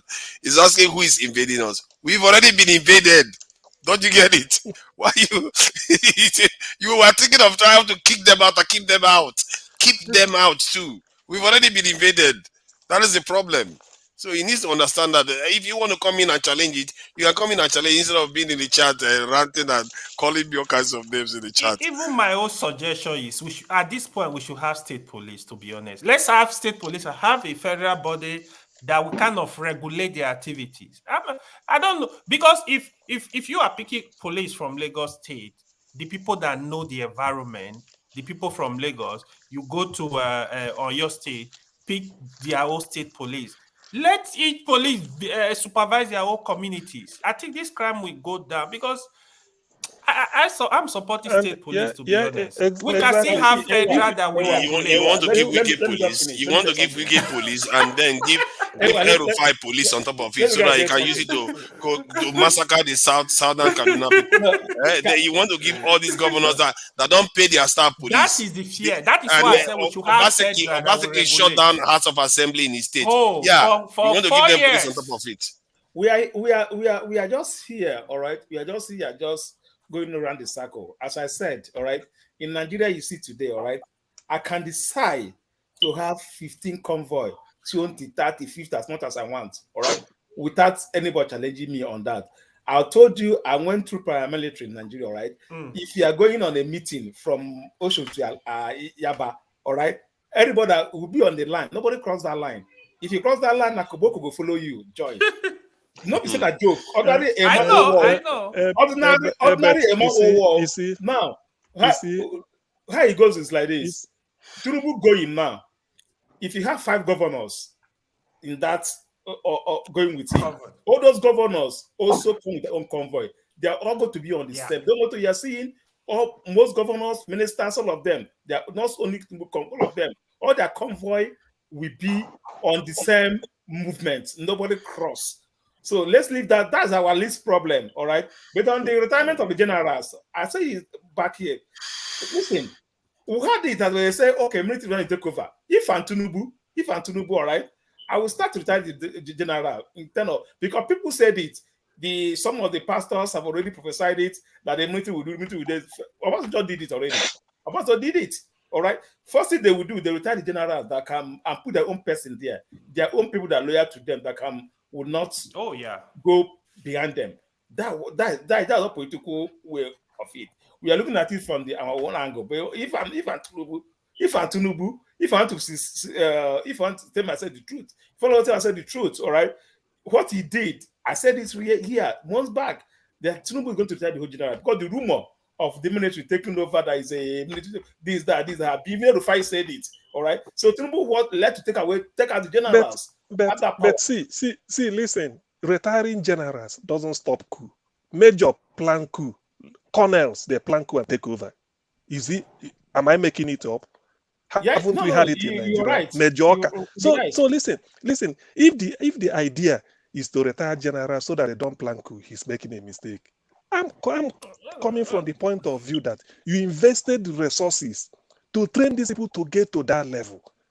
Sending them away en masse. That's why I said, if there is a health issue, you can retire somebody. Let me cut you short. Hold on. Wait. So, don't wait. You note it down. If there is a health issue, I can understand. If there's something like somebody has a case, maybe like a indiscipline or a bad record, you can. But to retire, what we read is about 100 or more. To clear them, I don't see the need. I don't want to comment on this issue, but I don't think there is any problem. Wait. Paul said something today. Paul said, is those generals, all right, did they merit to be a general? Paul was saying something like that. I remember, all right, they put all those people on regional appointments, all right? They will come to Satis, all right? Even somebody that is not even liable to be a general, due to them, want somebody in Satis to be a general, they promote to be a general, all right? I see that in custom, immigrations, so many of them. Federal character. So you mean are you trying to say that they are general in name only, but not real generals? No real general in name only, not real general. So that's what I can do away with them whatever they wish. My concern is the massive. Some are saying up to 300, some are saying over 100. That number is too much. That is what you can say you retire 35, 40, 50. That we retire all the generals. Okay, so one quick question. Did they take their guns away when they retired them? Oh yes. They have to hand over their firearms. Everything. You become a civilian. And what I'm concerned, I think. When you say you become a civilian, are you telling me that a retired general does not have at least a pistol? They may have firearms. Private citizens have firearms, but they are still civilians. You know that here in United States, most of the guys that went to Egypt, all over the place for service here, they retire with their with their guns. Some of them, but the point the point CM was highlighting, I think that it's good that we also acknowledge is that there's a lot of resources that has been invested in training these officers, in training them, and to just throw everything away. Like, it's experience. just so wasteful. This is part of the And wasteful culture we have. I learned that when you are due for retirement as a general, there's a transition in which they are transitioning you to civilian life. There's a course, all those type of you are now in transition to civilian life because you will soon go. But if you now do it up front, that is what I'm saying. It's not that I know there is the nepotism and tribalism in the army, but when you do it this way, what then? Because it leaves our country vulnerable. Remember, a general commands all those things. If a country want to attack Nigeria, let's say anything, this is the time. Yes, this is they might try, not that they may succeed. They may say, this is the time to hammer these people because they are generals. I mean, there's nobody, because generals command the battalion, they say. Or that one apart, Boko Haram that you are fighting, we've not finished them, and the bandits they call them. What is the fate when these generals are going? That's a way to do the thing. But they've been there now. Boko Haram has That's what I'm saying. They've been there. Most of our country, we cannot even navigate most of our country. Like some parts of our country now, where they are doing all this mining, artisan mining, we have IDP camps all over the place. And to an extent, retiring all these generally is signaling something that I find a little bit uncomfortable. Because this is the same government that went to Chatham and said that they are going to be increasing the size of the military. And they made a serious argument, even in their manifesto, everything. Now, if you are retiring these much generals, how is that increasing the size of the military in any way? Because you need people to command the people that are going to be recruited. You get fresh people in. But you need generals to manage the people that are coming in. So if you are retiring generals, it means that you never intended to fulfill your promise. Let me ask a question. Let me ask a question, please. We said Blackstone. Let's let the Blackstone talk. Let me ask a question. Is this the first time that any new president retired the generals? No. So it is a trend. It was what the number we are talking is the number. Is the the population you are retiring. How many did the Buhari retired? Even Obasanjo retire more. Because at that time, Obasanjo cleared out everything. In one fell swoop. At that time, Obasanjo, those people jailed him for crying out loud. They were the ones that put him in jail. Yes, level of second lieutenant. He cannot do the second lieutenant. Obasanjo kick everybody out. All of them. Why would he leave them there? A question for us: the retirers, those who do the retiring, have they considered that they are leaving themselves vulnerable because the level of intelligence that you have? That is what I'm saying. That is the aspect. That is the aspect we are not talking about. Have they considered that if those who are retired, for one reason or the other, decide today that you know what, we have our network.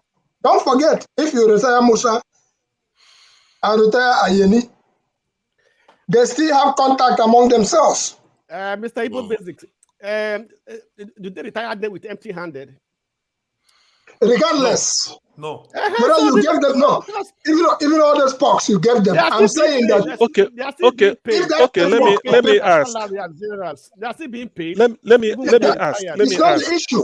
They are being paid. That's not the issue. The issue is this. Let me ask a question. Those retired generals decide that among themselves they are going to have a network of second fiddle. Don't you think that you are putting the country at risk? Or you think you're going to checkmate them at all times? Some kind of things that happened in Russia where there was a second layer. Have you considered that those people can actually do in who is the government? You know one thing. Have we considered the level of professionalism? Wait first. We are discussing this thing because we have been so much interested in the politics of Nigeria. When Obasanjo did it, nobody talked about it. Jonathan did it. Buhari did it. It's because we are now all interested in what is going on in Nigeria or things like that, or because of the who's in power and things like that. That's why we are talking about it. So this thing has been there, it has been going on, and it will continue. Yeah. It will continue. No, we are saying it's wrong. It's wrong. We know it's wrong. And I didn't like it too. I thought it was a bad idea. Just retiring officers like that. It wasn't this number of people. Jonathan never retired like all this we are hearing, over 100 general going. What Obasanjo did it in one. Obasanjo never did it in one phase. Go Obasanjo and check cleared the out record. Listen, please. Obasanjo was did it. angry, man. Obasanjo almost disbanded to the whole settle. military. The guy had scores to settle, man. He had to. Have we thought about the democracy please survive, have we thought about what this retirement, this type of massive will do to the professionalism in the army? Remember, we are talking about Nigeria. Have we thought about what it will do to the professionalism in the army? And what it has already done. This type of stuff is not good for the country. No, excuse me. Even the generals, actually professionals. Tokumbo, the Greek, the peak of the Greek, professionals came out to tell you. Wait. Who is speaking? Who is speaking? Who is the Greek speaking? in the peak, Osai Tokumbo. Carlo is speaking. No, you know? the Greek in the peak, Osai Tokumbo tells you that if not him, all right, if not him, who is taking charge of Abuja, Kaduna, security outfit, Nigeria will be a story. All right. Is it because he said it? Where is the proof? Where is the proof? No, it's true. Where is the proof? We are here talking about and the generals, nobody has this is a lie. Forget. I don't believe that. I don't believe that. It's true. They hire his men. Mr. I started to just start to be irrelevant. Not irrelevant. The guy was sitting in the seat how of does it know? How does it do it? How does it do it? No, Mr. No, Asari the Kuba is true. In the seat of power with a coat of arm on his back. Yeah. To be a government contractor that take care of security. Hold on. Uzo Carlo, it looks like you want to sleep, but your head is up. It's confusing me a little bit. Are you about to lie down? Maybe you just sit up or something. It's like he wants to sleep, but it's like this at the same time. You don't get tired of saying like that. You don't get tired. My head will get tired if I did that. What Asare said is woolly. His man is in charge of Kaduna. Is he before the train robbery? I mean, the train hijacking, or after? Yeah, after. So where we are there when it happened? Remember after that? Remember. Listen, one moment. Information on this. Remember after the Kaduna, it happened in Edo State. After the Kaduna own, it happened in Edo State at what is it called? This Ikimi town. I've forgotten what it's called. Igweben. Igweben. Okay, CM. Let me. This is what I believe about this issue of Asari to came out when the government, when Buhari gave the contract of the pipeline protection to Tompolo. That's where the issue came up. Where we started. You understand me? Yes. Because it was like it was sidelined. Yep. He was like, I want to have that contract. You understand me? For me, I don't have any single respect for Asari Tokumbo. Because if he can loot his own people in the name of Niger Delta amnesty program, amnesty, yes, for him to establish a university of his own. No. Point of correction. Asari Dokubo did not participate in amnesty program. I'm telling you from 100%. No, he did not participate at all. Ask anybody if you know anybody in Rivers. Wait. Okay, now wait. So the head of militant group, Asari Dokubo, Tombolo, those guys, most of them were involved in Bokri, man. That's where they made money. He was not involved in amnesty problem. So it cannot be a part of Nigerian problem and say you are going to come and solve Nigerian problem. So when a thief becomes an official, I agree with you, but I agree with you. You are very right. But you know what? Our guest on this program tomorrow, I believe Mazi Oke, has said it right, that we should not feed to the ego of Asari Dokubo. Agreed. I don't. And that's where I summed it up. With all that is happening in the Southeast, as Asarudo Kubo has pretty much owned up to some of their extrajudicial killings and stuff like that. One day, did you not listen to everything that he has pointed out? Who he is? That is and everything in else. Southeast? The things that are happening in the South is where he's saying that they are in charge. But all I'm saying is that he said it now.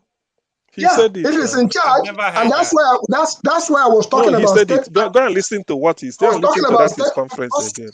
He said it. It's not a make. It's not being made up. If the government, be it state government or federal government, have no clue of what's happening in his backyard, that's a poke in the eyes of the strongest military in Africa, which is Nigerian military. Logistics. What's going on is a failure of logistics. When you talk about convoys and all the rest of it, it's a failure of logistics. Massive waste of our resources. Massive waste of our resources. Massive waste of our resources. What's going on here? And somebody would have the guts to tell you that ex-service chiefs get 4 bulletproof SUVs, 20 domestic aids, 36. What is wrong with us? Okay. Let me say this. How much money does that equate to that you can use to help a whole state? Let me say this thing. So when somebody is an ex-service, excuse me, because he's the only governor in Nigeria that is not collecting retirement.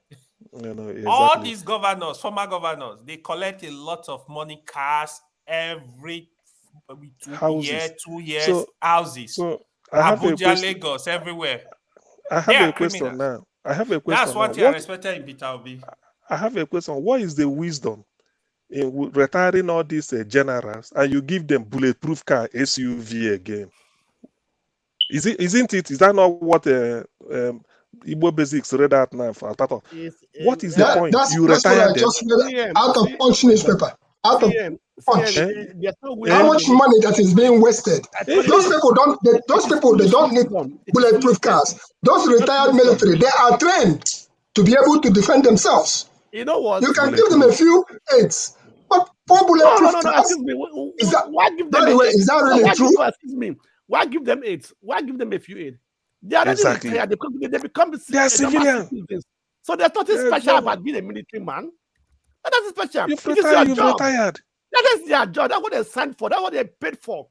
You see what they come with. Hear me out. Hear me out. You see what those retired people come with. They come with their vast network of ability to be able to reach out to the CPO, to the AAA, to whoever at any given point in time. That is intelligence that they do have. And what I'm saying is that submit to us again that what is happening is a failure of logistics in Nigeria. The same Nigeria, if the government have no clue about what is going on, how would the people come to? No, they came to Nigeria and captured the ex-Liberian head of state. Igbo basis, it is a network of criminals. They all know themselves. No, let's not even go there. What I'm saying is that those people, it's a waste of the funds of Nigeria. Let's start from the top. They all know themselves. Those people are not really begging for this. No, excuse me. You are abusing the country. You are abusing the people. You are abusing the intelligence of even the people that you are retiring. Yes, they need soccer and all that, but you can't just wholesale continue to drive the country. It's not even that you are paying them. You are paying them with borrowed money. And you continue to go to World Bank to go and borrow to come and do what? To come bulletproof car. My question is this: is this really true? That they are getting 4 bulletproof cars? I'm not sure. I can't confirm that. I'm not sure. But I'm not sure what they are getting. The Punch newspaper headline.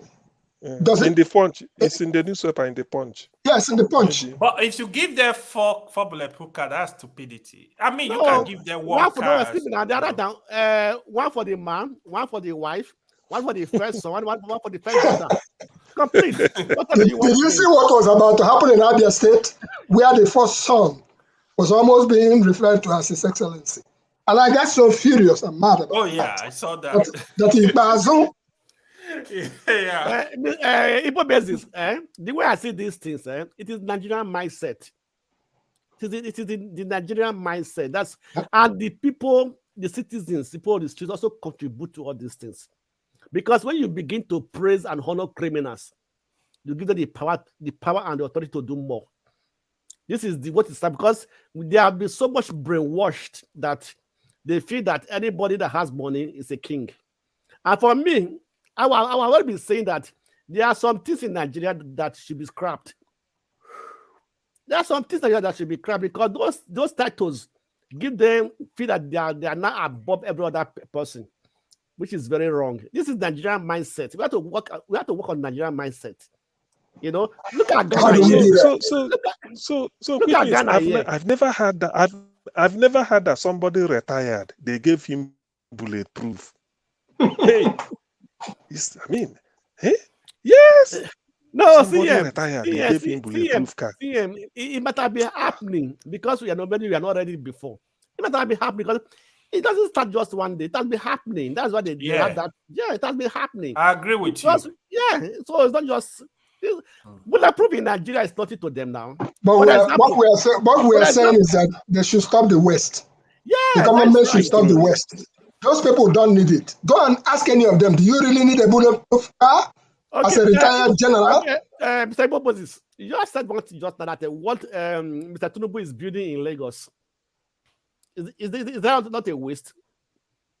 That is the cast building. Yes. He may never live in it. I don't know if he has finished it. That's his personal money, right? This is personal money, yeah. Personal money. No, it's not my personal money. That is not a president. It's not my president. It's money. Yeah, it's not a president. But that's his property. That's his property. Yes, that's what I'm saying. It's not a Nigerian property. You are talking about Nigeria. That money is not. It's just Lagos State money. Go and investigate it. That is Lagos State money. Yeah, probably Lagos State are building a house for him. But the other thing I wanted to point out, so these governors and former governors, their houses are usually built with bulletproof blocks from Julius Berger. Like as I say, like 10 years ago, those blocks they were 1,300 for one. Now maybe more. No, my question is this: why are they afraid? No, why are they afraid? They are afraid of everybody on the street because they are not clean. So you saw look at Peter Obi. You saw Rochas alone. You saw Rochas in Abuja when the DSS visited his house. Was it DSS or EFCC? They were there for almost all day.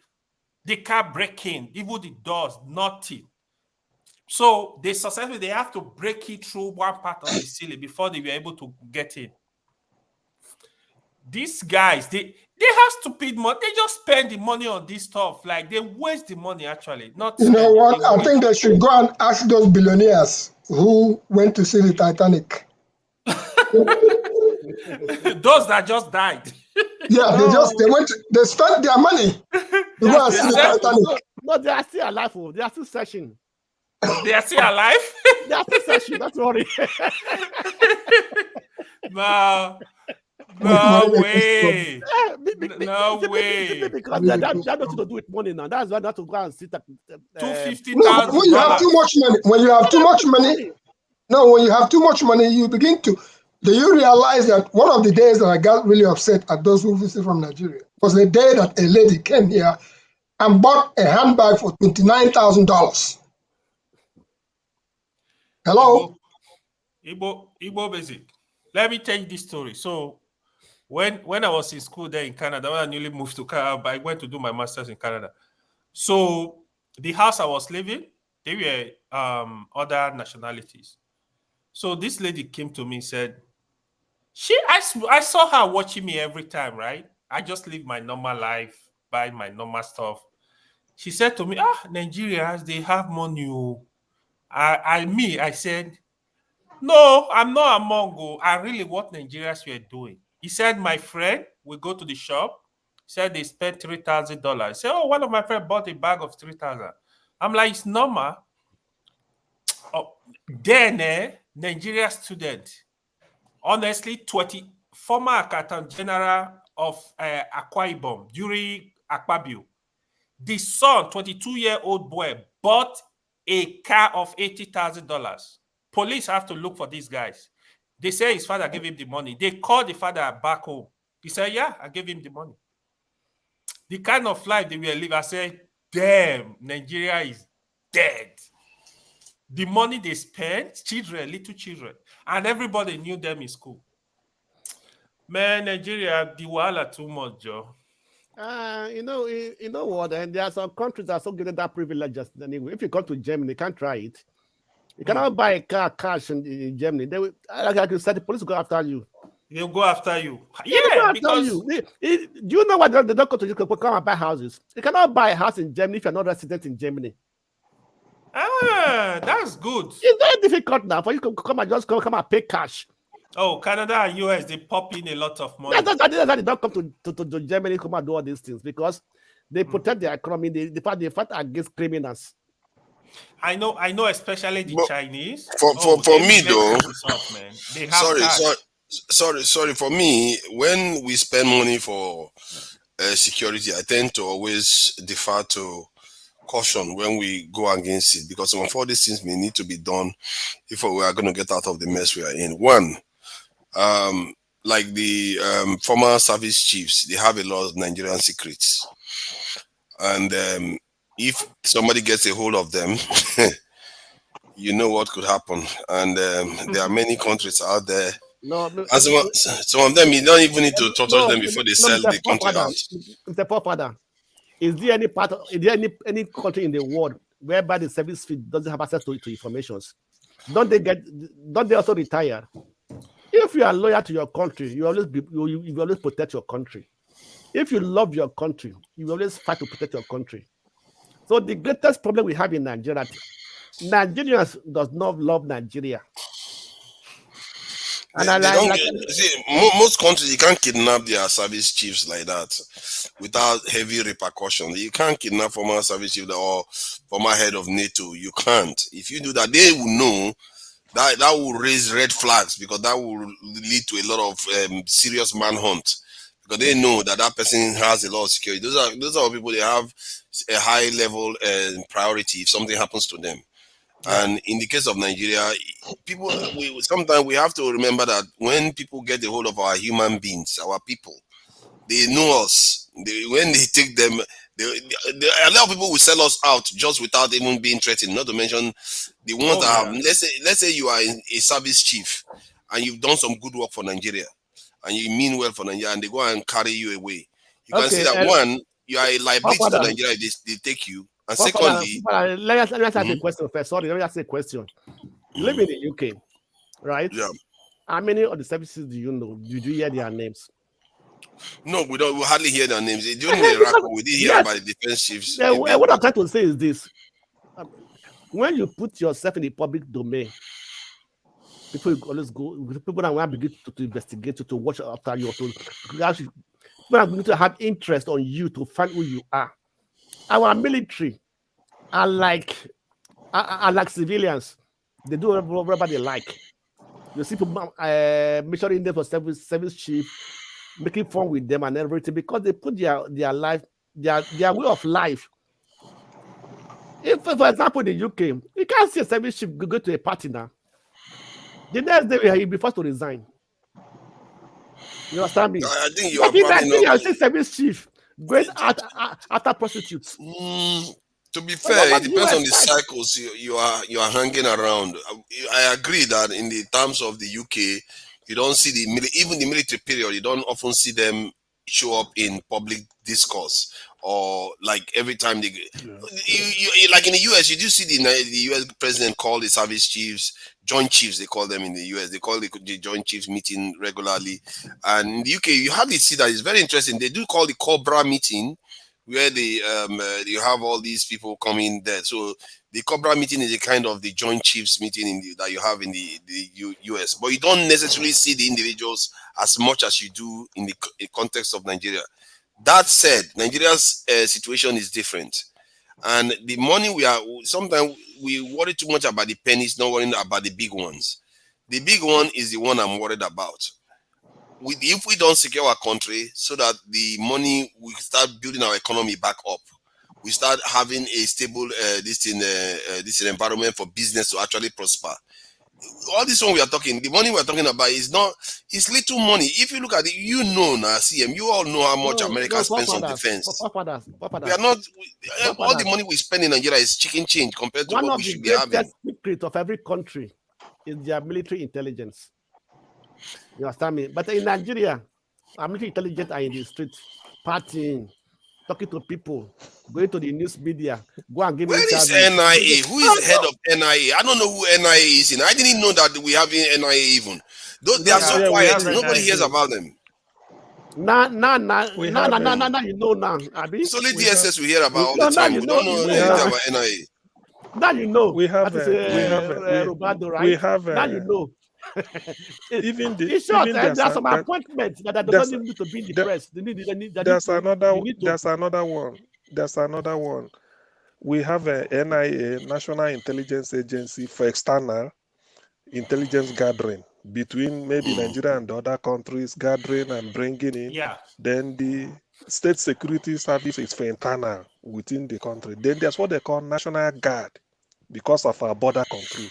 You see, the thing is that we duplicate whatever the civilized world are doing. It's good to copy them, but we don't copy their standard. We only copy the name, and they have our own. We don't copy the standard. It's true now. Let me ask you a question. It's true. We don't. We don't copy the standard. Let me ask you a question. True. If you take your paper now, the original copy, I put it in the copy machine, copy it. Does it look exactly what the original copy? There must be some scratches along with it now. So this one is not small. This one is big. The whole thing has been completely missed the whole point. Why I'm saying it is that if you're in the developed world, their security is different. I mean, in layers or whatever. Can you imagine if the NIA is working? The SSS internal is working, feeding police with vital information. The National Guard, the border, all our land border secured. What else do you need? Police is also there.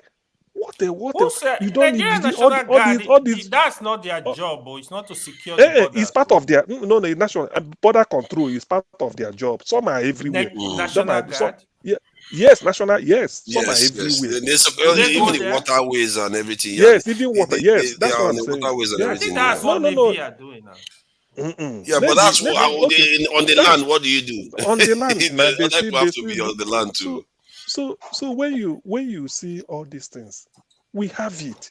But that's what I'm saying. We don't copy their standard. Okay, what else do you need? We don't really need all these vigilante. We don't really need all these vigilante. Maybe CM and the rest of us. Has anybody actually ever threatened to attack Nigeria? What of Boko Haram? Why did they trying to attack Nigeria when they already own Nigeria? They already taking Nigeria. Why attack what you already have? Boko Haram is resident in. That's something you don't control. Papa, no, Sweto. I saw a video from David Udain when he was talking about the origin of terrorism in Nigeria. He mentioned a very well-known corporation in Nigeria, NASCO. Yeah. That NASCO is one of the major sponsors. Gado NASCO, is it? No, that company NASCO that produces all these serious biscuits and everything. Yeah, NASCO biscuit. He said he came out with every documentation, said that is one of the major sponsors of terrorism in Nigeria. Why were they doing that?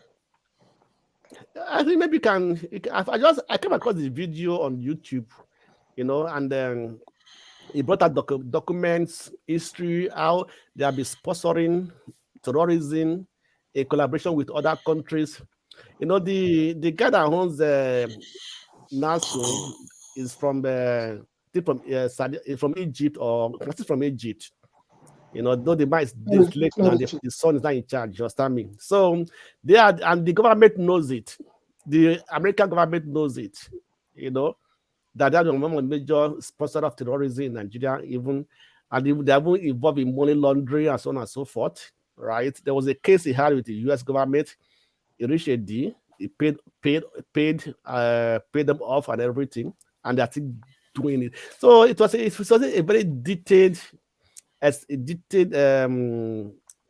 explanation, you know, how what you terrorism described, started in Nigeria.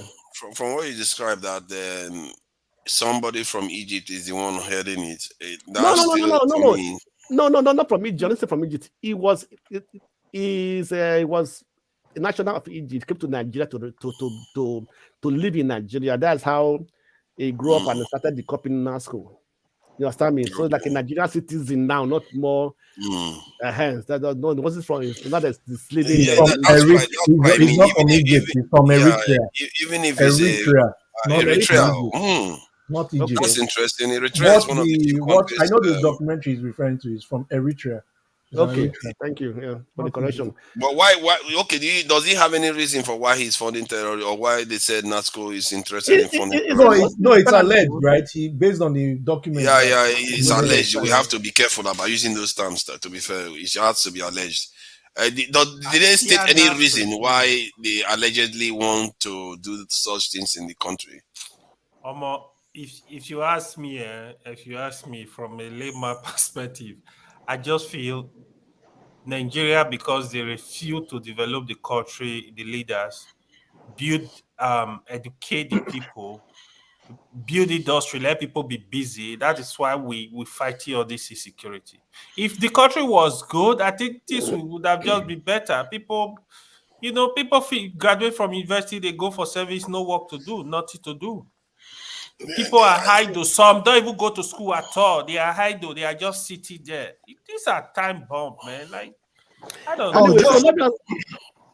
That's a question anyway. So maybe I don't know. Maybe I may be diverted to a different topic. In the lighter mood, there was something I ran into. It's on the internet. 7 minutes and 39 seconds. It's about the Hotel Presidential Enugu, the state of that place now. Have any of you seen that documentary? Sorry, repeat that. I saw it. What do you call it? The Hotel Presidential Enugu. Hotel Presidential. No. Oh, okay. It was built by the Eastern Region government of Amayo para 1960s or so. You should see that, and that should bring a cry to the southeast. The same way the seaport that was approved in 1959, the same way that was abandoned. The one of the Hotel Presidential, I just saw it. Much as I was crying over the seaport that was abandoned, that was approved by the federal government, 1959, and it's been abandoned. The same way when I saw this, when I saw the Hotel Presidential issue, it reminded me of Enimba hotels in Aba. I'm talking about monuments that are built in a way that not even an earthquake can put some of those down. Igbo Basic, I have one question.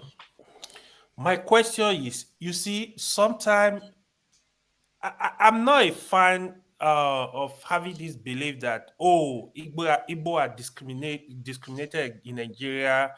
Because the question I usually ask myself is, I'm from Edo State. I ask myself, what am I gaining that an Igbo man is not gaining in the Southeast? So, like this federal project we have in the Southeast, even the Third Millard Bridge, right? The Second Niger Bridge. Yeah. The Southeasterners from 1999 till 2015, they were in power in different positions. Senate president, they were there for like 70% of the time. They were ministers. They were fully with PDP or Obasanjo government. Even Goodluck Jonathan. These leaders, what were they doing? When you have this kind of project, why can't you bring it up and say, listen, we have this project that was approved in the Southeast. What are you doing about it? Now, the same people are crying, they are discriminated against Southeast. What attempt do they make as leaders of the Southeast to say, okay, you have to build the second Niger Bridge, otherwise we will not support you? But Sometimes he just give me headache. The same question I'm going to ask you. Wait. The same question I'm going to ask you. When Tony Anene was exactly, that's what I'm middling going with PDP, when what's that other guys that were also Michael prominent people, they were also in this. When Omo Agege was deputy senate president, what did he do for you? Okay. No, Wait. Can I just say something? Nigeria has a design. It has a political design, which is the constitution. And the way it is designed, it is structured in such a way that, those who we send into legislative or government offices, the structure suggests to them that it is my turn to eat. So therefore, a whole President Jonathan can't even build a road to his village. It's not only the Igbo. Right? Yeah, it's not only the Igbo. Hold on. Let's not say that he cannot. No. I don't subscribe. Sorry. Let me rephrase. He did not. I don't say he cannot. Okay, yeah. Okay, if you say he cannot, because Wike is able to do it. He is the one that didn't do it. He didn't do a good job for his own Let me ask state. one question. Yeah. Let me ask one question. Today, everyone talk about Peter Obi success in Anambra State. He was a governor, right? So all that he did, was it from the federal government or from his own desire to perform and to change the state? Okay, number one, it is his own desire. His performance is not supposed to be heralded as something unique. He is supposed to be there to do his job. Yes. Can we be very, very sane? I refuse to follow the bandwagon that somebody did an average job. Let's be honest. Because what is around is absolute nothing but mediocrity. Then somebody comes in and does an average job, and then it looks like he's eating. Howbeit, we have to give him kudos. But let's come to a real reality. Okay, Mr. Daniel, go forward. Let me tell you something, right? To be frank and sincere, 8 years is not enough to have a high success when it comes to governorship or presidency in Nigeria. I disagree. Nigeria has been so much. The decision of Nigeria, you understand me? But the way they have destroyed Nigeria, for you to start building Nigeria to that standard we all expect or we all see in abroad, it cannot be 8 years. It's not impossible in 8 years because first of all, before you settle down, at be to deal with the people that are around you, that you are fighting against, it will take you almost 5 years. I just have a question. Is there a reason that a 2-kilometer road, 2 kilometers, that was started before 2005, and we are now in the year 2023, right? Where was that? And that 2-kilometer road has not been completed. I tell you why. Let me tell you why. Where was that? Where? It is a rocky area. It is a rocky area. They are climbing one mountain. That's that has not been completed. They are trying to climb. No, wait first. Let him answer. Where is that first? We need to know. Where is the place? The conditions. It's in the village. Where is the dam? It's in his village. In my village. What I said don't just why in the Malos? No. Because that's what people have been suffering. It's not only there that is happening. It's happening in other places across the country. That's what I'm asking about. Even in Imo State. Why I side was because this thing when you say Igbere, we know Abia. Ojikalu put Abia in his pocket, so we know this. So when something like this crops up, it's part of the deal. But that's not what I'm saying. See, in terms of development, are you brushing it aside? Goto's Bridge. I've told you. Next door to I've told you now. 2 kilometer road. 2 kilometer road in Igbere. Ojikalu couldn't tie it. The money is with EFCC or those things. I mean, it's a no-brainer. I mean, it's a 2 kilometer road. And ask for the money. Did anyone hear that that the current government has doubled the allocation to all the states to all the states. Now, if they've doubled the allocation to I've all not the heard. states, When was I that? think it's quite recent. I think it's No, when maybe was even that? today. I think it's Have- today. It was today. It says states got double their normal allocation after When they said they subsidy have no removal. money, no, when they said they have no money, so how did they get able to double their allocation to the states? Subsidy removal now, Subsidy subsidy regime. removal, and I'm not sure that's such a good thing because now the money that they are supposed to target to stimulate the economy, they just want to hand it over to the states and repeat the same cycle again. Let me tell you, Mr. Forefather, you understand me? What allocation are they doubling? All the allocations that the federal government Let me allocates to the states, they said they doubled it. Where do they get the money from? Subsidy removal. Subsidy. Mr. Forefather. That's what they claim. No, Yeah. Forefather, let me ask you a question. Diesel, since Sabato was they removed subsidy from diesel, right? They removed subsidy from kerosene. They removed subsidy from fertilizers. They removed subsidy from kerosene. Where has all this money be going to? That is the money they are giving now. That's what Forefather is saying, that the allocation They're now. not giving now. That is from the subsidy. CM. That is, If your yes. son is, if your child is crying, you want to pet his child, what do? You give the child a sweet for one. No. It's not that I supported the move, but I'm trying to talk or to answer the question. Just to tell you where the money went to. But to me, if they are doing it, it's just to make people feel that they are doing something. That's what it is. I don't believe that this will continue. It's just like make people to cease noise. Let them shut up. That they should not continue their cry. So they are increasing subsidy allocation to the states. Okay, so it's just like it's a strategy. You should know that Tinubu. Tinubu is a strategy man. He knows how to quench people's how will I put it? How to quench people's expectations or try to meet people's expectations. Say this is what we are doing. See, okay, I've read State Getting All This is okay, National Gazette. You see, what is there is that my this thing is this. The hardship, because I judge every government based on the how responsive the people are to whatever policy. I don't see the reason. Nigeria has no justification as an oil company, as an oil-rich country, not to have a refinery functional at any point in time. Nigeria has no justification. There is nothing that can justify it. Nothing. True. Yes, there is no way. There's no reason they can ever. Other than sabotage. There's no reason. After over 60 years Yes. and several iterations of graduates in petroleum engineering. But is it not Nigerians you should blame? Nigerians should know that they have been conned crazy. They are the ones that are supposed to hold their government accountable. That how is this possible? Papa, do you also realize that Dangote has been given a license to import petroleum products? Dangote is building a refinery.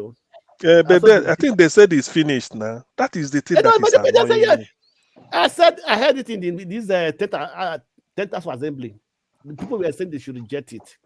They have given me a license to be one of the so important of petroleum products. You see, and that is what. They said that's not what they were doing. They cannot.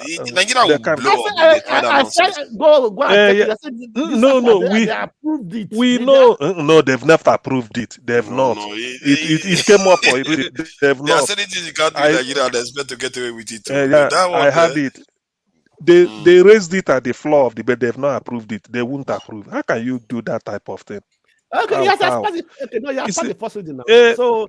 Oh no, where there are so many things past the first reading, they kill it. They know it can work.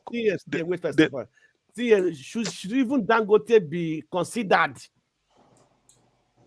for a license to import petroleum product if it's building a refinery? Why shouldn't it be considered? It's the same do you know that it's a similar license that they use to import petrol, that they use to drill crude oil and all the rest of it? They are all linked. And it's just that some of them, instead of them to build refineries, they go and import petrol. You see, let's put it this way.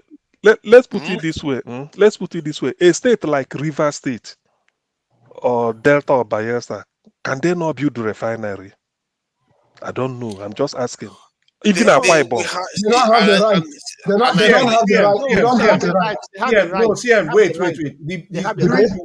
During the war, They have the right. during the war, the civil war, how long did it actually take to refine oil? Exactly. Given the constraints that were there. So it's just, you are 100%. I'll give you 1,000,000%. Like, there is nobody can come out and justify why those refineries, other than outright lack Sabotage. of political will. Maybe. Sabotage. Sabotage. A traitor. It should, listen, this thing, those people involved should be treated on the same level as treason. It's And the worst thing, they should be treated. and the worst thing, people are employed. Investigation chapter. They trace everybody involved. You know what they used to do? Why shoot them to die? I'm telling you, it cannot be justified. There are too many of them that have stolen Nigeria Exactly. dry. They robbed the country dry. If you find out those who have been instrumental in this sabotage, you take them round the back of because I believe as an oil-rich country, we should have functional refineries providing job for our people, helping businesses, even making life a bit less stressful for our people. Nigeria has no business taking crude oil away and bringing refined fuel. Let me remind you something. You know, there was a time that said that they want to use technology. They want to something via the pipelines. You know, something that in case of any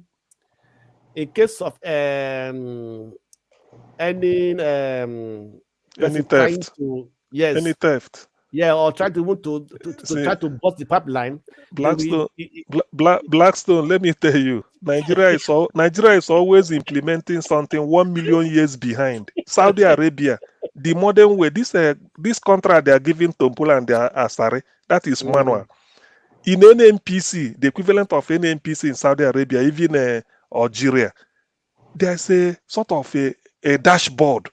They see everything happening in the oil record. That is nothing new. Check out even Venezuela, they all have it. So that's what they are saying at the time. You don't need to be telling human being monitor pipeline. Everything is flows. Oil flows. You can. They said that. I think I heard that last week here that Blackstone, please don't be annoyed. Google Earth, the technology that provides Google Earth. There's no excuse. Please don't. I feel a little bad that you are preempting. I think when somebody like disgusting. This is shameful. What I'm trying to say that they said it is disgusting because the technology that creates Google Earth. Can you tell me, like, a oil producing country like Nigeria cannot go find out that same Israeli company that does it? Yeah. If it means deploying to the orbits, I mean, you don't even need to cover the whole world. You're just only covering the area. Nigeria. That's all. How can it be to get Tesla can raise money to cover the whole world and supply almost internet to the whole world, right? They've been able to raise money, but an entity like Nigeria, which has had oil for over 60 years, right? From Olubri, right, cannot afford to launch satellites, how be it through a contractor or something. You know what? There's no excuse. They can do it. We can do it ourselves. I don't understand. They don't want to. They don't want to do it. That's the problem. They are standing us down. And when I keep saying this, and hold on, the Blackstone. You see how Mr. Scribe sounded a moment ago. He need to sound with the kind of righteous indignation that I used to have when I came on. Like he said Babu and all that stuff. Shoot. You see the kind of stuff he's talking now. No, that is me being emotional. No. It was because when I was hearing CM say it, like it was like something like a dagger. That's what I'm trying to highlight now. When this stuff starts sinking onto Nigerians, the level of traitorous behavior that we've seen from our Nigerian leaders, you just want to just decimate all of them. And this is now, I'm beginning to, I keep saying it. This is why I keep understanding why all those nations did all those crazy things I used to watch on TV when I was younger, all those documentaries. You see how bad it is, how evil human beings were slaughtering each other. Now I'm beginning to understand it, why it happened. Because this is type of traitorous, this is type of traitorous behavior that make people go to the point whereby they say, enough, all of you will pay. Remember Ukraine. Remember Ukraine. So much, remember what happened in Ukraine. Remember what happened in Ukraine, where they were throwing their politicians into dustbin. Nigerians have not done that. Okay, yes, I think I saw. Yes, was it in Ukraine? Was it in Ukraine? Yes, I saw a politician in the dust by the train station. They had with the guy that had ally with by the train station. I saw it. A politician inside the dustbin. This is what we need to be doing. These people are not. The problem is the worst thing is that the security. Mr. Sky, you're talking about Ukraine. Did you see what the Senegalese did to their minister? Okay, yes, I saw in Paris. Yes, I saw it in Paris. Should we not be ready to do that? You guys are talking about Senegalese. Do you see how the IPO boy do to Premado? No, that Premado own is even sectional.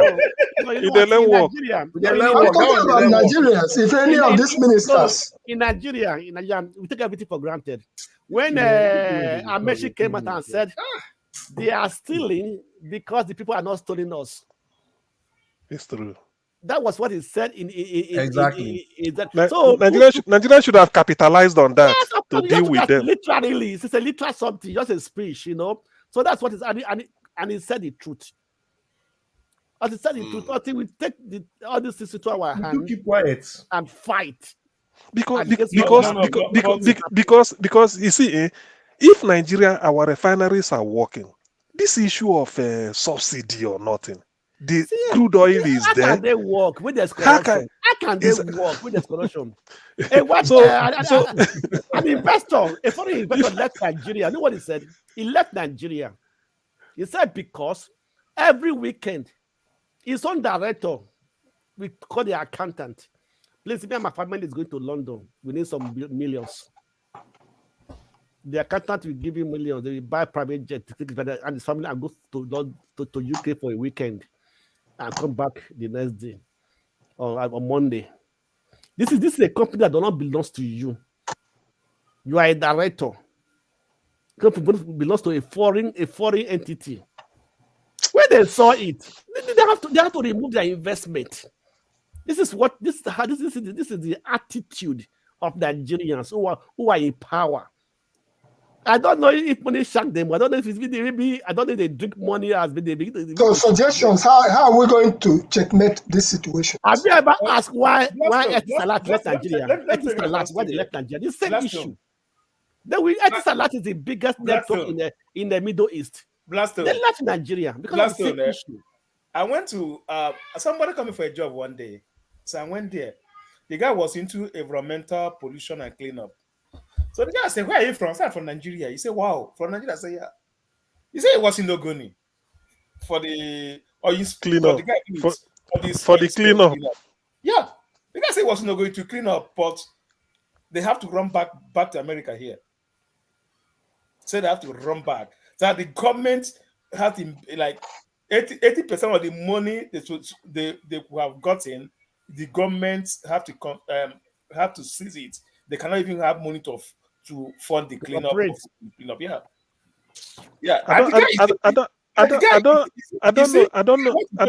don't know whether what you said now, whether it will corroborate what I had sometime. In those days, around 2003, 2004, when the white farmers in Zimbabwe were having a loggerhead with Mugabe, so they were driven out.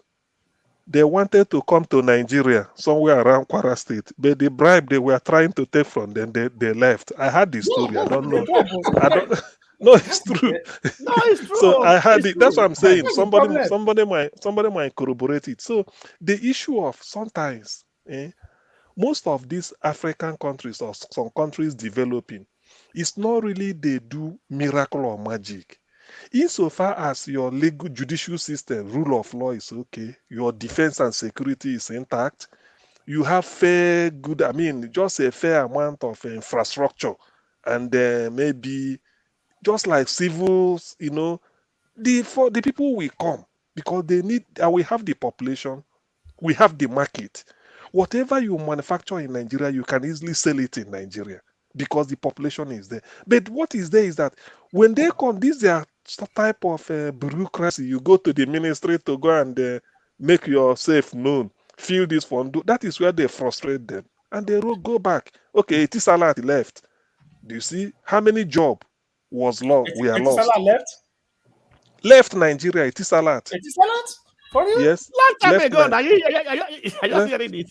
left Nigeria. So no local job. show. Almost 10 years. So Almost 10 years now since they left Nigeria. That's not what they call it uh-huh. Nine Mobile now. So Have you heard of Nine Mobile?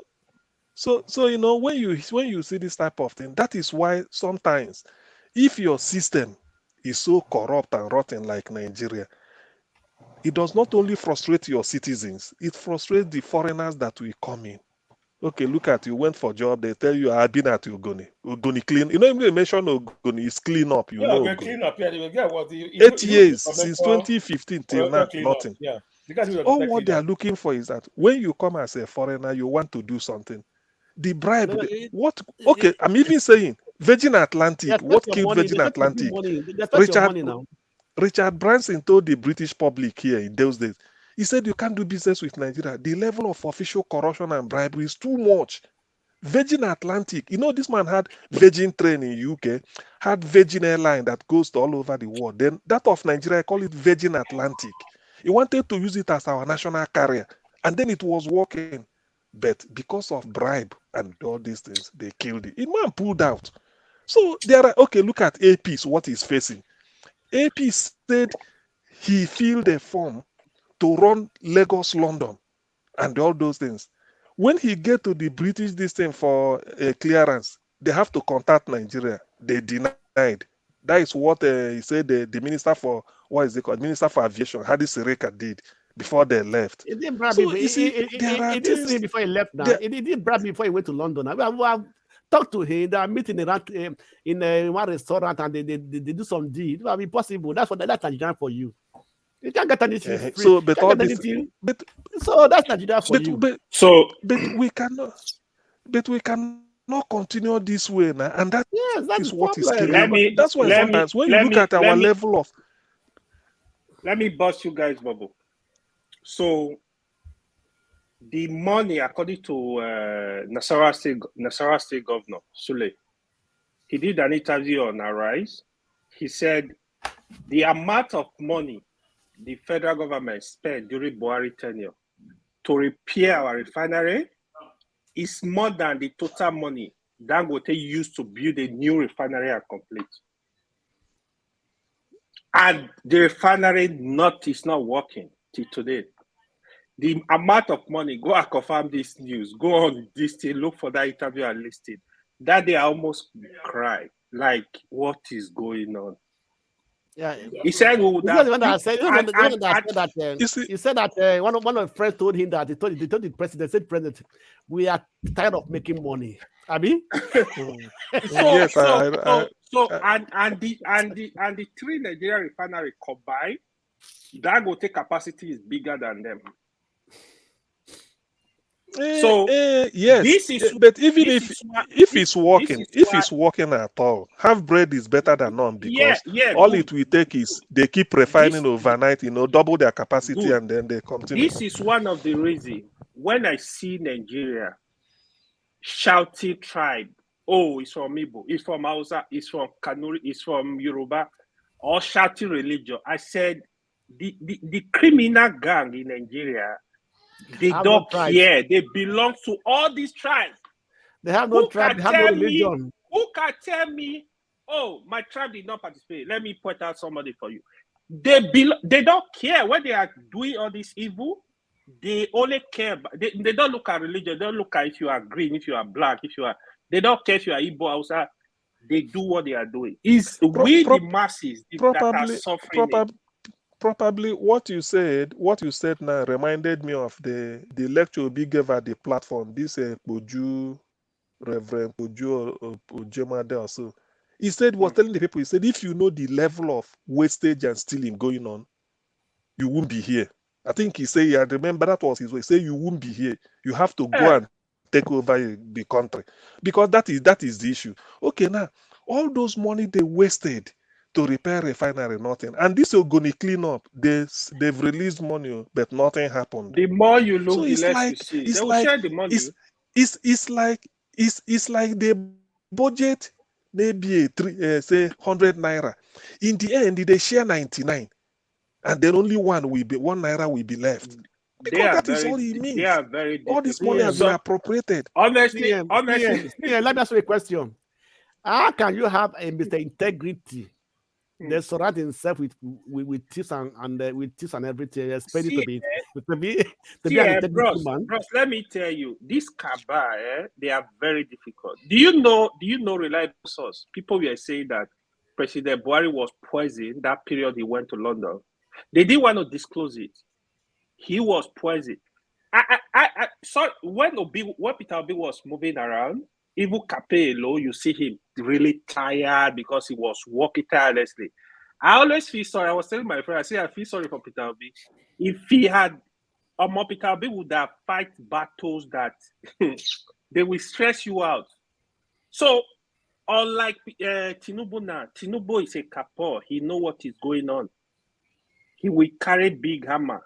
And he will let some slide. He will let some slide. But what of his health now? What of his health? It's a part of the way. Excuse me, it's a part of them. Yeah, it's part of them now. Not them. Nothing them. That's what they call it. They call it underground. Maybe what they call them a smooth operator. A smooth operator. It's really a smooth operator. What you're going to be hearing is a different thing. What is happening is a different thing. You understand me? So that's what it is. So it's going to. Okay, look at, for example, now. Everybody that is not appointed, you understand me? They are all his close friends. Who knows who he is? And those people are going to it's going to shut them up, one thing or the other. You understand me? I sincerely pray he's able to do something good for Nigeria, because me, I know to spare him. I go to fire every day. Let me tell you, the best thing that rescue Nigeria is that any corrupt person you see,